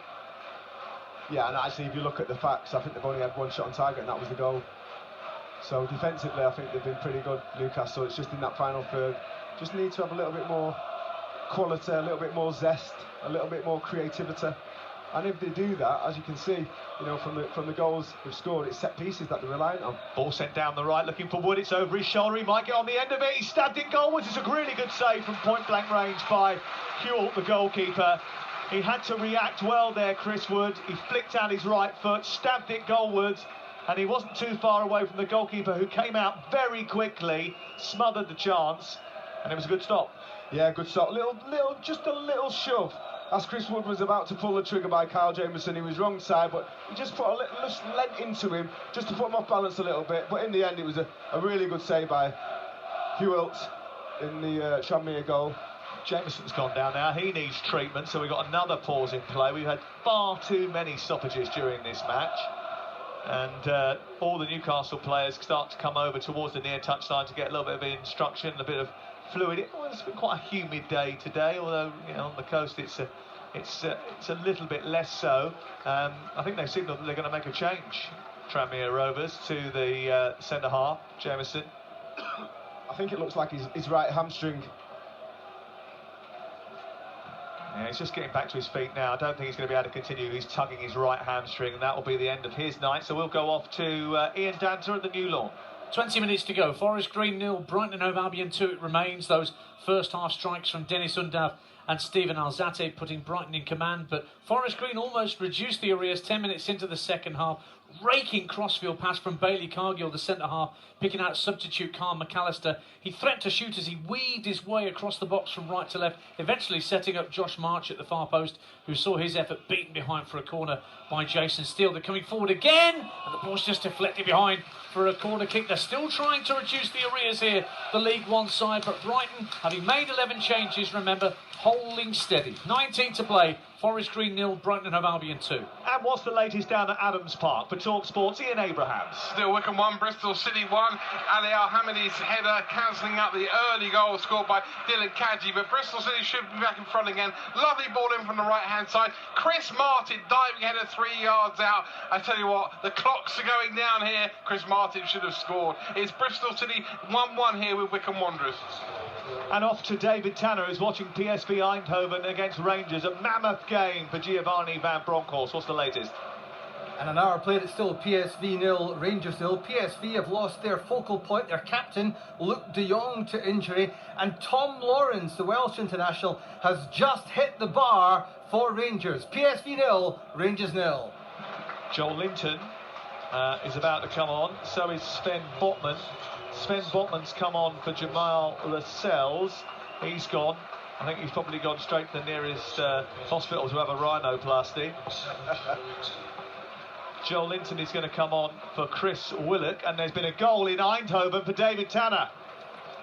60 minutes gone, it's PSV 0, Rangers 1, and it's Antonio Cholak who scored the opening goal at Ibrox, who's done the same again in the Netherlands. PSV 0, Rangers 1, with Rangers half an hour away from the group stage of the Champions League. That's great news, isn't it, Trevor? Absolutely brilliant for Rangers. They really need to be in the Champions League, and that's given them a lifeline. Yeah, you didn't do that when the goal went in. We were all cheering for Rangers, and you were miserable as sin.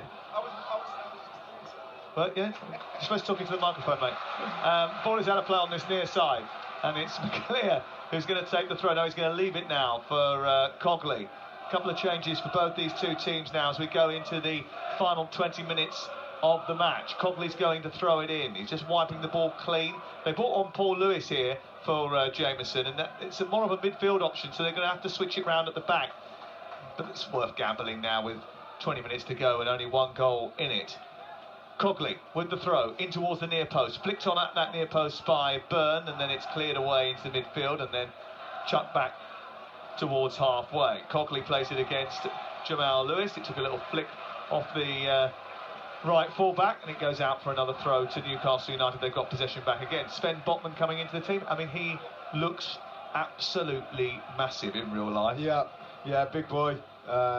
Been impressive with him as well. He's not been as aggressive on set Kieran pieces. Trippier's given the ball away over on the far side to Kane Hemmings. Luckily, it went backwards rather than forwards, but that was a bit of a mistake by the Newcastle United right full-back. It's in towards the edge of the penalty area. Botman deals with it, and then Trippier keeps it in, and then plays it against Bristow, and it goes out of play and away for a goal kick away to our right-hand side. Sorry, back to Botman. Yeah, I've been impressed with him. He's a giant of a guy, and I think he's slotted in really well in this Newcastle defence. I thought he'd be more of a threat on offensive corners and set pieces for Well, Newcastle. that might be something that happens over the course of the season. I mean, he looks. Do you know what he reminds me of? Do you know Nicholas Schuler at Bayern Munich? I do, yes. He looks a little bit as if he's built like him, very big and broad and tall, but really thick set as well. Good athlete, good athlete.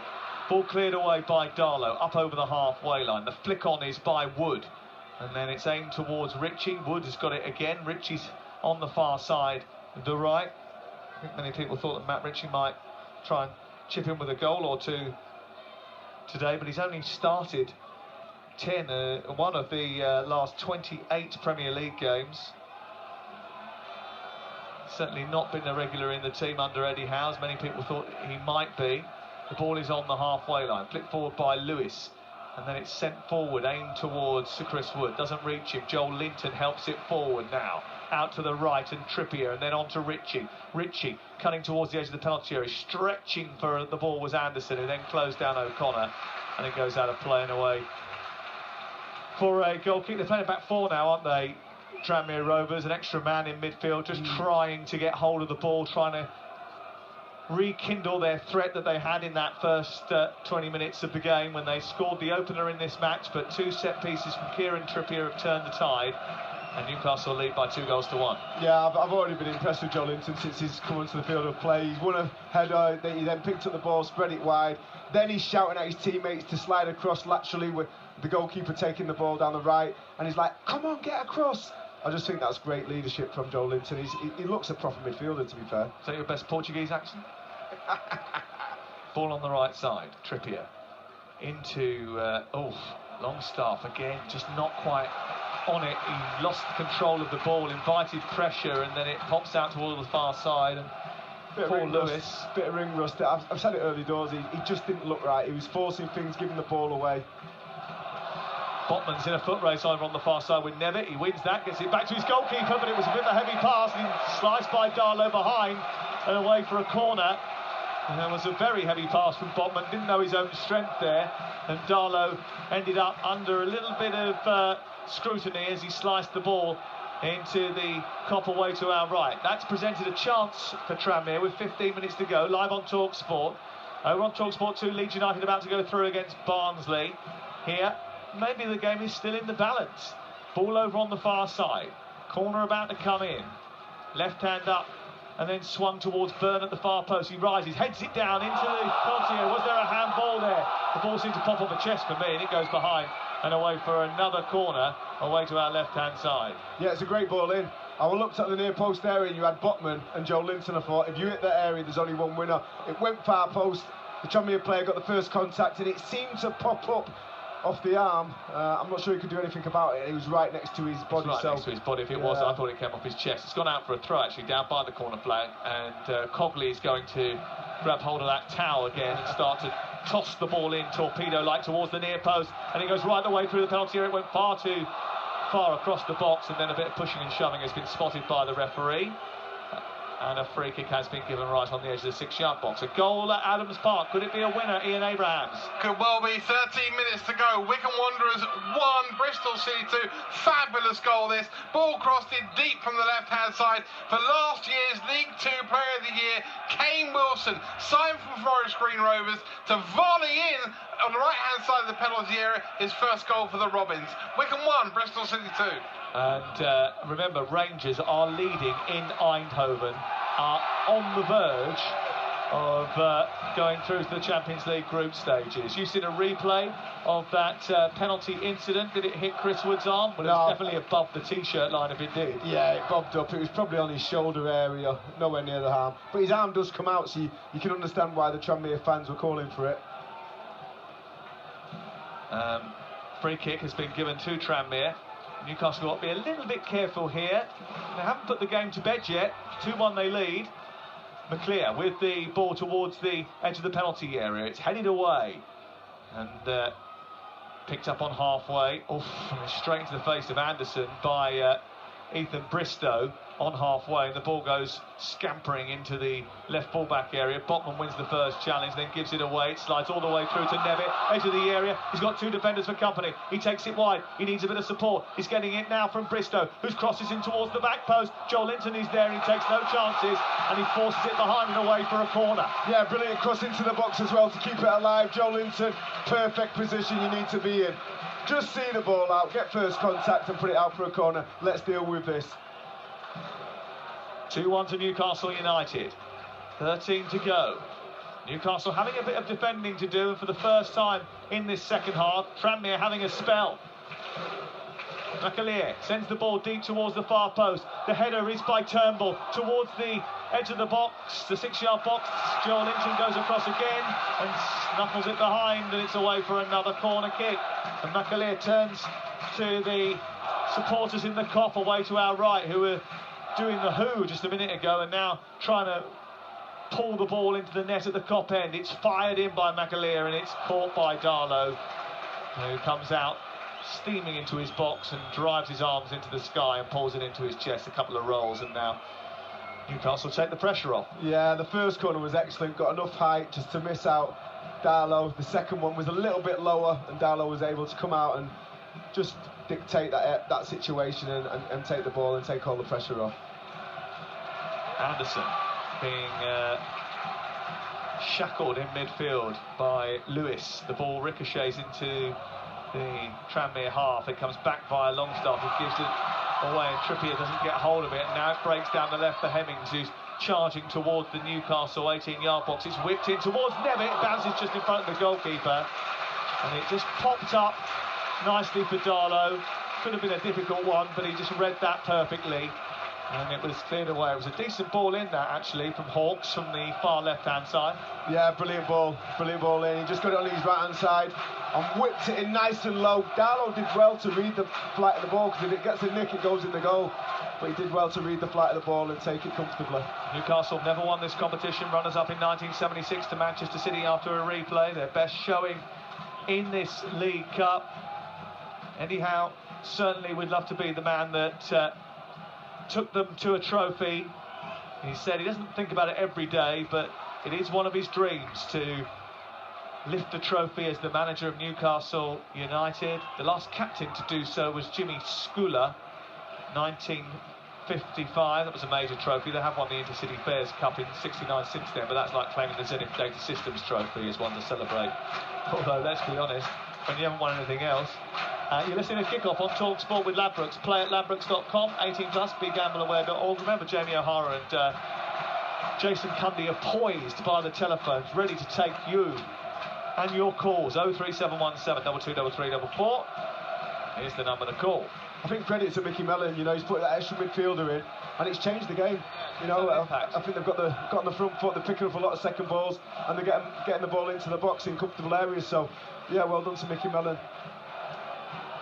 Newcastle have given the ball away far too cheaply in certain areas of the pitch, and that's another example of it. You know, when you've got the ball in your possession, you've got to keep hold of it, and they just relinquish that far too easily. Here is McClear, down the right it goes, picked up by Lewis, who's trying to tussle and get away from Botman, who says, nah, that's mine, thank you very much, pushes him to the floor, slides it into the path of Joe Linton, and it's clear. Oh, it's a poor ball forward though, cut out by O'Connor initially, but one back by Longstaff. Then Trippier shut down on the far side.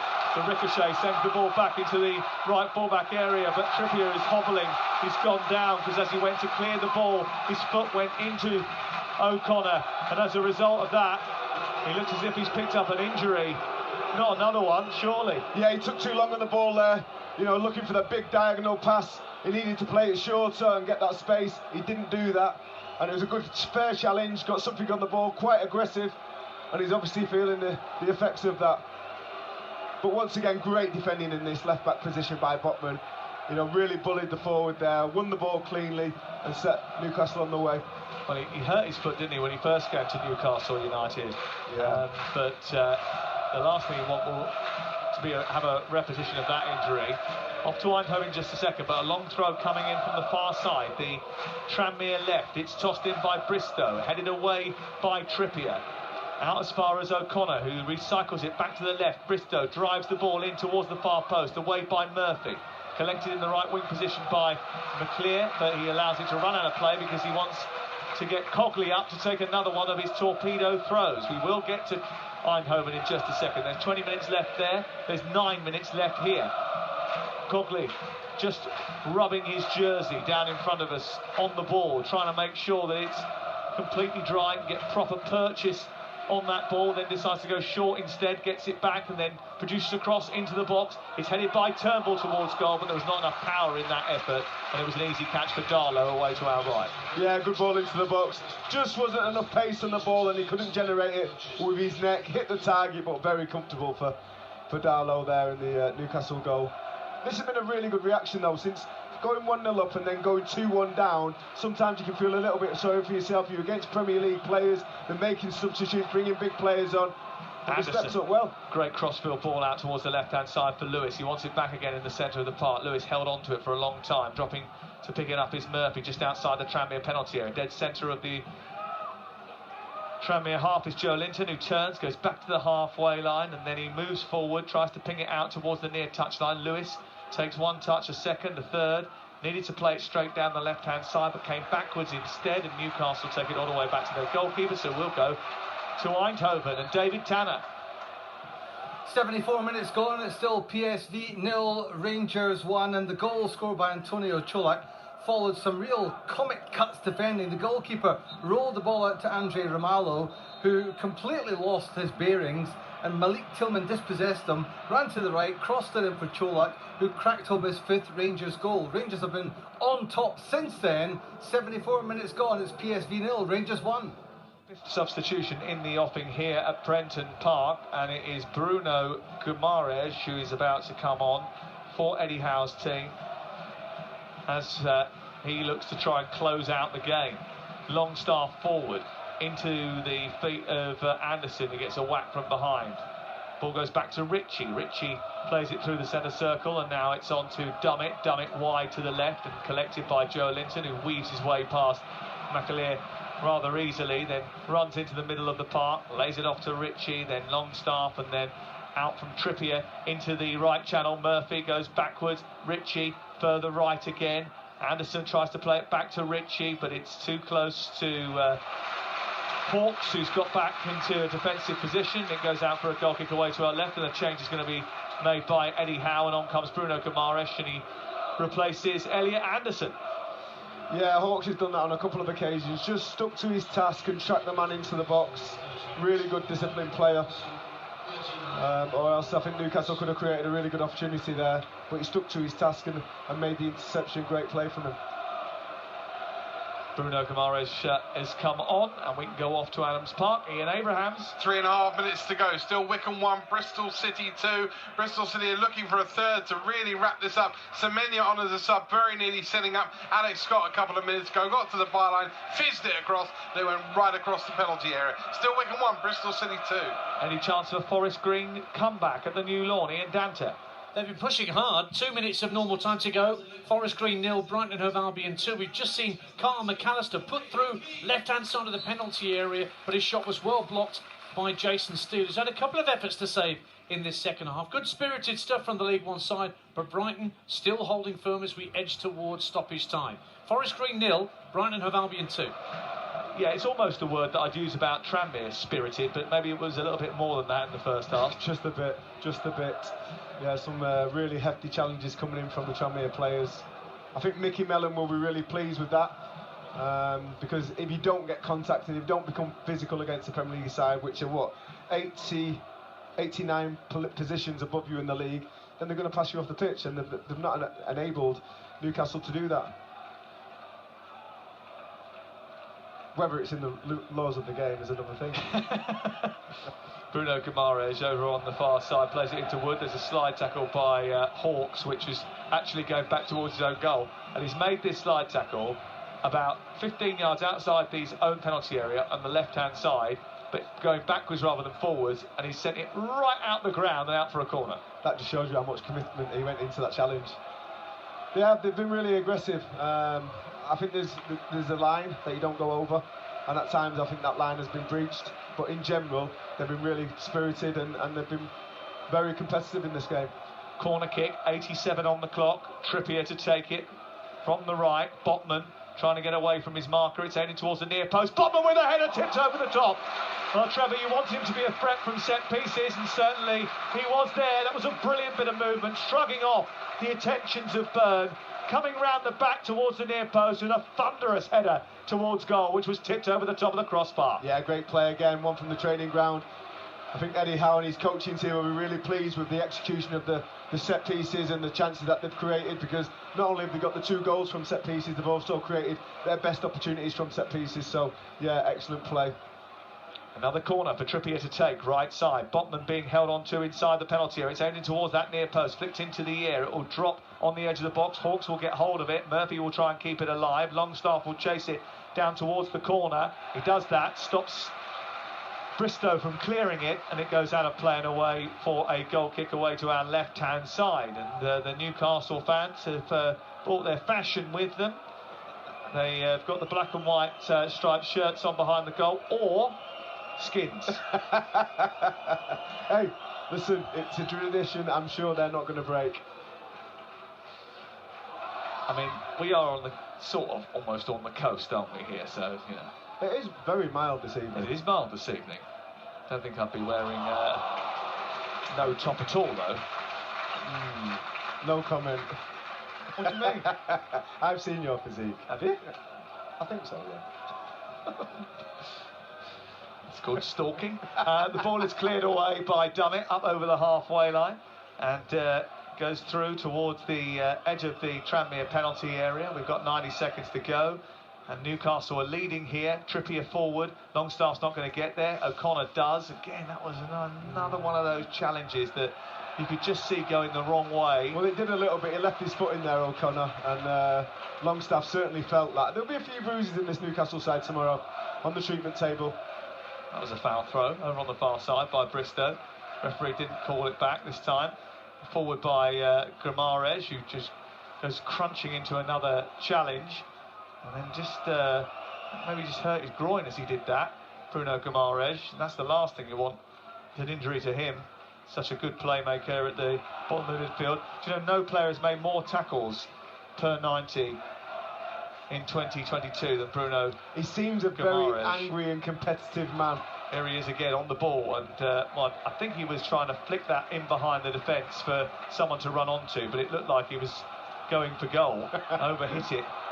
Maybe that anger just came out a little bit too much there. There's a cross from Bristow into the centre, away by Dummett. And poked out over on the far side. And Longstaff trying to keep it in, can't do so. It's a throw-in to Tranmere. And we're just about to reach stoppage time. Dummett's got cramp. He's got a real problem. He's just trying to squeeze up to play the Tranmere forwards offside, but he's got a real problem with his calf, I think. He hasn't played very much football recently. He steers the ball away, still hobbling with cramp. It's chested down by Wood onto Joel Linton. He holds on to the ball. The pass to Murphy has gone because he's in offside position. They're going down the left side now with Joel Linton. 6 minutes of added time at the end of the second half, which seems remarkable, bearing in mind in the first half we had a player stretch it off when we only had 5. Here on the right-hand side, the ball is with Trippier. 6 minutes then to play at the end of the 90. Between Tranmere and Newcastle, with the Premier League side leading by 2-1. They had to come back from a goal down after Levitt put the League 2 side in front. But Newcastle got back into it just before half-time and then went ahead just after. Here is Joe Linton onto Longstaff, who dives in with a tackle on Cogley. It goes out of play, so we'll go down to a goal at the New Lawn, and Ian Danta. All over really. Forest Green 0, Brighton 3 in stoppage time. Ewan Ferguson, the young Irishman. Little cheeky flick from a ball, put back from the byline, just flicked it with his back heel beyond the keeper and it rolled into the net. Full time, nearly approaching. It's Forest Green 0, Brighton and Hove Albion 3. Another drinks break here during stoppage time after the most punctuated second half I can remember for a long time. Carl Darlow's got a problem on the edge of the D. He's got the physio on. Paul Dummett's got cramp. He's being stretched out by anyone who will lift his legs. And people are taking drinks on the near side, so we might as well go off to Wickham, where there's been a goal, Ian Abraham. All over here, Wickham 1, Bristol City 3, on the break, Conway down the right-hand side, very unselfish as the keeper came out at him, squared for Semenya to put into an open net. Trevor, me, you, even Adrian would have scored it. It's Wickham 1, Bristol City 3. And off to Eindhoven for David Tanner. And it's still PSV 0, Rangers 1 with 8 minutes left of the 90. And Ruud van Nistelrooy, the PSV coach, is looking very, very frustrated at the side of the pitch because Rangers have just stifled this game since going ahead through Kovac a few minutes ago. It's 82 minutes gone, PSV 0, Rangers 1. Well, he didn't miss a thing here because the throw-in that stopped the game initially still hasn't been taken. Full time at the New Lawn. Forest Green Rovers 0, Brighton 3. Brighton, Graham Potter are through to the next round of the competition, the draw for which is coming up, and we'll bring you a reaction to it here on TalkSport in the Sports Bar with Jason Cundy and Jamie O'Hara. Remember, Sports Breakfast tomorrow, 6 o'clock. Alan and Gabby together at 6. At 8 o'clock, Neil Warnock will join them. Ball shifted out towards the left. Tranmere looking for a late equaliser. And Bristow has delivered the ball into the box, which is blocked, and gone behind for a corner right at the last. Yeah, good play. Just in the centre of the park there, again picking up second balls.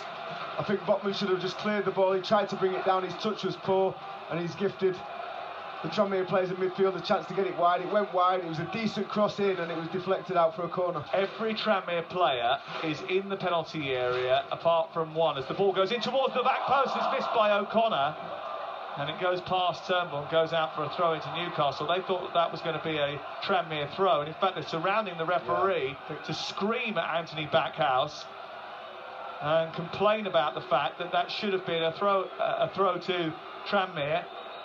I mean, I haven't seen it back, but I think Botman gets first contact and it ends up going out for a throw-in. So yeah, I agree, that should probably be a Tranmere throw-in.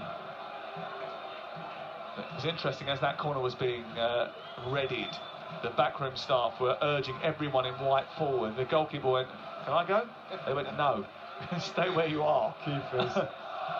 Ball tossed forward by Turnbull into the channel, and Kane Hemmings is not going to give up the fight here. He's trying to force Joel Linton into an error. It doesn't quite get there, and it goes behind, and it's away for a goal kick. And Joel Linton will just drop the ball and allow more seconds to tick away on the clock away to our left-hand side. We play 49 minutes and 5 seconds of the second half. We've got another 2 minutes of added time still to play here at Prenton Park on what has been a really competitive and aggression-fueled night between Tranmere and Newcastle United, and it looks as if Newcastle United are just about going to get away with passage into round 3 of the Carabao Cup. They've certainly had to earn it, haven't they, Sam? Oh, absolutely. This club's got a rich tradition with this competition. They were finalists in 2000. They were runners-up to Leicester City. They even got back into the game after Matt Elliott had put Leicester in front. David Kelly with their only goal in a major final. He played for both these two clubs. And it looks as if their cup run is going to come to an end, and Wood is trying to make sure of that by trying to get in behind Byrne, and Byrne, under pressure from the New Zealanders, sees it back to his goalkeeper. It's hacked clear towards the halfway line. It's only the second defeat in 11 home games that Tranmere have suffered. And this crowd usually gets bang for their buck. Full time at Leeds over on TalkSport 2. Leeds United 3, Barnsley 1. And Leeds through the next round of the competition. Newcastle hope to join them in the next few minutes. Here live on TalkSport. Ball headed away by Joel Linton. Forward again by Cogley. One by Longstaff, and then sent wide to the right, where scampering up to the halfway line is Kieran Trippier, who's made such a difference in this game. He's found Bruno Guimaraes, lots of space in the middle of the park. He moves up towards the edge of the area, tries to slip it left to Wood, spotted the pass but couldn't execute it because Jordan Turnbull managed to step in and win it back for Tranmere. Still 2-1 to Newcastle, given away by McLear, and it's picked up by Bruno Guimaraes. Richie wanted it played earlier, it didn't come to him. It's played wide instead to Trippier. 51 minutes have now been played. That's all 6 minutes that have been added by the referee. The Newcastle machine about to continue its upward trajectory. Momentum still going. Hard-fought victory it might have been. It's the kind of game, though, that Newcastle usually make heavy weather of. Think back to Rochdale, to Exeter, to Oxford.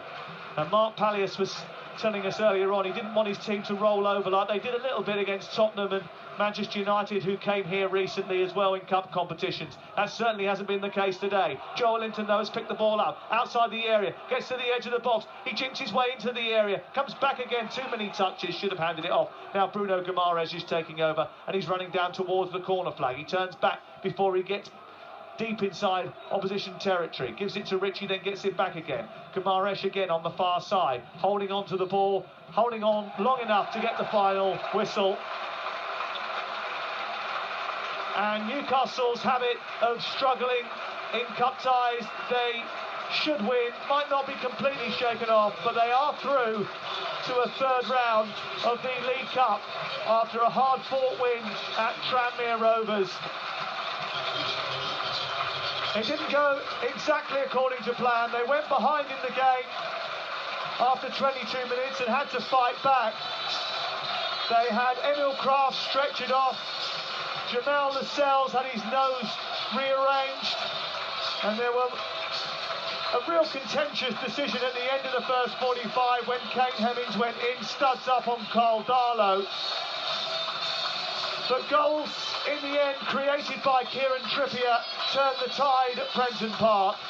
And it means that although it's early in this competition, Toon fans can at least still dream of a first trophy in 67 years. Maybe like their manager, they can even visualise it. They're through, Tranmere are out, Tranmere 1, Newcastle 2. Sam, thanks very much. Chris Wood, the winner, the Kiwi fruitful at the right end of the pitch after Newcastle had fallen behind to that Elliot Nevitt goal. Got it level by half-time through Jamal Lascelles, and Chris Woods getting the winning goal in the end to see Newcastle through to the third round of the Carabao Cup. And I make Sam right, a hard-fought contest. At times it was X-rated, and I honestly don't know how no reds have been shown. The Newcastle players have gone over to the left-hand side. You can hear the Newcastle fans singing loud and proud. It's not just skins and Newcastle shirts, there's Hawaiian beach shirts as well, but they feature the faces of the Newcastle players. I saw them on day one of the season when they beat Nottingham Forest by 2-0. Imagine a brightly coloured Hawaiian shirt with the face of Sean Longstaff all over it. And just magnificent comedy. Absolutely brilliant. They're loving it. Listen, they've come all this way, filled that away end, and they've seen their team come through what was a really difficult encounter. I can't believe Tranmere are 17th in League Two, Trevor Sinclair. Yes, they were brutal. Yes, they were physical. But their first goal, they were popping it around, then bang, all of a sudden they went up. Exactly what I was going to say, Adrian. You know, you look at the effort, you look at the commitment from the players, and sometimes over-committing with some of the challenges. And you can wind that up, but it's a certain balance you've got to try and get. But you look at the quality of that goal as well. Absolutely superb play. You know, the third man run, De Crass, Cogley getting in on the right hand side, the weight of the pass into the goal scorer. Nevitt, it was top. That wouldn't look out of place in the Premier League. Yeah. Superb, but at times the commitment was probably a little bit too hot. But you have to say, if it wasn't for Kieran Trippier bringing the quality in with his set pieces, Newcastle United could be in trouble tonight. John Linton has given his shirt to one of the crowd. They're not letting him go. They're grabbing hold of him. They want selfies. His phone isn't working. Talk about fluffing your line. Poor fella, his phone isn't working, and it's just he's finally got his picture. Fair play, Joe Linton, hanging around for that. But yeah, brilliant. And the thing is, Joe Linton's come on because of an injury. Kieran Trippier's had to come on. He's probably been man of the match, Kieran Trippier. Absolutely, 2 assists, made the biggest impact on the game. I thought he set the tone straight away. Tackles, keeping the ball. You know, standards have got to be upkept, and you know, with his experience, with the history that he's had in his career, you wouldn't expect anything else. But I have to say, the man that was just in our picture there, Joe Linton, I thought he was excellent when he came on. He won header after header. He was composed on the ball. It just lets him down when he gets inside the 18-yard box. He never knows when to pull the trigger, bless him. But you know what? Talk about a quality person having to come through perseverance with his career itself. You know, he couldn't hit a barn door up front. He's gone into midfield. Fair play to Eddie Howe and the coaching staff putting him into midfield, and the change has been unbelievable. And the teams are ready. There's the whistle from Jared Gillett, the referee. And it's Newcastle who get us underway. Navy blue shirts with the gold trim, gold shorts and blue socks against Tottenham here in their home stadium in the lily white shirts, the famous lily white, with blue shorts and white socks. Welcome to everyone around the world as well who joins us here in North London on the World Service as Tottenham have to defend now. And Bruno Guimaraes, real star for this Newcastle team, a real favourite, the Brazilian, plays the ball to the right-hand side. In this first half, Tottenham are playing from right to left, and Son has got the ball back, and he's got his head down, and Son now is halfway inside Newcastle territory. Defenders backing off, so he shoots, and it's patted down by Nick Pope. It was straight at him, really, in front of his face, got a good sight on it, but great early intent from Son. Yeah, a good play from Son. Trippier gives the ball away, and he breaks, and I think he wants to pass it to Harry Kane. Bentancur was on his outside. And the shot, you're right, John, it was a tame shot. It's got to be something better to beat Nick Pope from that distance. Son, whose 3 goals in the Premier League this season were all scored in the same match, the hat-trick against Leicester. So you'll gather from that he's actually still not scored in the Premier League this season, Son, when he started the match. Ball's out of play on the far side for a throw-in to Newcastle. Good noise inside the stadium, but in my experience here, it can be very, very loud. But they do like Tottenham to be on the front foot, I've noticed. Antonio Conte watching down there with his arms tightly crossed as Nick Pope plays the ball out from the back. Newcastle, as I mentioned, the best defence in the Premier League so far this season, with only 9 goals conceded. Ball headed forward by Longley straight out of play. So these are the teams. Tottenham have made 5 changes, so half of the outfield players have changed for Spurs since the game at Old Trafford on Wednesday night. Although you should note that both Højbjerg and Romero have got minor injuries, so are not involved today. Maybe Antonio Conte thinking about that match here against Sporting in the Champions League on Wednesday night, taking no chances as Newcastle go back to Pope. And now it's been brought forward by the huge figure of Dan Burn, who plays it square to Bruno Guimaraes. A raking pass from him to the right-hand side that is kept in play over here on this side by Almiron, Newcastle's top scorer this season. Now the bleach hair of Guimaraes again. Kieran Trippier on the right-hand side, back into Almiron. This is good confidence stuff by Newcastle. Guimaraes still gives it away under pressure, passes it straight to Oliver Skipp, and Skipp now to Kane. Kane's pass through the right-hand side to Emerson Royal, back to Skipp. Now Son on the edge of the D, and corner is just over the top right corner. Already 2 efforts from Son, one straight at the keeper. This one just over the top. Yeah, he's in the mood, to be fair. He is. It's good play from Harry Kane. He plays a good ball to Emerson Royal, and Skipp was the advanced midfielder. He played it to Son. Anything in Son's mind was to just get that shot. He shifts it and tries to bend it, hits the top of the net. A brilliant start from Son so far. I think if that had dipped, if he got the dip on that he wanted, I think Nick Pope was beaten. Full length dive to his left, but just avoided the crossbar and landed on the roof of the net. So the Tottenham team that we're watching here, Lloris the captain in goal, Sanchez, Dyer and Longley, the 3 central defenders. So Sanchez and Longley coming in either side of Dyer. Then Emerson Royal back from suspension on the right, so Doherty on the bench. Sessegnon on the left, so Perisic on the substitutes bench. And Bentancur, Skipp and Bissouma in the middle. And then Kane and Son furthest forward. Newcastle coming forward with Callum Wilson, but it bounces down and Spurs are able to clear it. Eric Dyer getting the touch and then further away by Sessegnon. You know what? Oh, that's a good ball from the halfway line from Schär, and then Joelinton is challenged. The ball bounces down, shouts for a penalty. Low shot from Almiron is deflected wide. That will be looked at. I don't know if there is a penalty. It was a great ball and a great run from Joelinton. Their brilliant run, and they are going round him, and they will be checking it. But a run, Emerson Royal doesn't know where he is. It's a great ball and it's a great run. He doesn't know where he is. That's a clumsy challenge. It is a clumsy challenge. It is a clumsy challenge. They will be looking at it, but VAR, it looks like the check's been complete already. We're just watching it again on our screens here. Now we're going to see it for a 3rd time. They are hip to hip. Do you know what happens? Joelinton puts his leg into Emerson Royal, so I think they made the right decision, John. So it's a little bit like the one we were watching earlier on the television, yes. Which was, well, we'll come back to that. Corner, Newcastle take it short, and it's swung in by Trippier, but headed away for Tottenham. And it comes back to Almiron, left-footed ball in, that's gone deep, that's gone to the back post, and it's played across from the left-hand side, but Tottenham clear on the edge of their 6-yard box. Still 0-0, Tottenham 0, Newcastle 0. Who was it we were watching earlier who went down on the edge of the box? We were watching Arsenal-Southampton. We were watching the Arsenal-Southampton game. So and who it was it? Was it Saka? It was Saka. Yeah, it was Saka, and he got booked. He got a yellow card, didn't he? Yeah, that's right. Yeah, Saka. What's wrong with this, Clinton? I don't know what's happening. How can we forget? It was 2 hours ago, though, John.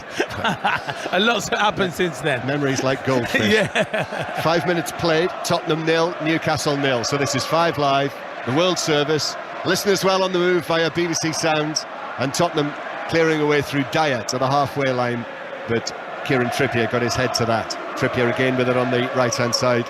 Antonio Conte, as he likes to do, whenever the player's right next to him, he moves up and down the edge of the coaching area with the ball.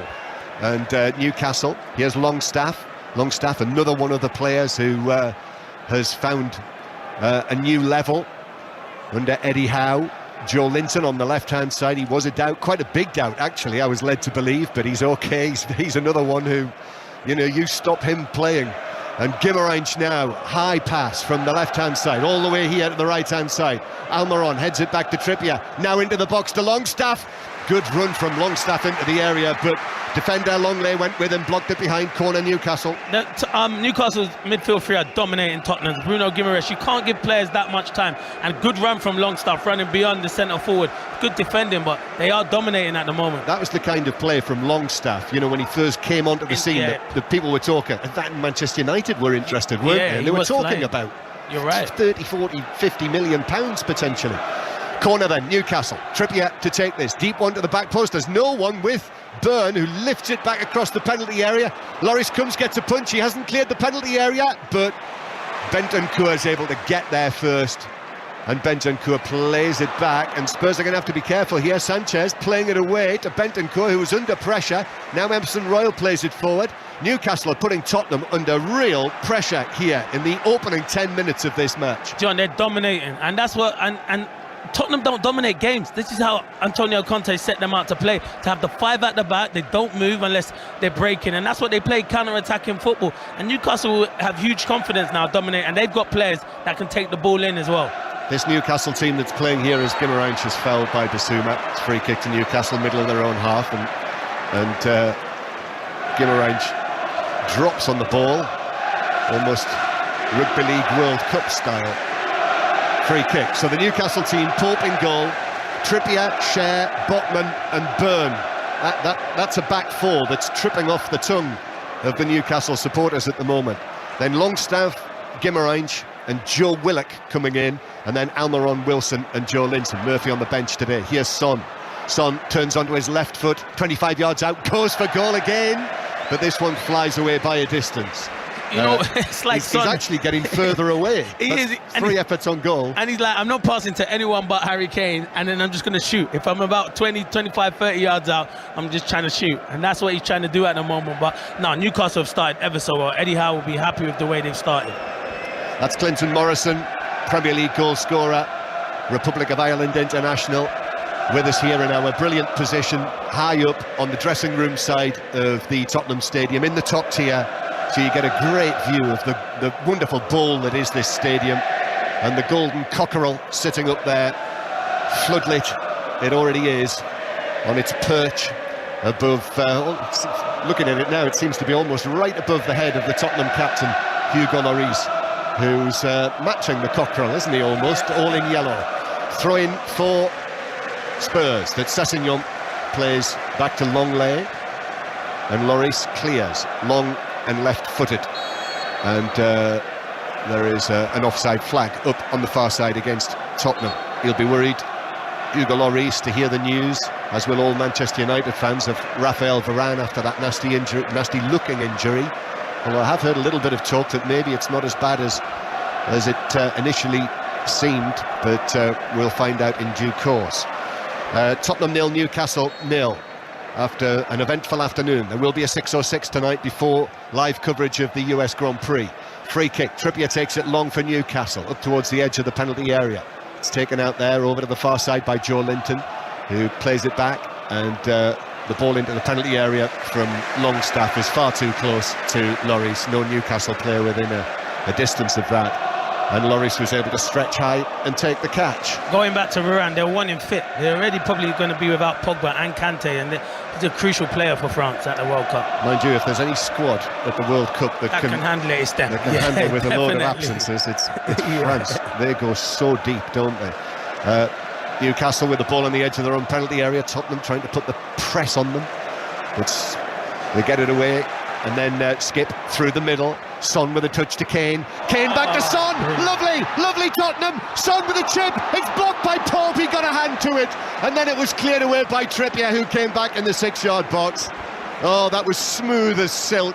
Son and Kane together. It just needed the finish from Son from the angle, and he wasn't able to provide it. Yeah, he's got to just put his foot through it, John. It's a brilliant play from Harry Kane. What a ball he's played inside the fullback, Dan Burn and Botman. Son makes a brilliant run, and he tries to dink it over Nick Pope. Pope gets enough, and Trippier clears it off the line. I feel in that position, just side foot that hard and low into the bottom corner. Just saying it again, I think he was onside. He went for the touch finish with his right foot as Pope came out. But that's another big plus for the Newcastle United goalkeeper after all of his clean sheets this season. He got an important hand. It still just took a glance and bounced goalwards, but he'd taken the pace off it. It just bounced down, and Trippier was able to come across and clear it away.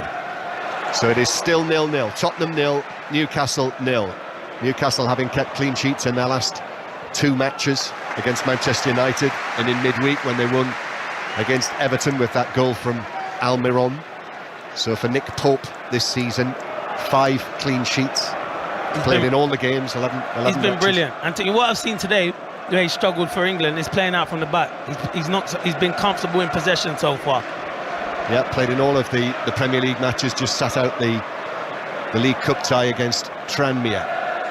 Newcastle down the other end, Trippier with the throw, but it deflects out of play off Sessegnon, throwing to Newcastle that Trippier takes. Back to Schär. Fabian Schär goes back into his own half to the substantial figure of Sven Botman, the summer signing from Lille. Forward from him, but Tottenham have got it back. Bissouma, one of Spurs' summer signings from Brighton. He's taken a while to find a starting role. Forward from Spurs to Kane, and then Kane down the left-hand side to Sessegnon, and Sessegnon pulls it right across, but the offside flag is up, actually, belatedly against Sessegnon. And he had strayed beyond the back line. That infuriates players, fans and managers. When you're wide and you can see right across the line, John, and you're offside. Because Harry Kane does well, and Sessegnon... It was tight though. It was tight. All right, then I let him off. It was tight, but he still should be looking across the line. Yeah, that might have been one, you know, if it had ended up in the back of the net. Yeah, you never know. It might have got overturned. That could have been a sit here for 3 minutes while we'll wait for the lines to be drawn. But it'll all change, won't it? Next year, for the World Cup, there's going to be this new system, isn't there? Which is going to be super fast. Looking forward to that. As Thomas Tuchel might say. Tottenham 0, Newcastle 0. And the intention is for that to be in the Premier League next season. Sort of Hawkeye style technology. Much better. Yes, they've had a right fuss, haven't they, in Scotland after it was introduced this week. Oh, VAR, welcome to our world. Yeah. Took a bit of time to get a few decisions right there, that's for sure. It was an interesting one, the Hearts Celtic yesterday. Yeah. Tottenham 0, Newcastle 0. 5 Live, the World Service from the BBC. And we'll have more reaction to the earlier games. So if you're on your way home from any of those matches that were played earlier, we will hear from more of the managers and the players at half-time in this match. Tottenham playing it out from the back. Longley to Sessegnon. Ryan Sessegnon coming into the side for Perisic. And Spurs now with Bissouma in the centre circle. Loan forward from him. Kane with a little touch off to Skip. And then back to Kane, who tried to give it back to the run of Oliver Skip, but Botman was able to get there. Just the pass from Kane was a little short. Dyer, though, steps forward. The Spurs have it now on the right-hand side with Emerson Royal. Nutmeg on Willock. And then crossfield pass high to Sessegnon, so that's one wing back to the other. Sessegnon gets it down, takes on Trippier, takes him on again, gets the cross in left-footed. Kane goes for the header, defender was in there as well, half cleared. Bissouma goes for goal on the volley, just took a touch, it dropped, and he went for it on the volley, but over the top by, what, a yard and a half. Yeah, good play from Emerson Royal, a little cheeky nutmeg on Willock, and then a good diagonal ball to Sessegnon. Sessegnon gets half a yard and Kane makes a good run. It was good defending in the end by Fabian Schär and then by Bruno Guimaraes. Yeah, a nutmeg on the former Arsenal man in the Newcastle lineup. Always nice, isn't it, Could be John? seen as playing to the crowd. It's a goal kick, and at half-time we are going to hear from none other than Aaron Danks, the interim manager of Aston Villa, who, according to Pat Murphy, Clinton, Aaron Danks was very much milking the 4-0 victory that Aston Villa had over Brentford. But as you and I were saying off-air earlier, I wonder what Steven Gerrard was thinking when Aston Villa found themselves 3-0 up after 14 minutes, after the struggles they've had under his management recently. So we'll hear anyway from Aaron Danks, Liam Cooper as well, the Leeds captain. We've already heard from Jesse Marsh. If you want to go back on the live radio on Sounds and rewind it, that would be, what, about 10 minutes, in the 10 minutes before this match kicked off. The Leeds manager, the under-pressure Leeds manager, Jesse Marsh, as I think we have to call him. And we'll hear from Ralph Hasenhüttl as well, the Southampton manager, after Southampton became only the second team to take points off Arsenal this season. So Southampton 1, Arsenal 1. So that means Arsenal 28 points now, Manchester City on 26 at the top of the Premier League table. So that's all coming up at half-time. Tottenham 0, Newcastle 0. It's been quite entertaining so far, Clinton. No, it's been a good game. Both teams, obviously Newcastle, I think for the first 10 minutes were the better team, but Tottenham are growing into this game, John. Yeah, and it is Spurs who've had all the chances, really. There's been a bit of a shoot-on-sight policy from Tottenham, maybe taking a leaf out of Manchester United's book after they were there at Old Trafford on Wednesday night. Bissouma forward to Bentancur, and now Skip on the right-hand side passes the ball forward, but Pope was very quickly out of his penalty area and got to it, left-footed, just straight downfield.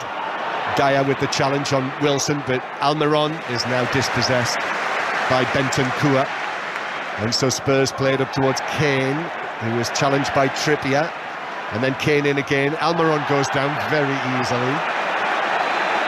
And referee Gillett says, "Get up," to the Paraguayan, and Spurs are just playing it out from the back. Sessegnon turns and gives it back to Longley. Bissouma now dropping deep and carrying the ball forward away from Wilson and passing it out to the right-hand side, and then a first-time ball from Emerson Royal looking for Skip, but Botman was there alongside him, and Botman just tackled it out of play for a throw-in to Spurs, almost up level with the edge of the Newcastle box. Tottenham 0, Newcastle 0. Bissouma. Wilson forces him to turn and go back to Eric Dyer, and now Longley, shortened forward from him to Bentancur, back to Longley again. Another French international central defender, incidentally, Clement Longley, on loan from Barcelona. Willock's ball, no, that's got way too much on it. Looking for the run of Joe Linton, that just gives possession back to Tottenham. Yeah, he's moaning at Joe Linton. It's poor from Willock. He's got to be better. He's got to keep possession because Tottenham are starting to dominate. I tell you, he's making good runs from Tottenham's midfield and usually sits more. Skip, he's the most advanced midfielder this afternoon so far. Yeah, Oliver Skip. He had a calf injury, which is why he's not really been much involved this season. It's his first start of the season. Came on as a substitute in the last 4 games. But yes, playing in a very advanced position. Still only 22 years old, Oliver Skip. Could well have a full international future ahead of him, as Joe Linton lifts the ball over the top, but Wilson in an offside position, so the flag was up, and it's a free kick to Spurs halfway inside their own half. That's the only thing Newcastle haven't done, is got Callum Wilson into the game much. As I say, they've been good in possession, but they haven't got him in, and he'll probably fancy his chances against Eric Dyer and Longley in a race. So they need to try, and he'll play on the shoulders, and he's trying to find that precise pass to get him in behind. Yeah, quite a blow for them, isn't it, to have lost their record signing, Alexander Isak, he's played only 3 times. Back pass from Dyer! Goodness me, that was so close. It was wide of Lloris, and it was wide of the foot of the post by what, a foot? He put some pace on that, Eric Dyer. It was played back to him, and I don't think he's looking. I think it's a comfortable pass. He overhits it, and Lloris was backpedaling. He's lucky that was the wrong side of the post. That was on target, it was in. Oh, it was definitely in. He wouldn't have saved that, Lloris. There was too much pace on the ball. So it's a cheap corner. Newcastle score from this. Eric Dyer and Tottenham will only be able to blame themselves. Trippier to take it. Back here at his old club, Kieran Trippier, if you remember. Trippier out swinger, but in time-honoured fashion, it was Eric Dyer who actually got there and headed it away, took command in the air, and then Almiron has a waft goalwards with his left foot that lacked... I mean, that was convincing no one that. It was 6 yards wide. I know he scored a lot of spectacular goals recently, but that was a bit too optimistic there, John. Well, if you don't buy a ticket, as they always used to say. Full times in the Rugby Union in the Premiership, Sale 13, Harlequins 29, and in the United Rugby Championship, Dragons 32, Ospreys 25. And also full time in the Rugby League World Cup, it has finished Lebanon 32, Ireland 14. Commiserations, Clinton, losing out to Lebanon. As Bissouma plays the ball forward from the halfway line. I'm not sure he meant it to end up where it has, but it has, at the feet of Sessegnon on the left, and Sessegnon has beaten Longstaff, and he's taking on Trippier now, who forces him back out of the penalty area. And Sessegnon puts his foot on the ball, rolls it nicely, back to Longley. Longley's cross to the back post, is headed away by Botman, and it comes out to Sanchez, who miscontrols it, bounces under his foot, groans from the home supporters, and then Longley is almost dispossessed by Almiron. I think we'd just draw a veil over that list. Yeah, let's not. I don't think we should talk about that. Let's move on, because that was a bad, literally 10 seconds. Let's talk about the Lebanon. Yeah. Tottenham 0, Newcastle 0. Son is challenged by Guimaraes. That was sturdy. Bounces for Longstaff. Bentancur puts his foot in, but got the ball. Bounces out of play. Longstaff is suggesting that might have been a foul by Bentancur. Referee Gillett was having none of it. And here's Bissouma. In this role today, Bissouma has had very much more the Bissouma of Brighton about him, don't you think? Yeah, and that's where he wants to play, but Højbjerg plays there and has done such a brilliant job so far this season, so it's difficult to dispossess him in that position, but that is where he wants to play. That's where he's effective. Harry Kane does well on the halfway line, puts 3 Newcastle players out of the match. Skip takes it forward, plays it across the edge of the box. Sessegnon with a shot, but then the cover was there from Cher, and it didn't even actually get to Nick Pope in the goal, who was diving down to his left, because Cher stuck out a Swiss right leg and put it behind. He drops so deep, Harry Kane, and you want to see him in the box, but you know why he does, John, because he's the one who can pick that pass. A good run from Skip, good touch from Sessegnon, but good defending from Fabian Cher. Corner for Spurs. I've got this as their first corner of the match. Yeah, you're right. Son from the left-hand side to take this. Tottenham crowding players at just beyond the penalty spot, between the penalty spot and the edge of the 6-yard box, so there's lots of blue and gold for Newcastle in there as well. Here it comes, punched away by Pope in amongst all of that crowd, and Skip turns it back in. Bentancur with a shot that's blocked, comes back to him, couldn't get the shot in. Dyer's there, he shoots, that's blocked by a sprawling Trippier, who just threw himself in front of it and blocked it away to the far side. And then over there on that right flank, it's also blocked by Byrne, out for a throw. Well, that's wholehearted defending from Newcastle. Yeah, very good defending, and Byrne done ever so well. It's a good block there where Dyer was going to have a shot, but it's good pressure now from Tottenham. They're growing into this game now, John. It's like all quiet on the Western Front. There, they were all, that's that. You hear it, don't you, about that? As Son is picked up for a foul on Trippier on the halfway line. But there is that, you can see it there, little periods of play like that. This absolute determination from this Newcastle defence that's doing so well this season to, however you do it, to not let the opposition through. Yeah, you can see why they haven't conceded a lot of goals. The back four are really tight together. The fullbacks don't really get across the halfway line that much. If it is, it's Trippier and Burns tucked in to make it a third centre-half. They're resilient, that's for sure. Clinton Morrison with us on 5 Live in the World Service from the BBC. We're always there on BBC Sounds. 20 minutes of the first half to play. Free kick then, after that Son free kick that certainly disputed by Tottenham.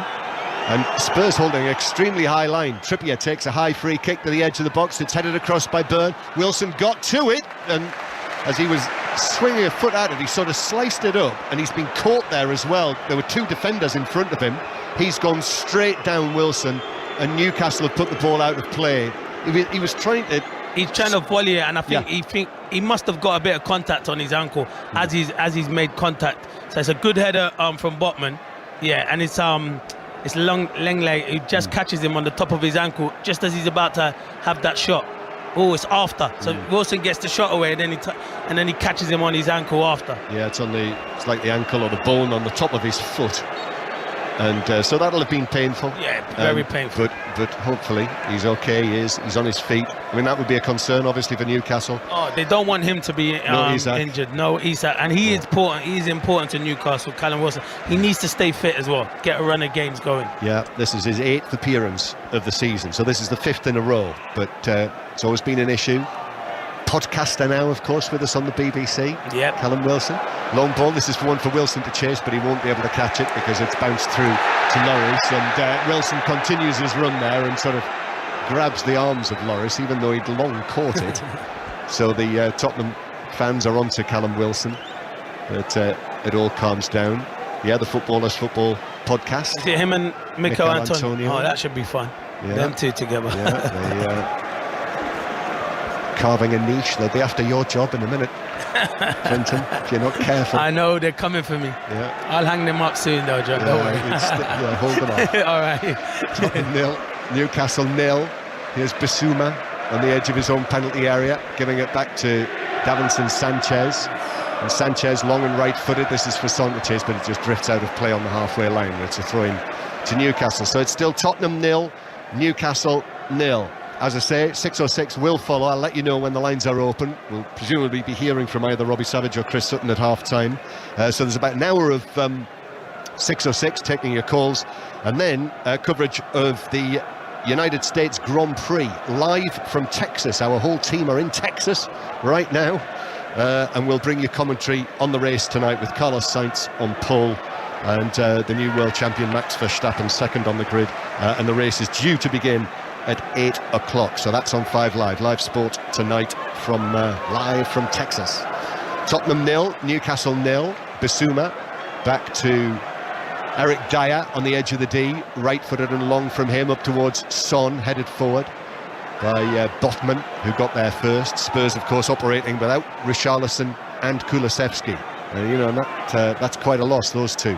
Forward from Longley. This is for Son to chase. Pope's come out of his box and just backed away and volleyed it high. Not out of play, so Emerson Royal heads it forward into the path of Kane. Kane shoots straight into the legs of Cher. Comes back for Spurs again. Bentancur has been able to find Emerson.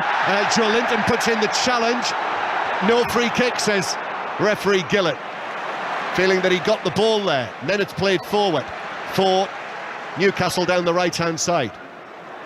Right. It was good. It was brilliant defending from Joe Linton. He did get the ball, John. It was brilliant back-tracking there from Joe Linton. And Newcastle come forward now, up to Trippier. Trippier passing it beyond Longley. And so Almiron has made a run out towards the right-hand side. Almiron down again for Trippier. Trippier's crossed the outswinger, which is headed up and away by Eric Dyer. And then Sessegnon heads it away, but that's just given possession back to Newcastle. Bruno Guimaraes, new father he is. The baby was born on Friday, to Joe Linton. Back it comes now to Bruno Guimaraes, centrally. Little slip pass to Longstaff, who was 25 yards out, but he was dispossessed by Bentancur. And Bentancur has released Harry Kane, and Harry Kane sprinting away downfield. Cher in front of him, into the box now, shoots, saved by the foot of Pope.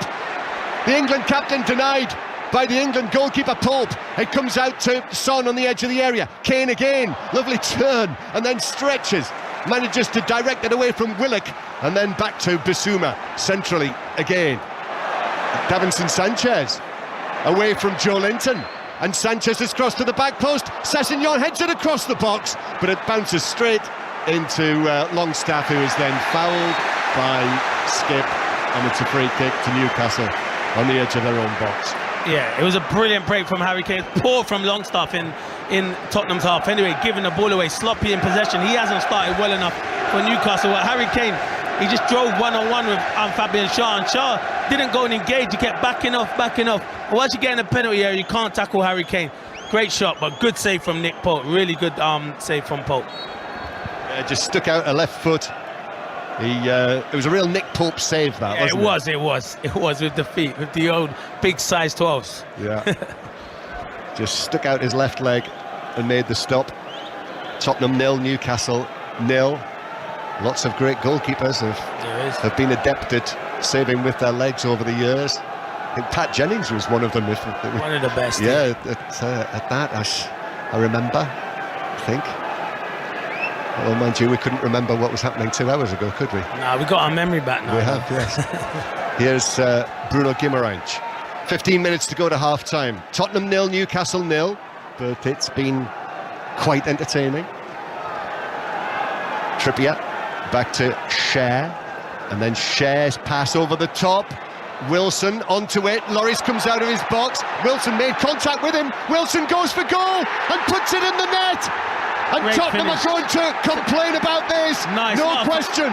For me, I don't think it will be a foul because he takes a touch. Wilson just stands his ground. He just stands his ground. And once he gets into that position, it's a fantastic finish from Callum Wilson. I don't think it will be overturned, John. Referee Gillett is definitely sticking to his guns here, but almost all of the Tottenham players are around the referee. Newcastle are celebrating the Callum Wilson goal. There's a yellow card being shown to Bentancur, presumably for something he said. And Tottenham here, they'll be in trouble for this because there are 10 Tottenham players, including Lloris, the captain, and actually now they're almost all there around the referee. Watch it Super again, finish from Wilson, though. Yeah, it's brilliant. Watch it again here, John. Lloris takes it. Oh. See, we were. I tell you where we were earlier on in the season, John, at Nottingham Forest when West Ham's goal was disallowed when Antonio ran into the defender. But I think Callum Wilson's he's just standing there. I don't think he actually leans into Hugo Lloris. So it's a big decision for VAR to have a look. But it's a fantastic finish, by the way. Yeah, brilliant finish from 25 yards because it bounced out. Wilson was able to, well, Lloris was down on the ground. If you know what he does, John, if he you see when Lloris takes the touch, if Wilson leans into him, then it's going to be given as a foul. Do you know, that's a really tough call. It is a tough call. The ball's played over the top. Lloris comes out of the penalty area. It's Lloris who gets a touch first of all with the top of his right thigh. He does, yeah. Wilson is bearing down on him, and the two of them then collide together. They collide. Yeah, and they collide. It's as much Lloris into Wilson as it is Wilson into Lloris. And Look, the decision here is, but you see there's an arm. It's the arm. I think if the arm didn't go up, that's the big question that VAR were looking at, is because of Callum Wilson's arm. This could go either way. Do they want to overturn the referee's decision? That's the big question for VAR. Yeah, and still the players are milling around. VAR are looking at this, obviously. The referee is now calling the two captains. Yeah, well, he's going to speak to Trippier and. No, they're checking the goal for a possible handball. Goal's given. Yeah, look, it was a handball. They weren't even doing it for the foul. It's the handball. Goal's given. It has to be given. He doesn't move. He doesn't move his body into the goalkeeper. They were checking for a handball. Newcastle take the lead. Callum Wilson has scored his 4th goal of the season, and Tottenham are 1-0 down here against Newcastle United. Tottenham, who have not lost on this ground. Indeed, they've won every game that they've played on this ground since April, but it is Tottenham 0, Newcastle 1. And it's a controversial opening goal, Clinton Morrison. No, it is controversial, but for me, the goal has to stand. It has to stand because Callum Wilson doesn't run in the path of Hugo Lloris. And the VAR wasn't even checking the foul. They were checking a possible handball from Callum Wilson. The only thing you could say, John, is his arm's out there. He's put his arm up, but he's not moved his body in the way of Hugo Lloris. Hugo Lloris should have just moved him out the way. Well, that's one that will split opinion. I'm certain of that. Oh, for sure. If you are a Newcastle United fan, you will feel that there was absolutely nothing wrong with it and that it was just a collision. If you're a Tottenham fan, you'll feel that Callum Wilson has impeded goalkeeper Lloris. And there is a fan amongst us here as well, a Tottenham fan, John, and he said that the goal was the right way. Do you know what I'm trying to say? So there is a fan amongst us. Well, maybe then I should say some Tottenham fans would say. Yeah. Tottenham 0, Newcastle United 1. And the Newcastle fans are celebrating, and they're in joyous mood. Bentancur now to the left-hand side. Sessegnon with a cross right over the penalty area. And actually, Emerson Royal will do well to keep that in, which he hasn't. And it's cheered as it bounces out of play by the Newcastle fans who are in that corner. Lots and lots of black and white striped replica shirts we can see around that section. In the where there is an exit from the stadium down there as well. That's where the Tottenham players and the manager all come in before the game, which is quite I don't know whether you've ever witnessed that, Clinton. Indeed, whether you've ever been here early enough to see that. No, I was here early today. They come in from round there and they walk round here, see? And they all come round. They all come round. They show it on the big screen. Yeah, yeah. And they play the instrumental version of The Boys Are Back in Town. Yeah. And here's Son, but they're 1-0 down. Son, who's had a series of chances in the match, has Tottenham, but it's Callum Wilson who scored with that goal. 25 yards, it was an excellent finish. After that collision between the two of them, Wilson managed to recover, got to the ball 25 yards out, and even though the defender's coming back, Lloris was there as well, he lifted it over the top of all of them and into the net. So 1-0 it is. Bentancur playing the ball out towards the right-hand side. Emerson Royal getting the ball down. He's got support behind him from Davinson Sanchez. This is going to be a test for Spurs now. Bentancur against this Newcastle defence. Well, they'll need better than that. Bentancur passed it straight to Almiron, and Wilson takes a good first touch, and he's up against Dyer now, to the edge of the box. Wilson placed it square. Almiron's onto this, but a heavy touch, and then he ran into Sanchez, and Spurs were able to clear.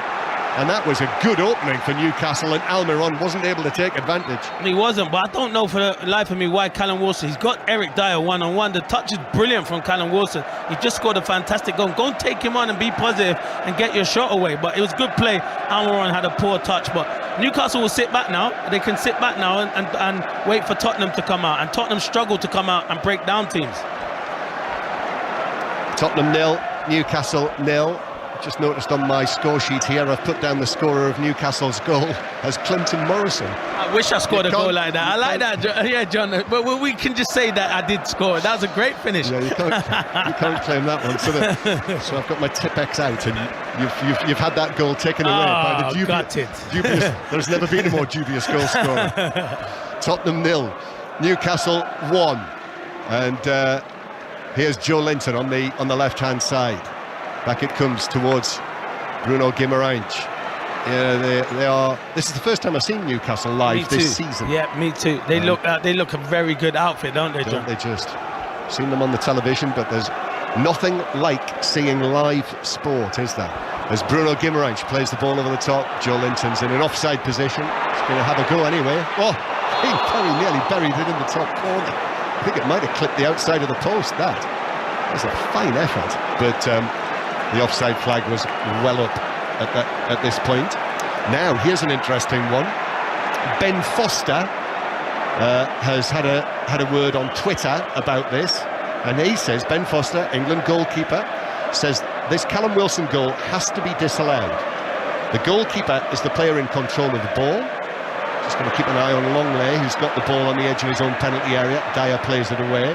So Ben Foster says the goalkeeper is the player in control of the ball. Newcastle are coming forward again, but there's an offside flag up against Almiron. So Ben Foster says the goalkeeper is the player in control of the ball. If he beats the striker to the ball and the striker is in the way, unfortunately it's a foul. There's nothing the striker can do about it, but it's still a foul. If an outfield player knocks it past an opposing player and they're in their way like that, it's a foul every single time. They are given outside. They are given. Sometimes they are given, but sometimes someone just stands their ground and it's not given. And I feel the reason they didn't overturn that, John, is because he didn't move his body into Hugo Lloris. But I understand Ben Foster. I'm not gonna argue with him. Do you know, I think another point there, I'd like to, we'll see it again at half-time as Spurs played forward towards Skip, but that's dealt with by Botman, who turns it out to the left-hand side. I think another little point there is that as the two of them are coming out, Lloris has got there, and the two are actually decelerating. They stop. They're decelerating towards one another, and then they sort of bump into each other, and Lloris goes down. So I think that is a factor, that they're not going full tilt into one another. If he carries on running and continues at the pace, Callum Wilson, then it's a stone wall foul. Yeah, Tottenham 0, Newcastle 1. Newcastle coming forward again, they're looking for a second here. Longstaff to Almiron. Almiron now back to Longstaff on the right. Longstaff chips it to the back post. There's no one there in a blue Newcastle shirt, and Spurs can get it away through Emerson Royal, and then Bruno Guimaraes slides in to put the ball out of play. He's a player, by the way. Bruno Guimaraes is a player. Like you could see earlier on in the season, they'll talk about Real Madrid linked to him. He's got that kind of ability that he can go and play anywhere he wants to. He's an outstanding footballer. Yeah. £40 million or thereabouts they spent on him from Lyon in January, and he's another one who's a big favourite. He'll be in the Brazil squad as Almiron gets away from Sessegnon and then beats Longley, and Almiron scores brilliantly from the angle. What a super goal from Miguel Almiron, away from two defenders. He still had Lloris to beat from the angle, but he tucked it away on his left foot under the goalkeeper superbly, and Newcastle now lead here at Tottenham by 2-0. And this long 10-match winning streak that Tottenham are on here is under severe danger. Tottenham 0, Newcastle 2, and Almiron's just scored his 6th of the season. Yeah, the kick out, the kick from Lloris is not good enough, but Sessegnon's got to be stronger. Almiron, Longstaff gets there, and then Almiron's there, and Sessegnon doesn't get back in. Almiron, but it's all about Almiron. He does well. He goes past Langley like he's not there. It's poor defending from Langley, and once he gets into that position, John, you can see that's a person that's in great form. He just tucks it under Hugo Lloris. Fantastic finish. A really delightful finish. Goalkeeper came out, went to ground, but he managed to just tuck it away underneath him. And there we are, scored the winner in midweek against Everton. Now he scores Newcastle's 2nd goal here, and it is Tottenham 0, Newcastle 2. Tottenham, who've won all 7 matches they've played here this season, and have won their last 10 at home since actually Brighton came here and won in April in the Premier League. It's a long way back for Tottenham from this. 2-0, they lost at Manchester United on Wednesday. Now 2-0 down at home to Newcastle. And they ain't really got much that they can bring on, because they're apart from Lucas Moura.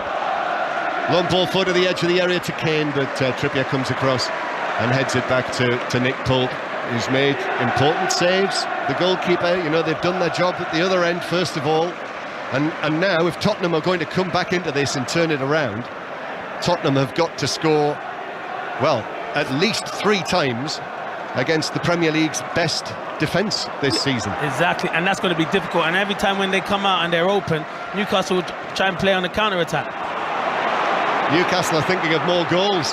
Almiron looks full of running down the right-hand side, although I'm not sure there's ever a time when he doesn't look full of running. Oh yeah, he's always been running, but he's running even more now, John, that he's scoring goals full of confidence. I mean, I've seen him sometimes when he's been and played for Paraguay in Asuncion on a midweek, and then he's back, and you'd think he'd been laid up in front of the television all week with the energy that he has.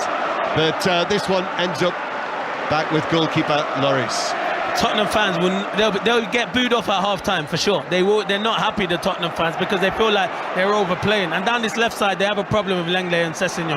They can't handle Almiron. And then Dyer hits a pass under no pressure. That's an unforced error by Eric Dyer, passing the ball above head height to Sessegnon, who jumped for it, had no chance of keeping it in, and it's a throw into Newcastle 10 yards inside the Tottenham half. Yeah, Conte's put his hands out telling them to like slow down and relax, but you can't relax. It's because it's the heat of the battle, and you hear the fans saying play forward quickly. That's why Eric Dyer makes that mistake. Tottenham 0, Newcastle 2. A very, very good afternoon so far for Newcastle United and Eddie Howe. Here's Longley, who's easily beaten by Almiron. Just ran past him. Poor defending, John. He did it. His body shape was all wrong. He knows Almiron wants to go on that side to come onto his left foot. Half-time approaching. We're in the 44th minute. Floodlights are switched on, and suddenly the place seems illuminated under these gloomy grey skies. Bentancur plays the ball over the top through the middle. Basuma's onto this, but Newcastle are there in numbers. Still Basuma's able to give it back to Sessegnon, square to Bentancur. And Bentancur, that's a nice pass to Son, right side of the box, but there are lots of blue Newcastle shirts back in there, and he has to go back to Skip, and then Skip's pass is a little short to Sanchez, and Tottenham are forced all the way back towards the halfway line, and it's that man Almiron again who's forcing Dyer to go all the way back to Lloris, who miscontrols it and has to turn and chip it forward to Longley, and now Dyer up towards Kane. But it's this Newcastle energy. Oh, and it's Almiron. He like chases a lost course and then makes Lloris make a mistake, makes that they go back. The fans start getting on the Tottenham players back. But you're right, John. The energy from the start from Newcastle has been brilliant, and it's the first time I've seen them live this season, and they've been outstanding. They've really unsettled Tottenham here on their home ground, which has been, well, it's been a fortress for them since April. It's because you know why Tottenham are usually hard to beat and don't concede that much goals. They've conceded 2 now. They have to come out now, John. Yeah, and Tottenham, you know, Tottenham, there will be long and loud complaints about the goal, the opening goal that was scored by Callum Wilson after a collision between Wilson himself and Hugo Lloris outside the penalty area. But referee Gillett I think he had a good view of it as Almiron plays it into Sessegnon. That might well have been a handball, but it's not given. And Tottenham bring it forward, but then it's lost by Son, and Newcastle are back in business with Bruno Guimaraes, and he turns and gives it back to Trippier behind it. Trippier low and infield to Willock, and Willock through the middle, touch from Wilson. Guimaraes again, but Tottenham this time are back in position. Almiron has the touch on the right hand side, and then Bruno Guimaraes lifts one over the top for Almiron. I think he'll get there. He tries to volley it up and high and across, but it was out of play. That's the worst thing he's done all afternoon. He's been brilliant, but great ball from Bruno Guimaraes, and he just can't keep it in, Almiron, and he did keep it in, but his cross wasn't good enough. But they've been excellent, Newcastle. I'm so complimentary of this Newcastle team, how good they've been, because Tottenham are a very good team at home, and Newcastle have made them look ordinary in this first half. And Clinton, you're talking about the options who can come on and change this on the bench.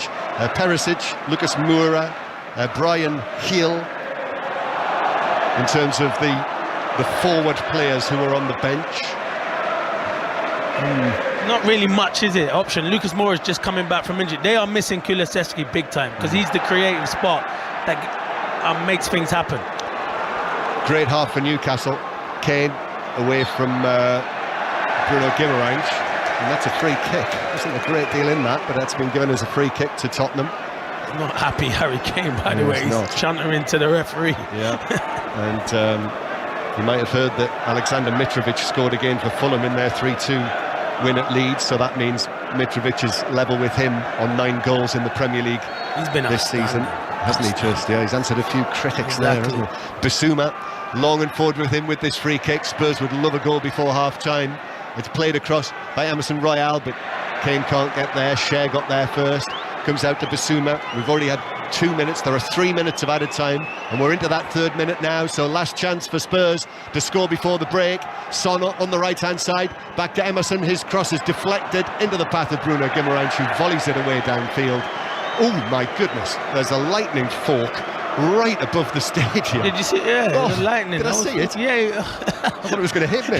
Sessegnon long and forward to Son. Son pulls that down brilliantly. Gives it back for the shot from the edge of the penalty area from Bentancur, but that was blocked by yet another defensive block from the Newcastle players. It was Longley actually who was up there on the edge of the box with the shot, but another super block by the Newcastle defenders.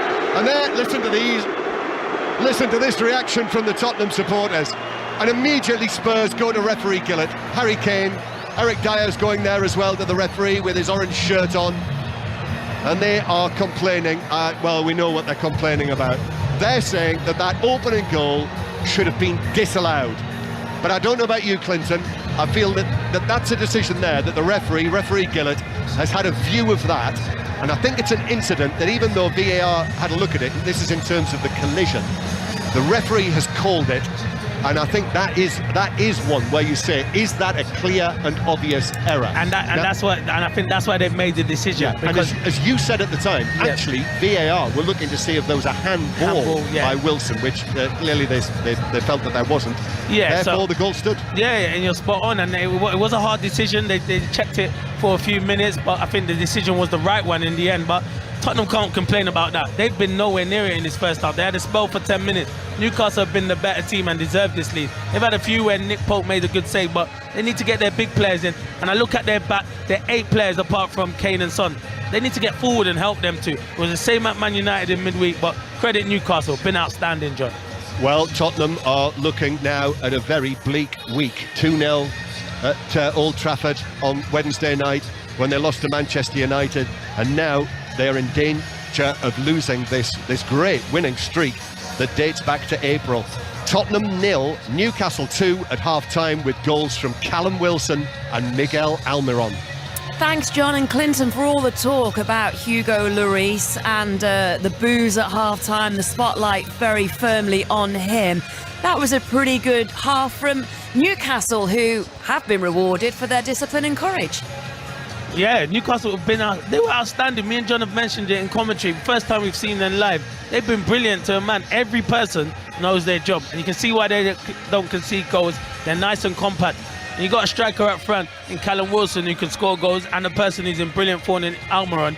it's going all according to plan at the moment. And that's just it. They've absorbed everything that was thrown at them, because however Tottenham finished that half, they started it looking really positive and really good, and they looked so threatening on the transitions. No, they did, and that's what Tottenham liked, the transitions. Kane and Son were excellent, causing problems. Son had 3 shots in the first 10 or 15 minutes, and Kane had a great run where Pope made a save. So they were looking really threatening. And then after that, Newcastle weathered the storm and started dominating possession. Bruno Guimaraes in midfield just running the show and causing problems. And as I said, Almiron on the right-hand side caused Sessegnon all kinds of problems, and Langley, the third centre-half. And Callum Wilson, you've always got a threat with him up front. I know people will talk about should the goal have stood or not, but once he's in that position, it's a fantastic finish. Just for the record, by the way, I just had a look on our Magic app.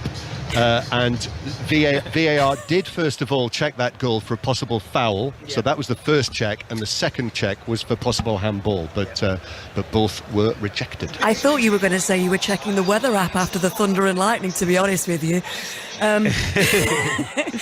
But you could hear the thunder rumble on just before the boo started. So, at half-time at the Tottenham Hotspur Stadium, Newcastle lead Tottenham by 2-0. And don't forget, you can catch all the incidents if you want to see them in that game so far and Match the Day from 10:30 with Mark Chapman, Alan Shearer and Jermaine Defoe. We're going to hear from Aaron Danks after Aston Villa's 4-0 win over Brentford, and the Leeds United captain as well, Liam Cooper.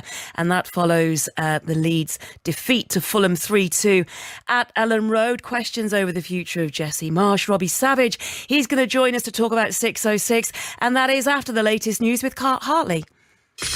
Listen on BBC Sounds. This is BBC Radio 5 Live. Rishi Sunak is leading the race to become the next Prime Minister. The former Chancellor has the backing of 146 MPs, including Tobias Elwood. When you get people like myself and Steve Baker, Kemi Badenoch and Suella Braverman as well, all coming together to support Rishi Sunak, that shows the party is wishing to unite, recognising, though, that if we're not united, then we are divided. And if we're divided, as I say, we don't govern well. Allies of Penny Mordaunt, who's also standing, say Boris Johnson has asked her to drop out and back his campaign. He needs the support of 100 colleagues to get into the ballot, but only 57 have publicly endorsed him so far. He's still not officially declared that he's running. While the Labour First Minister of Wales, Mark Drakeford, says the only way out of the current crisis is a general election. Any fair-minded person looking at the way in which the Conservative Party has itself become ungovernable would feel that the way to get a legitimate mandate for the very difficult decisions that are now to be made is to put your case to the people and let them decide.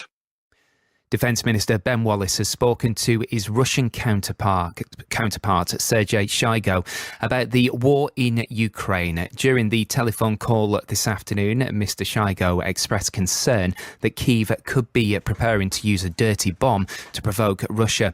Moscow has not provided evidence to support the claim. A Russian warplane has crashed into a residential house in Siberia, killing both pilots. It's the second such incident in 6 days.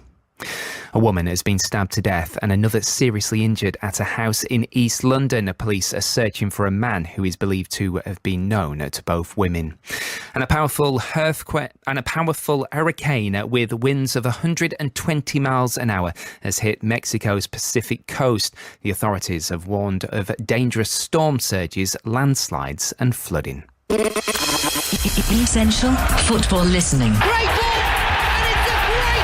Europe's elite club competition. Double Bill Tuesdays are back in the Champions League. On Tuesday, RB Salzburg host Chelsea. Kick-off 5:45. And from 8, Borussia Dortmund take on Manchester City. And on Wednesday, it's Spurs against Sporting Lisbon. Kick-off 8 p.m. Europe's elite club competition. The Champions League. This is 5 Live. Listen on BBC Sounds. This is 5 Live Sport. It's 5:25. I'm Juliette Ferrington. Welcome back to 5 Live Premier League Sunday. It's been a manic afternoon. We're into our 5th commentary game of the afternoon. Spurs 0, Newcastle 2 at half-time. After that, Robbie Savage and Chris Sutton. They'll be taking your calls on 606 08 085 909 693 if you want to call. If you want to text, it's 85058 or it's hashtag BBC 606 on Twitter and the socials. Robbie is with us. But before we hear from him, let's get some more reaction to one of the big results of the day. Aston Villa, the perfect start to life after Steven Gerrard. They beat Brentford 4-0 at Villa Park to record only their 3rd win of the season. Gerrard, of course, was sacked late on Thursday night following that defeat at Fulham. First team coach Aaron Danks has been taking charge and he's been speaking to Pat Murphy. What did you say to them before the game? I can't remember. Lots of different things. No, we just asked them to play with a little bit of belief. We asked them to play with passion and purpose in everything they did, and we asked them to bring energy. And we knew that it wasn't just going to be about 10 players or 11 players today. It was going to be about the bench. It was going to be about the subs. If we wanted to sustain it, and I thought they were all magnificent. I thought the players coming into the game were really good for us just to keep that momentum. You've been a local lad, you know all about the ache that Villa supporters have for success, 1996 and all that. What do you think you could do about that, getting that belief back? Yeah, listen, we're a growth club. We're on a journey. I'm excited to be a part of that.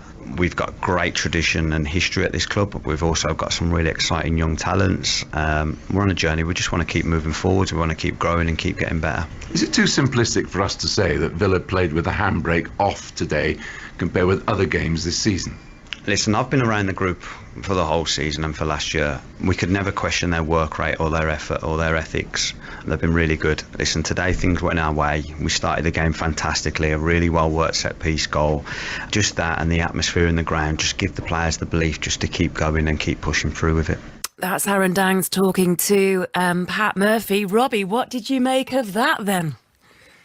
Jules, firstly, can I say, Jules, what a fantastic addition you are to the 5 Live presenting team. You may, honestly, Jules, this is the first time I've heard you present. Fantastic. Listen, I can learn a few things off you, Jules. Honestly, it's just Jules, for fun. Fantastic. It really is just for fun. Jules, just sort of pop in and pop out.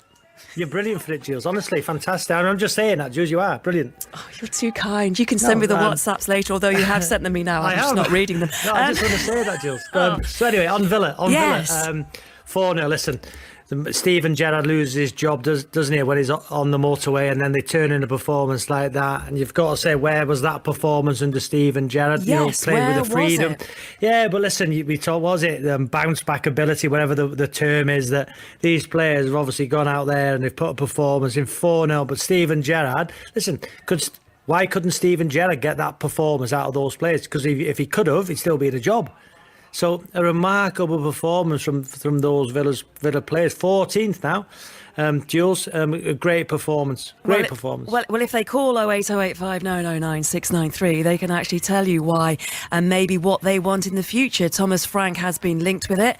He was asked about it after that defeat, which probably wasn't the perfect timing, but he said, the only thing I feel is pain, all the rumours, I'm not spending any more time on. A manager who could be under the cosh, facing an uncertain future for sure, is Jesse Marsh. Leeds losing to Fulham. Fulham coming from behind to win 3-2 at Ellen Road. That leaves Leeds in the Premier League's bottom 3. Stephen Wyeth has been talking to Liam Cooper.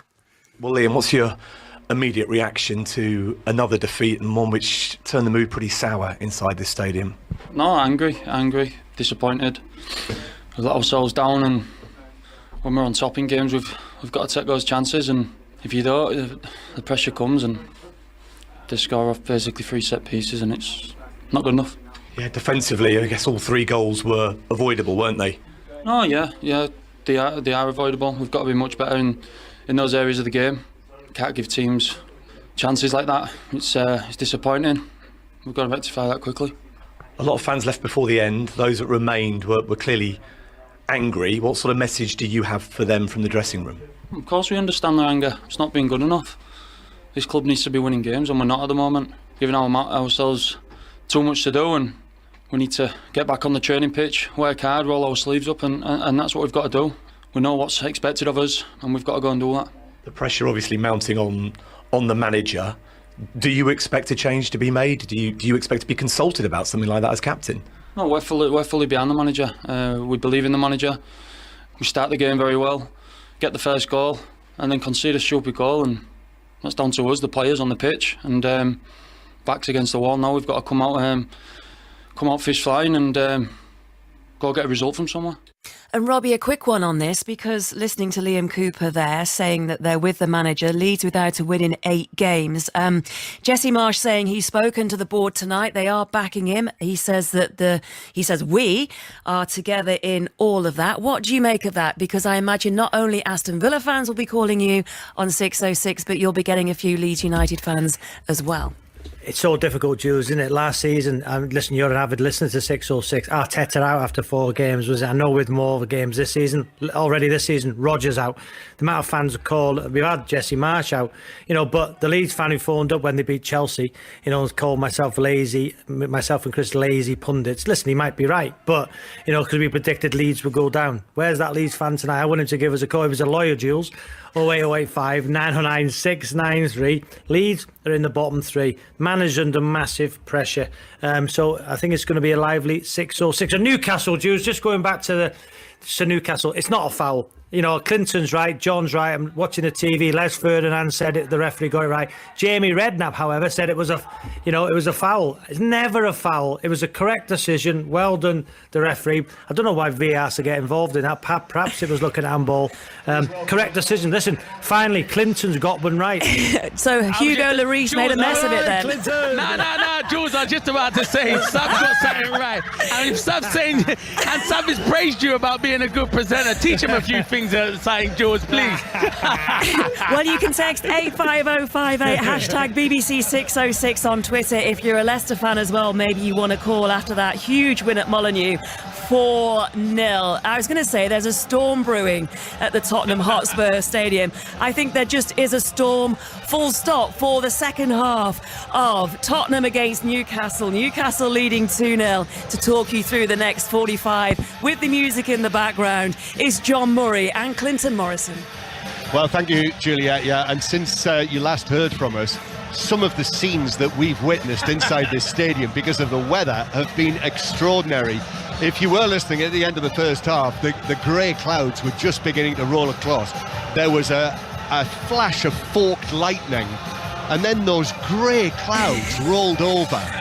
And the cockerel up there, which is floodlit, the skies above it, the last time I saw skies like that, Basil Rathbone was looking for the Hound of the Baskervilles. John, what are the Newcastle fans doing though? John, I just saw bare-chested men. Well, then, the lightning's flashing now. Then the rain started, and the rain coming down inside the stadium.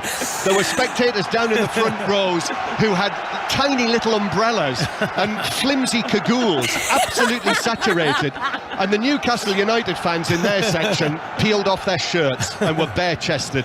So that is the scene that we have inside the Tottenham Stadium now. The second half begins. Newcastle United leading by 2-0, and actually many of the people in the lower sections have not come back to their seats. I think they're staying on the concourses. Well, either that, or if they're Tottenham fans, I'm not sure if they might have gone home. We'll give it 5 minutes because some of the Newcastle fans are not in there because that was packed out. But they have to be here. Surely they can't have gone home, John. Well, it's torrential, absolutely torrential. The rain sweeping down on the Tottenham Stadium, and Spurs in this second half have got an enormous job on their hands if they're going to get anything out of this match. They're facing Newcastle, tightest defence in the Premier League so far this season, and they're 2-0 down. And it is a goal kick to Newcastle. So Spurs, no changes at half-time. Lloris, the goalkeeper, the captain, Sanchez, Dyer and Longley, the 3 central defenders. If you weren't listening earlier, injuries to Højbjerg and to Romero, so they're not involved at all today. Emerson Royal on the right, Sessegnon on the left, Bentancur and Skip, with Bissouma in the middle, and then Kane and Son up front. And Newcastle winning a free kick. Bruno Guimaraes has been fouled halfway inside his own half. And the Newcastle side, Nick Pope in goal, Trippier, Schär, Botman and Byrne, the back 4. Guimarães with Longstaff and Willock either side, and then Almiron on the right, Joe Linton on the left, and Callum Wilson through the middle. The goals scored by Wilson and Almiron, and Newcastle coming forward now looking for a third. Joe Linton to the edge of the area. He's left Skip on the ground. He plays it to Willock to his left as Newcastle attack towards the end where their supporters are, and again the rain almost becomes heavier than ever. Almiron on the right hand side, Trippier's cross comes back to Almiron, his shot hits Longley, comes back to Almiron, and it hits Longley again with his hands behind his back and spins and bounces away wide of goal for a Newcastle corner. Yeah, you thought Tottenham would have come out in the second half and, you know, had the momentum, but it hasn't. It's been Newcastle where they left off in the first half. They've been excellent. Newcastle fans there now, I mean, there are dozens and dozens of them now with their shirts off. They'll all, of course, have seen on social media that this has attracted attention, although I know it's something that Newcastle fans have done over the decades. Corner for Newcastle to the back post, headed across the box by Botman. It comes out, Almiron slices it horribly, but actually he's found a teammate on the left-hand side, cross into the box, and it comes back to Fabian Schär, and now Botman nearer the halfway line, down below us. Joe Linton, crossfield pass from him, out to the right-hand side. Sessegnon stretches for it, heads it away. Trippier, Newcastle have started strongly here, leading 2-0. They're going for a third goal that would surely finish this off. Longstaff near the halfway line, back to Bruno Guimarães. Newcastle, they're actually toying with Tottenham. Now it's square to Guimarães. Another mighty flash of lightning above the stadium. Square to Longstaff. Now to Joe Linton on the left-hand side, the other Brazilian with the bleached blonde hair. Guimarães, square to Willock. He had a little look there, but he plays it square. Trippier is there. Trippier with the cross. That's only half blocked away. The ball hanging on the edge of the area, but Basuma is able to nod it further away. But Newcastle dominating it, absolutely dominating it. They can't get the ball, can they, John? Tottenham can't get the ball, even when they're making clearances. Newcastle are picking up the second balls. It feels, the way that this second half has started, the only thing really that can save Tottenham would be a waterlogged pitch. Just about, yep, spot on. Here's Joe Linton on the left-hand side. His cross comes off Emerson Royale and skitters behind into the advertising hoardings, and it's a corner to Newcastle. 4 minutes played in the second half, no change. Tottenham 0, Newcastle 2, a scoreline that would take Newcastle into the Champions League places. They'd go fourth in the table, above Manchester United and Chelsea. They'd be above Chelsea on goal difference. That would feel like quite a moment for the new Newcastle. Big moment. Corner from the left. Trippier backs up, but then takes it short, gets it back. Oh, that's a great ball in, and it is headed away for Tottenham on the edge of the 6-yard box by Longley, who came across. Offside. So it's a free kick. Offside given. To be fair, you know what I've seen with Conte? Other managers do it, he doesn't. When your team's not playing well, make changes, John. There's not, and I know you can say Lucas Moura ain't 100, but you can bring on someone like Perisic, who gives you more going forward. Lucas Moura, bring these players on when it's not going well. Well, Robbie Savage and Chris Sutton are going to want to hear from Tottenham fans after this, unless, of course, we have a transformation. And Spurs coming forward, and the cross from the left-hand side from Sessegnon, far too close to Nick Pope, who just falls forward out of his 6-yard box and catches the ball into his chest. So Tottenham 0, Newcastle 2 is the score. You're listening to us on 5 Live and on the World Service and on BBC Sounds as well. Great noise inside the stadium, but I think the Newcastle fans are creating a good deal of that. They are truly buoyant and in celebratory mood. And I think most of the spectators have now returned to the lower sections of the stadium. It's a big cue to get the old, coffees or teas at half-time. Throw in for Newcastle. That Dan Burn takes back to the halfway line to Sven Botman, 6'4", 22 years old.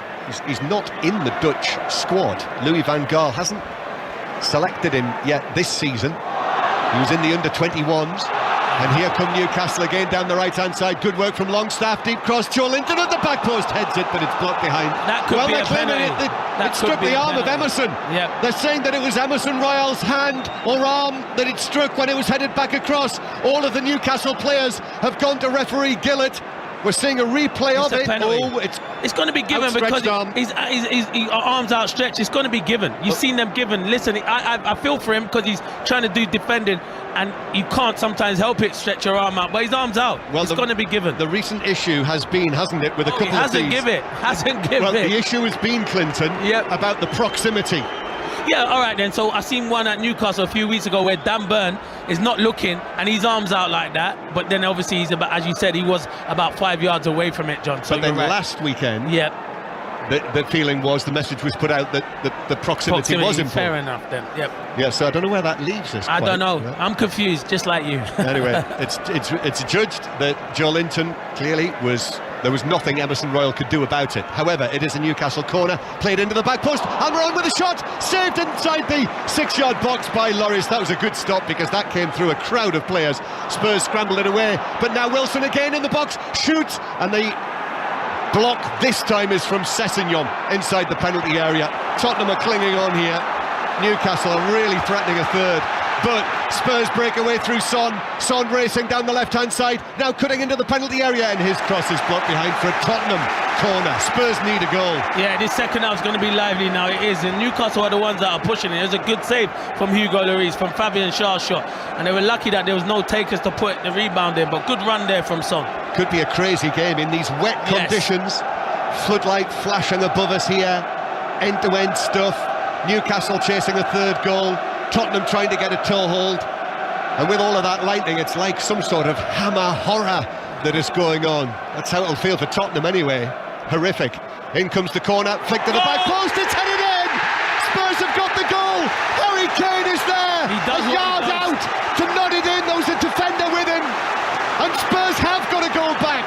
Newcastle's lead is cut to 2-1, and Harry Kane has scored his 11th of the season for Spurs. He does what he does. He's flicked on. He's just played onside by Callum Wilson. He just gets the better of Kieran Trippier. He's too strong, and that's what Harry Kane does. Comes alive in and around the 6-yard box. Game on, John. It's Kieran Trippier who was with him at the back post, his England colleague, but Kane turned him.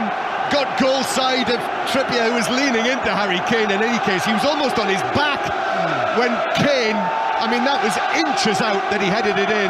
They are looking at a possible offside, VAR. I thought Callum Wilson's back leg maybe might be playing him on, but we'll have a look at. Well, we can't see a replay yet. Seen one. This has not been given the green light yet. They're looking at offside. Just looking to see if we've got the lines anywhere here. And now we're seeing the pictures, we're seeing the VAR pictures that Stuart Atwell will be looking at Stockley Park. You've got to see who it comes off first, though. Yeah, which is what they're doing now. I think they're checking to see. I'm not sure. It comes off is that a Newcastle player? And then it might have touched Davinson Sanchez on the shoulder. That's what they're looking at. To see, they're looking to see if it touches Davinson Sanchez there in the middle of the goal. Because if it touches him, he's offside. I'm not sure you can see. But how can you see from there? I'm not sure you can tell definitively if that's why they keep looking. This is the crucial touch. It's like the second contact, if there is one. It's the second contact they're looking at, because the first contact is onside. It's if Davinson Sanchez touches it there. But it looks like, for me, he completely misses it. The pictures are not definitive. Yeah, I don't think you can... You can't see the ball changing direction. No, you can't. Because if he does get a touch, it would change, unless it was a flick of the egg. Goal given. Goal given.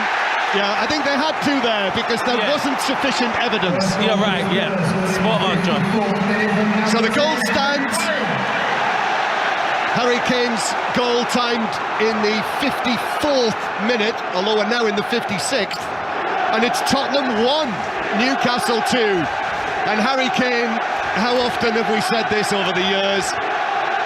He's got Tottenham out of a right hole in this match. Listen, Harry Kane's been outstanding this season. You know why people not talk a lot about Harry Kane this season, John? Because the guy up in Manchester has been so brilliant, Haaland. That's why we don't. But his goals this season have been outstanding. He always gets Tottenham out of jail.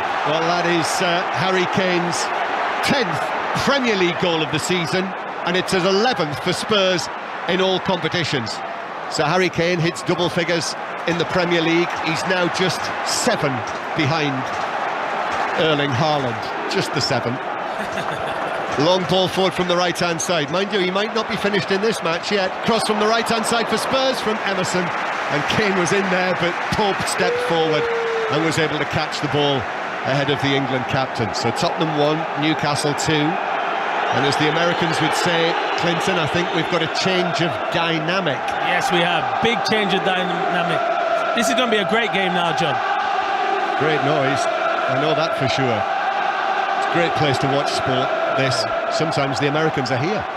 Newcastle coming forward to the edge of the box. Wilson gets his head to it, but can only glance it out here to the left-hand side. Willock, that looked like a foul on Skip. That's not given. Willock's going to go for goal. Takes a little flick off Wilson, but couldn't get enough on it to deflect it in.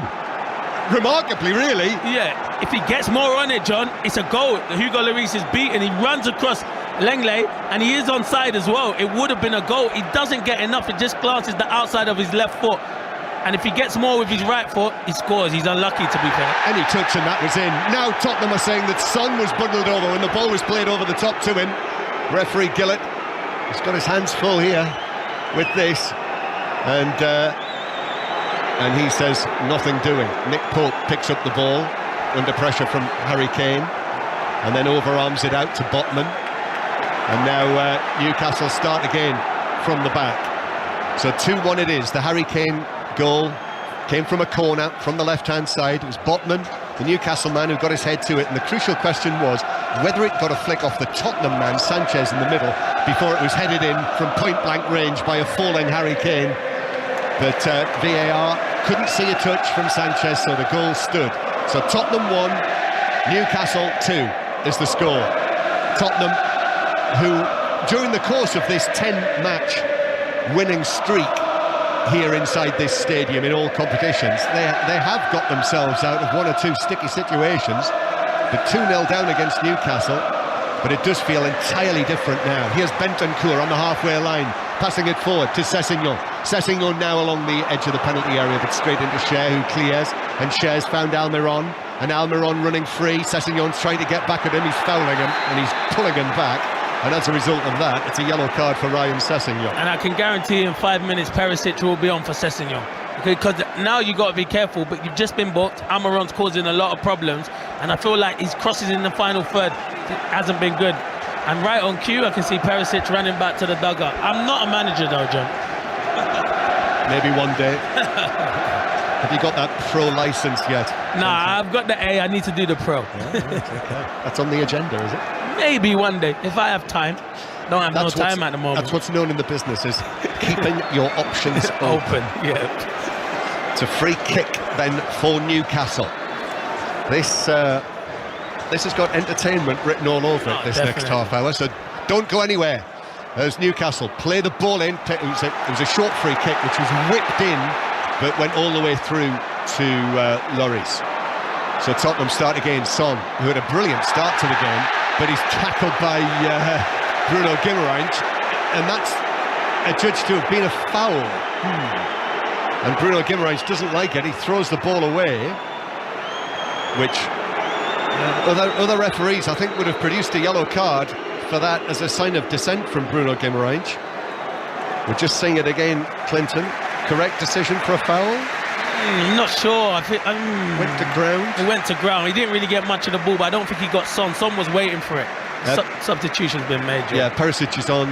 Is it Sessegnon? Yeah, yes, Sessegnon. Yeah, off the far side.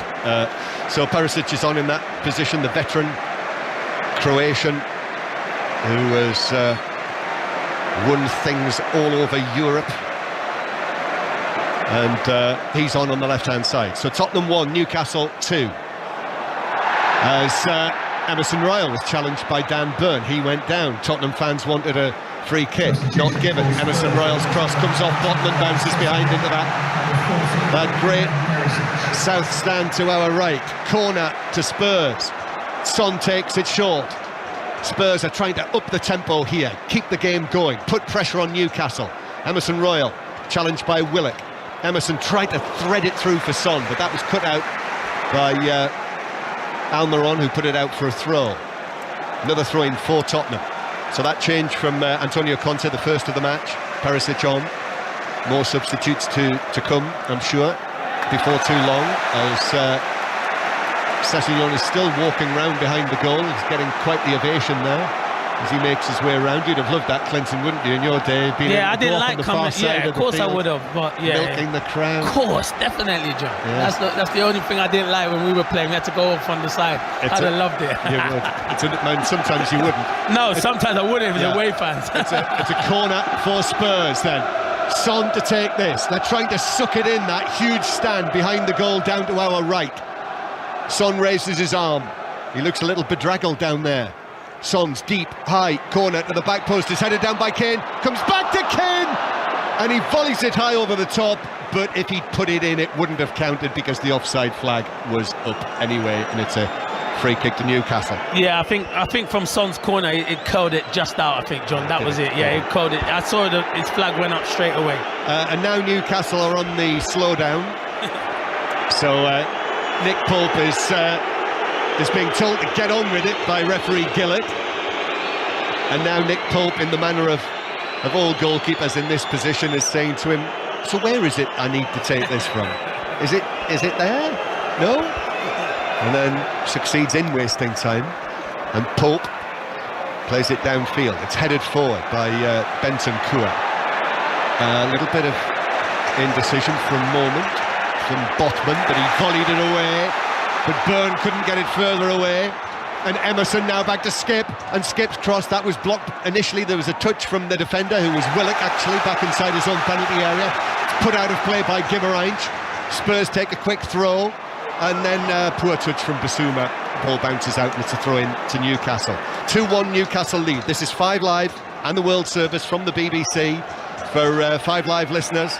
The lines are open for 606. If you're on your way back from a match, Chris Sutton and Robbie Savage would love to hear from Tottenham fans, but also Villa and Brentford fans. Villa 4-0 winners, finished Leeds 2, Fulham 3. They'd love to hear from you as well. Southampton 1, Arsenal 1, Wolves 0, Leicester 4, the final score at Molineux. And earlier in the Championship, 2 big wins, Swansea City 2, Cardiff City 0, Watford 4, Luton 0 in the Championship. So 08 085 909 693, the number to call for the 606 phone-in, which will follow before live coverage of the Grand Prix from Texas tonight. So Tottenham with a free kick halfway inside their own half, which is played across out to the left-hand side. And here comes Perisic down the left flank. Perisic, 2 Newcastle players with him. He goes past Kieran Trippier, memories of the World Cup semi-final, those two. Beats him, gets the cross in, but bounces back to Trippier, who's challenged, and in the end it bounces out of play for what is given as a Newcastle throw-in. Lucas Moura, Clinton, the next Tottenham player to come on. I thought we'd see him at some stage. Yeah, I think it's the right time. Definitely, you're in the ascendancy now. Bring on another attacking player. Yeah, he's had an injury, but now feeling his way back. And then Skip puts in a challenge which fouls Willock, but referee waves play on, gives Newcastle the advantage. Still Willock is down, but Almiron's got it just outside the box. Back to Bruno Guimaraes. Bissouma forces him to give it to the right-hand side. Almiron is there. And then the ball is played back through by Trippier. Longstaff in the box. Almiron just beaten to it by Langley inside the penalty area. Still Newcastle with it on the right-hand side in the blue and gold. Ball played forward. Thought there might have been an offside flag against Longstaff. No, it's not given. Spurs still haven't got it away, and in fact it comes to Bruno Guimaraes, who plays it across the penalty area, a stretch away from Dyer, and then an important piece of play there. That was superb from Bentancur to beat 2 men and take it downfield, but then Joe Linton was back there with the covering challenge for Newcastle to win it back for the visitors. Football at its best. Brilliant feat from Bentancur, does ever so well, but Joe Linton, outstanding. He has one play, he's improved massively since Eddie Howe's coming. His work rate is phenomenal. Yeah, and he's and there's a yellow card in there for... Was that Skip for the foul? It was. Skip. I think he'll come off now for Lucas Moura, more than likely, if he really wants to be positive. Moura than likely. It is Skip. Called it again, Clinton. Yeah, absolutely. So off comes Oliver Skip. It was his first start of the season, and Lucas Moura, who comes on as a substitute for a 4th consecutive match, but he was out from August until this month. So Lucas Moura not scored in his last 24 appearances for Tottenham, as he takes his position. But here on the right-hand side, going forward for the time being, although he's just dropping in centrally. Tottenham 1, Newcastle 2 is the score here in the rain, in the storm of North London. And Lucas Moura is given a welcome to the game by Bruno Guimaraes, who comes across and gives him a right bump with his hip and sends him flying. Two Brazilians together, no love lost there. As Tottenham try to work it away from the back. Son, I think he might have been fouled by Cher. That's not given. And Cher, lovely change of feet, low shot, and Lloris is able to go down to his right and make the save. And Cher's wonderful, a brilliant little step over. Oh, and then Lloris's clearance has been blocked by Wilson, who's going to be yellow carded. This will go down well. Callum Wilson, who was involved in that controversial opening goal when he was adjudged not to have fouled Hugo Lloris. So you'll see it all on Match of the Day tonight with Mark Chapman. That's after the news on BBC One this evening, so you'll be able to talk about everything on 606 08 085 909 693. Read about it as ever on the BBC Sport website, on the football pages. Watch the highlights, Match of the Day 2 tonight, and then download the 5 Live Football Daily podcast in the morning. You can subscribe for free from, altogether, BBC Sounds. Moura is fouled inside his own half. By the way, just to give you prior warning, and Wilson's thrown himself to the ground. I think he's... and there's a slip centre field by Bissouma, who just delayed, missed the ball and fell over, and Newcastle are coming forward with Almiron, who plays it back to Trippier. Trippier, as the rain continues to fall heavily on this part of North London. Tottenham played away downfield, but Botman's heading it back to goalkeeper Pope. It kind of feels like they've weathered the storm at the moment, Newcastle. Like literally weathered the storm. I don't think that storm's over yet. It's going to come again. Yes, Tottenham 1, Newcastle 2. Spurs with Moura centrally, and then Bissouma through to Kane. Kane crouching forward as he does, head down. There's only one thing on his mind, and then he gives the ball. Perisic with a shot from the left-hand side, but it was straight at Pope, who was able to put feet wide apart, lean forward and then scoop the ball up into his chest. Yeah, it's good play from Harry Kane. He delayed that pass, and you're thinking Perisic on his right foot, can he bend that past Nick Pope into the far corner? But it's a comfortable save from Nick Pope. So 2-1, the Newcastle lead. Newcastle, who've lost just once this season, and if you remember, that was actually a goal from Fabio Carvalho at Anfield in the 8th minute of added time. That's their only defeat in all competitions. With this scoreline, Newcastle would be in the Champions League places. But this is not over yet. Tottenham 1, Newcastle 2. Here's Wilson through the middle. Wilson back to Willock, and then Willock lifts it over the top towards the left-hand side.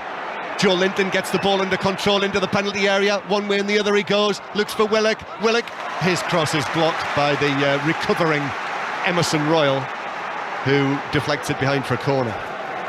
Yeah, it was really good defending. And very, very, very good defending there. Good play from Joe Linton there. And Willock was just going to square it, and I think Callum Wilson had a tap in, but good defending. Corner for Newcastle from the left. Kieran Trippier trots across there. 20 minutes to play.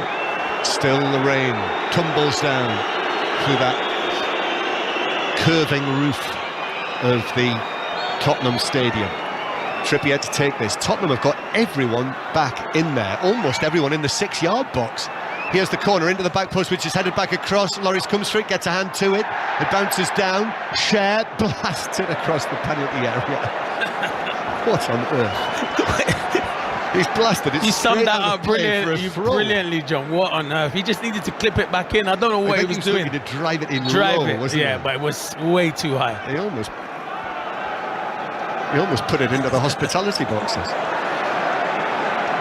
So play back underway. Ball bounces out of play on the halfway line. It's a throw-in to Newcastle. Yes, I was going to say, just to give you prior warning, with the World Cup 4 weeks to go today, it'll begin.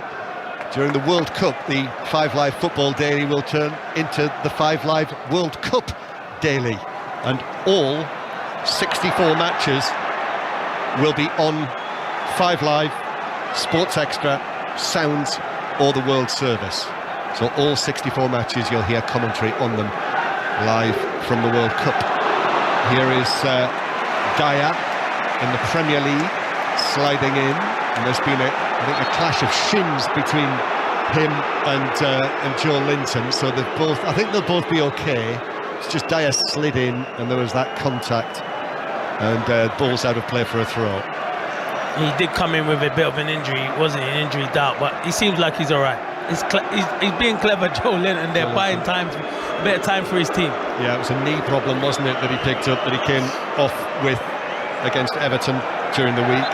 Alan St Maximin apparently is not too far away from coming back, but not involved for Newcastle today. Their next match is against Aston Villa at St James's Park next Saturday. Play back underway. Both Dyer and Joe Linton are okay.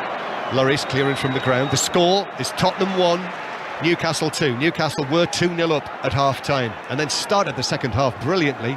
Weren't able to get the third goal, and Harry Kane nodded one back. And now Joe Linton does well, plays it forward, but too much on it, and it rolls through for a goal kick. So goal kick to Tottenham, and Lloris takes it short to Eric Dyer. I think the expectation is that he will be in the squad in Qatar, having started England's 2 matches last month. Long and forward down the middle, that's headed away by Botman, and then Longstaff dispossessed. Kane and Moura. Lucas Moura with his white shirt outside his blue shorts, back to Bentancur, and now Perisic on the left-hand side. Perisic against Trippier, steps forward, puts in the challenge, and it's a good one from Kieran Trippier, and Newcastle have got it back.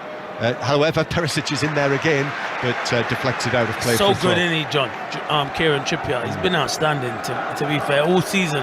One of the best players for me in the Premier League, especially defenders anyway, and his delivery going forward, brilliant as well. Well, I think if it was that England game against Iran tomorrow, as opposed to 4 weeks tomorrow, he would be playing. He would be playing, yeah. Because of obviously Reece James seems to be out of the picture with his green hair.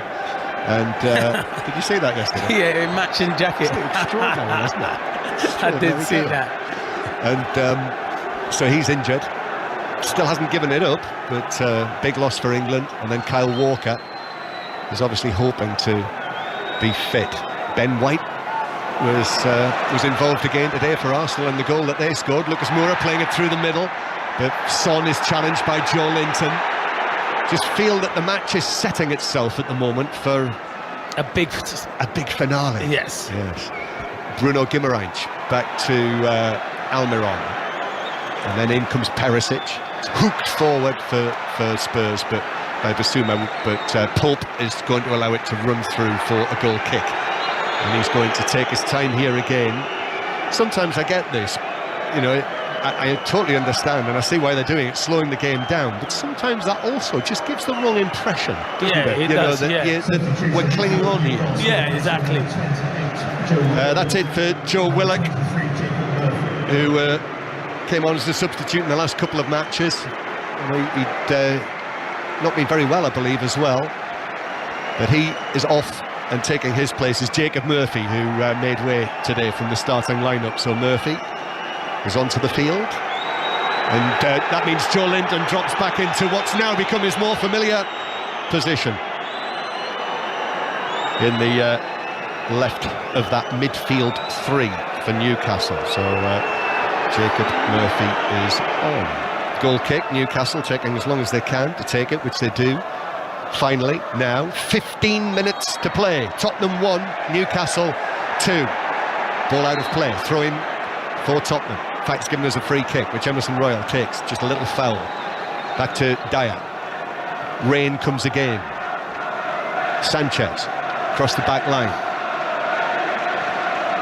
Dyer to the far side, to Longley. Now Perisic still deep inside their own half, and that's been charged down, out of play by Longstaff. It's just the momentum, kind of the substitutions have took the momentum out of the game for Tottenham, haven't they, John? I'm saying they're the right substitutions, but it just seems it's gone a bit flat for them again. That's Clinton Morrison, Premier League goal scorer, with us here on 5 Live and the World Service. Here's Moura into the challenge.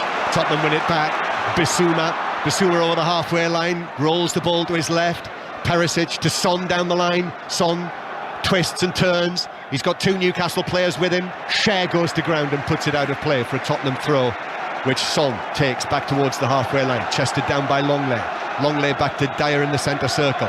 I think that next storm might not be too far away. Dyer curls a long ball. Emerson heads it back to Moura. Moura inside the penalty area. Joe Linton went with him and did well, actually. There was enough in on that. And Joe Linton goes down, wanted the free kick. Lucas Moura with the challenge. Emerson got the ball caught up underneath his feet. And Bruno Guimaraes is going to run it away. Lucas Moura does brilliantly well to avoid him. And then Emerson into Kane inside the box. Back to goal. Gives it to Son. Son shoots. It's blocked. Shouts for handball. No. Referee Gillett immediately says no handball, no penalty. Newcastle have got it with goalkeeper Pope. It's like Newcastle didn't want to clear their lines. Guimaraes, Joe Linton, they all could have cleared it, but I don't think that there's much in that. No way. And Bruno Guimaraes it's Joe Linton who's down inside the box. That was a brilliant little moment in there, wasn't it? Where Guimaraes on the ground tried to swing his legs and take Lucas Moura out, who danced over the top of it. Brilliant. Well, it's been fun, this, hasn't it? There's been a lot going on. Tottenham 1, Newcastle 2. And just the way that it's gone, on a stormy afternoon as well like this, I think storms affect people, don't they? So they say. Yeah, it does affect people. It does affect a lot. It does. They do say that. So it affects me. Dread to think.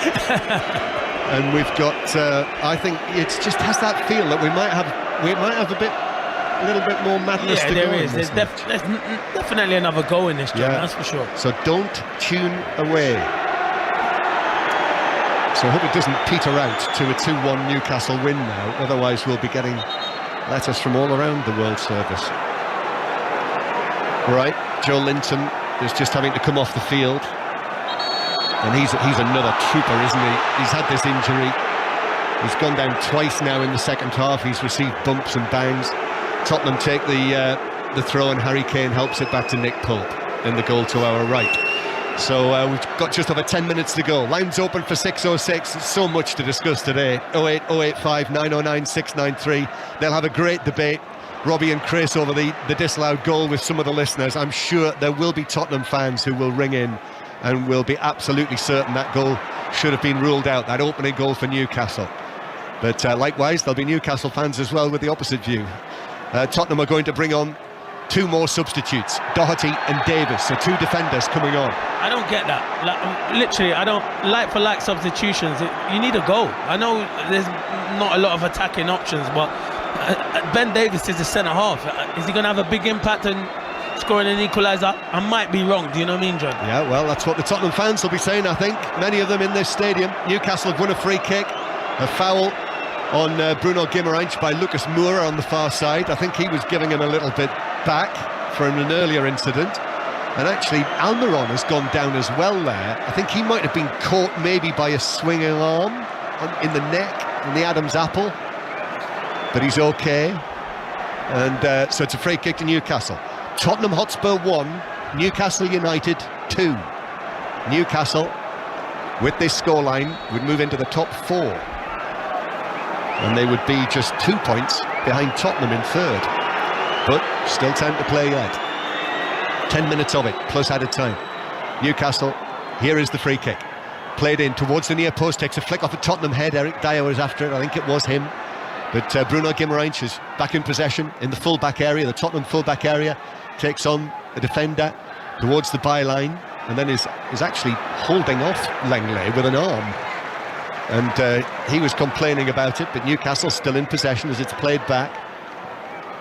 Longstaff now to the left-hand side to Bruno Guimaraes, who is fouled by Lucas Moura again, who very chivalrously goes across and offers him a hand, and it's only a throw-in, it's not a free kick. Good challenge then. Right, so we will have Davinson Sanchez and Longley off. So the two central defenders who came in are off. So Ben Davis is on and Matt Doherty. And Tottenham coming forward with Bentancur. Kane with a touch. Lucas Moura tries to send it through to Son, but on this wet surface now, this very heavy surface, the ball sort of held up and Cher was able to slide in and put it out of play. 2-1 Newcastle lead. 9 minutes plus added time to go. Emerson Royal hasn't helped Eric Dyer with that pass. Well beyond him and behind him. So Eric Dyer had to go and get it. So Spurs now with Dyer. Long ball forward. Botman's got his head to it, but that header carries the ball up into the penalty area, his own penalty area, and it's caught easily by Nick Pope. I don't know. Conte must like Emerson Royal loads, to be fair. Must like Emerson Royal loads. Must do. Well, he's now part of what is effectively a Tottenham back three now, yep. Emerson Royal on the right-hand side, Dyer in the middle, and Emerson Royal now, after Dyer won the initial header from Pope's clearance, Emerson Royal turns and plays the ball back to Lloris, to our left. The Tottenham captain, a couple of touches, then long and left-footed. Lucas Moura wins a good header. It's over the top of Son, though. Cher heads it forward. Bruno Guimaraes hikes the ball right-footed over his own head. Dyer heads it forward. Cher gets a header for Newcastle, and the ball bounces out towards the far side, where Tottenham keep it in play. Bissouma is being put under pressure by Longstaff, but that's well played by Bissouma. Finds Bentancur in the centre circle, and now Emerson Royal to Matt Doherty, who's taken over as the right wing back, and then back to Emerson Royal. Newcastle have dropped right back behind the ball. That's a poor pass forward from Bentancur, but it bounces back to Tottenham. Dyer, Bissouma again in the centre circle, inside the Newcastle half, to the right hand side to Emerson, who's then closed down by Murphy, and so Dyer has to hit a long pass. That's blocked forward by Longstaff. Eventually the ball bounces to Kane. That's a lovely pass from Kane to Bentancur, who glides forward and plays the ball forward to Doherty, but I don't think Doherty can reach that. No, the ball runs away over the white line and behind and through for a goal kick. It's like a fielder chasing a ball to the boundary that he was never going to get. Never, so you just give up on it. You have to. Yeah, but it's good play from Bentancur. He's frustrated with himself because he's picking up little pockets, and Nick Pope's going to get booked now. Yellow card, yeah. I think there was nothing more certain than a yellow card for Nick Pope than torrential rain would follow those black clouds that rolled over the stadium at half-time. So Pope is booked, and he's still wasting time, which the Tottenham fans are helpfully pointing out, and Antonio Conte as well, who's put a black baseball cap on with all of this rain. He's also making the point. Back it goes. You'll hear Antonio Conte and Eddie Howe during 6:06, and it'll be a happy Eddie Howe at the moment with this scoreline, and he's applauding down there because, again, great work from Newcastle's forward players, putting pressure. It was Murphy this time who forced the error from Emerson, who passed the ball out of play. So it's a throw-in for Newcastle. Dan Burn to take this throw on the left-hand side. Burn to Joe Linton. Joe Linton, long and leggy. So good. Yes, isn't he? So good. Keeping the ball, even though he's got Tottenham players all over the back of him. And then Murphy, I could hear him shouting from here. There was no free kick, no foul. Referee Gillett wasn't buying that. And then Doherty plays it across his own penalty area. So Ben Davies, freshly into the action, passes it forward towards the left-hand side. 6 minutes to play, less than that actually. Tottenham 1, Newcastle 2. Spurs facing their second defeat of their week. The first time they'll have dropped points this season. Doherty on the right-hand side. Doherty forward to Lucas Moura, who's got some space now and chips it across to the back post. But Trippier was able to come forward and head it away with Perisic arriving behind him. Bentancur now, back into the centre circle. Dyer carries it on and then uses on his left-hand side Davies. And then it comes from the Welshman to the Englishman. Crossfield pass by Dyer, that's good. Into the path of Moura, lovely touch from him as well, but Murphy went with Moura and blocked it out for a corner. And Spurs looking to take this quickly. Nick Pope tries to alert his defenders to it. They should be aware anyway. Moura takes it to Son, and then Son plays it into Murphy and wins another corner. Numbers 4 and 5 for Spurs in the second half alone. They're pushing. Here comes the storm now. They are. Less than 5 minutes to play. Son with the corner, curling out, swinger, headed away by Cher on the edge of the 6-yard box for Newcastle. All the players still up there. Perisic plays it in right footer, that's got a long way. Dyer with a header just wide. but actually the flag was up. Yeah, it's a good opportunity. He probably knows he should be hitting the target there, Eric Dyer, but yeah, the flag was up. But they are pushing at the moment, and Newcastle look like they've got a lot of tired legs out there. Eddie Howe will probably want to look to his bench to make a few changes. Just feel that the temperature's dropped again, which could mean that there will be another meteorological storm. I'm glad you said that. I had the coat off the whole time, and I was thinking, should I pull it on? But there's only 4 or 5 minutes to go. So we might have a storm both on and off the field. Tottenham 1, Newcastle 2. 6:06 to follow. 08 085 909 693 to book your calls with Robbie Savage and Chris Sutton for an hour or so before we go live to Texas and the USA Grand Prix. Here's Perisic down the left-hand side for Tottenham, swings over the cross. Kane with a header, but 2 defenders with him, Botman and Cher, and between them he couldn't direct it down on target, and it was over the top by 2 or 3 feet. Yeah, it would have been had to be a fantastic header to score from there, but no, it's a good play from Tottenham, good ball in from Perisic as well. And 2 substitutions now, John. I think Shelby and Chris Wood are coming on. Yep. Callum Wilson's one. So that's it for Callum Wilson, who scored the opening goal, his 4th of the season. That's 4 in 8 appearances this season, and he's taking his time.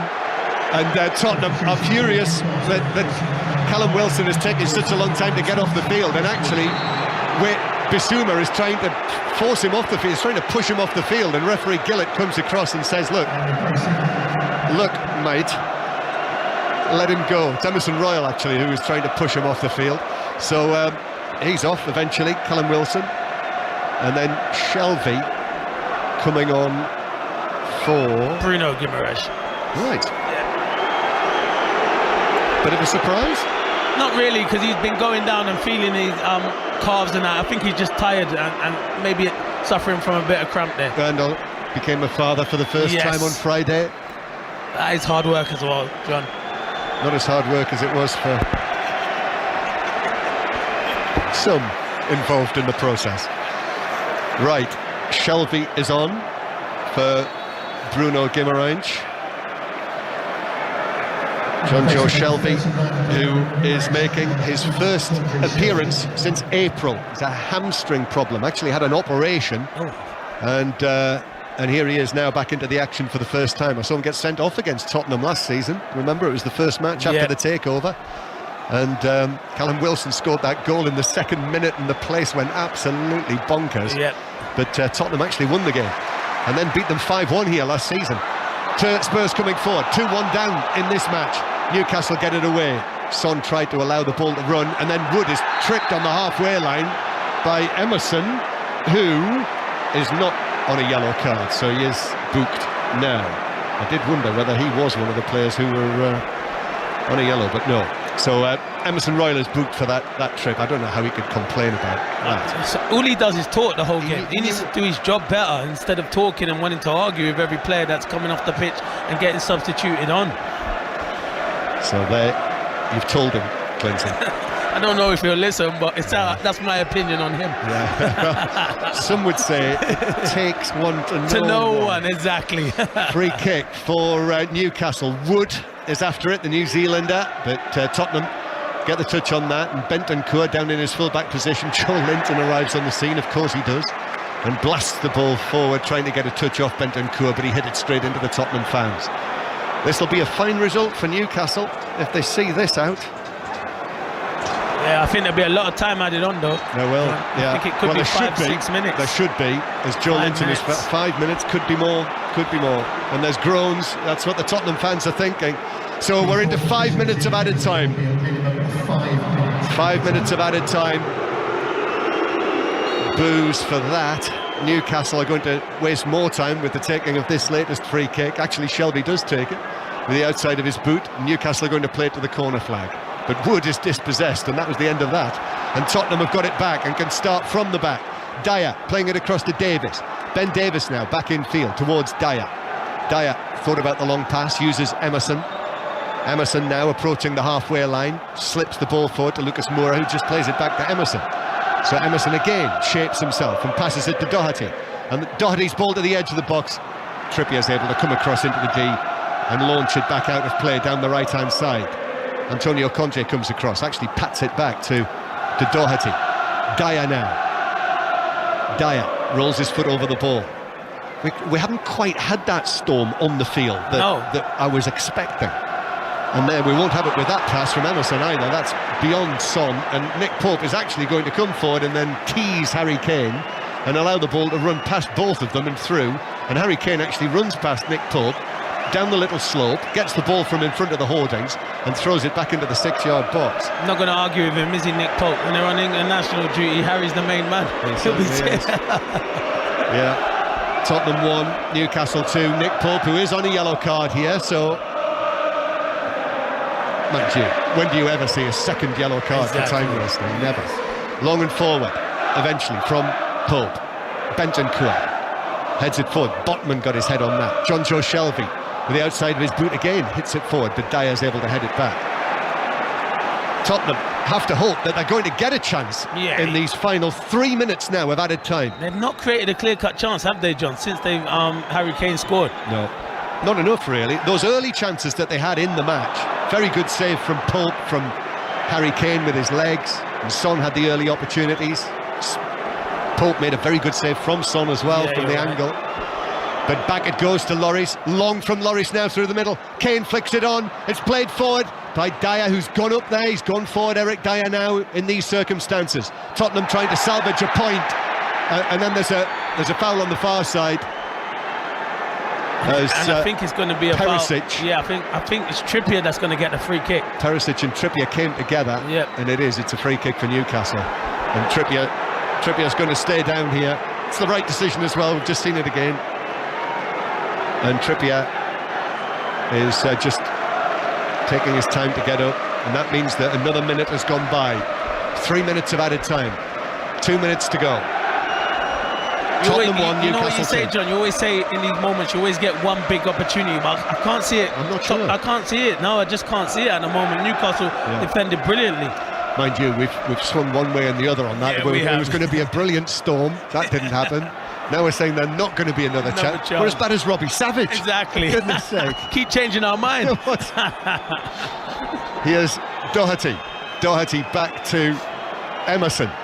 Emerson square to Dyer. Dyer now opens his legs and hits a long left-footed ball towards the edge of the box. It's over Moura. Dan Burn towering over Moura. Easily got his head to that. And Joe Linton's going to run it away, but he runs it out of play on the halfway line. Eddie Howe looks like a drowned rat. He's got that hood down the back of his neck, which is very limp. Botman heads it forward. Comes back to Bissouma. Bissouma now forward, comes away from Kane, bounces through Nick Pope's quickly out to the edge of the area and drops on the ball. And that is 4 minutes of the 5 of added time. Tottenham are facing a first home defeat since April. The first points that they've dropped in the Premier League at home this season. It's 5 out of 5 here in the Premier League this season until today. So that would leave Manchester City and Arsenal as the only sides to have won all their Premier League matches at home this season. Long forward for Newcastle. Newcastle fans want a foul for Dyer on Wood. It's not given. Well, this is it. It's got to go forward now. 4.5 minutes of the 5 added, and they haven't created that final chance. Ooh. And then the pass from Perisic towards Perisic down the left-hand side from Davis. That's cut out, and Newcastle can run this away. They could actually take this away down the right if they could. Towards the corner flag. Take a big touch, Longstaff, and then just run it into the corner. But he didn't, and Newcastle have conceded possession. But poor ball forward from Bissouma, that's cut out. And now Jacob Murphy is fouled. Lucas Moura takes it on, but no, the foul is given. Correct decision by referee Gillett. That's it, John. I think that's it. Newcastle putting this right in the corner. Well, I think we know the theme of the interviews that'll follow this match. You'll be able to hear Antonio Conte and Eddie Howe on 606. They'll hopefully be coming on live. Lines open 08, 085 909 693 to talk about what has been a terrific victory for Newcastle. They've won here at the Tottenham Stadium by 2-1. Spurs lose a match here for the first time this season, and the Newcastle players go into a huddle and celebrate together. They won it in the first half with that controversial goal from Wilson. Almiron made it 2-0. Harry Kane got one back in the second half. but it's Newcastle's day, Clinton Morrison. And fully deserved, to be fair. It was always going to be hard going in 2-0 down. You had to respond. Tottenham did respond, and their main man Harry Kane got that goal, but can't be too reliant on Harry Kane and Son all the time. Other individuals have to step up to the mark. It's not about Tottenham, it's about Newcastle. Fantastic performance. Individually they were brilliant, collectively as a group they were outstanding. Credit must go to Newcastle and the fans and Eddie Howe. Brilliant this evening. Well, what a match, what an afternoon. And Newcastle United, Newcastle are in the top 4. Tottenham 1, Newcastle 2. Will Hughes with the free kick, left side of central midfield. As 3 minutes minimum additional time has been added to the game. Hughes switches it towards the right, looking for Tompkins, headed up, and it's come through Bowie.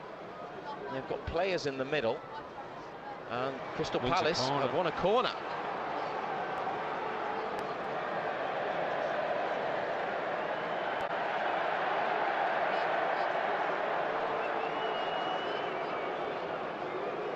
Milivojevic will be the man to take it.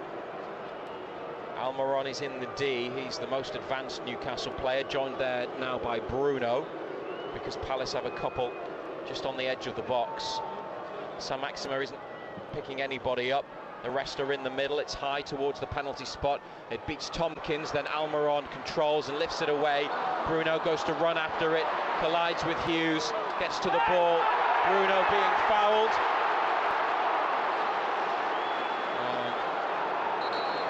Hughes is going to get yellow carded because he's thrown the ball away.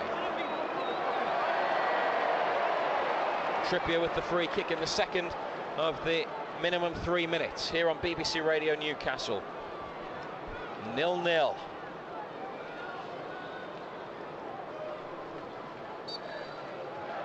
Trippier. Get up towards the left side. Joelinton heads on, but heads behind. Unlucky. The header went straight. It's actually kept in by Johnston. He was in a hurry to get to it, wasn't he? Hasn't been in a hurry about much else in the second half. Wood standing next to him. It's a long kick from the goalkeeper. One bounce. And Nick Pope gathers, throws it out. We've got about a minute of the minimum 3 to go. Lascelles to Botman and back again. Trippier on halfway, he's got space. Bruno inside, he's gone long, and Willock might fall nicely for him. It's gone backwards off Tompkins. Willock tried to let it go for, could have let it go for a corner maybe, kept it in. Looked for Wood in the middle, Palace clear. Trippier for Bruno. Hughes with him. Bruno fouled by Hughes. Tell you what, Hughes is all over him. He can't run, Hughes. So he just fouls all the time. That's twice. Last chance surely for Newcastle before we have to go to penalties. Trippier, diagonal ball from the free kick. There's players free at the far post, they can't get there. Bruno has it in midfield, gets around a couple of Crystal Palace men. Bruno goes for a shot from 25 yards, and we will have penalties. It's finished 0-0, and the winner of this tie will be decided in a shootout after neither team could manage a goal in the 90 minutes. John Anderson. Yeah, look, he brought all the big guns on. We got a little bit better. Pace was better. You bring better quality on, it's always going to be the case, and that was it. But we didn't really create too much, to be fair. Palace sat back, but we didn't have the guile. The movement wasn't there up top either this evening. So, yeah, as I said at half-time, you always felt that one goal would probably win it. But we've gone to penalties, and it's a lottery now, isn't it? BBC Radio Newcastle will bring you the shootout live in full, so stay exactly where you are. Newcastle and Crystal Palace fighting it out for a place in round 4 of the League Cup. There have been a number of other third round ties tonight. Let's get a full run through of all the latest scores and possibly some full time results now from Colin White back in the studio. Yeah, thank you, Razor. None of them are actually full times yet. Newcastle United the first to finish, but a couple of other games that look like they will be going to penalties. Blackburn have just equalised late on at West Ham United. Ben Brereton in the last couple of minutes. So it's West Ham 2, Blackburn 2. A couple that are now full times actually as I speak. Wolves have beaten Leeds by 1-0. Boubacar Traore in the final 5 minutes. And Nottingham Forest 2-0 winners over Spurs. Renan Lodi and Jesse Lingard. With their goals they survived the red card late on as well. Still playing at the Emirates, but Brighton are 3-1 up at Arsenal. Southampton won, Sheffield Wednesday won in that one League One side that took the lead halfway through the first half, but one each as that one looks as though it's careering towards a penalty shootout as well. 2 8 o'clock kickoffs, so they've still got a good 10 minutes left at least. It's Liverpool 0, Derby 0. Liverpool making all 11 changes in that game, and Manchester City are 2-0 up on Chelsea. Riyad Mahrez and Julian Alvarez. There will be time after the penalty shootout is finished though to go back through all those confirmed by that point full-time scores. Razor, it's all yours again. Thanks very much, Colin. A reminder that after the game our Newcastle United podcast will be available. You can get it either by following us on Twitter at BBC Newcastle or find it on BBC Sounds, the Newcastle United podcast with analysis and reaction. Not a good record, penalties, Newcastle. I think it's 1 win in 10 shootouts. They were victorious at Newport a couple of years ago when they were going back to Watford, in the League Cup. They've gone out on penalties quite a few times. Last season Burnley we mentioned, but they've had shootouts in each of the last 3 because there was Leicester here before that in 2019. The 2 captains, Lascelles and Milivojevic, are with the referee on the halfway line, sorting out, I think, which end the penalties will be taken at. They're going to be at the Leazers end, which is where they were last season in the Burnley game, away to the left. So Newcastle will have 5 who are selected, and then shootouts work in the normal way. Chris Wood, I think, is going to be first. He scored a penalty to win the game in the Premier League against Wolves last season, on target at the weekend, and he'll get them going.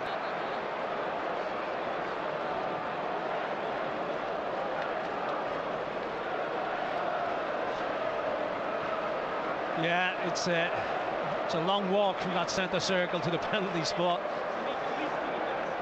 Referee having the word with goalkeepers, telling them what they can and they can't do. In the meantime, Chris Wood just stands edge of the penalty area, ball in hand. And Sam Johnson, moments. All in pink, gets himself ready, white gloves and white boots, bangs his studs against his left-hand post, and now Chris Wood puts the ball down and will take Newcastle's first penalty.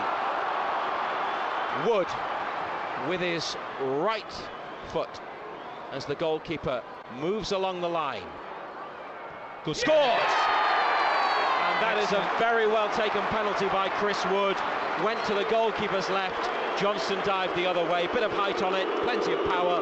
1-0 Newcastle. Yeah, and all of a sudden the boos ring out. Milivojevic comes to take it. Remember him missing one at Selhurst Park. Carl Darlow saved it. He scored one here, a winner in the Premier League a few seasons ago from the spot. Milivojevic first for Palace. Nick Pope wearing green, bounces up and down on his line. Milivojevic, it's saved! Pope with a brilliant one-handed save, diving away to his left, managed to push the ball clear with his right hand, and Newcastle lead 1-0 after 1 penalty each. Poor penalty, good height for the goalkeeper.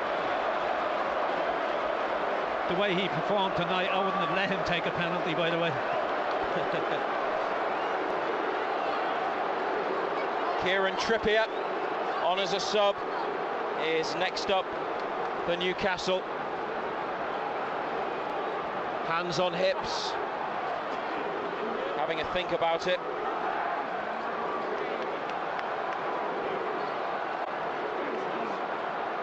Goalkeeper with outstretched arms. Trippier with a run-up, has scored, buries the penalty inside the right-hand post. You see, that's the difference. Trippier's gone with power. Milivojevic has gone to place it, no power in it. Keeper goes the right way, but he's not stopping that. Will Hughes, the Crystal Palace midfielder, yellow carded late on in the game. You don't fancy him? No. Left-footed? No. Places the ball on the spot. Fans at the Leazer's end behind the goal trying to put him off. Hughes' penalty is in. Oh, good penalty. And he just clipped it across to Pope's right. The Newcastle keeper went the other way. And it's 2-1 Newcastle after 2 penalties apiece. Yeah. Joe Linton could forward and take the next one. Joe Linton scored in the shootout with Burnley last season. Chris Wood was on target for Burnley in that, incidentally. And he has scored a penalty in a Premier League game against Manchester City a couple of seasons ago in the 4-3. Now he faces Sam Johnston. Joe Linton for Newcastle to make it 3 out of 3 successful spot kicks. It's in. Oh, you don't stop them either. And Joe Linton driving it home, went to the keeper's right. Johnston dived towards the ball but couldn't reach it. And next for Crystal Palace is the defender Joel Ward. Nick Pope with a save from Milivojevic. Hughes scored the second penalty. Ward with Palace's third. It's BBC Radio Newcastle. League Cup third round penalty shootout after a goalless draw. This is Ward, and he sent Pope the wrong way. Went into the bottom left corner of the goal, and Pope dived to the other side, as he has done for all 3 penalties. And that is now 3-2 to Newcastle after 3 penalties for both sides. And Nick Pope hands the ball to Sven Botman.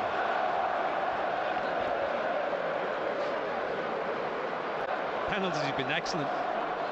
Quality. This is going to be a left-footed effort from Botman. Johnston pointing in one corner. Botman saves it. Has played it straight at the keeper. It's a save from Sam Johnston, and he didn't have to move. And Newcastle unsuccessful for the first time in this shootout. Botman's effort saved. Poor penalty, wasn't it? Just went straight down the middle, but no power on it either. Matete, who's been running on empty for the last half an hour. This to make it 3-3. Jean-Philippe Mateta, the Crystal Palace forward, short sleeves and gloves, red boots, and a penalty that is saved by Nick Pope. And it's 2 penalty saves from Newcastle's goalkeeper in the shootout, and Bruno Guimaraes has the chance to win it. That is awful. The kid hasn't got the strength to stand up, and it's an absolutely woeful penalty.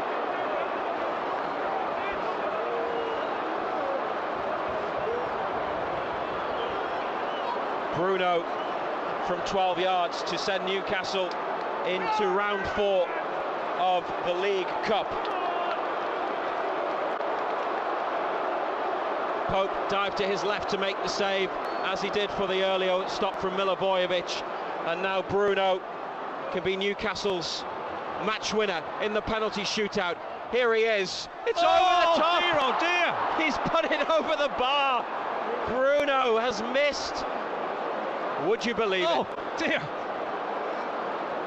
That wasn't even close. That wasn't in the script. That was... Well, there's no words to describe that penalty.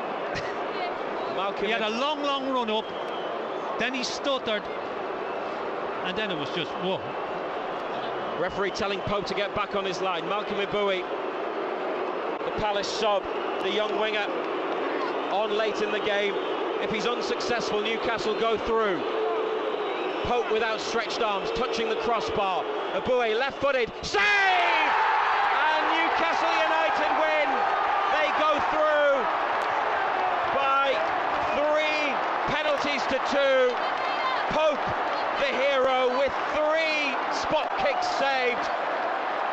And Bruno and Botman indebted to the goalkeeper after they were unsuccessful with theirs.